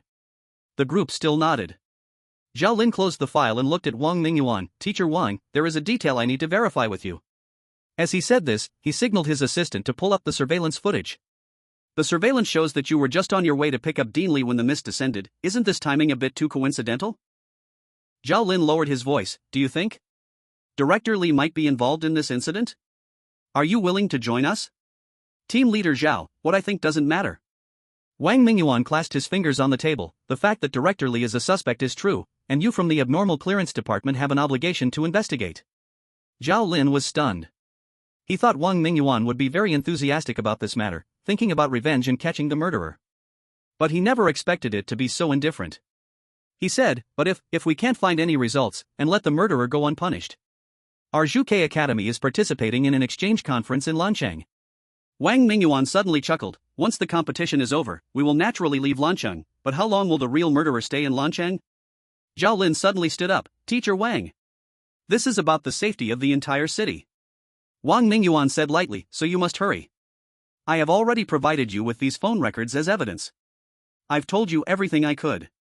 You don't expect me to investigate now, do you? Zhao Lin was momentarily speechless. His expression changed repeatedly, and finally he sighed and said, Teacher Wang, you are right. The next things will be left to us. Wang Mingyuan nodded and beckoned to Su Zhan and the others. Let's go, rest well. Su Zhan and the others stood up. Under the gaze of Zhao Lin and the others, they left the Abnormal Clearance Department. After stepping out of the Abnormal Clearance Department's door, Lu Ziming could no longer contain himself. Teacher, what did you mean by that just now? If Director Li really has a problem, are we just leaving like this? Wang Mingyuan's gaze was profound. Su Zhan glanced at the Abnormal Clearance Department building that was growing distant, and spoke for him. They are just passing the buck. Ha? Lu Ziming looked confused. Zhao Lin seems respectful, but is constantly digging pits. Su Zhan quickened his pace, walking alongside everyone. First, Zhuke Academy is overstepping its authority in local affairs, unless it applies upward. Second, this is originally the responsibility of the Abnormal Clearance Department, and they are merely avoiding responsibility. Third, if Teacher Wang agrees and no results come from the investigation, it will lay the seeds of disaster. When that disaster erupts, Teacher Wang will have to bear the responsibility. Su Zhan suddenly understood, so that's why Teacher Wang emphasized leaving after the competition. We have done all we can. Su Zhan looked at Wang Mingyuan, who was walking in front. Even if we need to investigate, it should be done privately, so that the responsibility won't fall on us. Therefore, no matter what, we cannot publicly agree to cooperate with them. We are not saints, we shouldn't bear every burden. They still want us to share the responsibilities within our own duties. Su Zhan, don't misunderstand what I'm saying. Wang Mingyuan laughed and denied it. However, no one believed him. Seeing his students like this, Wang Mingyuan also put away his smile and said solemnly, if there's certainty, I will fight for this credit, but right now, I don't have any evidence against the real murderer. Investigating privately is more prudent. Politics is much more troublesome than practicing. Chapter 66, The Coffee Shop at the Corner. So, this thing is really meaningless. Lu Ziming stretched lazily and rested his hands behind his head. It would be more satisfying to kill a few more aberrant species. Su Zhan shook his head with a bitter smile, but some things can't be solved just with force. Just like this time, if it weren't for Teacher Wang's proper response. TCH, if you ask me, just storm in. Lu Ziming made a punching gesture. Just drag out the old man Li and ask him, wouldn't we know? Su Zhan shook his head, and then? Wait for the headline news? Su Zhan is right. Wang Mingyuan strolled on the street. Many times, fists can't solve problems, instead, they create more issues. Of course, if you're strong enough to a certain degree, then forget I said anything, otherwise, you have to follow the rules of this world. Fengju glanced at Lu Ziming. Most troubles come from talking too much. I suggest you say a little less. Hey! What do you mean by that? The crowd erupted in laughter. The night breeze swept through the street, bringing a hint of coolness. Now, returning to the Coastal Grand Hotel was definitely not possible. After all, it had just gone through the fog incident, and the officials needed to investigate there. So, everyone had no choice but to switch to another hotel. Though it couldn't compare to the Coastal Grand Hotel, at least the level wouldn't be too low. Under the care of professional medical staff, everyone gradually felt better. In those 3 days, of course, they stayed in the hotel to heal, did some rehabilitation exercises, and took some healing medicines. Even Fengju, who was exhausted to the extreme, had recovered 30% of his strength. Su Zhan thought about the card that the green giant mask had given him. It instructed him to come to this address the next day after the fog. However, due to Wang Mingyuan's strong insistence to properly recuperate and not go out, he couldn't venture out on his own. Of course, this news must never be told to others. Su Zhan couldn't explain it anyway. Plus, he had used the distorted form in both fog incidents. If he did it a few more times, he felt he would soon be exposed. So he definitely couldn't share this information with everyone. Just wait, anyway, those 2 distorted beings had already been killed by him. So it was very likely that even if he went to that address at the time on the business card, he would find nothing due to the death of those 2 distorted beings. Let fate decide, hoping that this address wouldn't let him down. On the 3rd day, while everyone was eating, Lu Ziming finally couldn't take it anymore, slamming the table. I can't take it anymore. Every day stuck in this broken hotel, there's nowhere to cultivate, nowhere to have fun. I'm going to start growing mushrooms. Today, I must get out for some fresh air. Immediately, the dining table fell silent. Xia leisurely put down her chopsticks. Surprisingly, she didn't retort this time. Su Zhan raised an eyebrow. No rebuttal means agreement. It seems Xia also wanted to go out. Actually, Su Hao slowly said, we are close to the anomaly purification department, and if anything really happens, they can quickly get here. Fengju still sat expressionless, but the speed of his fork had noticeably slowed. Wang Mingyuan put down his teacup and looked around. Looks like everyone is about to burst. These days Wang Mingyuan had strictly forbidden them from going out. On one hand, it was worried about retaliation from the Transcendence Association, and on the other, it was afraid they would get caught up in the investigation by the Anomaly Purification Department. But young people ultimately cannot be restrained. Especially this group of passionate awakeners. Teacher Wang. Lu Ziming immediately changed to a flattering face, moving closer to Wang Mingyuan. Let's just stroll through the commercial street. I promise not to cause trouble. Look, Fengju looks like he's going to stab the plate through. Fengju shot him a cold glance but didn't retort. Alright, but we must act together. No one is allowed to roam alone. Wang Mingyuan let out a small sigh, pushing his gold-rimmed glasses, especially you, Lu Ziming. Aye, sir. Commander. Lu Ziming immediately stood up straight, making an exaggerated salute. The others quickly finished their meal and packed up their things. 10 minutes later, in the hotel lobby, Lu Ziming rushed down first, wearing a flashy floral shirt, sunglasses pushed up on his forehead. How about it? Am I stylish enough? Xia rolled her eyes, in a black fitted t-shirt paired with tactical pants, looking very sharp. Wang Mingyuan shook his head helplessly. Remember, don't stray too far from me. Today is just ordinary shopping, understood? Well, can't keep the students locked inside forever. Going out for some fresh air is a good thing. Understood. Everyone replied in unison. How to say, this outing could be considered a little relaxation. Everyone walked along the commercial street. Lu Ziming walked in front with his hands in his pockets, the floral shirt particularly eye-catching in the crowd. He occasionally turned back to urge, walk faster, yeah. There is a newly opened men's clothing store ahead, let's go take a look. According to the navigation, this commercial street is 1.2 kilometers long. Su Hao looked at his phone navigation and said, there are a total of 87 shops on both sides, with a foot traffic of about. Stop, stop, stop. Lu Ziming turned around and walked backward. We are here to shop, not to do market research. Even if something really happens, with Teacher Wang next to us, what are you afraid of? Su Hao nodded in agreement upon hearing this. Wang Mingyuan casually glanced around and said, just don't wander around. Fengju walked on the edge of the group. When passing a watch shop, he looked at the mechanical watches in the window for a moment longer. And so the group continued walking, stopping along the way. More than an hour passed in the blink of an eye. Su Zhan glanced at his phone. The navigation map showed that the target location was only 300 meters away. He pointed ahead. There's a coffee shop around the corner, shall we go sit? Sure. Lu Ziming was the first to respond, it's just right, I'm a bit tired from walking. Xiaxi glanced at Su Zhan's phone but said nothing. The coffee shop had a simple decoration with not many customers. They chose a window seat, facing a quiet alley outside the floor-to-ceiling window. One by one, they ordered a cup of coffee from the waiter. Su Zhan's eyes casually swept over the staff of the coffee shop. Corner coffee shop. This was the address given to him by the green giant mask. Hopefully, he could uncover something from it. After the coffee was served, Lu Ziming leaned back in his chair, tapping lightly on the edge of the coffee cup with his fingers, revealing an expert demeanor. This shop's beans are not roasted enough. He took a sip and pretended to frown seriously. Do you see this layer of oil? Obviously under-extracted, the water temperature is at least 2 degrees too low. Su Hao looked confused. Since when did you understand coffee? Ha! Lu Ziming shook his cup. I have learned from a coffee master, authentic Italian espresso, the crema should be as smooth as silk. Su Zhan frowned. He knew that this young master Lu was about to start showing off again. Chapter 67, talk about things everyone doesn't know. Actually, the most important thing is the size of the grind. Lu Ziming continued to talk incessantly. For a coffee shop of this level, at least a 30,000 yuan grinder should be used. He was just too loud. Many surrounding customers showed unhappy expressions towards him. All right, young Master Lu. Su Hao immediately said, keep it down, this isn't your home.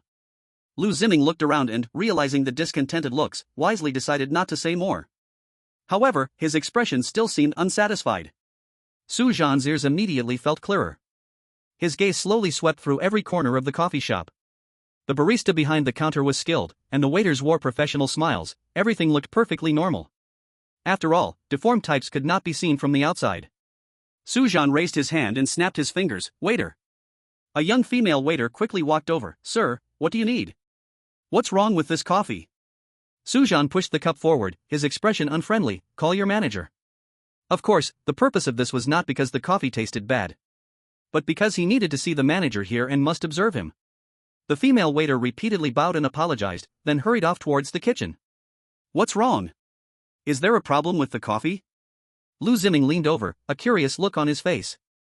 Su Zhan did not answer, tapping lightly on the table with his fingers. Lu Ziming, sensing the atmosphere, chose not to ask further. Footsteps approached from behind. A woman in a beige professional suit walked over slowly. She appeared to be around 30, with chestnut long hair neatly pinned up at the back, exposing a smooth forehead. I am the manager, Leah. May I ask what is the problem with the coffee? Everyone carefully sized up the female manager approaching. They felt both familiar and unfamiliar. Just looking at her face seemed like they had seen her before, but upon careful thought, they couldn't remember who she was. Wang Mingyuan spoke up and asked, what is your relationship with Li Tinghuai? Li Tinghuai, of course, was the name of the director of Starlight Academy, Li. Leah spoke gently, he is my father. Lu Ziming looked Leah up and down, unable to hold back his interjection. Your father is the Dean Li of Star Academy. With such a high status, why would you open a cafe in a place like this? He glanced around and continued, this kind of small shop probably doesn't earn much money in a year, right? With your father's wealth, you shouldn't have to worry about money for the rest of your life. Because I like coffee. Leah replied calmly, I enjoy the life of running my own shop, and I am just an ordinary person, not as great as my father. I just want to live my own life and do what I want. Lu Ziming was momentarily at a loss for words, his mouth opening but unable to find a rebuttal. Leah turned her gaze to Su Zhan, slightly bowing and asking, excuse me, sir, is there something you need from me? Is the taste of this coffee not to your liking? Of course not. Su Zhan's brow relaxed as he stood up. I just feel that this coffee is too delicious, so I wanted to see what kind of person could run such a great cafe. Leah politely nodded, thank you for your support. If there is nothing else, I will get back to work. Everyone nodded in agreement. Leah turned to leave, her high heels clicking on the marble floor. Her figure quickly disappeared around the corner of the cafe. Su Zhan's gaze sharpened. The address given to him by the Green Giant was this cafe. And the owner of this cafe was the daughter of Dean Li. Dean Li just happened to have major suspicions. Su Zhan's heart had already formed a bold thought. Thinking about it, Dean Li, as the esteemed head of Star Academy, why would he take risks to help the Aberrants? This was completely illogical. The address provided by the Green Giant just happened to be this cafe, and the owner was actually Dean Li's daughter. How could such a coincidence exist in the world?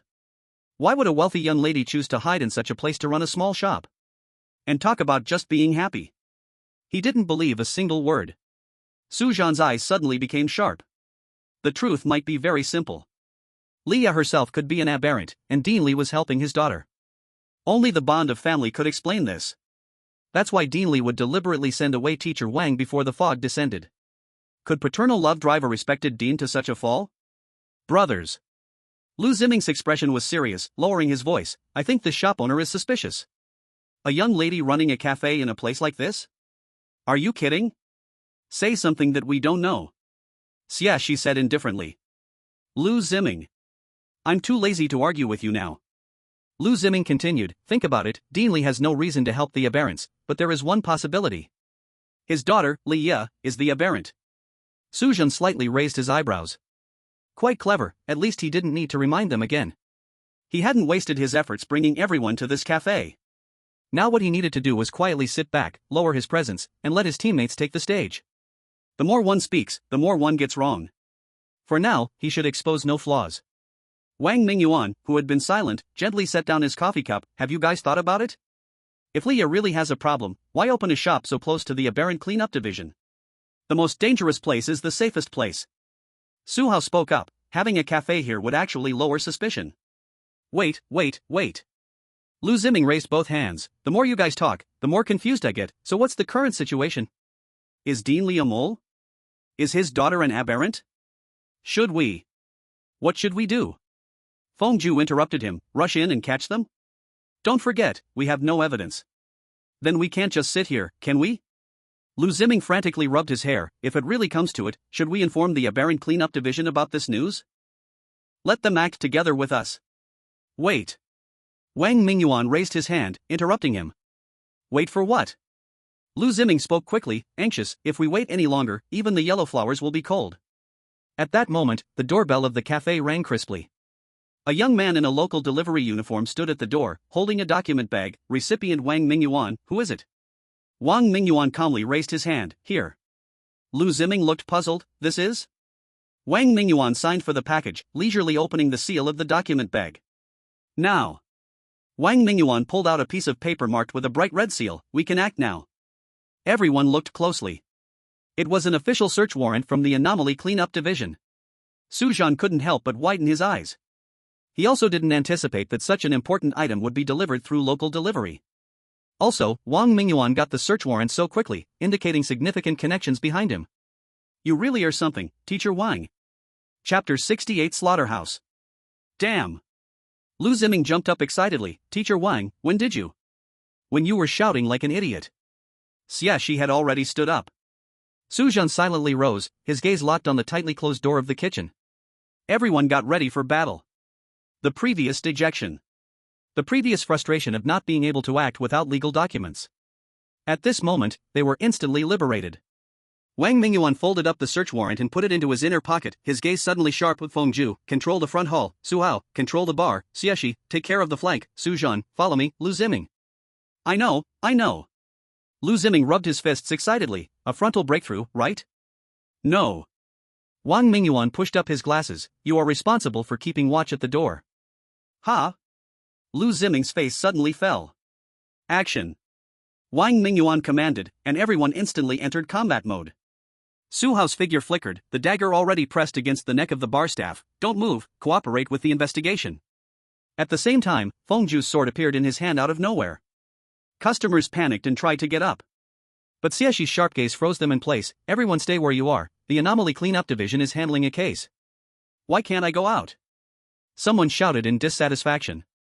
Xiexi was about to threaten, but she abruptly stopped aside and said, please cooperate with the officials, those who do not cooperate will be detained for obstructing justice. The scene immediately fell silent. Seeing this, Xiaxi's eyes brightened. Teacher Wang's method is indeed effective, speaking like this is much better than her previous way.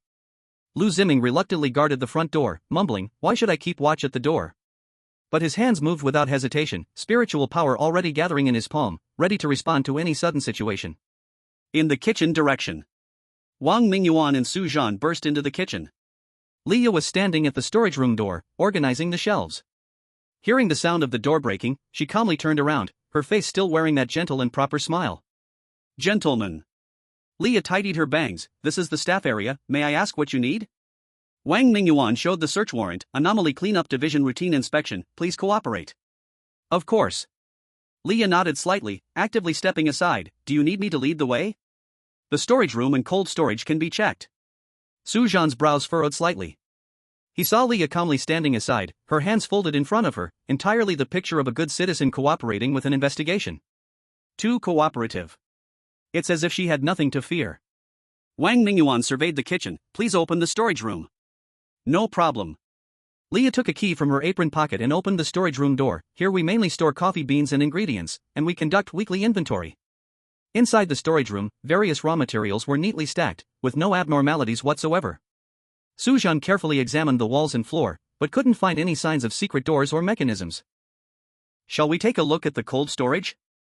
Leah actively suggested. It's just behind. The inspection lasted about 20 minutes, and Leah cooperated throughout, answering every question.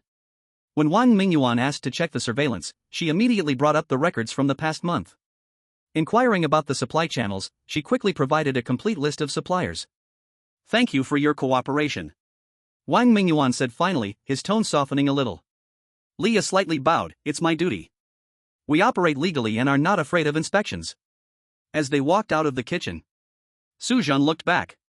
Leah was guiding a server to organize the shelves, her expression focused and calm, as if the sudden inspection was just a small interruption. Teacher, what should we do now? Su Zhan was bewildered. It seemed the other party had been well prepared and was not afraid of checks at all. Everything was ready. Even the secret doors could not be found. Don't worry. Wang Mingyuan shook his arms, and pure white spiritual energy spread from his body like thin mist. In an instant, it filled the entire cafe. Su Zhan's gaze sharpened. He had never understood, or rather was unsure about what Wang Mingyuan's life soul was. But since he had taken action a few times, all attacks evolved from this white spiritual energy.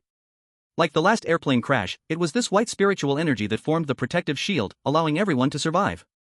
In the Misty incident, Wang Mingyuan's attacks were also made of this white spiritual energy. So, it was very likely that Wang Mingyuan's life soul was this white spiritual energy. It could attack, defend, and even act like now. To become eyes, probing every corner of the cafe. Everything that could be found or not found would have no place to hide under these eyes. What is this? A female customer covered her mouth and nose in terror. Other customers also held their breath, some even took out tissues to cover their mouths and noses. Do not panic. Xiaxi's cold voice sounded, this is pure spiritual energy, beneficial for ordinary people's bodies. The customers, half believing, slowly removed their hands. One bold person took a deep breath and suddenly widened his eyes. Really? I feel like I can breathe smoothly. As soon as the words fell, the cafe echoed with deep breaths one after another. Several people even spread their arms wide, welcoming the nourishment of the spiritual energy as if bathing in sunlight. Leah stood behind the bar, her delicate brows slightly furrowed. What are you doing? Routine check. Wang Mingyuan stood with his eyes closed, the white spiritual energy circulating around him, just checking if there's anything missed. Leah maintained her usual expression, please do. The spiritual energy seeped into every crevice like flowing water. The cracks in the corners, the seams in the floor, the vents in the ceiling. Suddenly, a wisp of spiritual energy moved at the baseboard in the corner of the storage room. There was a nearly invisible fine crack, less than the width of a hair. The spiritual energy drilled into the crack, discovering a delicate mechanism inside the wall. A movable brick that hid a palm-sized secret compartment behind it. The secret compartment connected to a narrow passage sloping downwards. The spiritual energy spread along the passage and, about 10 meters underground in the cafe, surprisingly revealed a secret room of about 50 square meters. The walls of the secret room were lined with special shielding materials. More importantly, this secret room was like a slaughterhouse, but the slaughtered were not pigs, cows, or sheep, but rather a distorted restaurant. As for what the food was, it was self-evident. The white spiritual energy slowly retracted back into his body. Wang Mingyuan suddenly opened his eyes, his gaze towards Leah sharpening. Miss Li, explain the secret room 10 meters underground? Leah's expression finally changed, instinctively taking half a step back. Sujin felt a surge of joy in his heart. Sure enough, they had found a flaw. Leah forced herself to stay calm. I don't know what you're talking about. Don't know? Wang Mingyuan smiled. Later, when we go to your restaurant, you won't be able to refute. Let's go, let's take a look at your restaurant together. Wang Mingyuan took out his phone. Open the recording, what's wrong? Don't you want to lead me? I don't know what you're talking about. Leah denied. Since you won't lead me, let me do it myself. Wang Mingyuan looked at Su Zhan. Su Zhan, keep an eye on Miss Li. Okay. Su Zhan nodded, focusing his attention on Leah. But he still felt completely secure inside. After all, Wang Mingyuan was here, these aberrant beings couldn't cause any trouble. And so, Wang Mingyuan took Su Zhan and escorted Leah.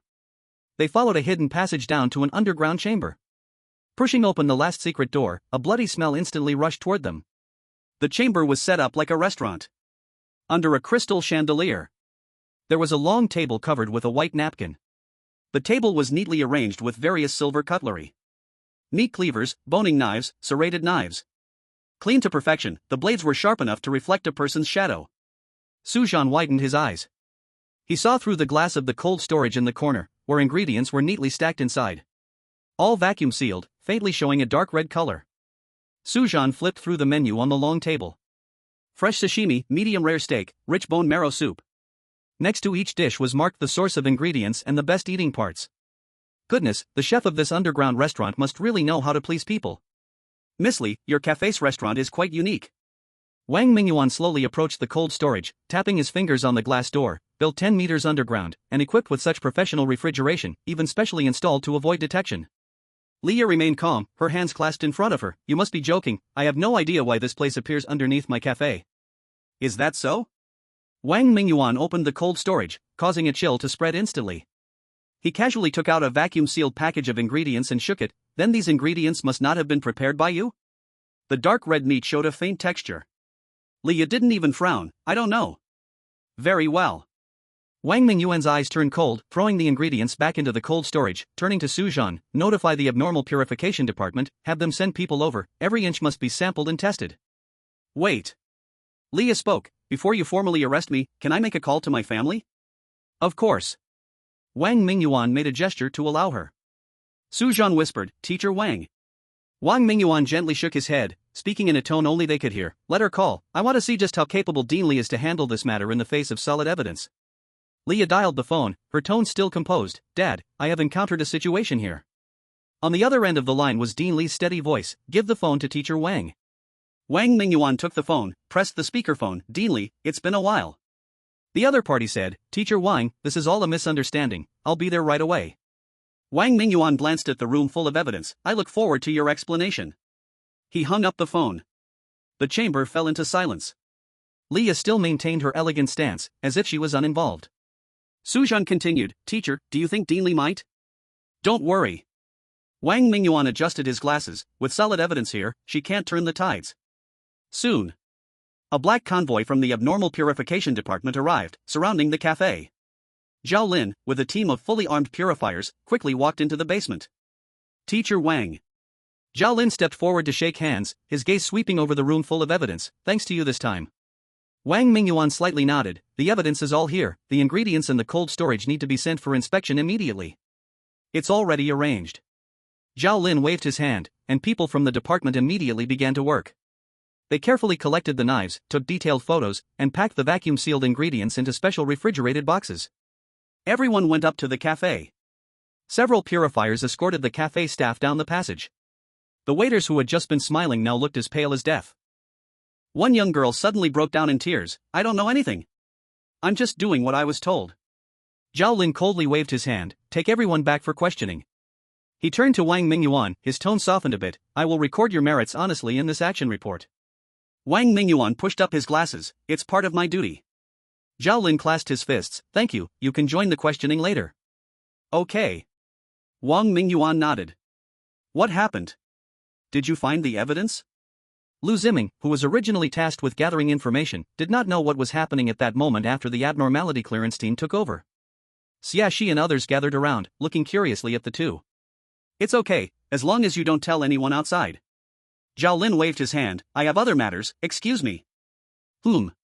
Wang Mingyuan responded and watched him leave. What is the evidence? Lu Ziming immediately asked. The evidence is in that basement. Su Zhan pointed in one direction. You can go take a look, but be careful not to move anything, don't destroy the scene. Since you are so curious, let you see it. Got it, I'll go have a look. Lu Ziming took the lead, bringing everyone along. He kicked open the hidden door of the storage room and swaggered in. When he saw the full view of the basement, his playful smile instantly froze. What the hell? Lu Ziming's Adam's apple rolled, his voice changed pitch, this is. As he said halfway, he suddenly choked, turning around in dry heaving. She followed closely, stepping into the secret room. Her gaze swept over the ingredients in the cold storage and glanced at the menu on the wall. Her expression was not good either. Su Zhan stared at those vacuum packages, his lips trembling as he said, this texture pattern should be.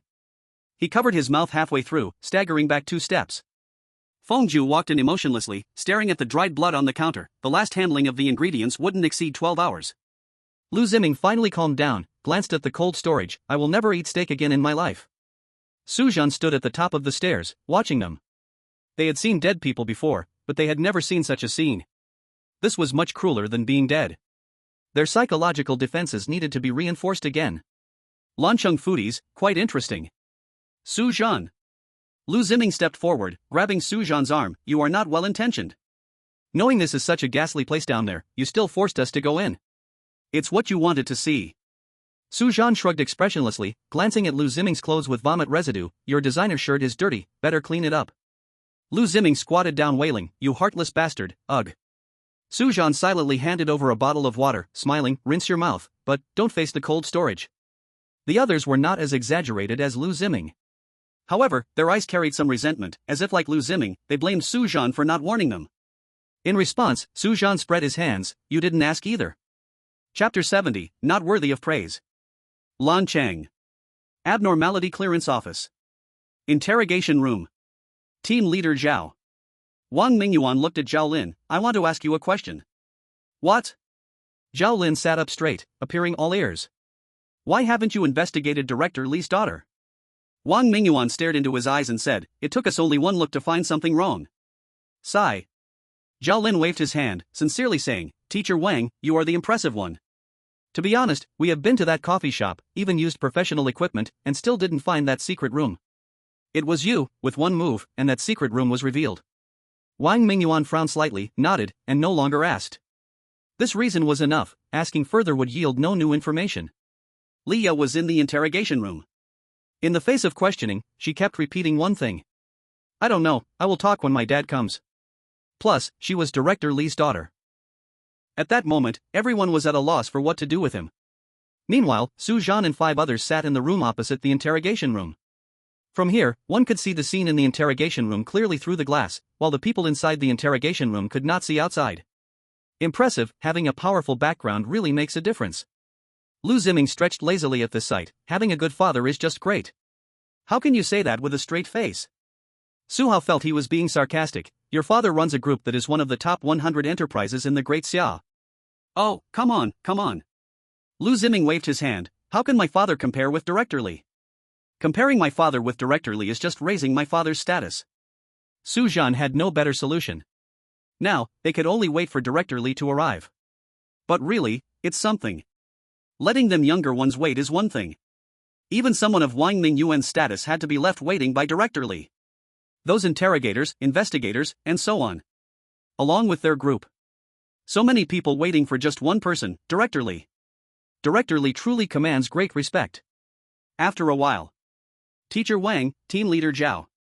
Director Li walked in steadily, extending his hand, thank you both for your hard work. Wang Mingyuan shook his hand, Director Li is too polite, it's just routine. Zhao Lin's handshake bore a formal strength, we greatly appreciate Director Li personally coming to assist with the investigation. It's only right. Director Li nodded, after all, it concerns my daughter. Zhao Lin made a gesture inviting him, Director Li, should we go in and talk? Director Li nodded and walked in calmly. Su Zhan watched the 3 of them walk into the interrogation room. His anxiety grew stronger in his heart. Who is Director Li? He is the president of the Star Awakener Academy. What about Wang Mingyuan? Although he is a teacher at the Zhuke Academy, he carries old injuries. As for Zhao Lin. In Director Li's eyes, Zhao Lin's status is likely just that of a small ant. What if Director Li becomes furious and solves the problem with violence? Can they really stop him? The more Su Zhan thought about it, the more anxious he became. But looking at Wang Mingyuan's composed demeanor in the interrogation room, he slowly felt reassured. He did not believe his teacher was less intelligent than him. What he could think of, Wang Mingyuan could certainly think of too. So this was no longer something he needed to worry about. He now just needed to sit here and watch the show. In the interrogation room, Leah sat quietly, her fingertips gently drawing circles on the table. Miss Lee. Zhao Lin opened the file. Do you have any explanation for the ingredients in the cold storage in the basement? Leah said nothing and looked at Director Lee. Director Lee slowly said, Team Leader Zhao, my daughter has already stated many times that she has no knowledge of that basement at all. Wang Mingyuan pushed up his glasses and looked at the file. The doorknob record shows that Miss Lee's fingerprints were used most frequently. Director Lee's expression hardened. When did Professor Wang begin to make jokes? Fingerprints? Such things can be forged. He turned to Zhao Lin. Team Leader Zhao, do you know how much equipment I donate to the Anomaly Clearance Bureau every year? Just to be framed like this? Dad. Leah called softly. Don't speak. Director Lee interrupted her and continued, Gentlemen, my daughter has been weak since childhood and cannot withstand fright. Zhao Lin remained unmoved. Based on the current evidence, we can fully enforce a 2-month detention on Miss Lee. In the room next door. Su Zhan raised his eyebrows upon hearing this. 2 months is enough time for any aberrant being to be exposed. Because aberrant beings need to eat every month. Of course, not including him. When he first crossed over, he had no evidence proving he was an aberrant being. This was why Dubin had not imposed this measure on him. After all, this measure limits people's freedom, and can be considered an infringement on human rights. So such measures would only be taken when there is a significant amount of clearly compelling evidence. However, Su Zhan still breathed a sigh of relief. After all, judging from Zhao Lin's attitude, it was a purely official stance, determined to fight Director Lee to the end. He could not be bought from within.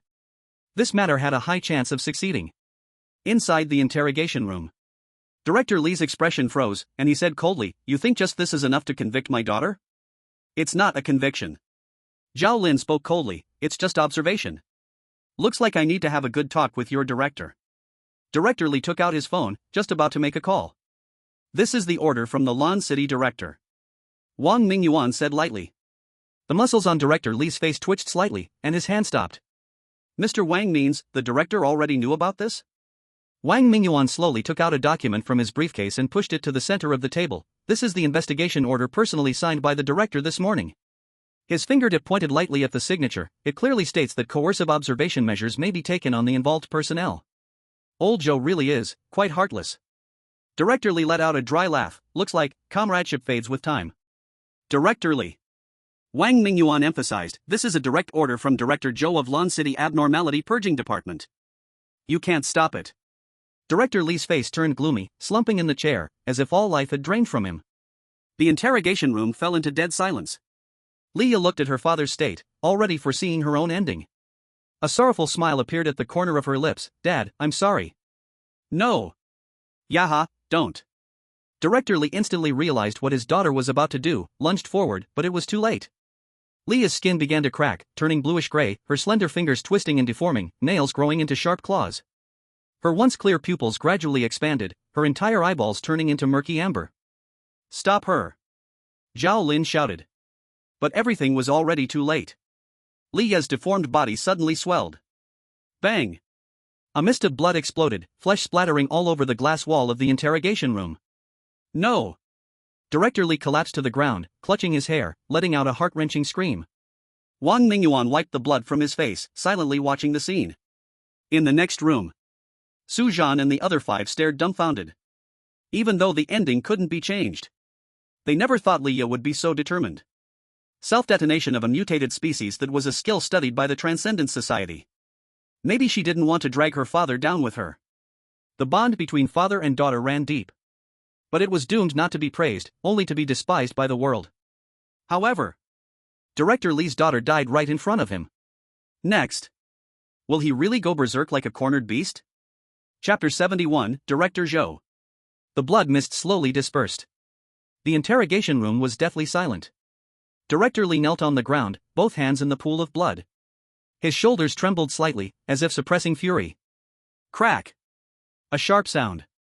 The dial of the watch on Director Lee's wrist cracked with a fine line. Wang Mingyuan had already gathered all his spiritual power, ready for any sudden change. He could feel the air in the interrogation room vibrating. This was a sign that the spiritual power inside Director Lee was about to go out of control. Zhao Lin's throat moved with a gulp, cold sweat forming on his forehead. Even Su Zhan and the others next door had silently prepared for battle. Even though their fight might not help much. The scene instantly turned tense like drawn swords. You all drove my daughter to death. Director Lee's eyes were lifeless, gray, muttering to himself. The next moment, the entire abnormality purging department building shook violently. Director Lee's clothes burst apart, revealing arms covered with lightning patterns. His skin lit up with lightning-shaped spiritual marks. SS rank life soul, Thunderhand. All of you go die with my daughter. These words fell lightly. Wang Mingyuan's pupils shrank, retreat. White spiritual energy instantly formed a shield around Su Zhan and the others. Almost at the same time, a lightning beam 10 meters wide shot straight up. The blinding blue-white lightning instantly vaporized Zhao Lin on the spot. The leader of the Anomaly Purification Department in Lan City didn't even have time to scream before he transformed into a wisp of blue smoke and vanished. Su Zhan stood dumbfounded. This terrifying pressure made his heart race with fear. Is this the power of a principal from the Awakener Academy? Before him, he felt like an ant, not daring to think of any rebellion. Even the imposing Zhao Lin, who seemed mighty before outsiders, couldn't retaliate in front of Principal Li. Or rather, he didn't even have the chance to scream. Boom! The entire supporting wall was swept by lightning, and the concrete instantly melted into red-hot liquid. Su Zhan and the others didn't dare to touch anything, being dragged away swiftly by Wang Mingyuan. The scenes around them kept changing. In the blink of an eye, they reached the entrance. Die, all of you. Principal Li clasped his hands together, and thousands of lightning snakes emerged from his palms. The surveillance cameras exploded one after another, and the staff in the corridor were carbonized in the lightning. All the glass on the floor shattered simultaneously, and the shards sublimated into gas in the intense heat of the lightning. Wang Mingyuan's mouth bled as the white spiritual power shield was torn to shreds by the lightning. The group had just leaped out the door. The entire building behind them collapsed inward. Principal Li pressed his hands to the ground, and a giant thunderstorm cage rose from the ground within a radius of 500 meters, causing the Anomaly Purification Department building in Lan City to crumble under billions of volts of electric pressure. Rebar melted into a rain of iron pouring down, and even the concrete was burned into red-hot liquid. When the smoke cleared, only a charred pit with a diameter of 500 meters remained, with blue and purple electric snakes still flickering at the edges. And Principal Li remained kneeling in the center. He stared intently at Wang Mingyuan, his gaze like that of an enemy. Su Zhan broke out in a cold sweat. He glanced at Wang Mingyuan but found his teacher still calm and composed. Who gave you that confidence if not your buddies? It was a lie to say that Su Zhan and the others weren't anxious. Their hearts were stuck in their throats. Run! Why aren't you running faster? But Wang Mingyuan remained undisturbed. As he watched the lightning about to erupt once more, a gentle voice rang out. Old Li, that's enough. They saw an elderly man in a dark blue tang suit step through the air, his silver hair remaining immaculate amidst the thunderstorm. With each step he took, ripples spread out beneath his feet, keeping the raging lightning at bay. Director Zhou. Wang Mingyuan sighed in relief and clasped his fists in greeting.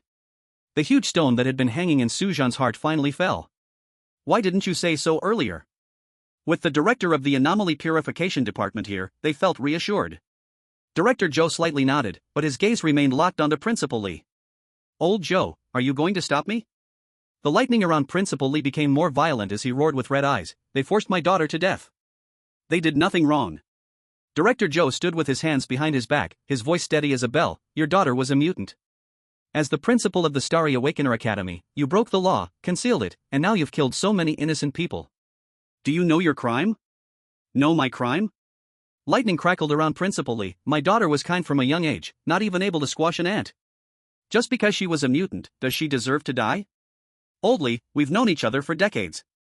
You should understand.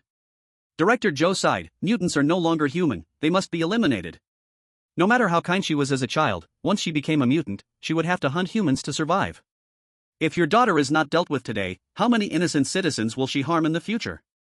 Director Zhou stepped forward, golden light swirling around him. As a principal, you should teach your students to take the world as their responsibility.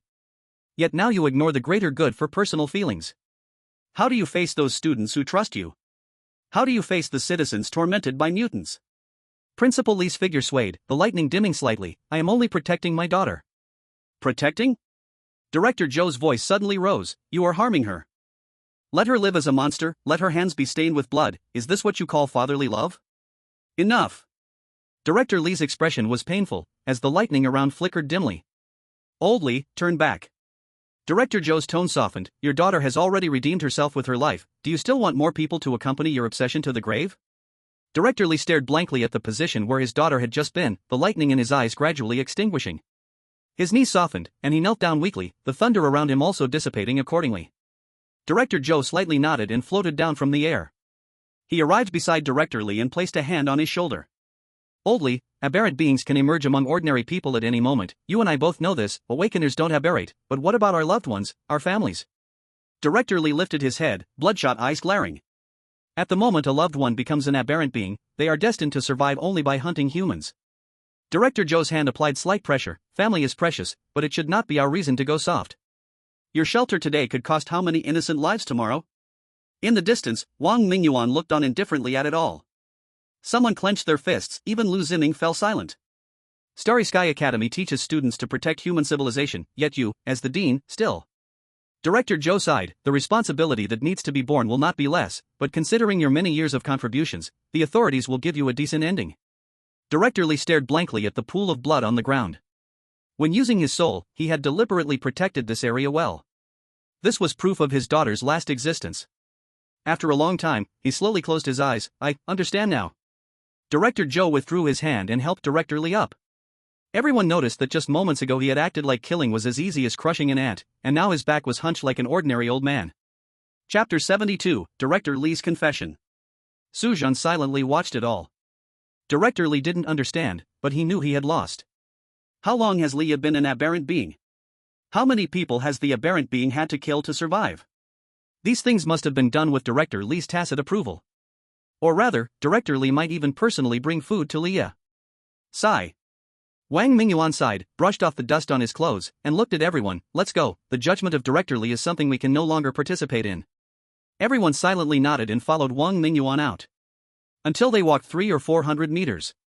Lu Ziming was the first to unable to hold back and asked, will Director Lee be executed?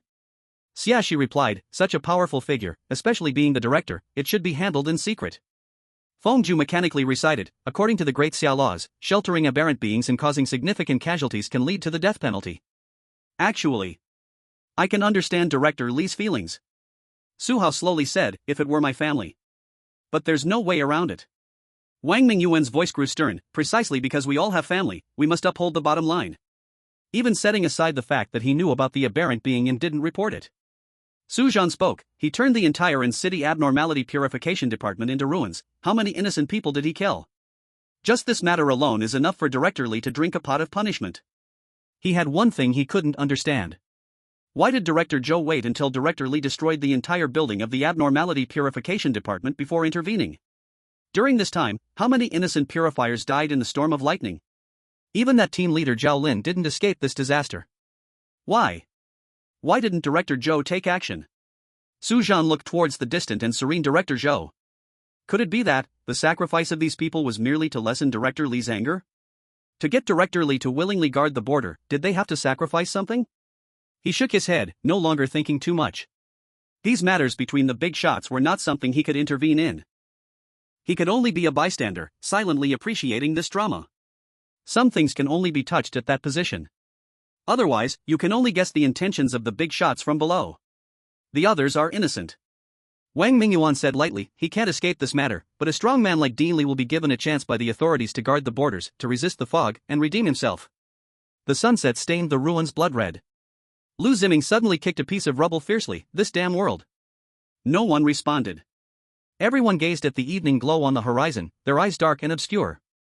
If we stay here a few more days, we should return to the academy. Wang Mingyuan finally said, Dean Li has already been punished, and the students of Xingguang Academy will be restless because of this matter. Who would think about the competition?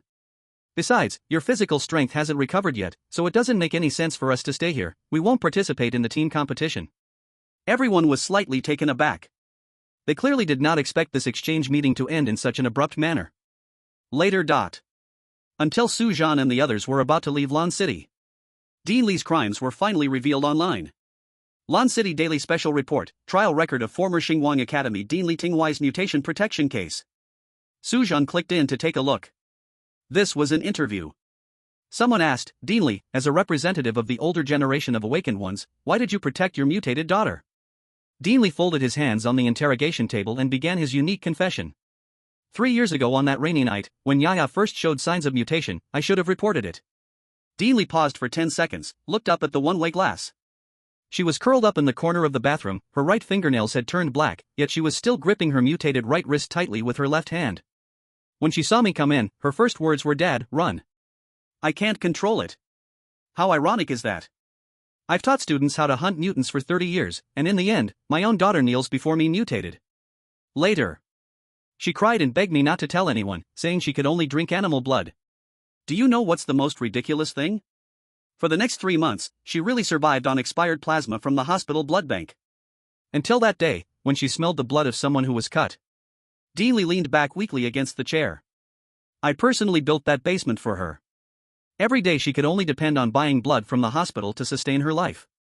But that was merely maintenance. Later her condition worsened. At first, 500 cubic centimeters of plasma each day was enough, but now she needed living blood extraction. But 3 months later, even living blood extraction was no longer enough for her. Later, I had to personally go to the black market to buy organs every week and lie to her that they were remains of death row inmates. What a great father, right? In order to stop my daughter from killing, I became a criminal myself. Thus, her demands grew higher and higher. Until she encountered the Transcendence Association. It was this group of beasts that taught her how to hunt. They brainwashed my yaya, saying that hunting humans was only natural. The first time she caught something herself, it was a little girl hugging a teddy bear. A coffee shop? Ha! That was just the front of a slaughterhouse. Those vacuum-packed items in the underground cold storage were all gifts from her friends. Later, due to such things happening more frequently, the relationship between me and my daughter grew worse and worse. That day she returned from hunting wearing the fox mask of the Transcendence Association. I slapped her face. But she said, "Dad, don't humans also justify eating pigs, cows, and sheep?" From that day on, I knew my Yaha would never come back again. After a long silence, Deanly sighed, then continued.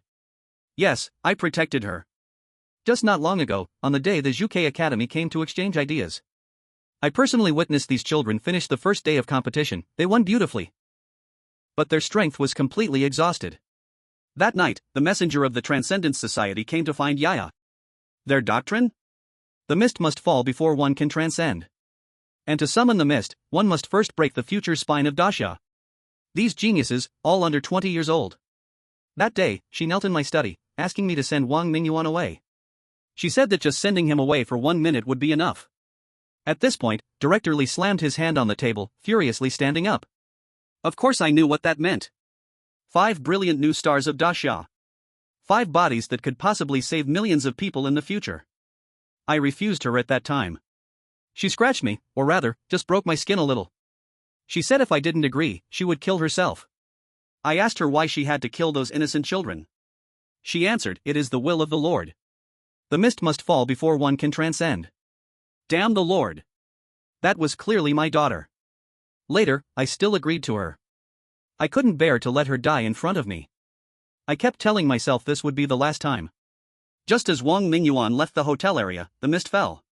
Director Li raised both hands. These hands, the hands of countless awakened ones, personally opened the door for the butchers. I thought those children were certain to die.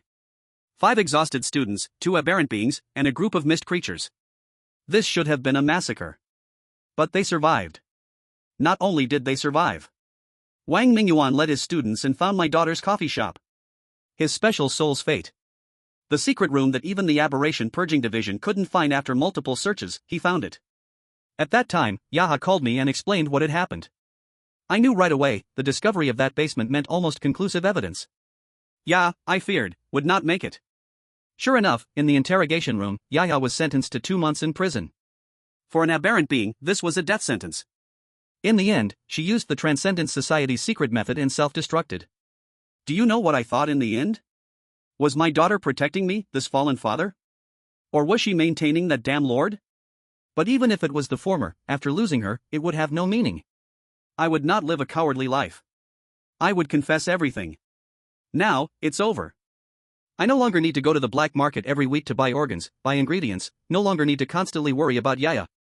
No longer need to shrink like a rat, afraid that Yaya's affairs would be discovered. No longer need to.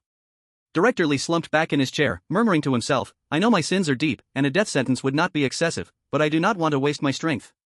Let me go to the frontier, to resist the mist. I believe that is the place where I can atone.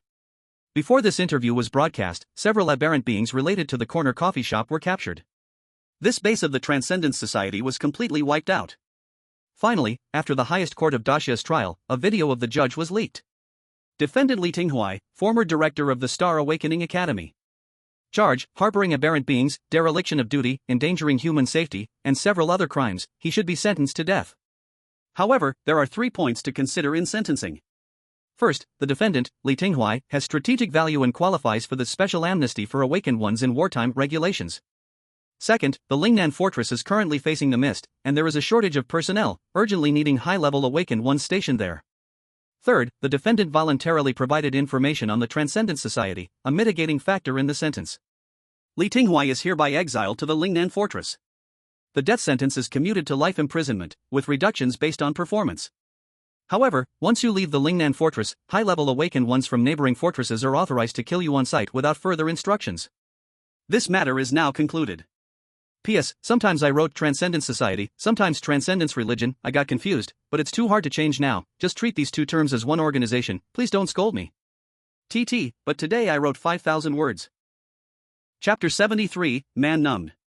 Meanwhile, in the hotel, Su Zhan was eating his last meal in Lan City.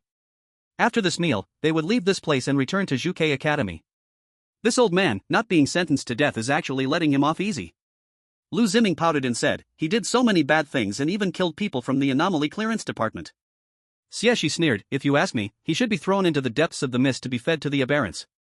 Su Hao swallowed the food in his mouth, hesitating to speak. Actually, Director Li.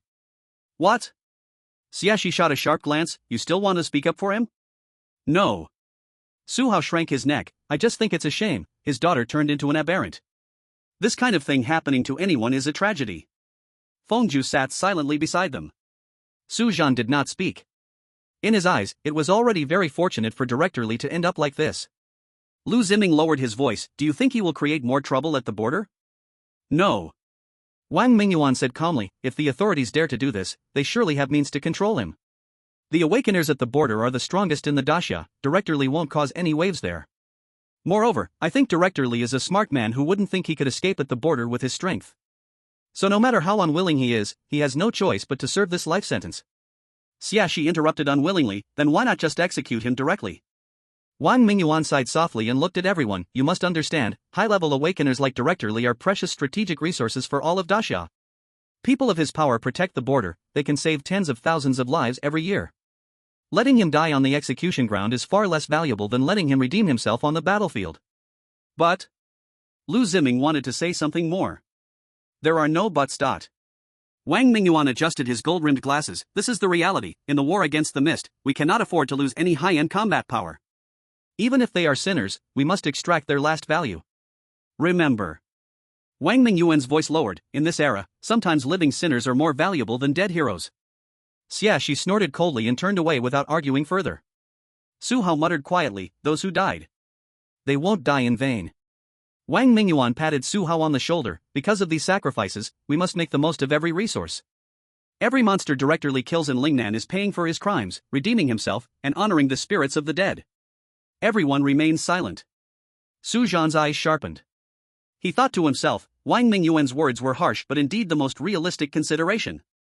The dead cannot be brought back to life, but the living Director Li can still kill enemies, that is maximizing benefits. However, from this information, he gained another insight. Daxia, has it become this difficult? Su Zhan gazed out the window, his thoughts churning. A awakener who committed such a grave crime was still sent to guard the border, extracting his last value. What does this imply? Has Daxia's defense line become so weak that even sinners cannot be easily executed? All right. Wang Mingyuan waved his hand, go prepare your luggage, we need to catch a plane soon. Lu Ziming's expression changed, and he exclaimed, no way, another plane? Last time, the transcendent attack caused a crash, almost taking us all away. Su Zhan's brows furrowed tightly. The plane. Compared to trains and cars, planes are indeed faster. But once something goes wrong, there's no chance to escape. If a train derails, you can still climb out the window, if a ship sinks, you can still struggle a bit. When a plane falls from 10,000 meters high, people inside feel like they are thrown into a washing machine. High above. No cover, no retreat. Only the desperate free fall. Everyone frowned, clearly still haunted by the previous plane crash. Wang Mingyuan glanced at them and smiled. This time it's a military transport plane, specially escorting us, no problem. Only then did the crowd relax their brows. Lu Ziming scratched his head. You should have said earlier. Military planes are fine. Military planes are at least much safer than commercial flights. We can say this exchange meeting has ended perfectly. Wang Mingyuan pushed up his glasses, although the final group match and the third round of matches that I had discussed with Dean Li were not participated in. But with your brilliant achievements, when you return to Zhuke Academy, you'll definitely be praised publicly by the dean.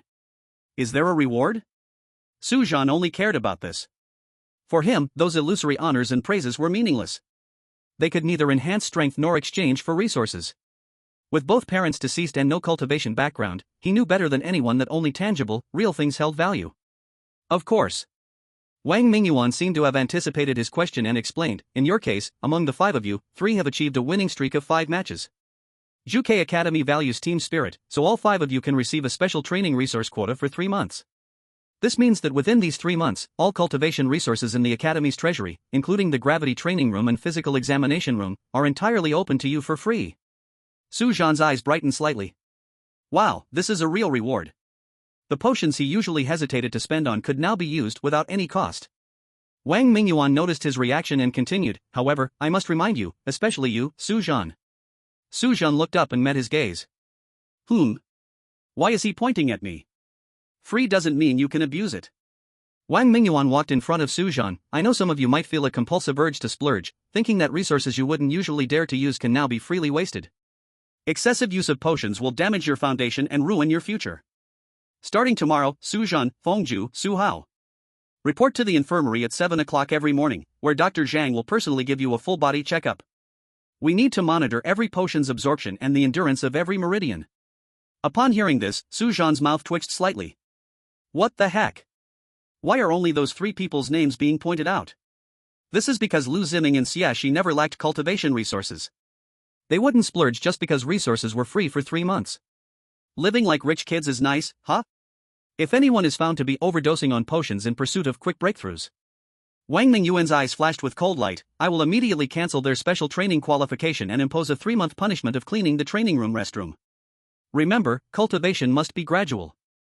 These 3 months are to lay the foundation for you, not for you to risk your lives. If your foundation is damaged, no amount of resources in the future will make up for it. Su Zhan silently nodded, already calculating the optimal cultivation plan in his mind. Chapter 74, The Light in Their Eyes. Soon, everyone boarded the plane. Unlike the calmness of the last flight, this time the air was heavier. Inside the cabin, Lu Ziming had both hands on his seatbelt. Oh, Lu young master can buckle his seatbelt now? Su Zhan teased with a smile. He still remembered on the last flight to Lan City, Lu Ziming was the first to be thrown out because he didn't buckle his seatbelt. What do you know? Lu Ziming immediately retorted, my family's private plane never needs to buckle this thing. Oh? Xiaxi smiled and said, so last time on the commercial flight, you bounced around the cabin like a ball because of this? That's not the same. Lu Ziming's face turned red. My family's plane has been modified. The seats are made of specially designed spiritual energy cushioning material. How could it compare to that broken passenger plane? Moreover, I usually buckle up, I just forgot last time. Everyone was stifling their laughter. Clearly, the image of Lu Ziming being the first to be thrown out last time was still fresh in their minds. Ha! I say, this military plane is indeed different. Look at this seat. Lu Ziming was quite smart, quickly changing the subject, much more comfortable than that broken civilian flight last time. Su Zhan was silently checking the position of the emergency escape hatch, his fingers inching along the cabin wall. Hey! Lu Ziming suddenly yelled, driver brother. How many parachutes does this plane have? The pilot's helpless reply came from the cockpit, our military transport plane is not equipped with parachutes, but it is equipped with. What? Lu Ziming furrowed his brow, what if there's a disaster? Fengju silently said, the crash rate of military planes in the Great Xia is 0.007%. After adding a psychic shield. What good is that number? Lu Ziming immediately retorted, last time's passenger plane had such a small probability of crashing, yet here we are? Suddenly, the whole plane jolted violently. Holy crap! Lu Ziming jumped in surprise. Not just him, everyone immediately grabbed the handrails, eyes tense and on guard. They were really scared after the last crash. The pilot's voice came through the intercom, it's just normal turbulence, please all geniuses from Zhuke Academy maintain, dignity. Wang Mingyuan sighed, this is the latest Shin Bird 7, equipped with double psychic shields and anti-gravity devices. But what if the shield fails? Lu Ziming was still mumbling. Then you don't need to worry anymore. The pilot suddenly opened the cockpit door, revealing a scar across his arm. Our crew of 6 are all veterans who have experienced 3 crashes. He grinned, if something really happens, I guarantee it will be more comfortable than the last crash. Everyone. The cabin fell silent instantly. All veterans who have experienced 3 crashes? Su Zhan silently tightened his seatbelt. Does that count as having rich experience or just being unlucky? But fortunately, this flight was very smooth. No accidents occurred. Soon, on the runway of Juke City Airport, a military transport plane slowly taxied down the runway and landed. The hatch opened. Wang Mingyuan led everyone off the plane. Su Zhan took a deep breath, unconsciously relaxing his tense nerves. The air in Juke City is just so fresh. Finally back. The experiences in Lan City flashed like a revolving lantern. The plane crash on the way to Lan City, the exhausting battle at the conference, the sudden fog in the hotel, and that bloody restaurant hidden under the coffee shop. Each scene sent chills through his fingertips. But now, stepping on the tiles of Juke City, the air here was fresher than in Lan City. This is a place for people to stay. Su Zhan looked up at the faint outline of Juke Academy in the distance. It's much safer here than in Lan City. Thinking about the 3 months of free resources he would soon receive, a subtle smile rose at the corners of Su Zhan's mouth. Those rare herbs in the Academy's treasury that usually take a long time of accumulating points to exchange for, now he could use them freely. Those gravity training rooms that charge by the minute, now he could stay as long as he wanted. For a poor guy like him, all of this could be summed up in one word. Awesome. At Juke Academy, Su Zhan could finally put down his guard for a while and focus on doing one simple yet luxurious thing. Getting stronger. Lu Ziming exaggeratedly spread his arms wide, taking a deep breath. This is what air is supposed to be. That broken place in Lan City even had the salty smell of seafood farms in the wind. Xie gave a light snort. At least here, some people don't have to worry all day about falling from the sky. Hey! Lu Ziming was about to argue when his nose suddenly twitched, as if he had caught a whiff of something. Do you smell the braised psychic beef drifting over? After eating so much seafood, I really want to try this. Fengju took a deep breath, a hint of a smile appearing on his otherwise calm face. Su Hao put his arm around Lu Ziming's shoulder. Young Master Lu, since you've been treating us in Lanchang, this time I'll pay the bill. Hey, if you say that, then I have to feast well on you. Lu Ziming immediately replied with a smile, just don't cry poor later. Everyone laughed and joked as they walked. After several stops, they finally arrived at the gate of Juke Academy. Wang Mingyuan looked at the students laughing and chatting, his gaze softened. He gently patted Su Zhan's shoulder. You must grasp these 3 months well, you deserve it. Su Zhan was slightly taken aback. He watched his companions playfully teasing each other. Lu Ziming must have touched a nerve with Xie again, getting his ear pinched by her. The setting sun dyed the academy's tiles in golden hues, and from afar came the familiar sounds of the training fields. In this moment, he felt a long-lost luxurious calm. It was not the vigilance of being overly alert, but true peace. Su Zhan spoke, can we use the training resources right now? What's the rush? Wang Mingyuan chuckled and shook his head, wait another week. When all the new students return, the dean will personally hold a ceremony for you. Only then can you officially gain the privileges for those 3 months. Upon hearing this, everyone's eyes lit up. Su Zhan scanned around at them. He noticed they were different from himself. He only desired free training resources. But his teammates had a different light in their eyes. Perhaps some believed that standing out in Juke Academy, filled with geniuses, was a great honor. To be recognized in front of all the teachers and students meant having one's name engraved on the honor wall. This sense of achievement from recognition could stir even greater emotions than just a simple boost in strength. Su Zhan looked at Fengju. And then there were those who perhaps thought that, for a team which had fought side by side for a long time, the significance of receiving an accolade together far exceeded individual glory. Chapter 75, 7 days later. 7 days later. Today is the last day of Juke Academy's new student exchange meeting. Juke Academy Central Square. Morning light broke through the clouds. The new students stood in neat rows, their deep red school uniforms billowing in the wind like waves. In front of the towering honor monument, Yi Hongyu stood atop a platform, her posture tall and proud. She seemed to be in her mid-30s, her face not youthful and tender but rather possessing a sharp beauty honed by time. Her eyebrows were like blades, the corners of her eyes slightly raised. Her lips always held a curve that was calm yet formidable. Her long hair, as fiery as flames, hung loose down to her waist. In the morning breeze, it gently swayed, resembling red flowing light. Unlike standard student uniforms, her attire was more three-dimensional, the juke patterns more vivid. Most striking was the flaming red cloak draped over her shoulders, enhancing her outstanding presence. Hey, that's our Juke Academy's dean. It's my first time seeing her. Lu Ziming stood on tiptoes, whispering to his teammates, his eyes glued to Yi Hongyu on the platform. Dean Yi Hongyu looks really young. Su Hao whispered in amazement. Lu Ziming perked up immediately, sneaking closer and saying slyly, "Hey, didn't you know? Dean Yi Hongyu was a student of the first batch at Juke Academy." "How old do you think she is this year?" Before he could finish his sentence, Xiaxi had already grabbed his ear. "Are you looking for trouble? You dare to discuss the dean's age?"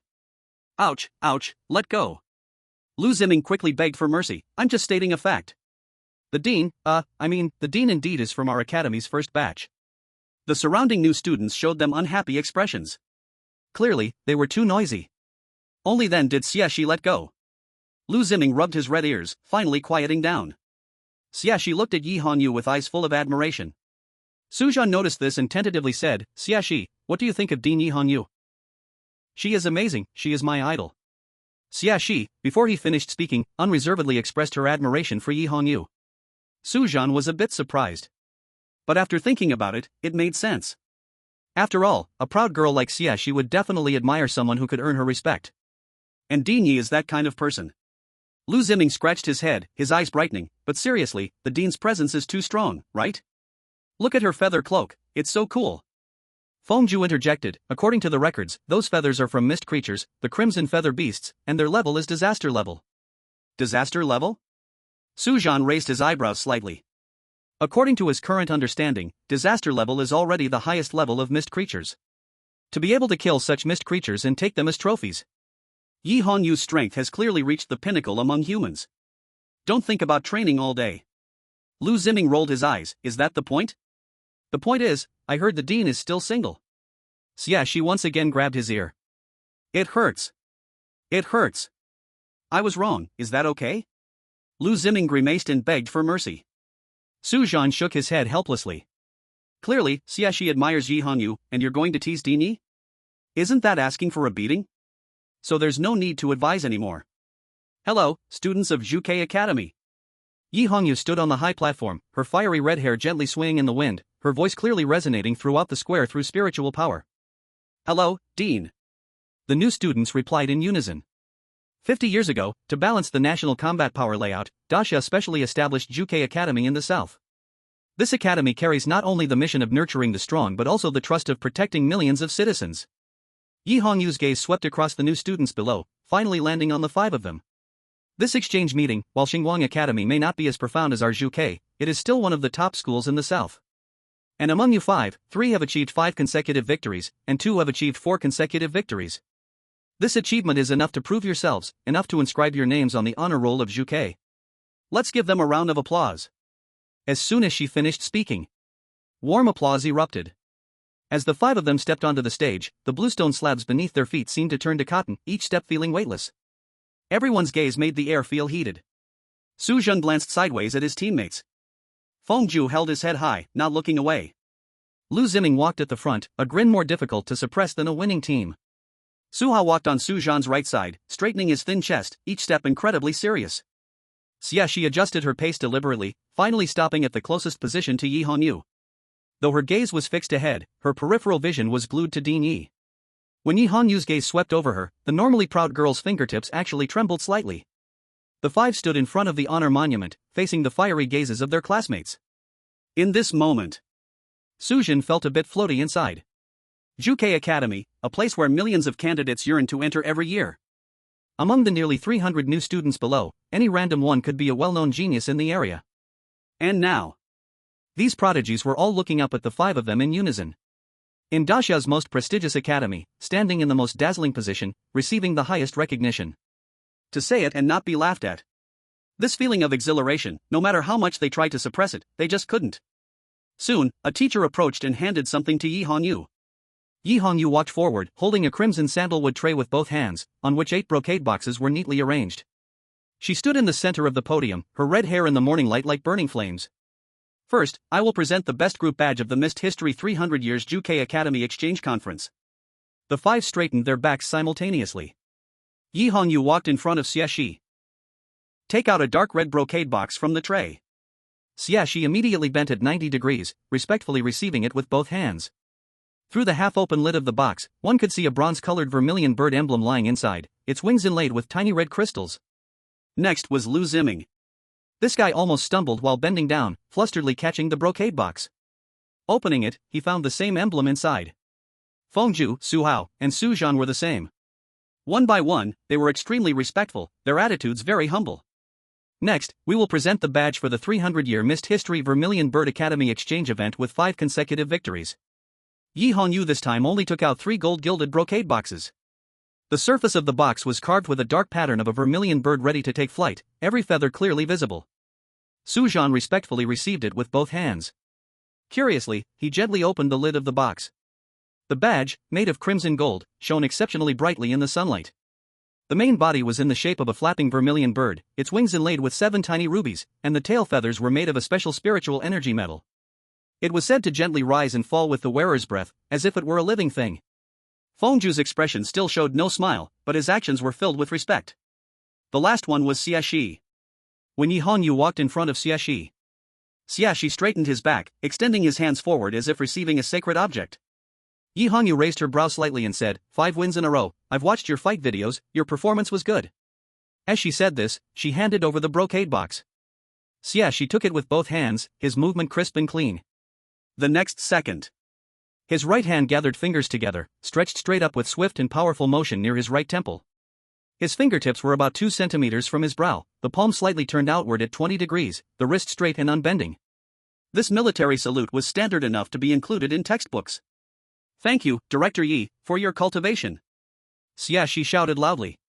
Chapter 76, Use what you learn to protect the country. Very good.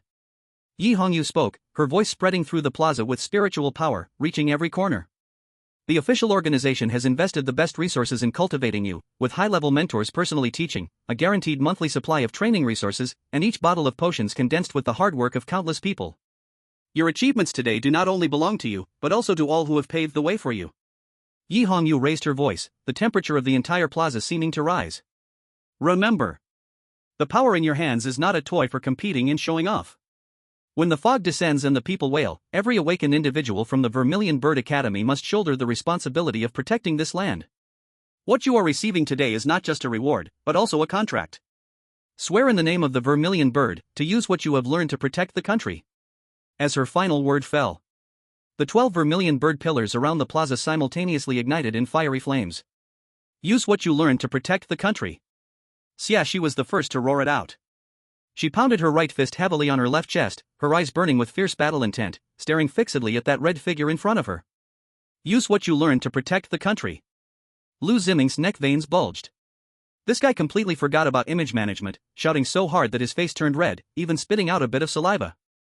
Use what you learned to protect the country. Fengju, rarely, shouted with all his might. Use what you learned to protect the country. Su Hao's voice was loud and clear. Su Zhan shouted too, but compared to the others, his shout was not remarkable. Almost 300 new students were infected by this atmosphere, their voices rising in waves. Use what you learned to protect the country. Use what you learned to protect the country. Use what you learned to protect the country. The roar shook the ancient trees surrounding the plaza, startling the birds within. At this moment, there was no difference between noble children and those from humble origins, only the purest vows of a group of young people echoed in the world. Of course, except for Su Zhan. His other identity prevented him from being as sincere as these young people. After the award ceremony of the Vermillion Bird Academy exchange event concluded, Su Zhan specifically asked Xie if she could talk about the life experience of Dean Yi. The response given was, Yi Hongyu studied at Zhuke Academy for 6 years before joining the military. Living a life among the army, she broke through step by step between life and death, reaching the highest level of the Great Xiao Awakeners, the Sea Realm, at 43 years old. Later, the old dean of Zhuke Academy passed away. She had deep feelings for her alma mater and overcame all opposition to become the dean of Zhuke Academy. From then on, she held 2 positions, commanding the army at the border and managing the academy to cultivate new talents. This was also the reason she couldn't even attend the new student enrollment. Too busy, she couldn't leave. Yet even so, she still persevered in this position. However, despite being stretched thin, Yi Hongyu never slackened in her reform of the academy.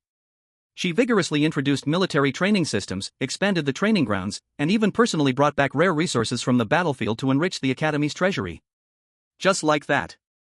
And under Yi Hongyu's leadership, Juke Academy became better and better. This is not an empty statement.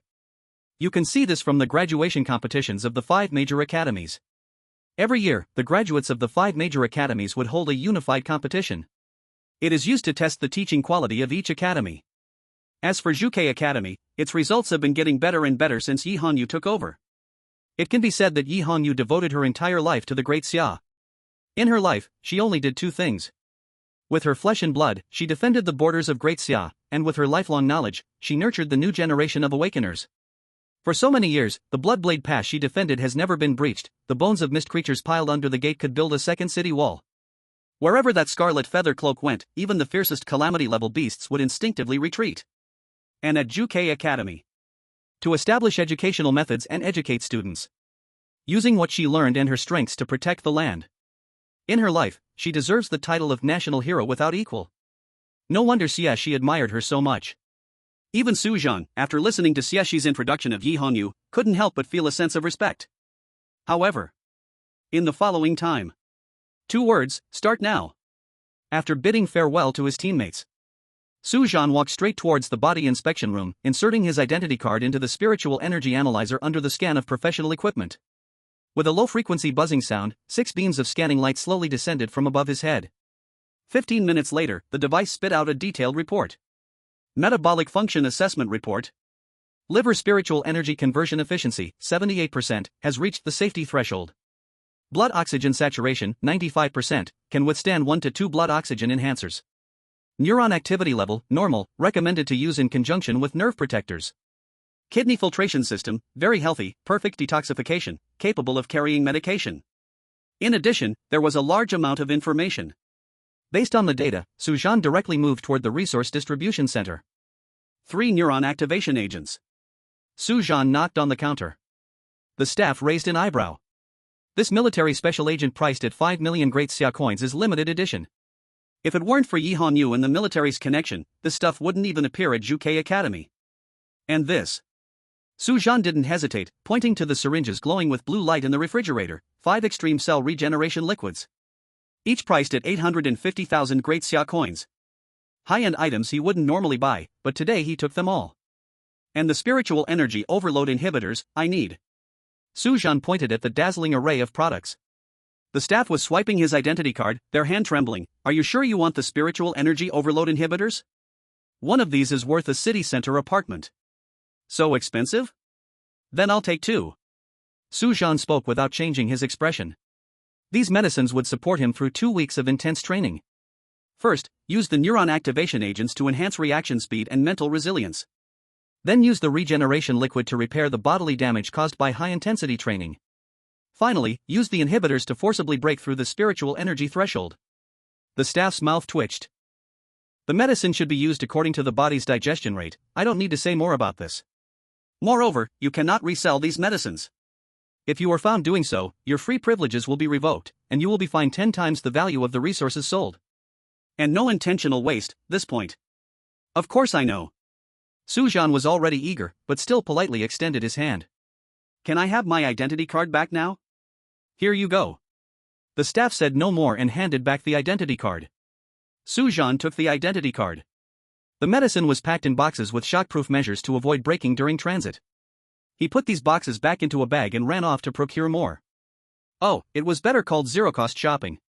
At the door of the gravity training room. The total value of the resources Su Zhan held had already exceeded 50 million. This was still under his restraint. He pressed the needle of the neuron activation medicine against his carotid artery. As the medicine was pushed into his veins, his mind instantly became clear. It was time to start. Su Zhan stepped into the gravity training room, and the heavy alloy door thundered shut behind him. He pressed the control panel and directly set the gravity coefficient to 10 times. Without using the distortion form. As a control-type awakened one, his physical strength was not very high. Gravity field activated, 10 times standard gravity. A mechanical female voice echoed.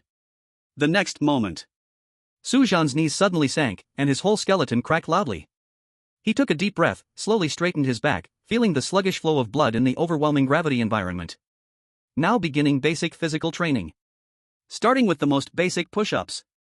Each movement felt like carrying a 1,000-pound burden, muscle fibers tearing under overload. Sweat barely seeped from his skin before being pulled down by gravity, crashing to the ground with a crisp sound. When he reached the 37th, he heard a faint crack from his right arm. A slight fracture appeared in the ulna. But this was exactly the effect he wanted. Temporarily turning off the gravity. Not for rest, but for injecting medicine. Extreme cell regeneration liquid, repairing the physical damage caused by intense training. Su Zhan drew out twin blades and began practicing basic sword forms. Under 10 times the gravity, movements became incredibly slow. What should have been fluid slashes now required all the muscles in his body just to barely perform. The blade's trajectory was crooked and twisted. But Su Zhan forced himself to complete each action at a standard speed, even if it meant his tendons were subtly pained under the overload. For the awakened, these muscle tears were nothing more than minor injuries. Only when the spiritual power was damaged, exhausted, or harmed in its circulation, was it considered a serious injury. So, Su Zhan did not need to worry about this affecting his foundation.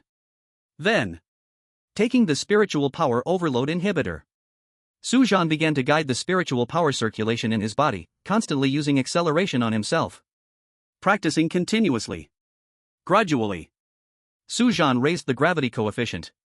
Gravity field adjusted, 11 times standard gravity. Blood oozed from the corner of his mouth. But this was the effect he wanted.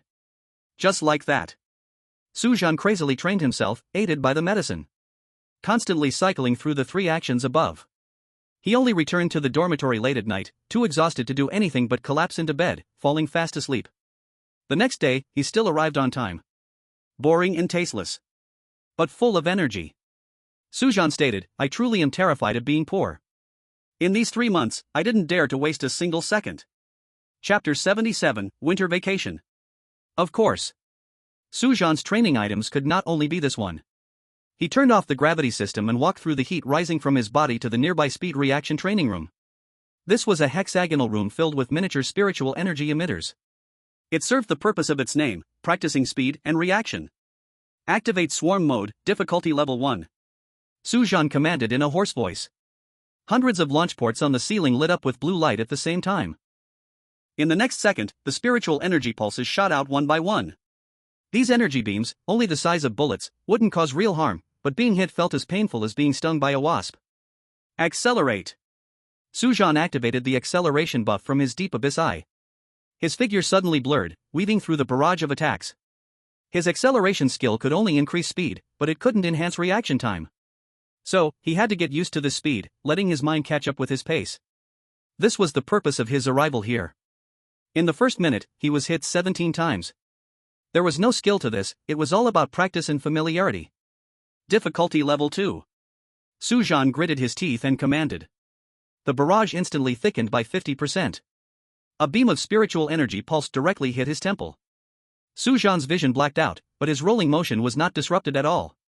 Gaining strength while taking hits. Growing stronger in adversity. 2 hours later, he walked out, his body flushed red, like a boiled lobster. He did this every day, endlessly repeating the cycle. But soon, Su Zhan began to slow down his frenzied training. Not because he was tired, but because he could hardly take any more medicine. Su Zhan stared at the test report. Based on the growth curve of your physique, if you continue training like this, the metabolic burden will exceed the limit, affecting your cultivation foundation. It is advised to pause high-level drug use and reduce training volume by half. Below, there were detailed body data. Su Zhan glanced at it. Liver conversion rate had dropped below the safety line, the kidney filtration coefficient lit up a yellow warning, and even the blood oxygen saturation had decreased by 3 percentage points compared to yesterday. Tisk. Su Zhan irritably rubbed his temple.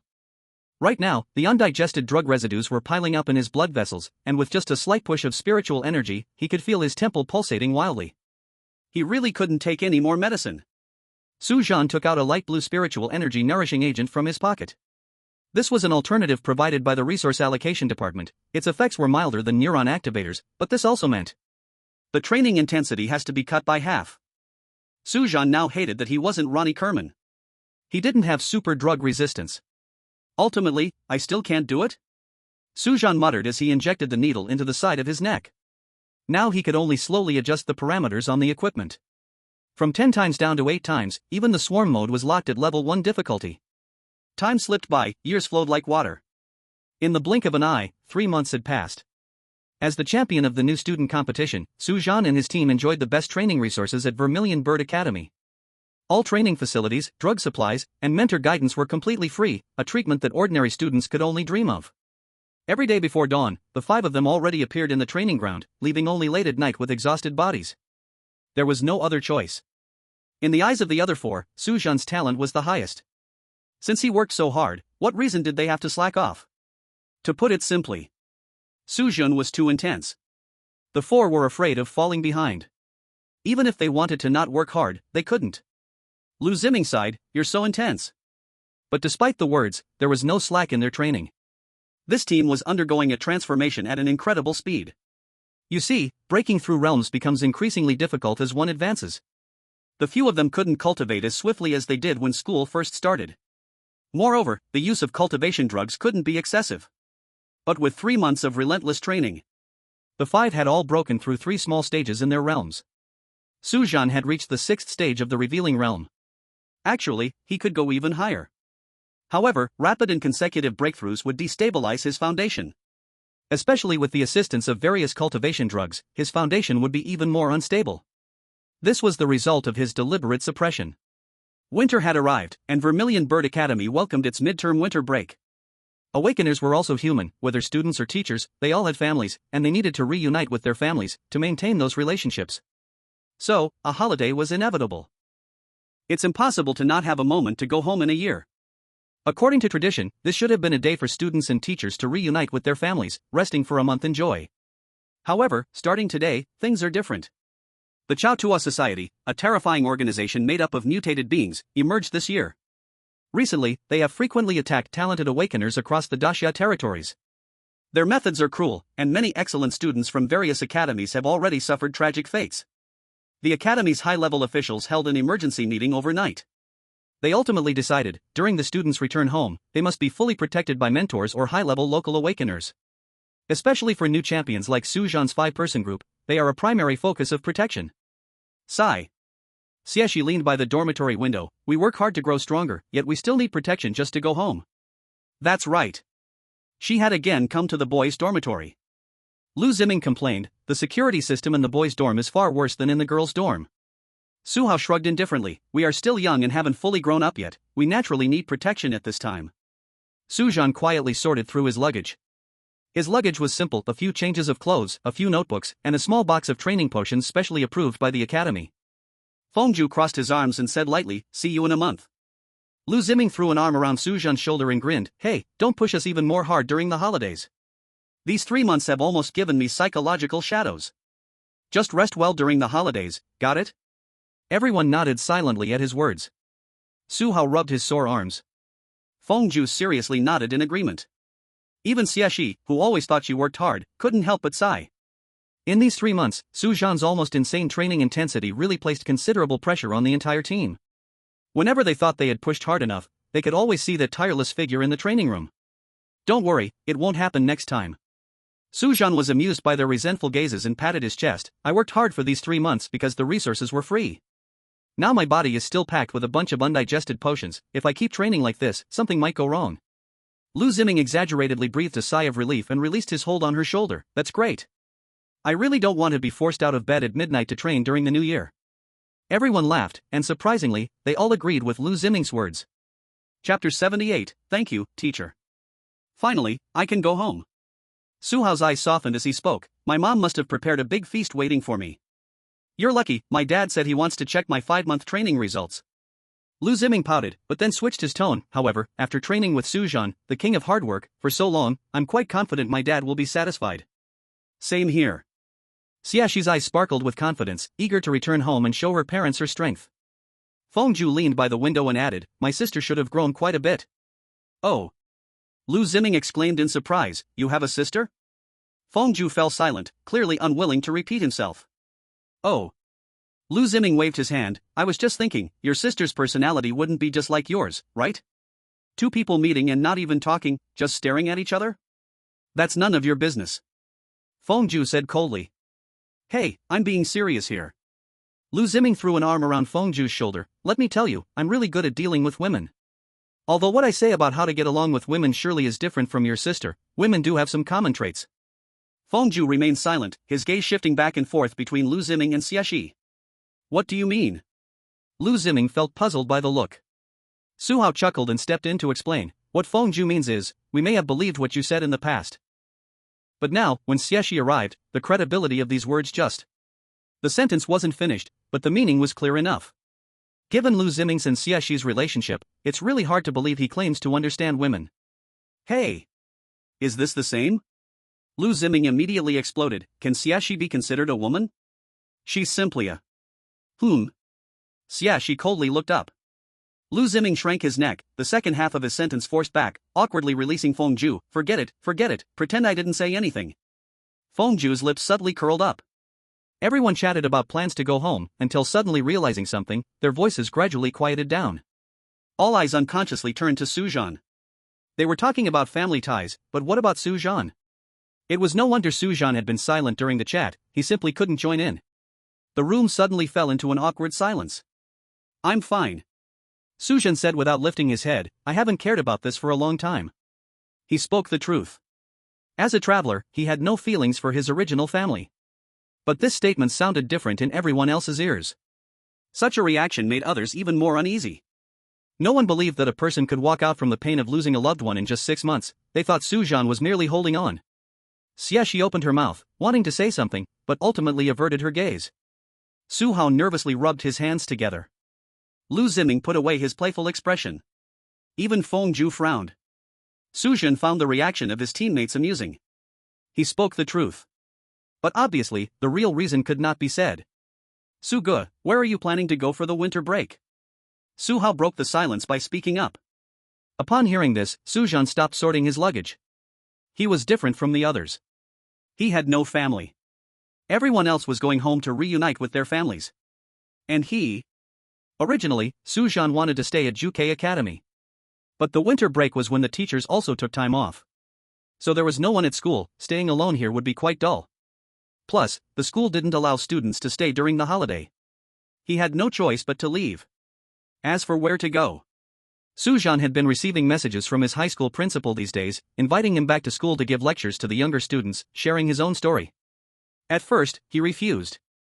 Even though the principal of Jiangcheng Third Middle School had given him a 500,000 scholarship.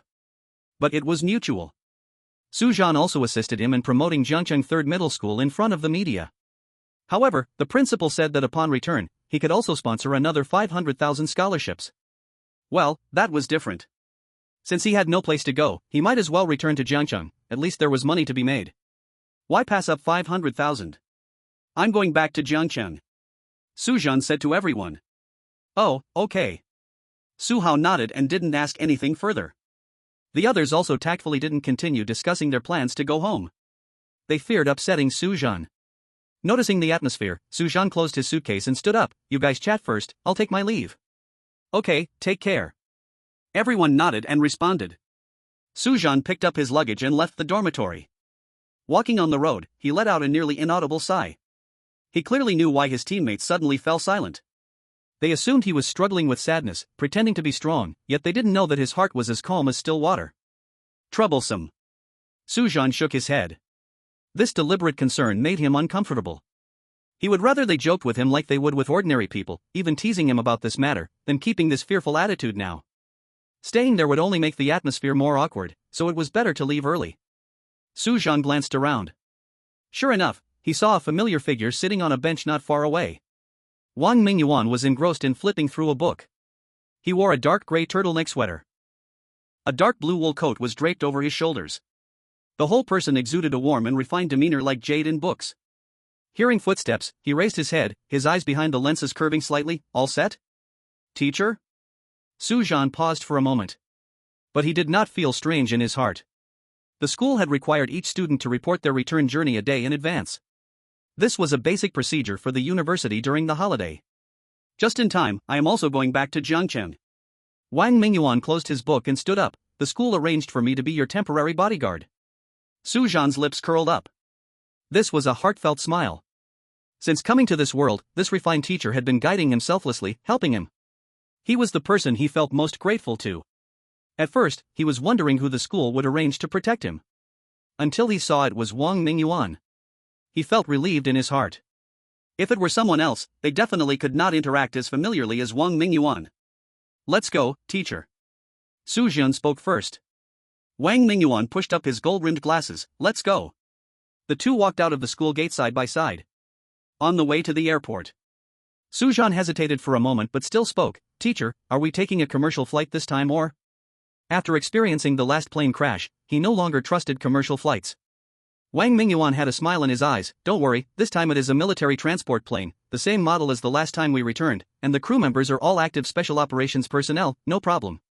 Su Zhan obviously relaxed his body. The school finally arranged it properly this time. "Think beautifully."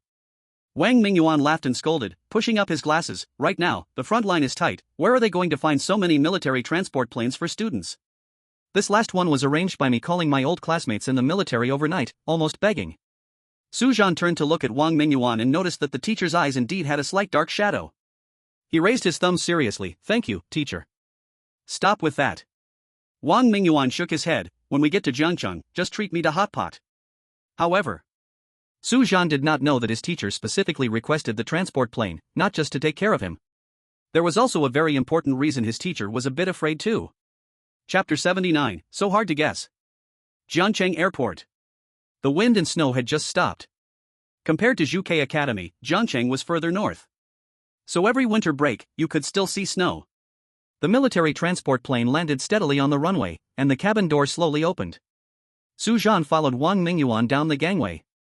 The cold wind that greeted him made him feel refreshed. At the airport exit, a bright red banner fluttered in the wind. "Warmly welcome Zhuke Academy SSS Awakeners Su Zhan back home."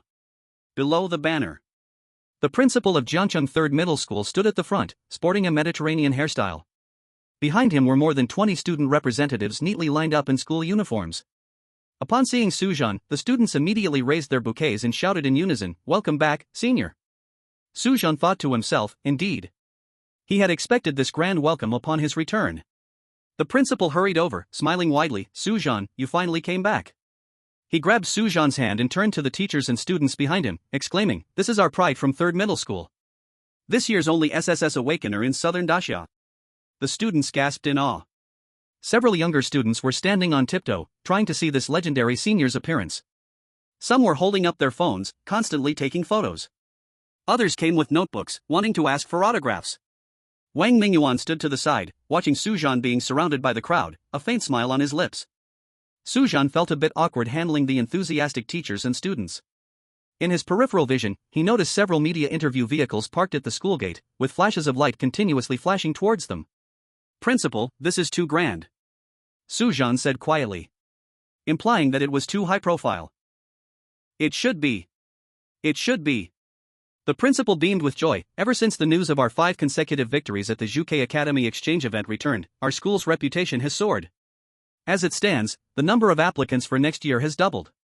As he spoke, he looked at Wang Mingyuan, stepping forward with enthusiasm and grasping his hands. "Teacher Wang, I didn't expect you to be so deep hidden."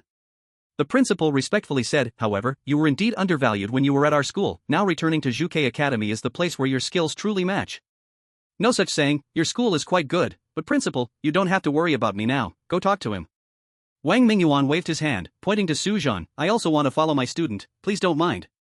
His attitude remained gentle, as if it were this way with everyone. No matter the status of the other party, whether awakened or ordinary. "Ha, your coming to our school is indeed a great honor. But since you say so, I won't disturb you." After the principal finished speaking, he released his grip with Wang Mingyuan and gestured to Su Zhan. "Come, the school has prepared a welcome party for you, even the leaders from Jiangcheng are going to be there." Snowflakes began to fall again, but the warm atmosphere at the scene did not diminish at all. Su Zhan felt a bit helpless and whispered to the principal, "I said in advance, I'm just going back to school for a day as a figurehead, let me speak or give a speech, that's fine, but just for one day." "Don't worry, I certainly know this." The principal waved his hand. "Little Su, you must prepare your speech, you'll be giving it right away." "Understood." Su Zhan nodded. For a day's work, giving a speech for 50,000, for him, there is no job that makes more money than this. Under the admiring gazes of his junior students, Su Zhan and Wang Mingyuan followed the principal and got into the car. Other students boarded the school bus. Su Zhan and Wang Mingyuan sat in the back seat. The luxurious, extended black sedan drove smoothly along the main road of Jiancheng. Su Zhan sat on the soft leather seat, his fingers gently brushing over the exquisite wooden grain of the armrest. The interior was excessively spacious, the back seat even had a small wine cabinet and an ice bucket. Underfoot was a thick cashmere carpet, and overhead was a starlit ceiling. "Principal, is this your car?" Su Zhan casually asked. The principal immediately waved his hand. "Little Su, you can't say that. I only have a small salary each year, how could I afford such a luxury?" "This is the school's official vehicle, specifically used to receive important guests." Su Zhan nodded, no longer probing, but his gaze swept through the car. There was a half-open pack of the principal's usual cigarettes next to the driver's seat and a safety talisman hanging from the rearview mirror. Wang Mingyuan pushed up his glasses quietly beside him. The car turned a corner. The principal, familiar with the route, took out a bottle of mineral water from the armrest box, unscrewed it, and took a sip. Su Zhan and Wang Mingyuan exchanged a glance in the rearview mirror, both of them curving their lips with understanding. Nominally, it was a shared property of the school. But privately, who was driving this car? So hard to guess. Outside the car window, the streets of Jiancheng zoomed past. The principal was passionately introducing the recent changes at the school, while Su Zhan's thoughts had already drifted to the upcoming speech. That 50,000 reward was enough for him to purchase a new batch of cultivation materials. At the entrance of Jiancheng Third Middle School, the crowd was bustling. Thousands of teachers and students surrounded the square in front of the school, packed tightly. Su Zhan looked on from afar, his heart sighed. These high school students don't even have a winter vacation. When he asked the principal, other schools were on break, why wasn't yours? The principal replied, they are all in high school, the studies are intense. Even if they do not become awakened, they still have to take the college entrance examination. They must leave a way out for themselves. So the school, in consideration of the students' academic studies, specially arranged flexible classes. Voluntary payment for makeup classes, absolutely no compulsion. But now, judging from the number of students, each one seems quite voluntary. A black luxury car slowly entered the view. The crowd suddenly erupted into deafening cheers. "Senior Su Zhan. Look this way. Ah, it's really him. He's even more handsome than in the live stream. Senior, I like you." A girl with a ponytail screamed. She was immediately glared at by a teacher nearby. As soon as the car stopped, more than a dozen student council officers rushed forward, awkwardly opening the car door. Su Zhan had just stepped out with one foot when the noisy sounds from outside rushed into his ears. "Su Zhan. Do you remember me?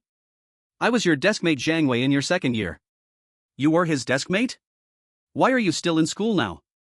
"Hey, failure to awaken, didn't do well on the college entrance exam, is it a problem to repeat?" "Everyone be quiet, senior must remember me." "Senior. I brought you water during last year's sports meeting."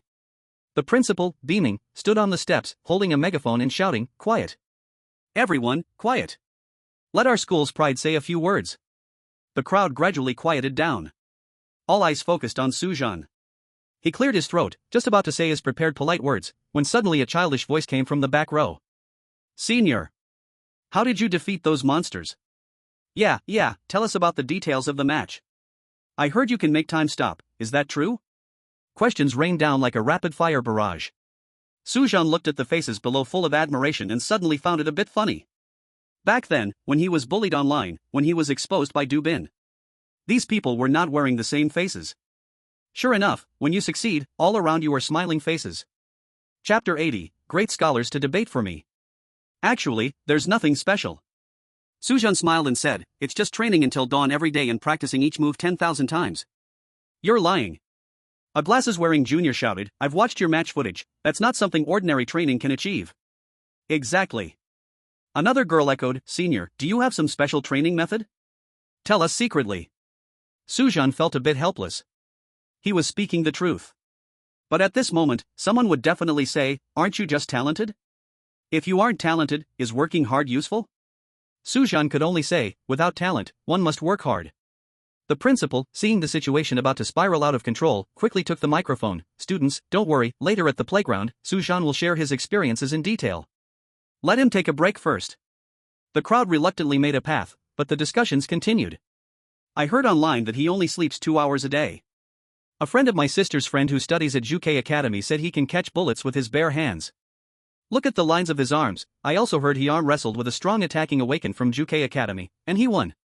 Su Zhan, accompanied by Wang Mingyuan and the principal, struggled to move inside the school. His ears were filled with absurd rumors. He couldn't help but turn to Wang Mingyuan and whisper, "Teacher, is that person they're talking about really me?" Wang Mingyuan pushed his glasses and smiled. "Heroes are always mythologized. Get used to it." Su Zhan helplessly shrugged. "Once I enter the arena, great scholars will debate for me." The value of this statement is still rising. As people walked on, the high platform on the playground was covered with a red carpet. Colorful flags fluttered all around.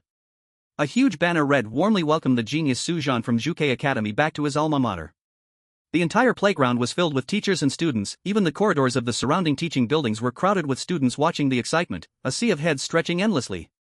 Most of these people were not from the third middle school, they had come from other schools specifically to watch. The principal didn't stop them, thinking it was a good opportunity to promote the school. When Su Zhan saw the scene, his first reaction was, "Damn it, I need to ask for less money." This kind of setup would make asking for 1 million not excessive. Although the heart is bleeding. But he still has professional ethics, so he naturally wouldn't do something like raising the price midway. The principal walked onto the podium with a glowing face, gesturing with both hands for everyone to be quiet.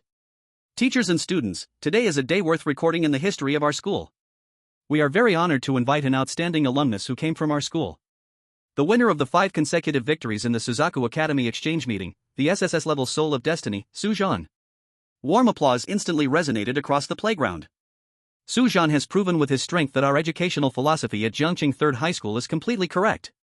The principal excitedly waved his arms. "This is not only Su Zhan's personal honor but also the pride of all our faculty and students."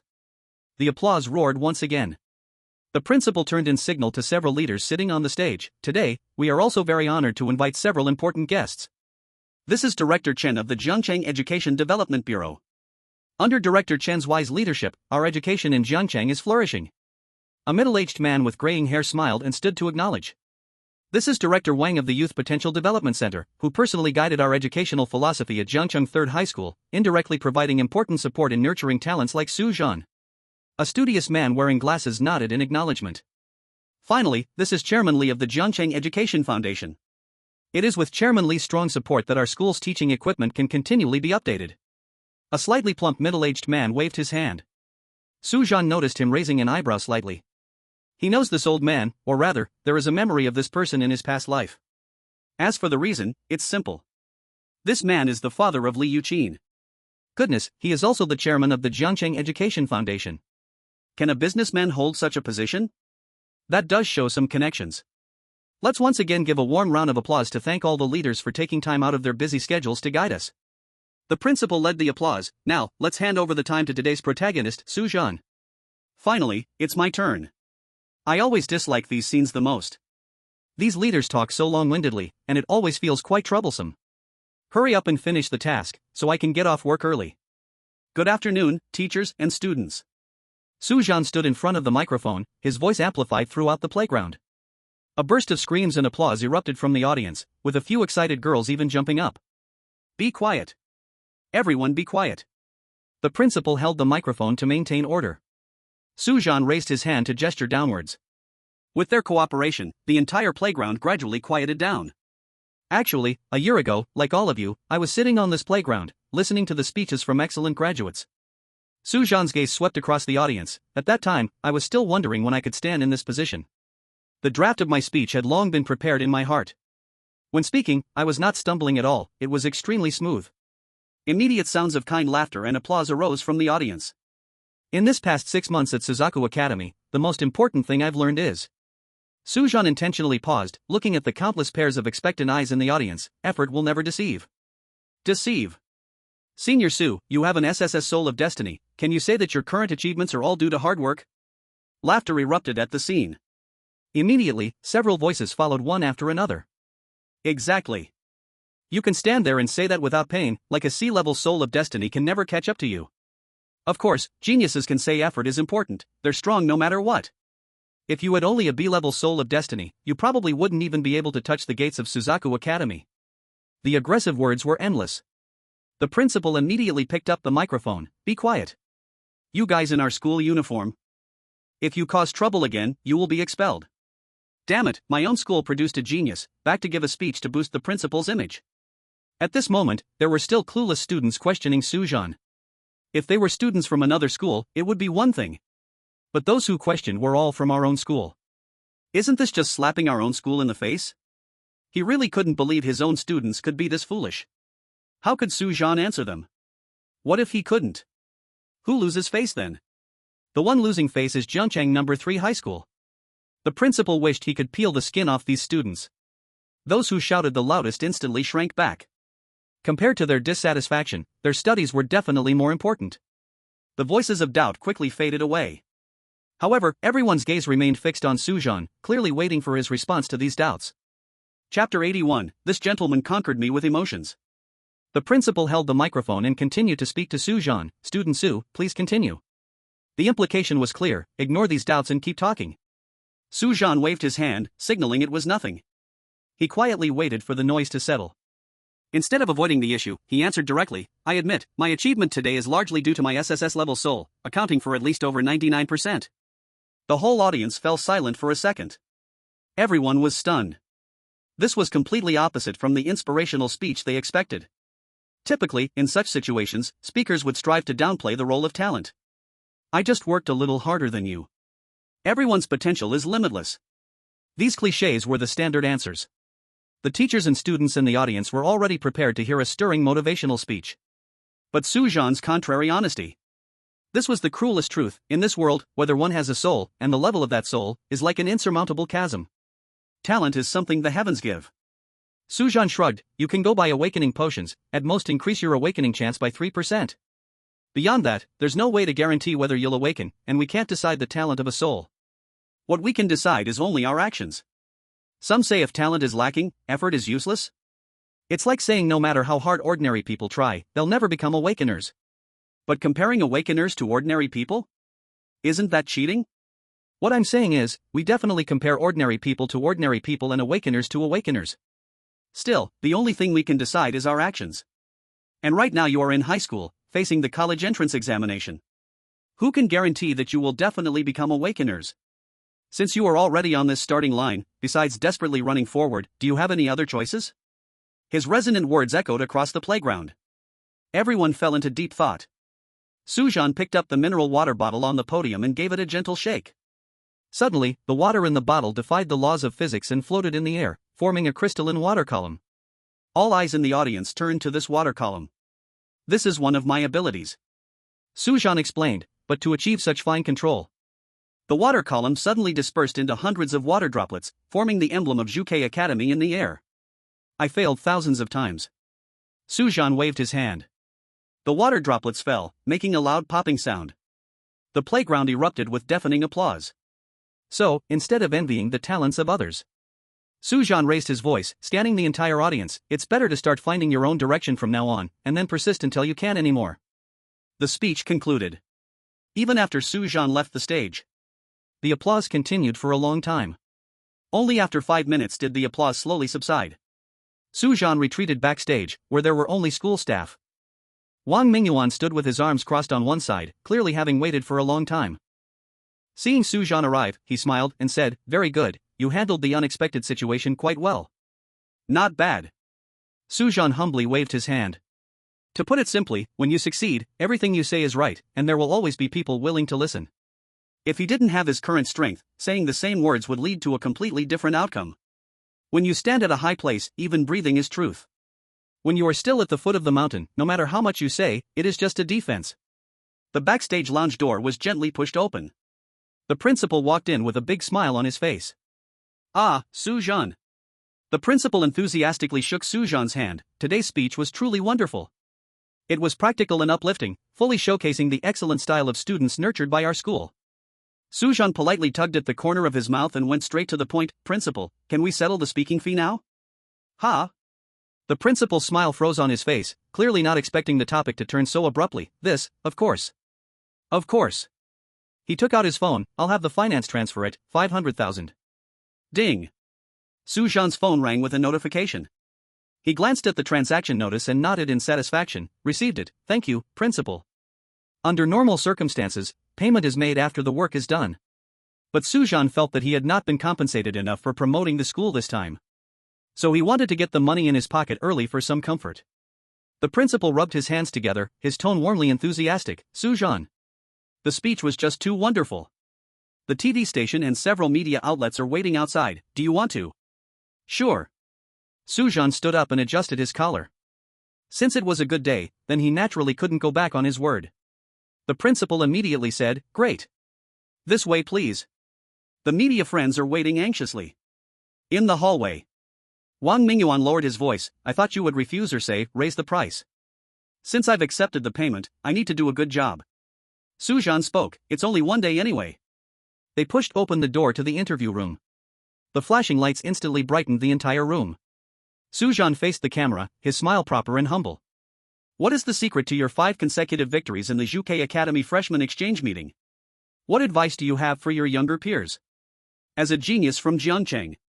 Questions came one after another. Su Zhan answered fluently, occasionally inserting a few inspiring quotes, making the reporters nod frequently. The principal smiled broadly at the side, clearly extremely satisfied with this public relations effort. After the interview ended, the principal approached with a beaming face, tightly grasping Su Zhan's hand. "Su Zhan, thank you so much today. The speech was brilliant, and your interview performance was flawless." Su Zhan's eyes were calm without waves. "You're too polite, principal, this is what I should do." The principal mysteriously took out his phone. "So, in addition to the 500,000 we discussed earlier, the school is giving you an extra 300,000 as a hardship fee."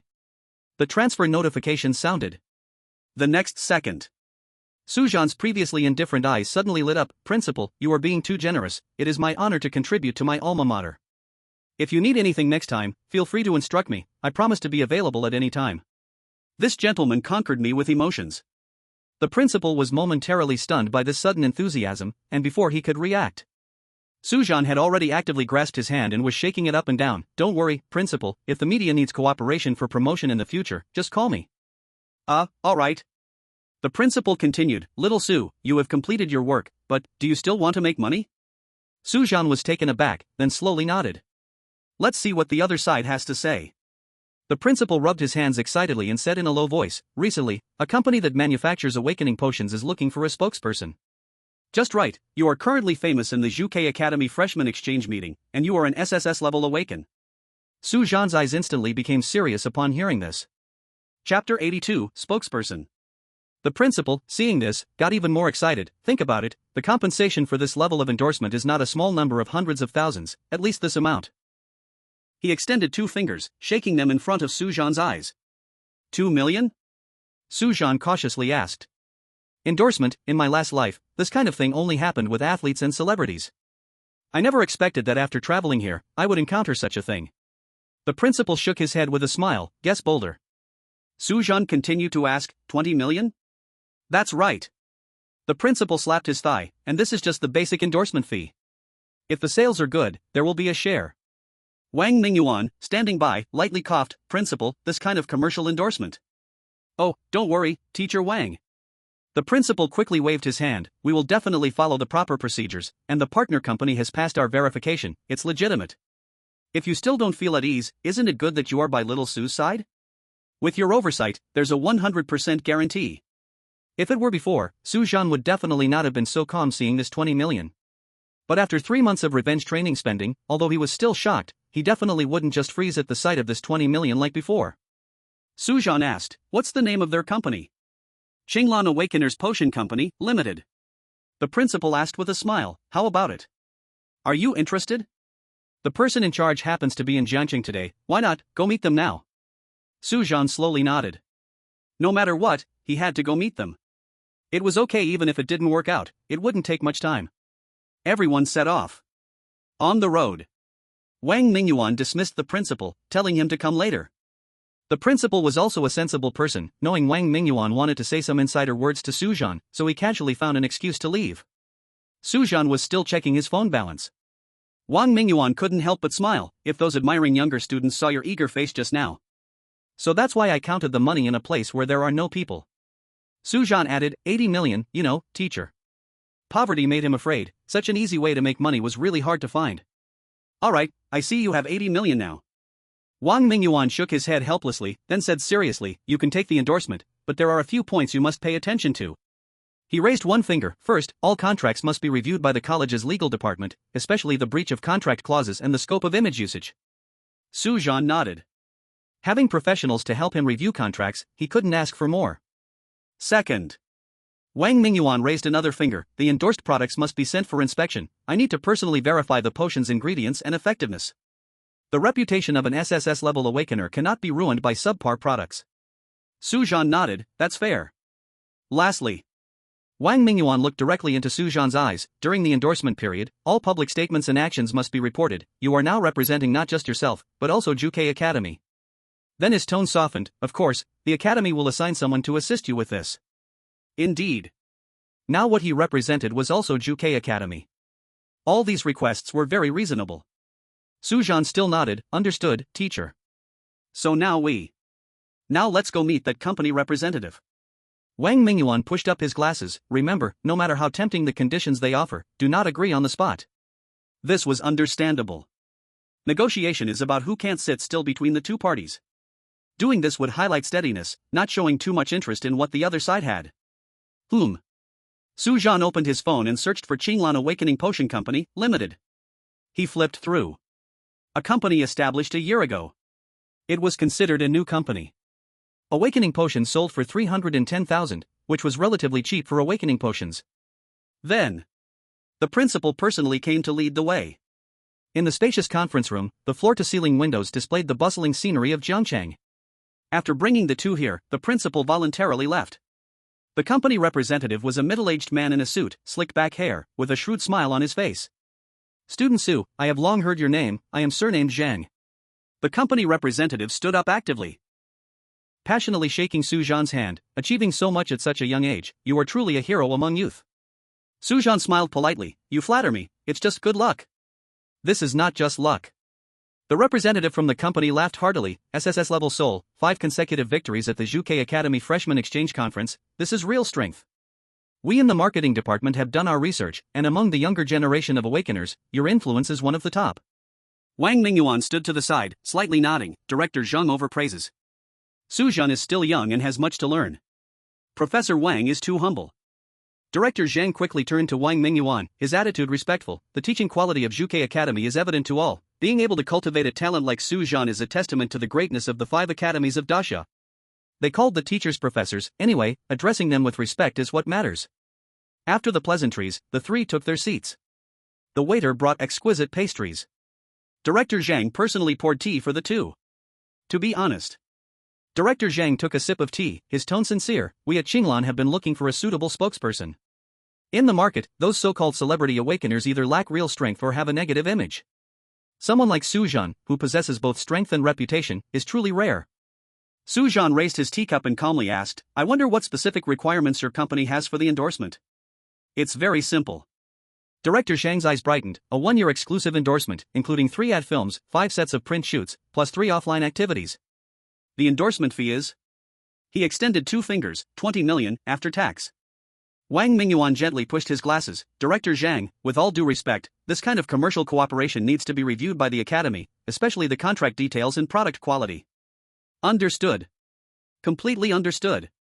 Director Zhang nodded vigorously. We can provide all our qualification documents, and the products are always welcome for inspection.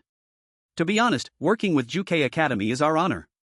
Director Zhang, our students at JUK Academy are extremely busy with their studies. However, Su Zhan frowned and said straightforwardly, therefore, these requirements you mentioned must be completed during my winter break. He had not lost his mind over the 20 million. If he were to delay his training for such things, that would truly be a case of losing big for small gains. Of course, no problem. Director Zhang nodded without hesitation. Su Zhan felt a bit strange. Isn't the negotiation proceeding too smoothly? Why is it different from what's shown on TV? They agree to everything right away. If it continues like this, Su Zhan once again doubted that his worth is even more than 20 million. He pondered, are there any other requirements? Director Zhang revealed a knowing smile. Actually, there is one small suggestion. Sure enough. Su Zhan felt relieved in his heart. This is how it should be. If there were no buts, that would be strange. Please, go ahead. Su Zhan nodded. Director Zhang lowered his voice. We hope that when promoting, you could mention that you took our Qinglan Awakening agent before you awakened. The meeting room instantly fell silent. Wang Mingyuan looked at Su Zhan, his eyes fluctuating. He naturally knew Su Zhan's situation, he had never taken any awakening agents.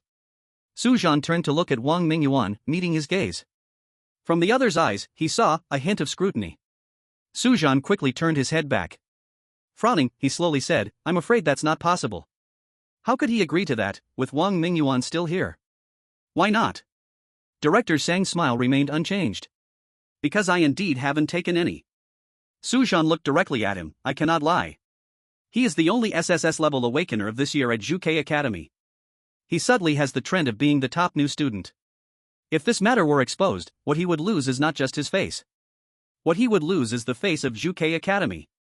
UK Academy's reputation could not be tarnished for 20 million. If this got out, it would be laughed at by peers. Director Zhang chuckled lightly, Su Zhan, if you are willing to cooperate with the promotion, we are willing to raise the endorsement fee to 40 million.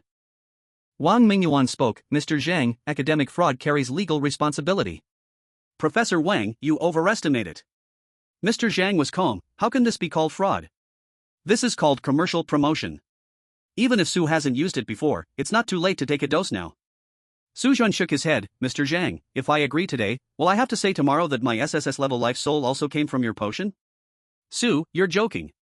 Mr. Zhang's expression slightly changed, but he quickly regained his smile, we only hope to use your influence to encourage more young people to choose quality products. Sorry. Su Zhan stood up, I can't accept this endorsement. Mr. Zhang hurriedly stood up, Su, please reconsider. The price is negotiable. No amount of money will help. Su Zhan said lightly. 40 million, honestly, he did want it. But this is a matter of principle. Wang Mingyuan also stood up, a barely noticeable smile on his lips. Mr. Zhang's expression fluctuated, and he finally sighed, it's a good thing for young people to have principles, but in this society, being too upright won't get you far. Thank you for the reminder. Su Zhan nodded slightly, goodbye. Walking out of the meeting room, Wang Mingyuan asked with a smile, do you regret it? 40 million is not a small amount. Su Zhan looked at the numbers on the elevator going down and chuckled, teacher, some money, once you take it, you won't be able to sleep. That was the truth. Whether morally or in terms of benefits, he couldn't take that 40 million. Wang Mingyuan's eyes showed admiration, not bad, at least you didn't let money cloud your judgment.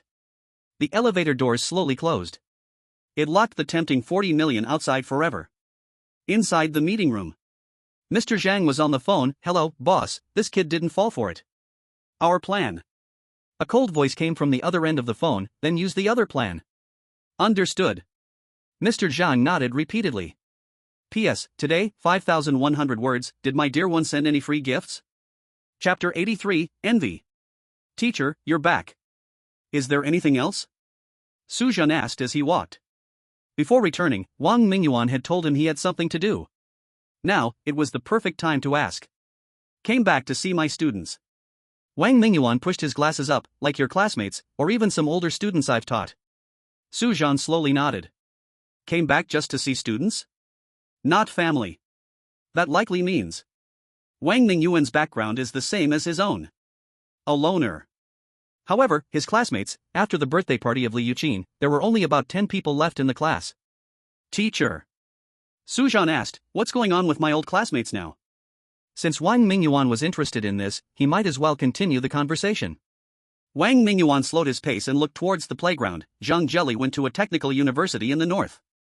Although he hasn't awakened, he scored 630 in the college entrance exam, and now he's studying computer science. And Li Yuqin, well, you know that already, no need to say more. Su Zhan nodded. That didn't need to be discussed anymore. The stupid things the original body did. Those were now part of his personal black history. Wang Chang didn't get into college. His result was expected. Wang Mingyuan said with a sigh, now he's working as an apprentice in an auto repair shop. Last month, he messaged me saying he can now independently repair engines. After the third high school. Wang Mingyuan pointed inward, Li Hua is repeating the year. He failed his awakening, and his college entrance exam was a failure too. This kid did well in high school, but didn't expect to fail in the exam, sigh. He kept talking while walking. Su Zhan listened quietly, occasionally saying a few words. He realized that this teacher had been quietly following the paths of his students. Whether they were awakened or ordinary, whether they went to prestigious schools or entered society early. Wang Mingyuan stopped, turned to look at Su Zhan, and smiled, you don't know, every time they contact me, they always mention you. He mimicked his student's tone. Teacher Wang, is Su Zhan particularly powerful now? I saw online that he's famous again. When can I see him again? To ask him for advice. The evening wind rustled the leaves, making a whispering sound. In this situation, Wang Mingyuan said solemnly, I can only tell them that awakening cannot be envied. Instead of staring at others' achievements all day, it's better to focus on doing your own things well. Su Zhan nodded. Envy, everyone feels it. Street vendors envy shop owners, small business people envy entrepreneurs. Ordinary people yearn for the power of the awakened, while low-level awakened ones long for stronger talents. Like an endless staircase, each level looks up at the one above, but seldom looks down to see how many people below have aspired to it. Just like Su Zhan himself. He, too, envies Xie and Lu Ziming, envies their wealth, envies their family background. Sigh. Su Zhan let out a long sigh in his heart.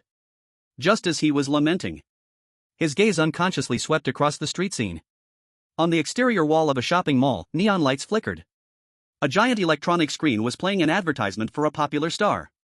The bustling crowd flowed in and out of the brightly lit mall entrance. But at that moment, the entire 7-story shopping center was suddenly engulfed by gray-white mist.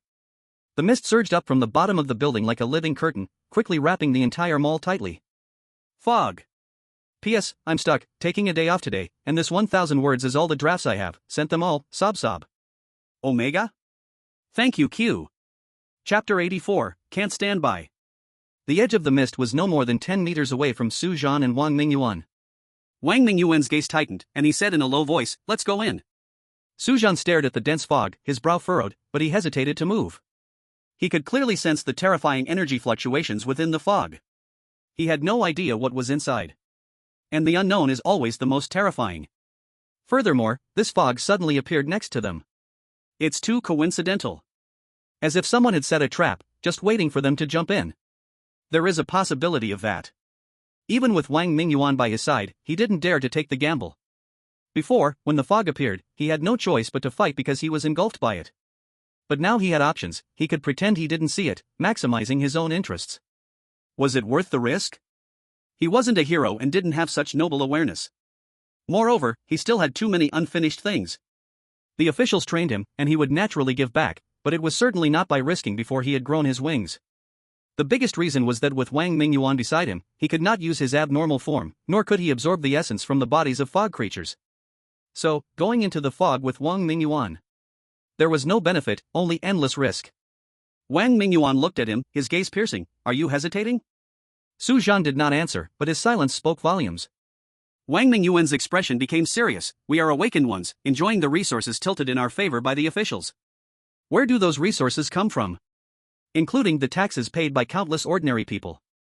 Now that they are in danger and we've encountered it, we cannot just stand by. Wang Mingyuan paused, his voice softened. Su Zhan, you are my student, but I won't force you, because forcing you is useless. Now I give you 2 choices. 1. Stay here and notify the anomaly clearing office. 2. Come with me and save people. Su Zhan furrowed his brow. Rationality told him that the best choice was to wait for support. But Wang Mingyuan's gaze made it hard for him to easily say no. Wang Mingyuan had helped him too much. From saving him from Dubin before awakening, to the protection and guidance after entering Zhuke Academy. If he backed down at this moment, what would Wang Mingyuan think of him? I'll go with you. Su Zhan finally spoke. He did not have such lofty spiritual awareness. He was not trying to save those who were unrelated to him, but because he did not want Wang Mingyuan to be disappointed in him. Wang Mingyuan gave him a deep look, as if seeing through his thoughts, but said nothing and just nodded. He raised his right hand. In the next second, a layer of thin, cicada wing-like white spiritual energy emerged from his palm, instantly covering his whole body and forming a semi-transparent spiritual power film. Immediately after, he waved his left hand, and the same spiritual power wrapped around Su Zhan's body, head, forming a protective layer on the surface of his skin. This is a spiritual barrier, it can temporarily resist the erosion of the mist. Stay close to me, don't get lost. Wang Mingyuan grabbed Su Zhan's wrist, the grip was tight enough to make Su Zhan feel a bit of pain. Su Zhan looked down at the flowing white spiritual energy on his body and nodded. He felt a bit nervous inside. In this world, people have been instilled with the dangers of the mist since childhood. This is not a place for ordinary people to step into. Even as an awakened one, he had no rebuttal to these ideas before. And now, he was about to voluntarily step into this forbidden area. Let's go. Wang Mingyuan said. Su Zhan nodded and kept pace with Wang Mingyuan. One step in. The world suddenly fell silent. The thick fog coiled around them like a living creature, producing a slight corrosive sound outside the spiritual barrier. Visibility dropped to 0 in an instant. Even the nearby Wang Mingyuan was merely a blurred outline. A certain decaying smell filled the air. Su Zhan's breathing unconsciously became rapid. He felt something lurking in the fog, with a gaze that was sticky and cold, creeping up his spine bit by bit. Don't stop. Wang Mingyuan's voice came through the thick fog, but it sounded extremely distant. Stay close. The grip on his wrist tightened a few more degrees. This felt like the only lifeline. Su Zhan held on tightly, following that blurry figure, step by step moving deeper into the mist. Not knowing how long it had been. So slow.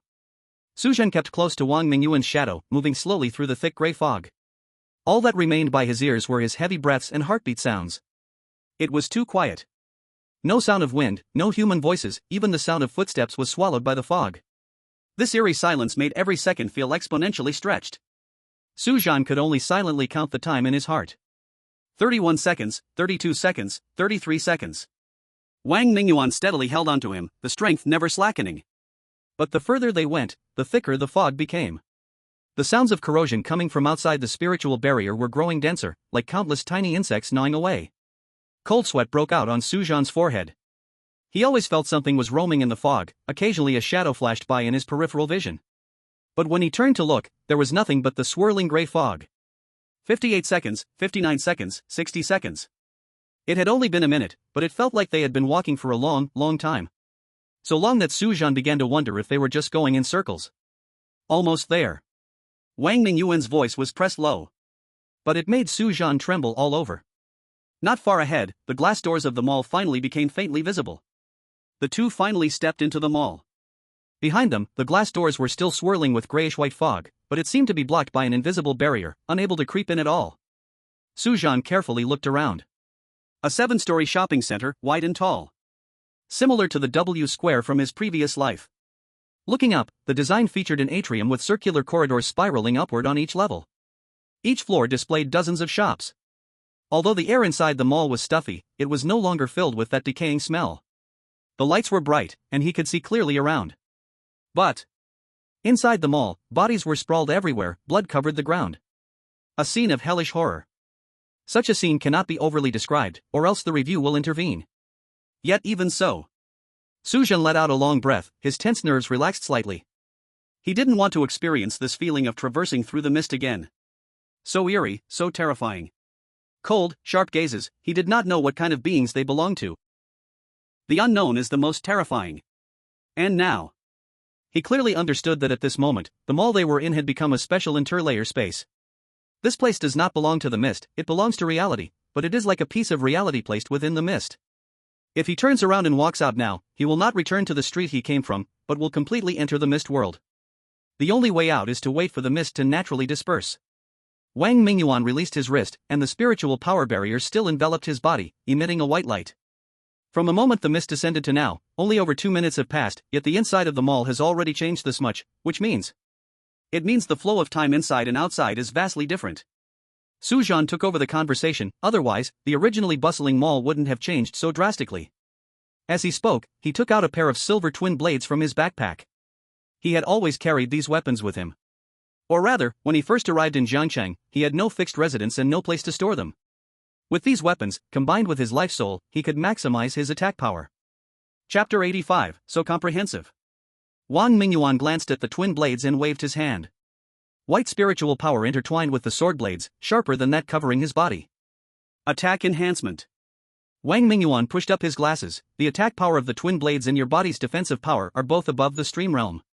Now the strength of the mist creatures has not yet increased that quickly. With your current strength, you are enough to handle the mist creatures here. Thank you, teacher. Su Zhan tightened his grip on the hilt. It seems the teacher also knows that this mist might be a trap set for them, otherwise, he would definitely let himself experience the challenge, instead of granting such buffs to himself. Wow, weapon enchantment, plus a defense buff. He also received a Stream Realm experience card. Now, he felt much more at ease in his heart. Secretly shocked, the teacher's life soul is incredibly comprehensive. The protective form that turned into a cushioning airbag when the plane crashed. The detection form that spread throughout the cafe during the search. Now it is also the enhancement form that integrates offense and defense. Able to attack and defend, able to scout and assist. This versatile life soul is definitely SSS rank without a doubt. Teacher, is your life soul SSS rank? Su Zhan asked. After getting familiar, these things could be easily asked. Yes. Wang Mingyuan did not hide it, his gaze continuously scanning the surroundings. He was still thinking about which way to go to maximize the efficiency of saving people, and which places were relatively safe and spacious to gather the survivors. Su Zhan quietly glanced at Wang Mingyuan. Once a human genius, an SSS rank life soul awakener, now because of his injuries, he could only retreat to the second line to be a teacher. Sigh. This kind of injury could probably not be healed even by the entire Great Xia, otherwise the authorities wouldn't have given up on saving Wang Mingyuan, this SSS-level powerhouse. What kind of creature could inflict such an unsolvable injury? Terrifying. Possessing such ability, they are not on the same level as the mist creatures he encountered before. Just then, a shadow plunged down from the second floor. The creature's buzzing sound of flapping wings was incredibly noisy.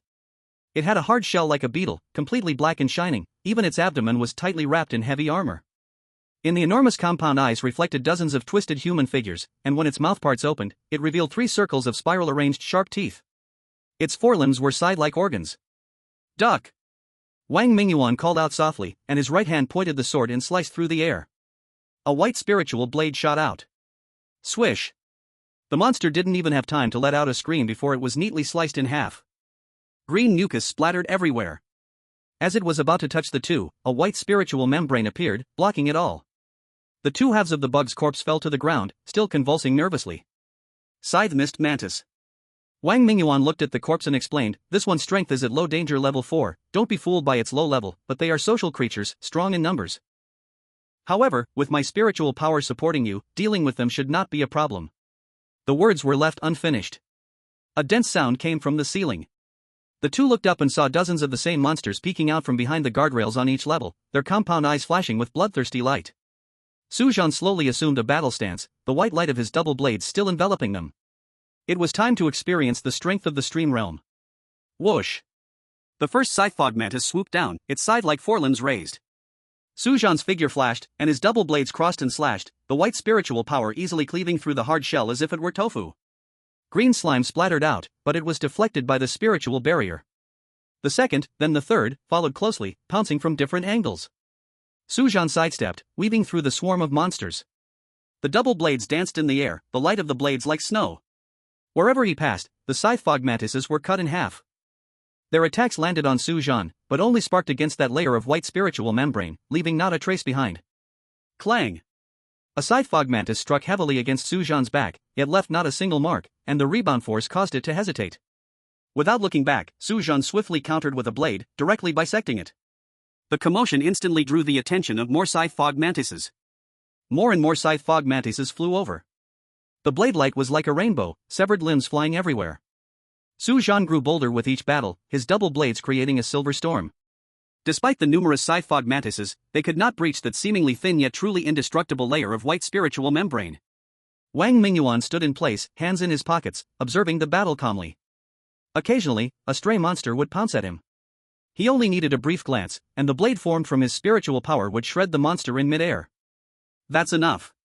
Wang Mingyuan suddenly spoke. Upon hearing this, Su Zhan crossed his double blades and slashed out fiercely. Boom! A cross-shaped white blade energy erupted, cutting down all the remaining scythe fog mantises. The green slime pooled on the ground, forming small streams. Su Zhan shook the blade edges and turned to look at Wang Mingyuan. Teacher, this buff you've given me is just too outrageous. He looked down at the double blades in his hands. The scythe fog mantis felt like it was made of paper in front of this force. And that layer of spiritual membrane covering his body. When the scythe struck, he could only feel a slight vibration, as if all the impacts were directly erased by some rule. What kind of attack-defense enhancement is this? It's simply turned on. Is this the power of the stream realm? Fighting these 3rd, 4th, and 5th tier beings is just like fighting babies. Wang Mingyuan pushed up his glasses. Basic operation. Su Zhan frowned as he looked at the monster remains scattered across the ground. Those broken, shattered compound eyes, shells, scythe forelimbs. Teacher. Su Zhan picked up a piece of shell debris with the tip of his blade. These monsters are like insects from our world magnified dozens of times, with an added layer of armor. It was mentioned in class that the fog mimics things from the real world, but this is just too similar. Wang Mingyuan condensed a wisp of white light at his fingertip, illuminating the spiral-arranged sharp teeth inside the monster's mouthparts. It's not just similar, it's a modified body based on an insect template, combining various parts of different insects. The most obvious are these scythe-like forelimbs, definitely mimicking the mantis. Fog creatures are extremely malleable. We lack the ability to investigate the social structure and evolutionary limits of fog creatures. But we do know. Even things like airplanes and cannons can be mimicked by them. Some fog creatures have even evolved treads and cannon barrels. Our expert's reasoning is? Useless evolution will lead to low hunting ability and thus be eliminated. Slowly. Those that reach higher realms are left with only useful evolution. Su Zhan nodded slowly. All this knowledge was taught in class. But only by seeing it for himself. Only by experiencing this can one truly grasp the essence of the book. The survival of the fittest, nature's way of choosing. This theory works just as well in mist creatures. Alright, let's go. Wang Mingyuan pointed to the nearby escalator. It had long been blocked by corpses, completely collapsed. Now, it lay still and motionless. Okay. Su Zhan nodded. He was already used to such scenes. He didn't feel the slightest bit of disgust. Following Wang Mingyuan's movement, he gathered strength in his legs, leaped over the escalator, and landed on the second floor. Su Zhan cautiously scanned his surroundings. Even after experiencing an overwhelming victory, he didn't dare to relax for a moment. After all, if this mist was truly set for the two of them, then the real danger had not yet arrived. Chapter 86, The Sunny Scheme. Su Zhan was following Wang Mingyuan's steps when he suddenly felt a chill at the back of his neck. It felt like something was watching him. He quickly turned his head, blade crossed in front of his chest. But he only saw a few shadows flit past the railing on the second floor of the mall. They didn't leave. Su Zhan said to Wang Mingyuan, "They are lurking in the dark, watching us." The scythe mist mantis may be low-level mist creatures, but their hunting instinct is strong. Wang Mingyuan said casually, without looking back, "They now know they can't prey on us, a hard bone, so they won't come up and seek death." Su Zhan narrowed his eyes. He vaguely saw dozens of compound eyes flickering in the shadows on the second and third floors. Those monsters quietly lay behind the railings, in the shops, even hanging upside down from the ceiling. Their scythe-like forelimbs slightly recoiled, but none dared to pounce down recklessly. Su Zhan thought to himself. In class, he learned that mist creatures mostly act on instinct. The behavior of these scythe mist mantises was like biological instincts to avoid danger and seek safety. They had already understood that attacking the two of them meant certain death. Naturally, they wouldn't act aggressively. Don't overthink it, they are not afraid of you, they are afraid of me. Wang Mingyuan seemed to see through his thoughts. Low-level mist creatures instinctively fear high concentrations of spiritual power. As if to confirm this statement, he released a hint of spiritual power pressure. The next moment, the compound eyes in the mall trembled in unison, followed by a flurry of wing beats. These scythe mist mantises were actually retreating. Did you see? Wang Mingyuan retracted his pressure, but this retreat is temporary. Once I show signs of fatigue, they will no longer fear me. Su Zhan nodded. These monsters did not give up on hunting, they were just waiting for a better opportunity. I didn't release my pressure just now because I wanted you to practice first. Wang Mingyuan explained, mist creatures have another situation. Even if the opponent is hundreds of times stronger, they may attack like crazy. Knowing well it's a death sentence, they still rush in like moths to a flame? Su Zhan countered. Yes. Wang Mingyuan nodded slowly and continued, this knowledge you haven't learned yet. Let me tell you now, this situation mostly occurs on the border, where mist creatures attack our territory like this. Su Zhan listened earnestly, paying close attention. For 300 years since the mist descended, Great Xia's exploration of the mist has never ceased. Wang Mingyuan continued, but the mist is dangerous, that is for sure, and deep within the mist, even awakened beings of the sea realm do not dare to step in, let alone other awakened beings. This leads us to not understand the deeper secrets of the mist.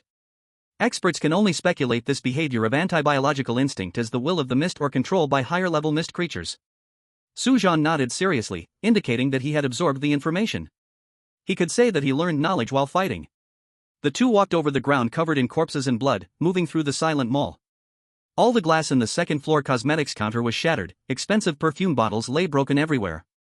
Su Zhan used the tip of his blade to lift a fallen shelf. Behind it lay only a few bodies frozen in time, completely empty otherwise. They all hid. Wang Mingyuan glanced around. A normal person's first reaction upon encountering fog is definitely to find a hiding place. The two walked towards the safe passage. The stairwell was strewn with abandoned shoes, torn bag straps, and other items, regardless of their importance or insignificance. Su Zhan frowned slightly.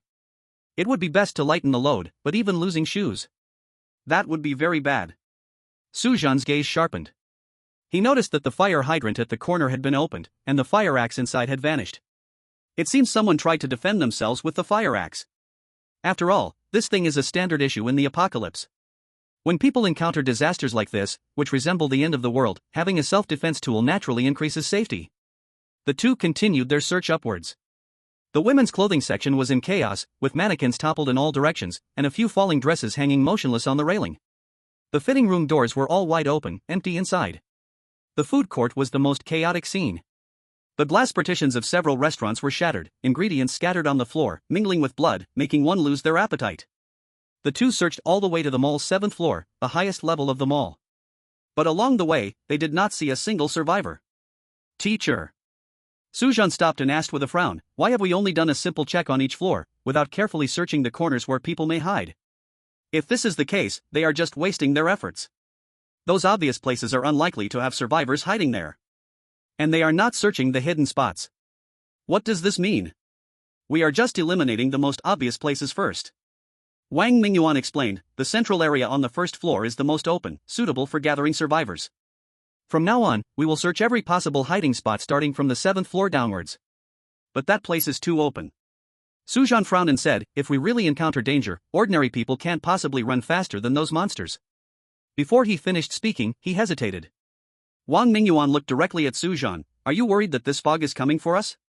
It's just a guess. Su Zhan did not deny it, expressing his thoughts, if that's the case, gathering the survivors together, and if danger truly strikes, instead, it could become a hindrance for us. I understand your concerns.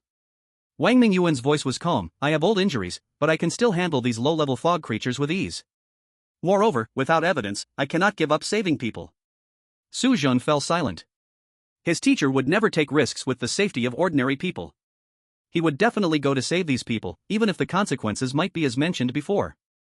If this is truly a trap targeting them, then the other side has calculated this point. A trap they had no choice but to jump into. He could only pray that his teacher was strong enough. That way, even if there really was a mastermind behind it all, they would have nothing to fear. Understood.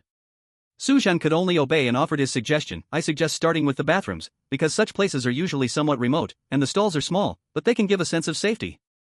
This was his personal experience. The two arrived at the bathroom area on the 7th floor. Su Zhan approached the men's restroom. As soon as he entered, he heard a suppressed coughing sound coming from a stall. Come out, it's safe. Su Zhan knocked on the stall door with the handle of his knife. The door slowly opened a crack. And I cautiously scanned the surroundings before. The door fully opened. A middle-aged man came out holding a little boy. The man's suit was wrinkled, and the little boy was clinging tightly to his neck, burying his face in his shoulder. Thank God. The man saw the white light on them, and his legs nearly gave way, almost kneeling down, monsters all monsters. Wang Mingyuan supported him, can you still walk? The man nodded vigorously and lifted his son up, yes. As long as we can leave this cursed place. Chapter 87, Laughter. In this way, they searched room by room. A few people reached the women's restroom and gently knocked, is anyone in there? We are the awakened, here to rescue you. After a few seconds of silence, a trembling female voice came from the innermost stall, is it really the awakened? Wang Mingyuan gathered a strand of white light at his fingertip and let it flow through the gap under the door, special rescue from Zhuke Academy. Ah, it's spiritual energy. The stall door suddenly swung open. A young girl in a sales clerk uniform rushed out with tear stains on her face, please take me out. I've been hiding in here for 2 hours. In her hand, she clutched a mop handle, the top bundled with a fruit knife, clearly a makeshift weapon she had made herself. Don't be afraid, stay close to us. Wang Mingyuan said, as white spiritual energy formed a thin protective layer around the girl. They continued searching this way. In the storage room, they found 3 cleaners hiding behind the shelves. In the staff lounge, they discovered a couple curled up in a closet. Behind an overturned vending machine, they rescued a security guard holding a fire extinguisher as a weapon. Every time they rescued a group, Wang Mingyuan would share a strand of spiritual energy to protect them. Soon, the white halo joined together in a cluster. The group moved downward, eventually gathering over 100 survivors. Fortunately, it was not a weekend, and it was a low-traffic period in the afternoon, otherwise, the casualties would have been much heavier. Go through the emergency exit. Wang Mingyuan directed the crowd, don't crowd, maintain order. The long line slowly descended the stairs. Su Zhan led the way at the front.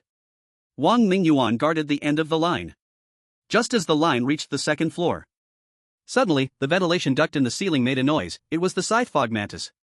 Although these monsters feared Wang Mingyuan's spiritual energy, they could not resist the instinct to hunt with so much food in front of them.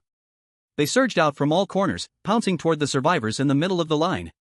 Duck! Wang Mingyuan called out lightly. He lifted his right hand slightly, his 5 fingers dancing in the air like playing a piano. Several white spiritual blades instantly struck out, slicing the attacking monsters in half. Green slime splattered against the walls, only to be blocked by the spiritual energy barrier. After several failed attacks, the remaining scythe fog mantises finally retreated, retreating back into the darkness. The line finally arrived safely on the first floor. Wang Mingyuan led everyone to the spacious area of the central hall. Here, the view was open, with not many cover spots around, making it less vulnerable to ambush. Listen. Wang Mingyuan's voice was a little tired. I have been maintaining the spiritual energy protection on each person, but this consumes too much. I will now switch to a collective protective shield. The effect is the same, and it's safer. The crowd exchanged glances, and one person timidly asked, is this really safe, sir? It's safer than this. Wang Mingyuan put his hands together and slowly pulled them apart. A huge white light screen, like an upside-down bowl, enveloped everyone within. At the same time, everyone's individual spiritual energy shields disappeared. Staying inside the light shield is absolutely safe.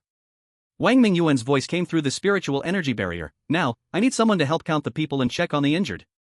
Su Zhan felt a bit uneasy upon hearing this. He approached Wang Mingyuan and whispered, "Teacher, how's your strength right now?" Wang Mingyuan frowned slightly, looking tired. Su Zhan's heart tightened immediately. What I said earlier was to calm the survivors. Wang Mingyuan's voice was so soft that only Su Zhan could hear. The reserve of spiritual energy is still enough, but maintaining shields for everyone individually is too mentally exhausting. Over 100 scattered spiritual energy nodes. If an emergency occurs, it would consume too much of my mental strength. Su Zhan breathed a sigh of relief. It turned out that the fatigue of the teacher was all for the sake of these survivors. This huge protective shield, although vast, only needs to maintain an overall structure, making it easier to manage. Su Zhan watched Wang Mingyuan's back as he walked towards the crowd. This was another one of the teacher's usual strategies. What do these survivors fear the most? They fear death. If he said directly that he wanted to change the protection method, their first reaction would surely be panic. Why change? Is it not sustainable? Will we be abandoned? But Wang Mingyuan understood human nature too well. He first spoke the truth. Maintaining scattered protection consumes too much. He couldn't hold on for long. This immediately poked the survivor's deepest fear. What will happen if the protector runs out of strength?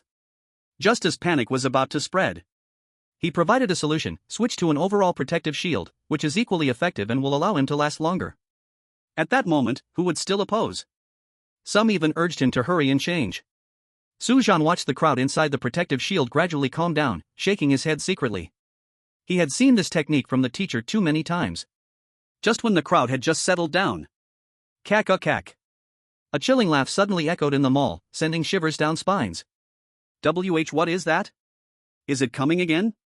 The survivors became restless, but surprisingly, the panic was not as severe as imagined. What are you panicking about? Didn't you just see how easily the adults took care of those monsters? Exactly, this adult's spiritual power is so strong. Most were nervous, but their eyes turned to Wang Mingyuan, showing more reliance than despair. After all, those vicious scythe mist mantises were indeed no match for this man. Wang Mingyuan stared directly at a shadow on the 4th floor, raised his hand, and the entire shield brightened a bit. Stay where you are and don't move. His voice was not loud, but it was particularly effective. Everyone obediently stopped talking. Su Zhan crossed his dual knives over his chest, following the teacher's gaze. But he saw nothing. Good news, he guessed right. Bad news, he guessed right. He could only pray that the teacher could overcome these unknown enemies. That chilling voice echoed again, filling the empty mall.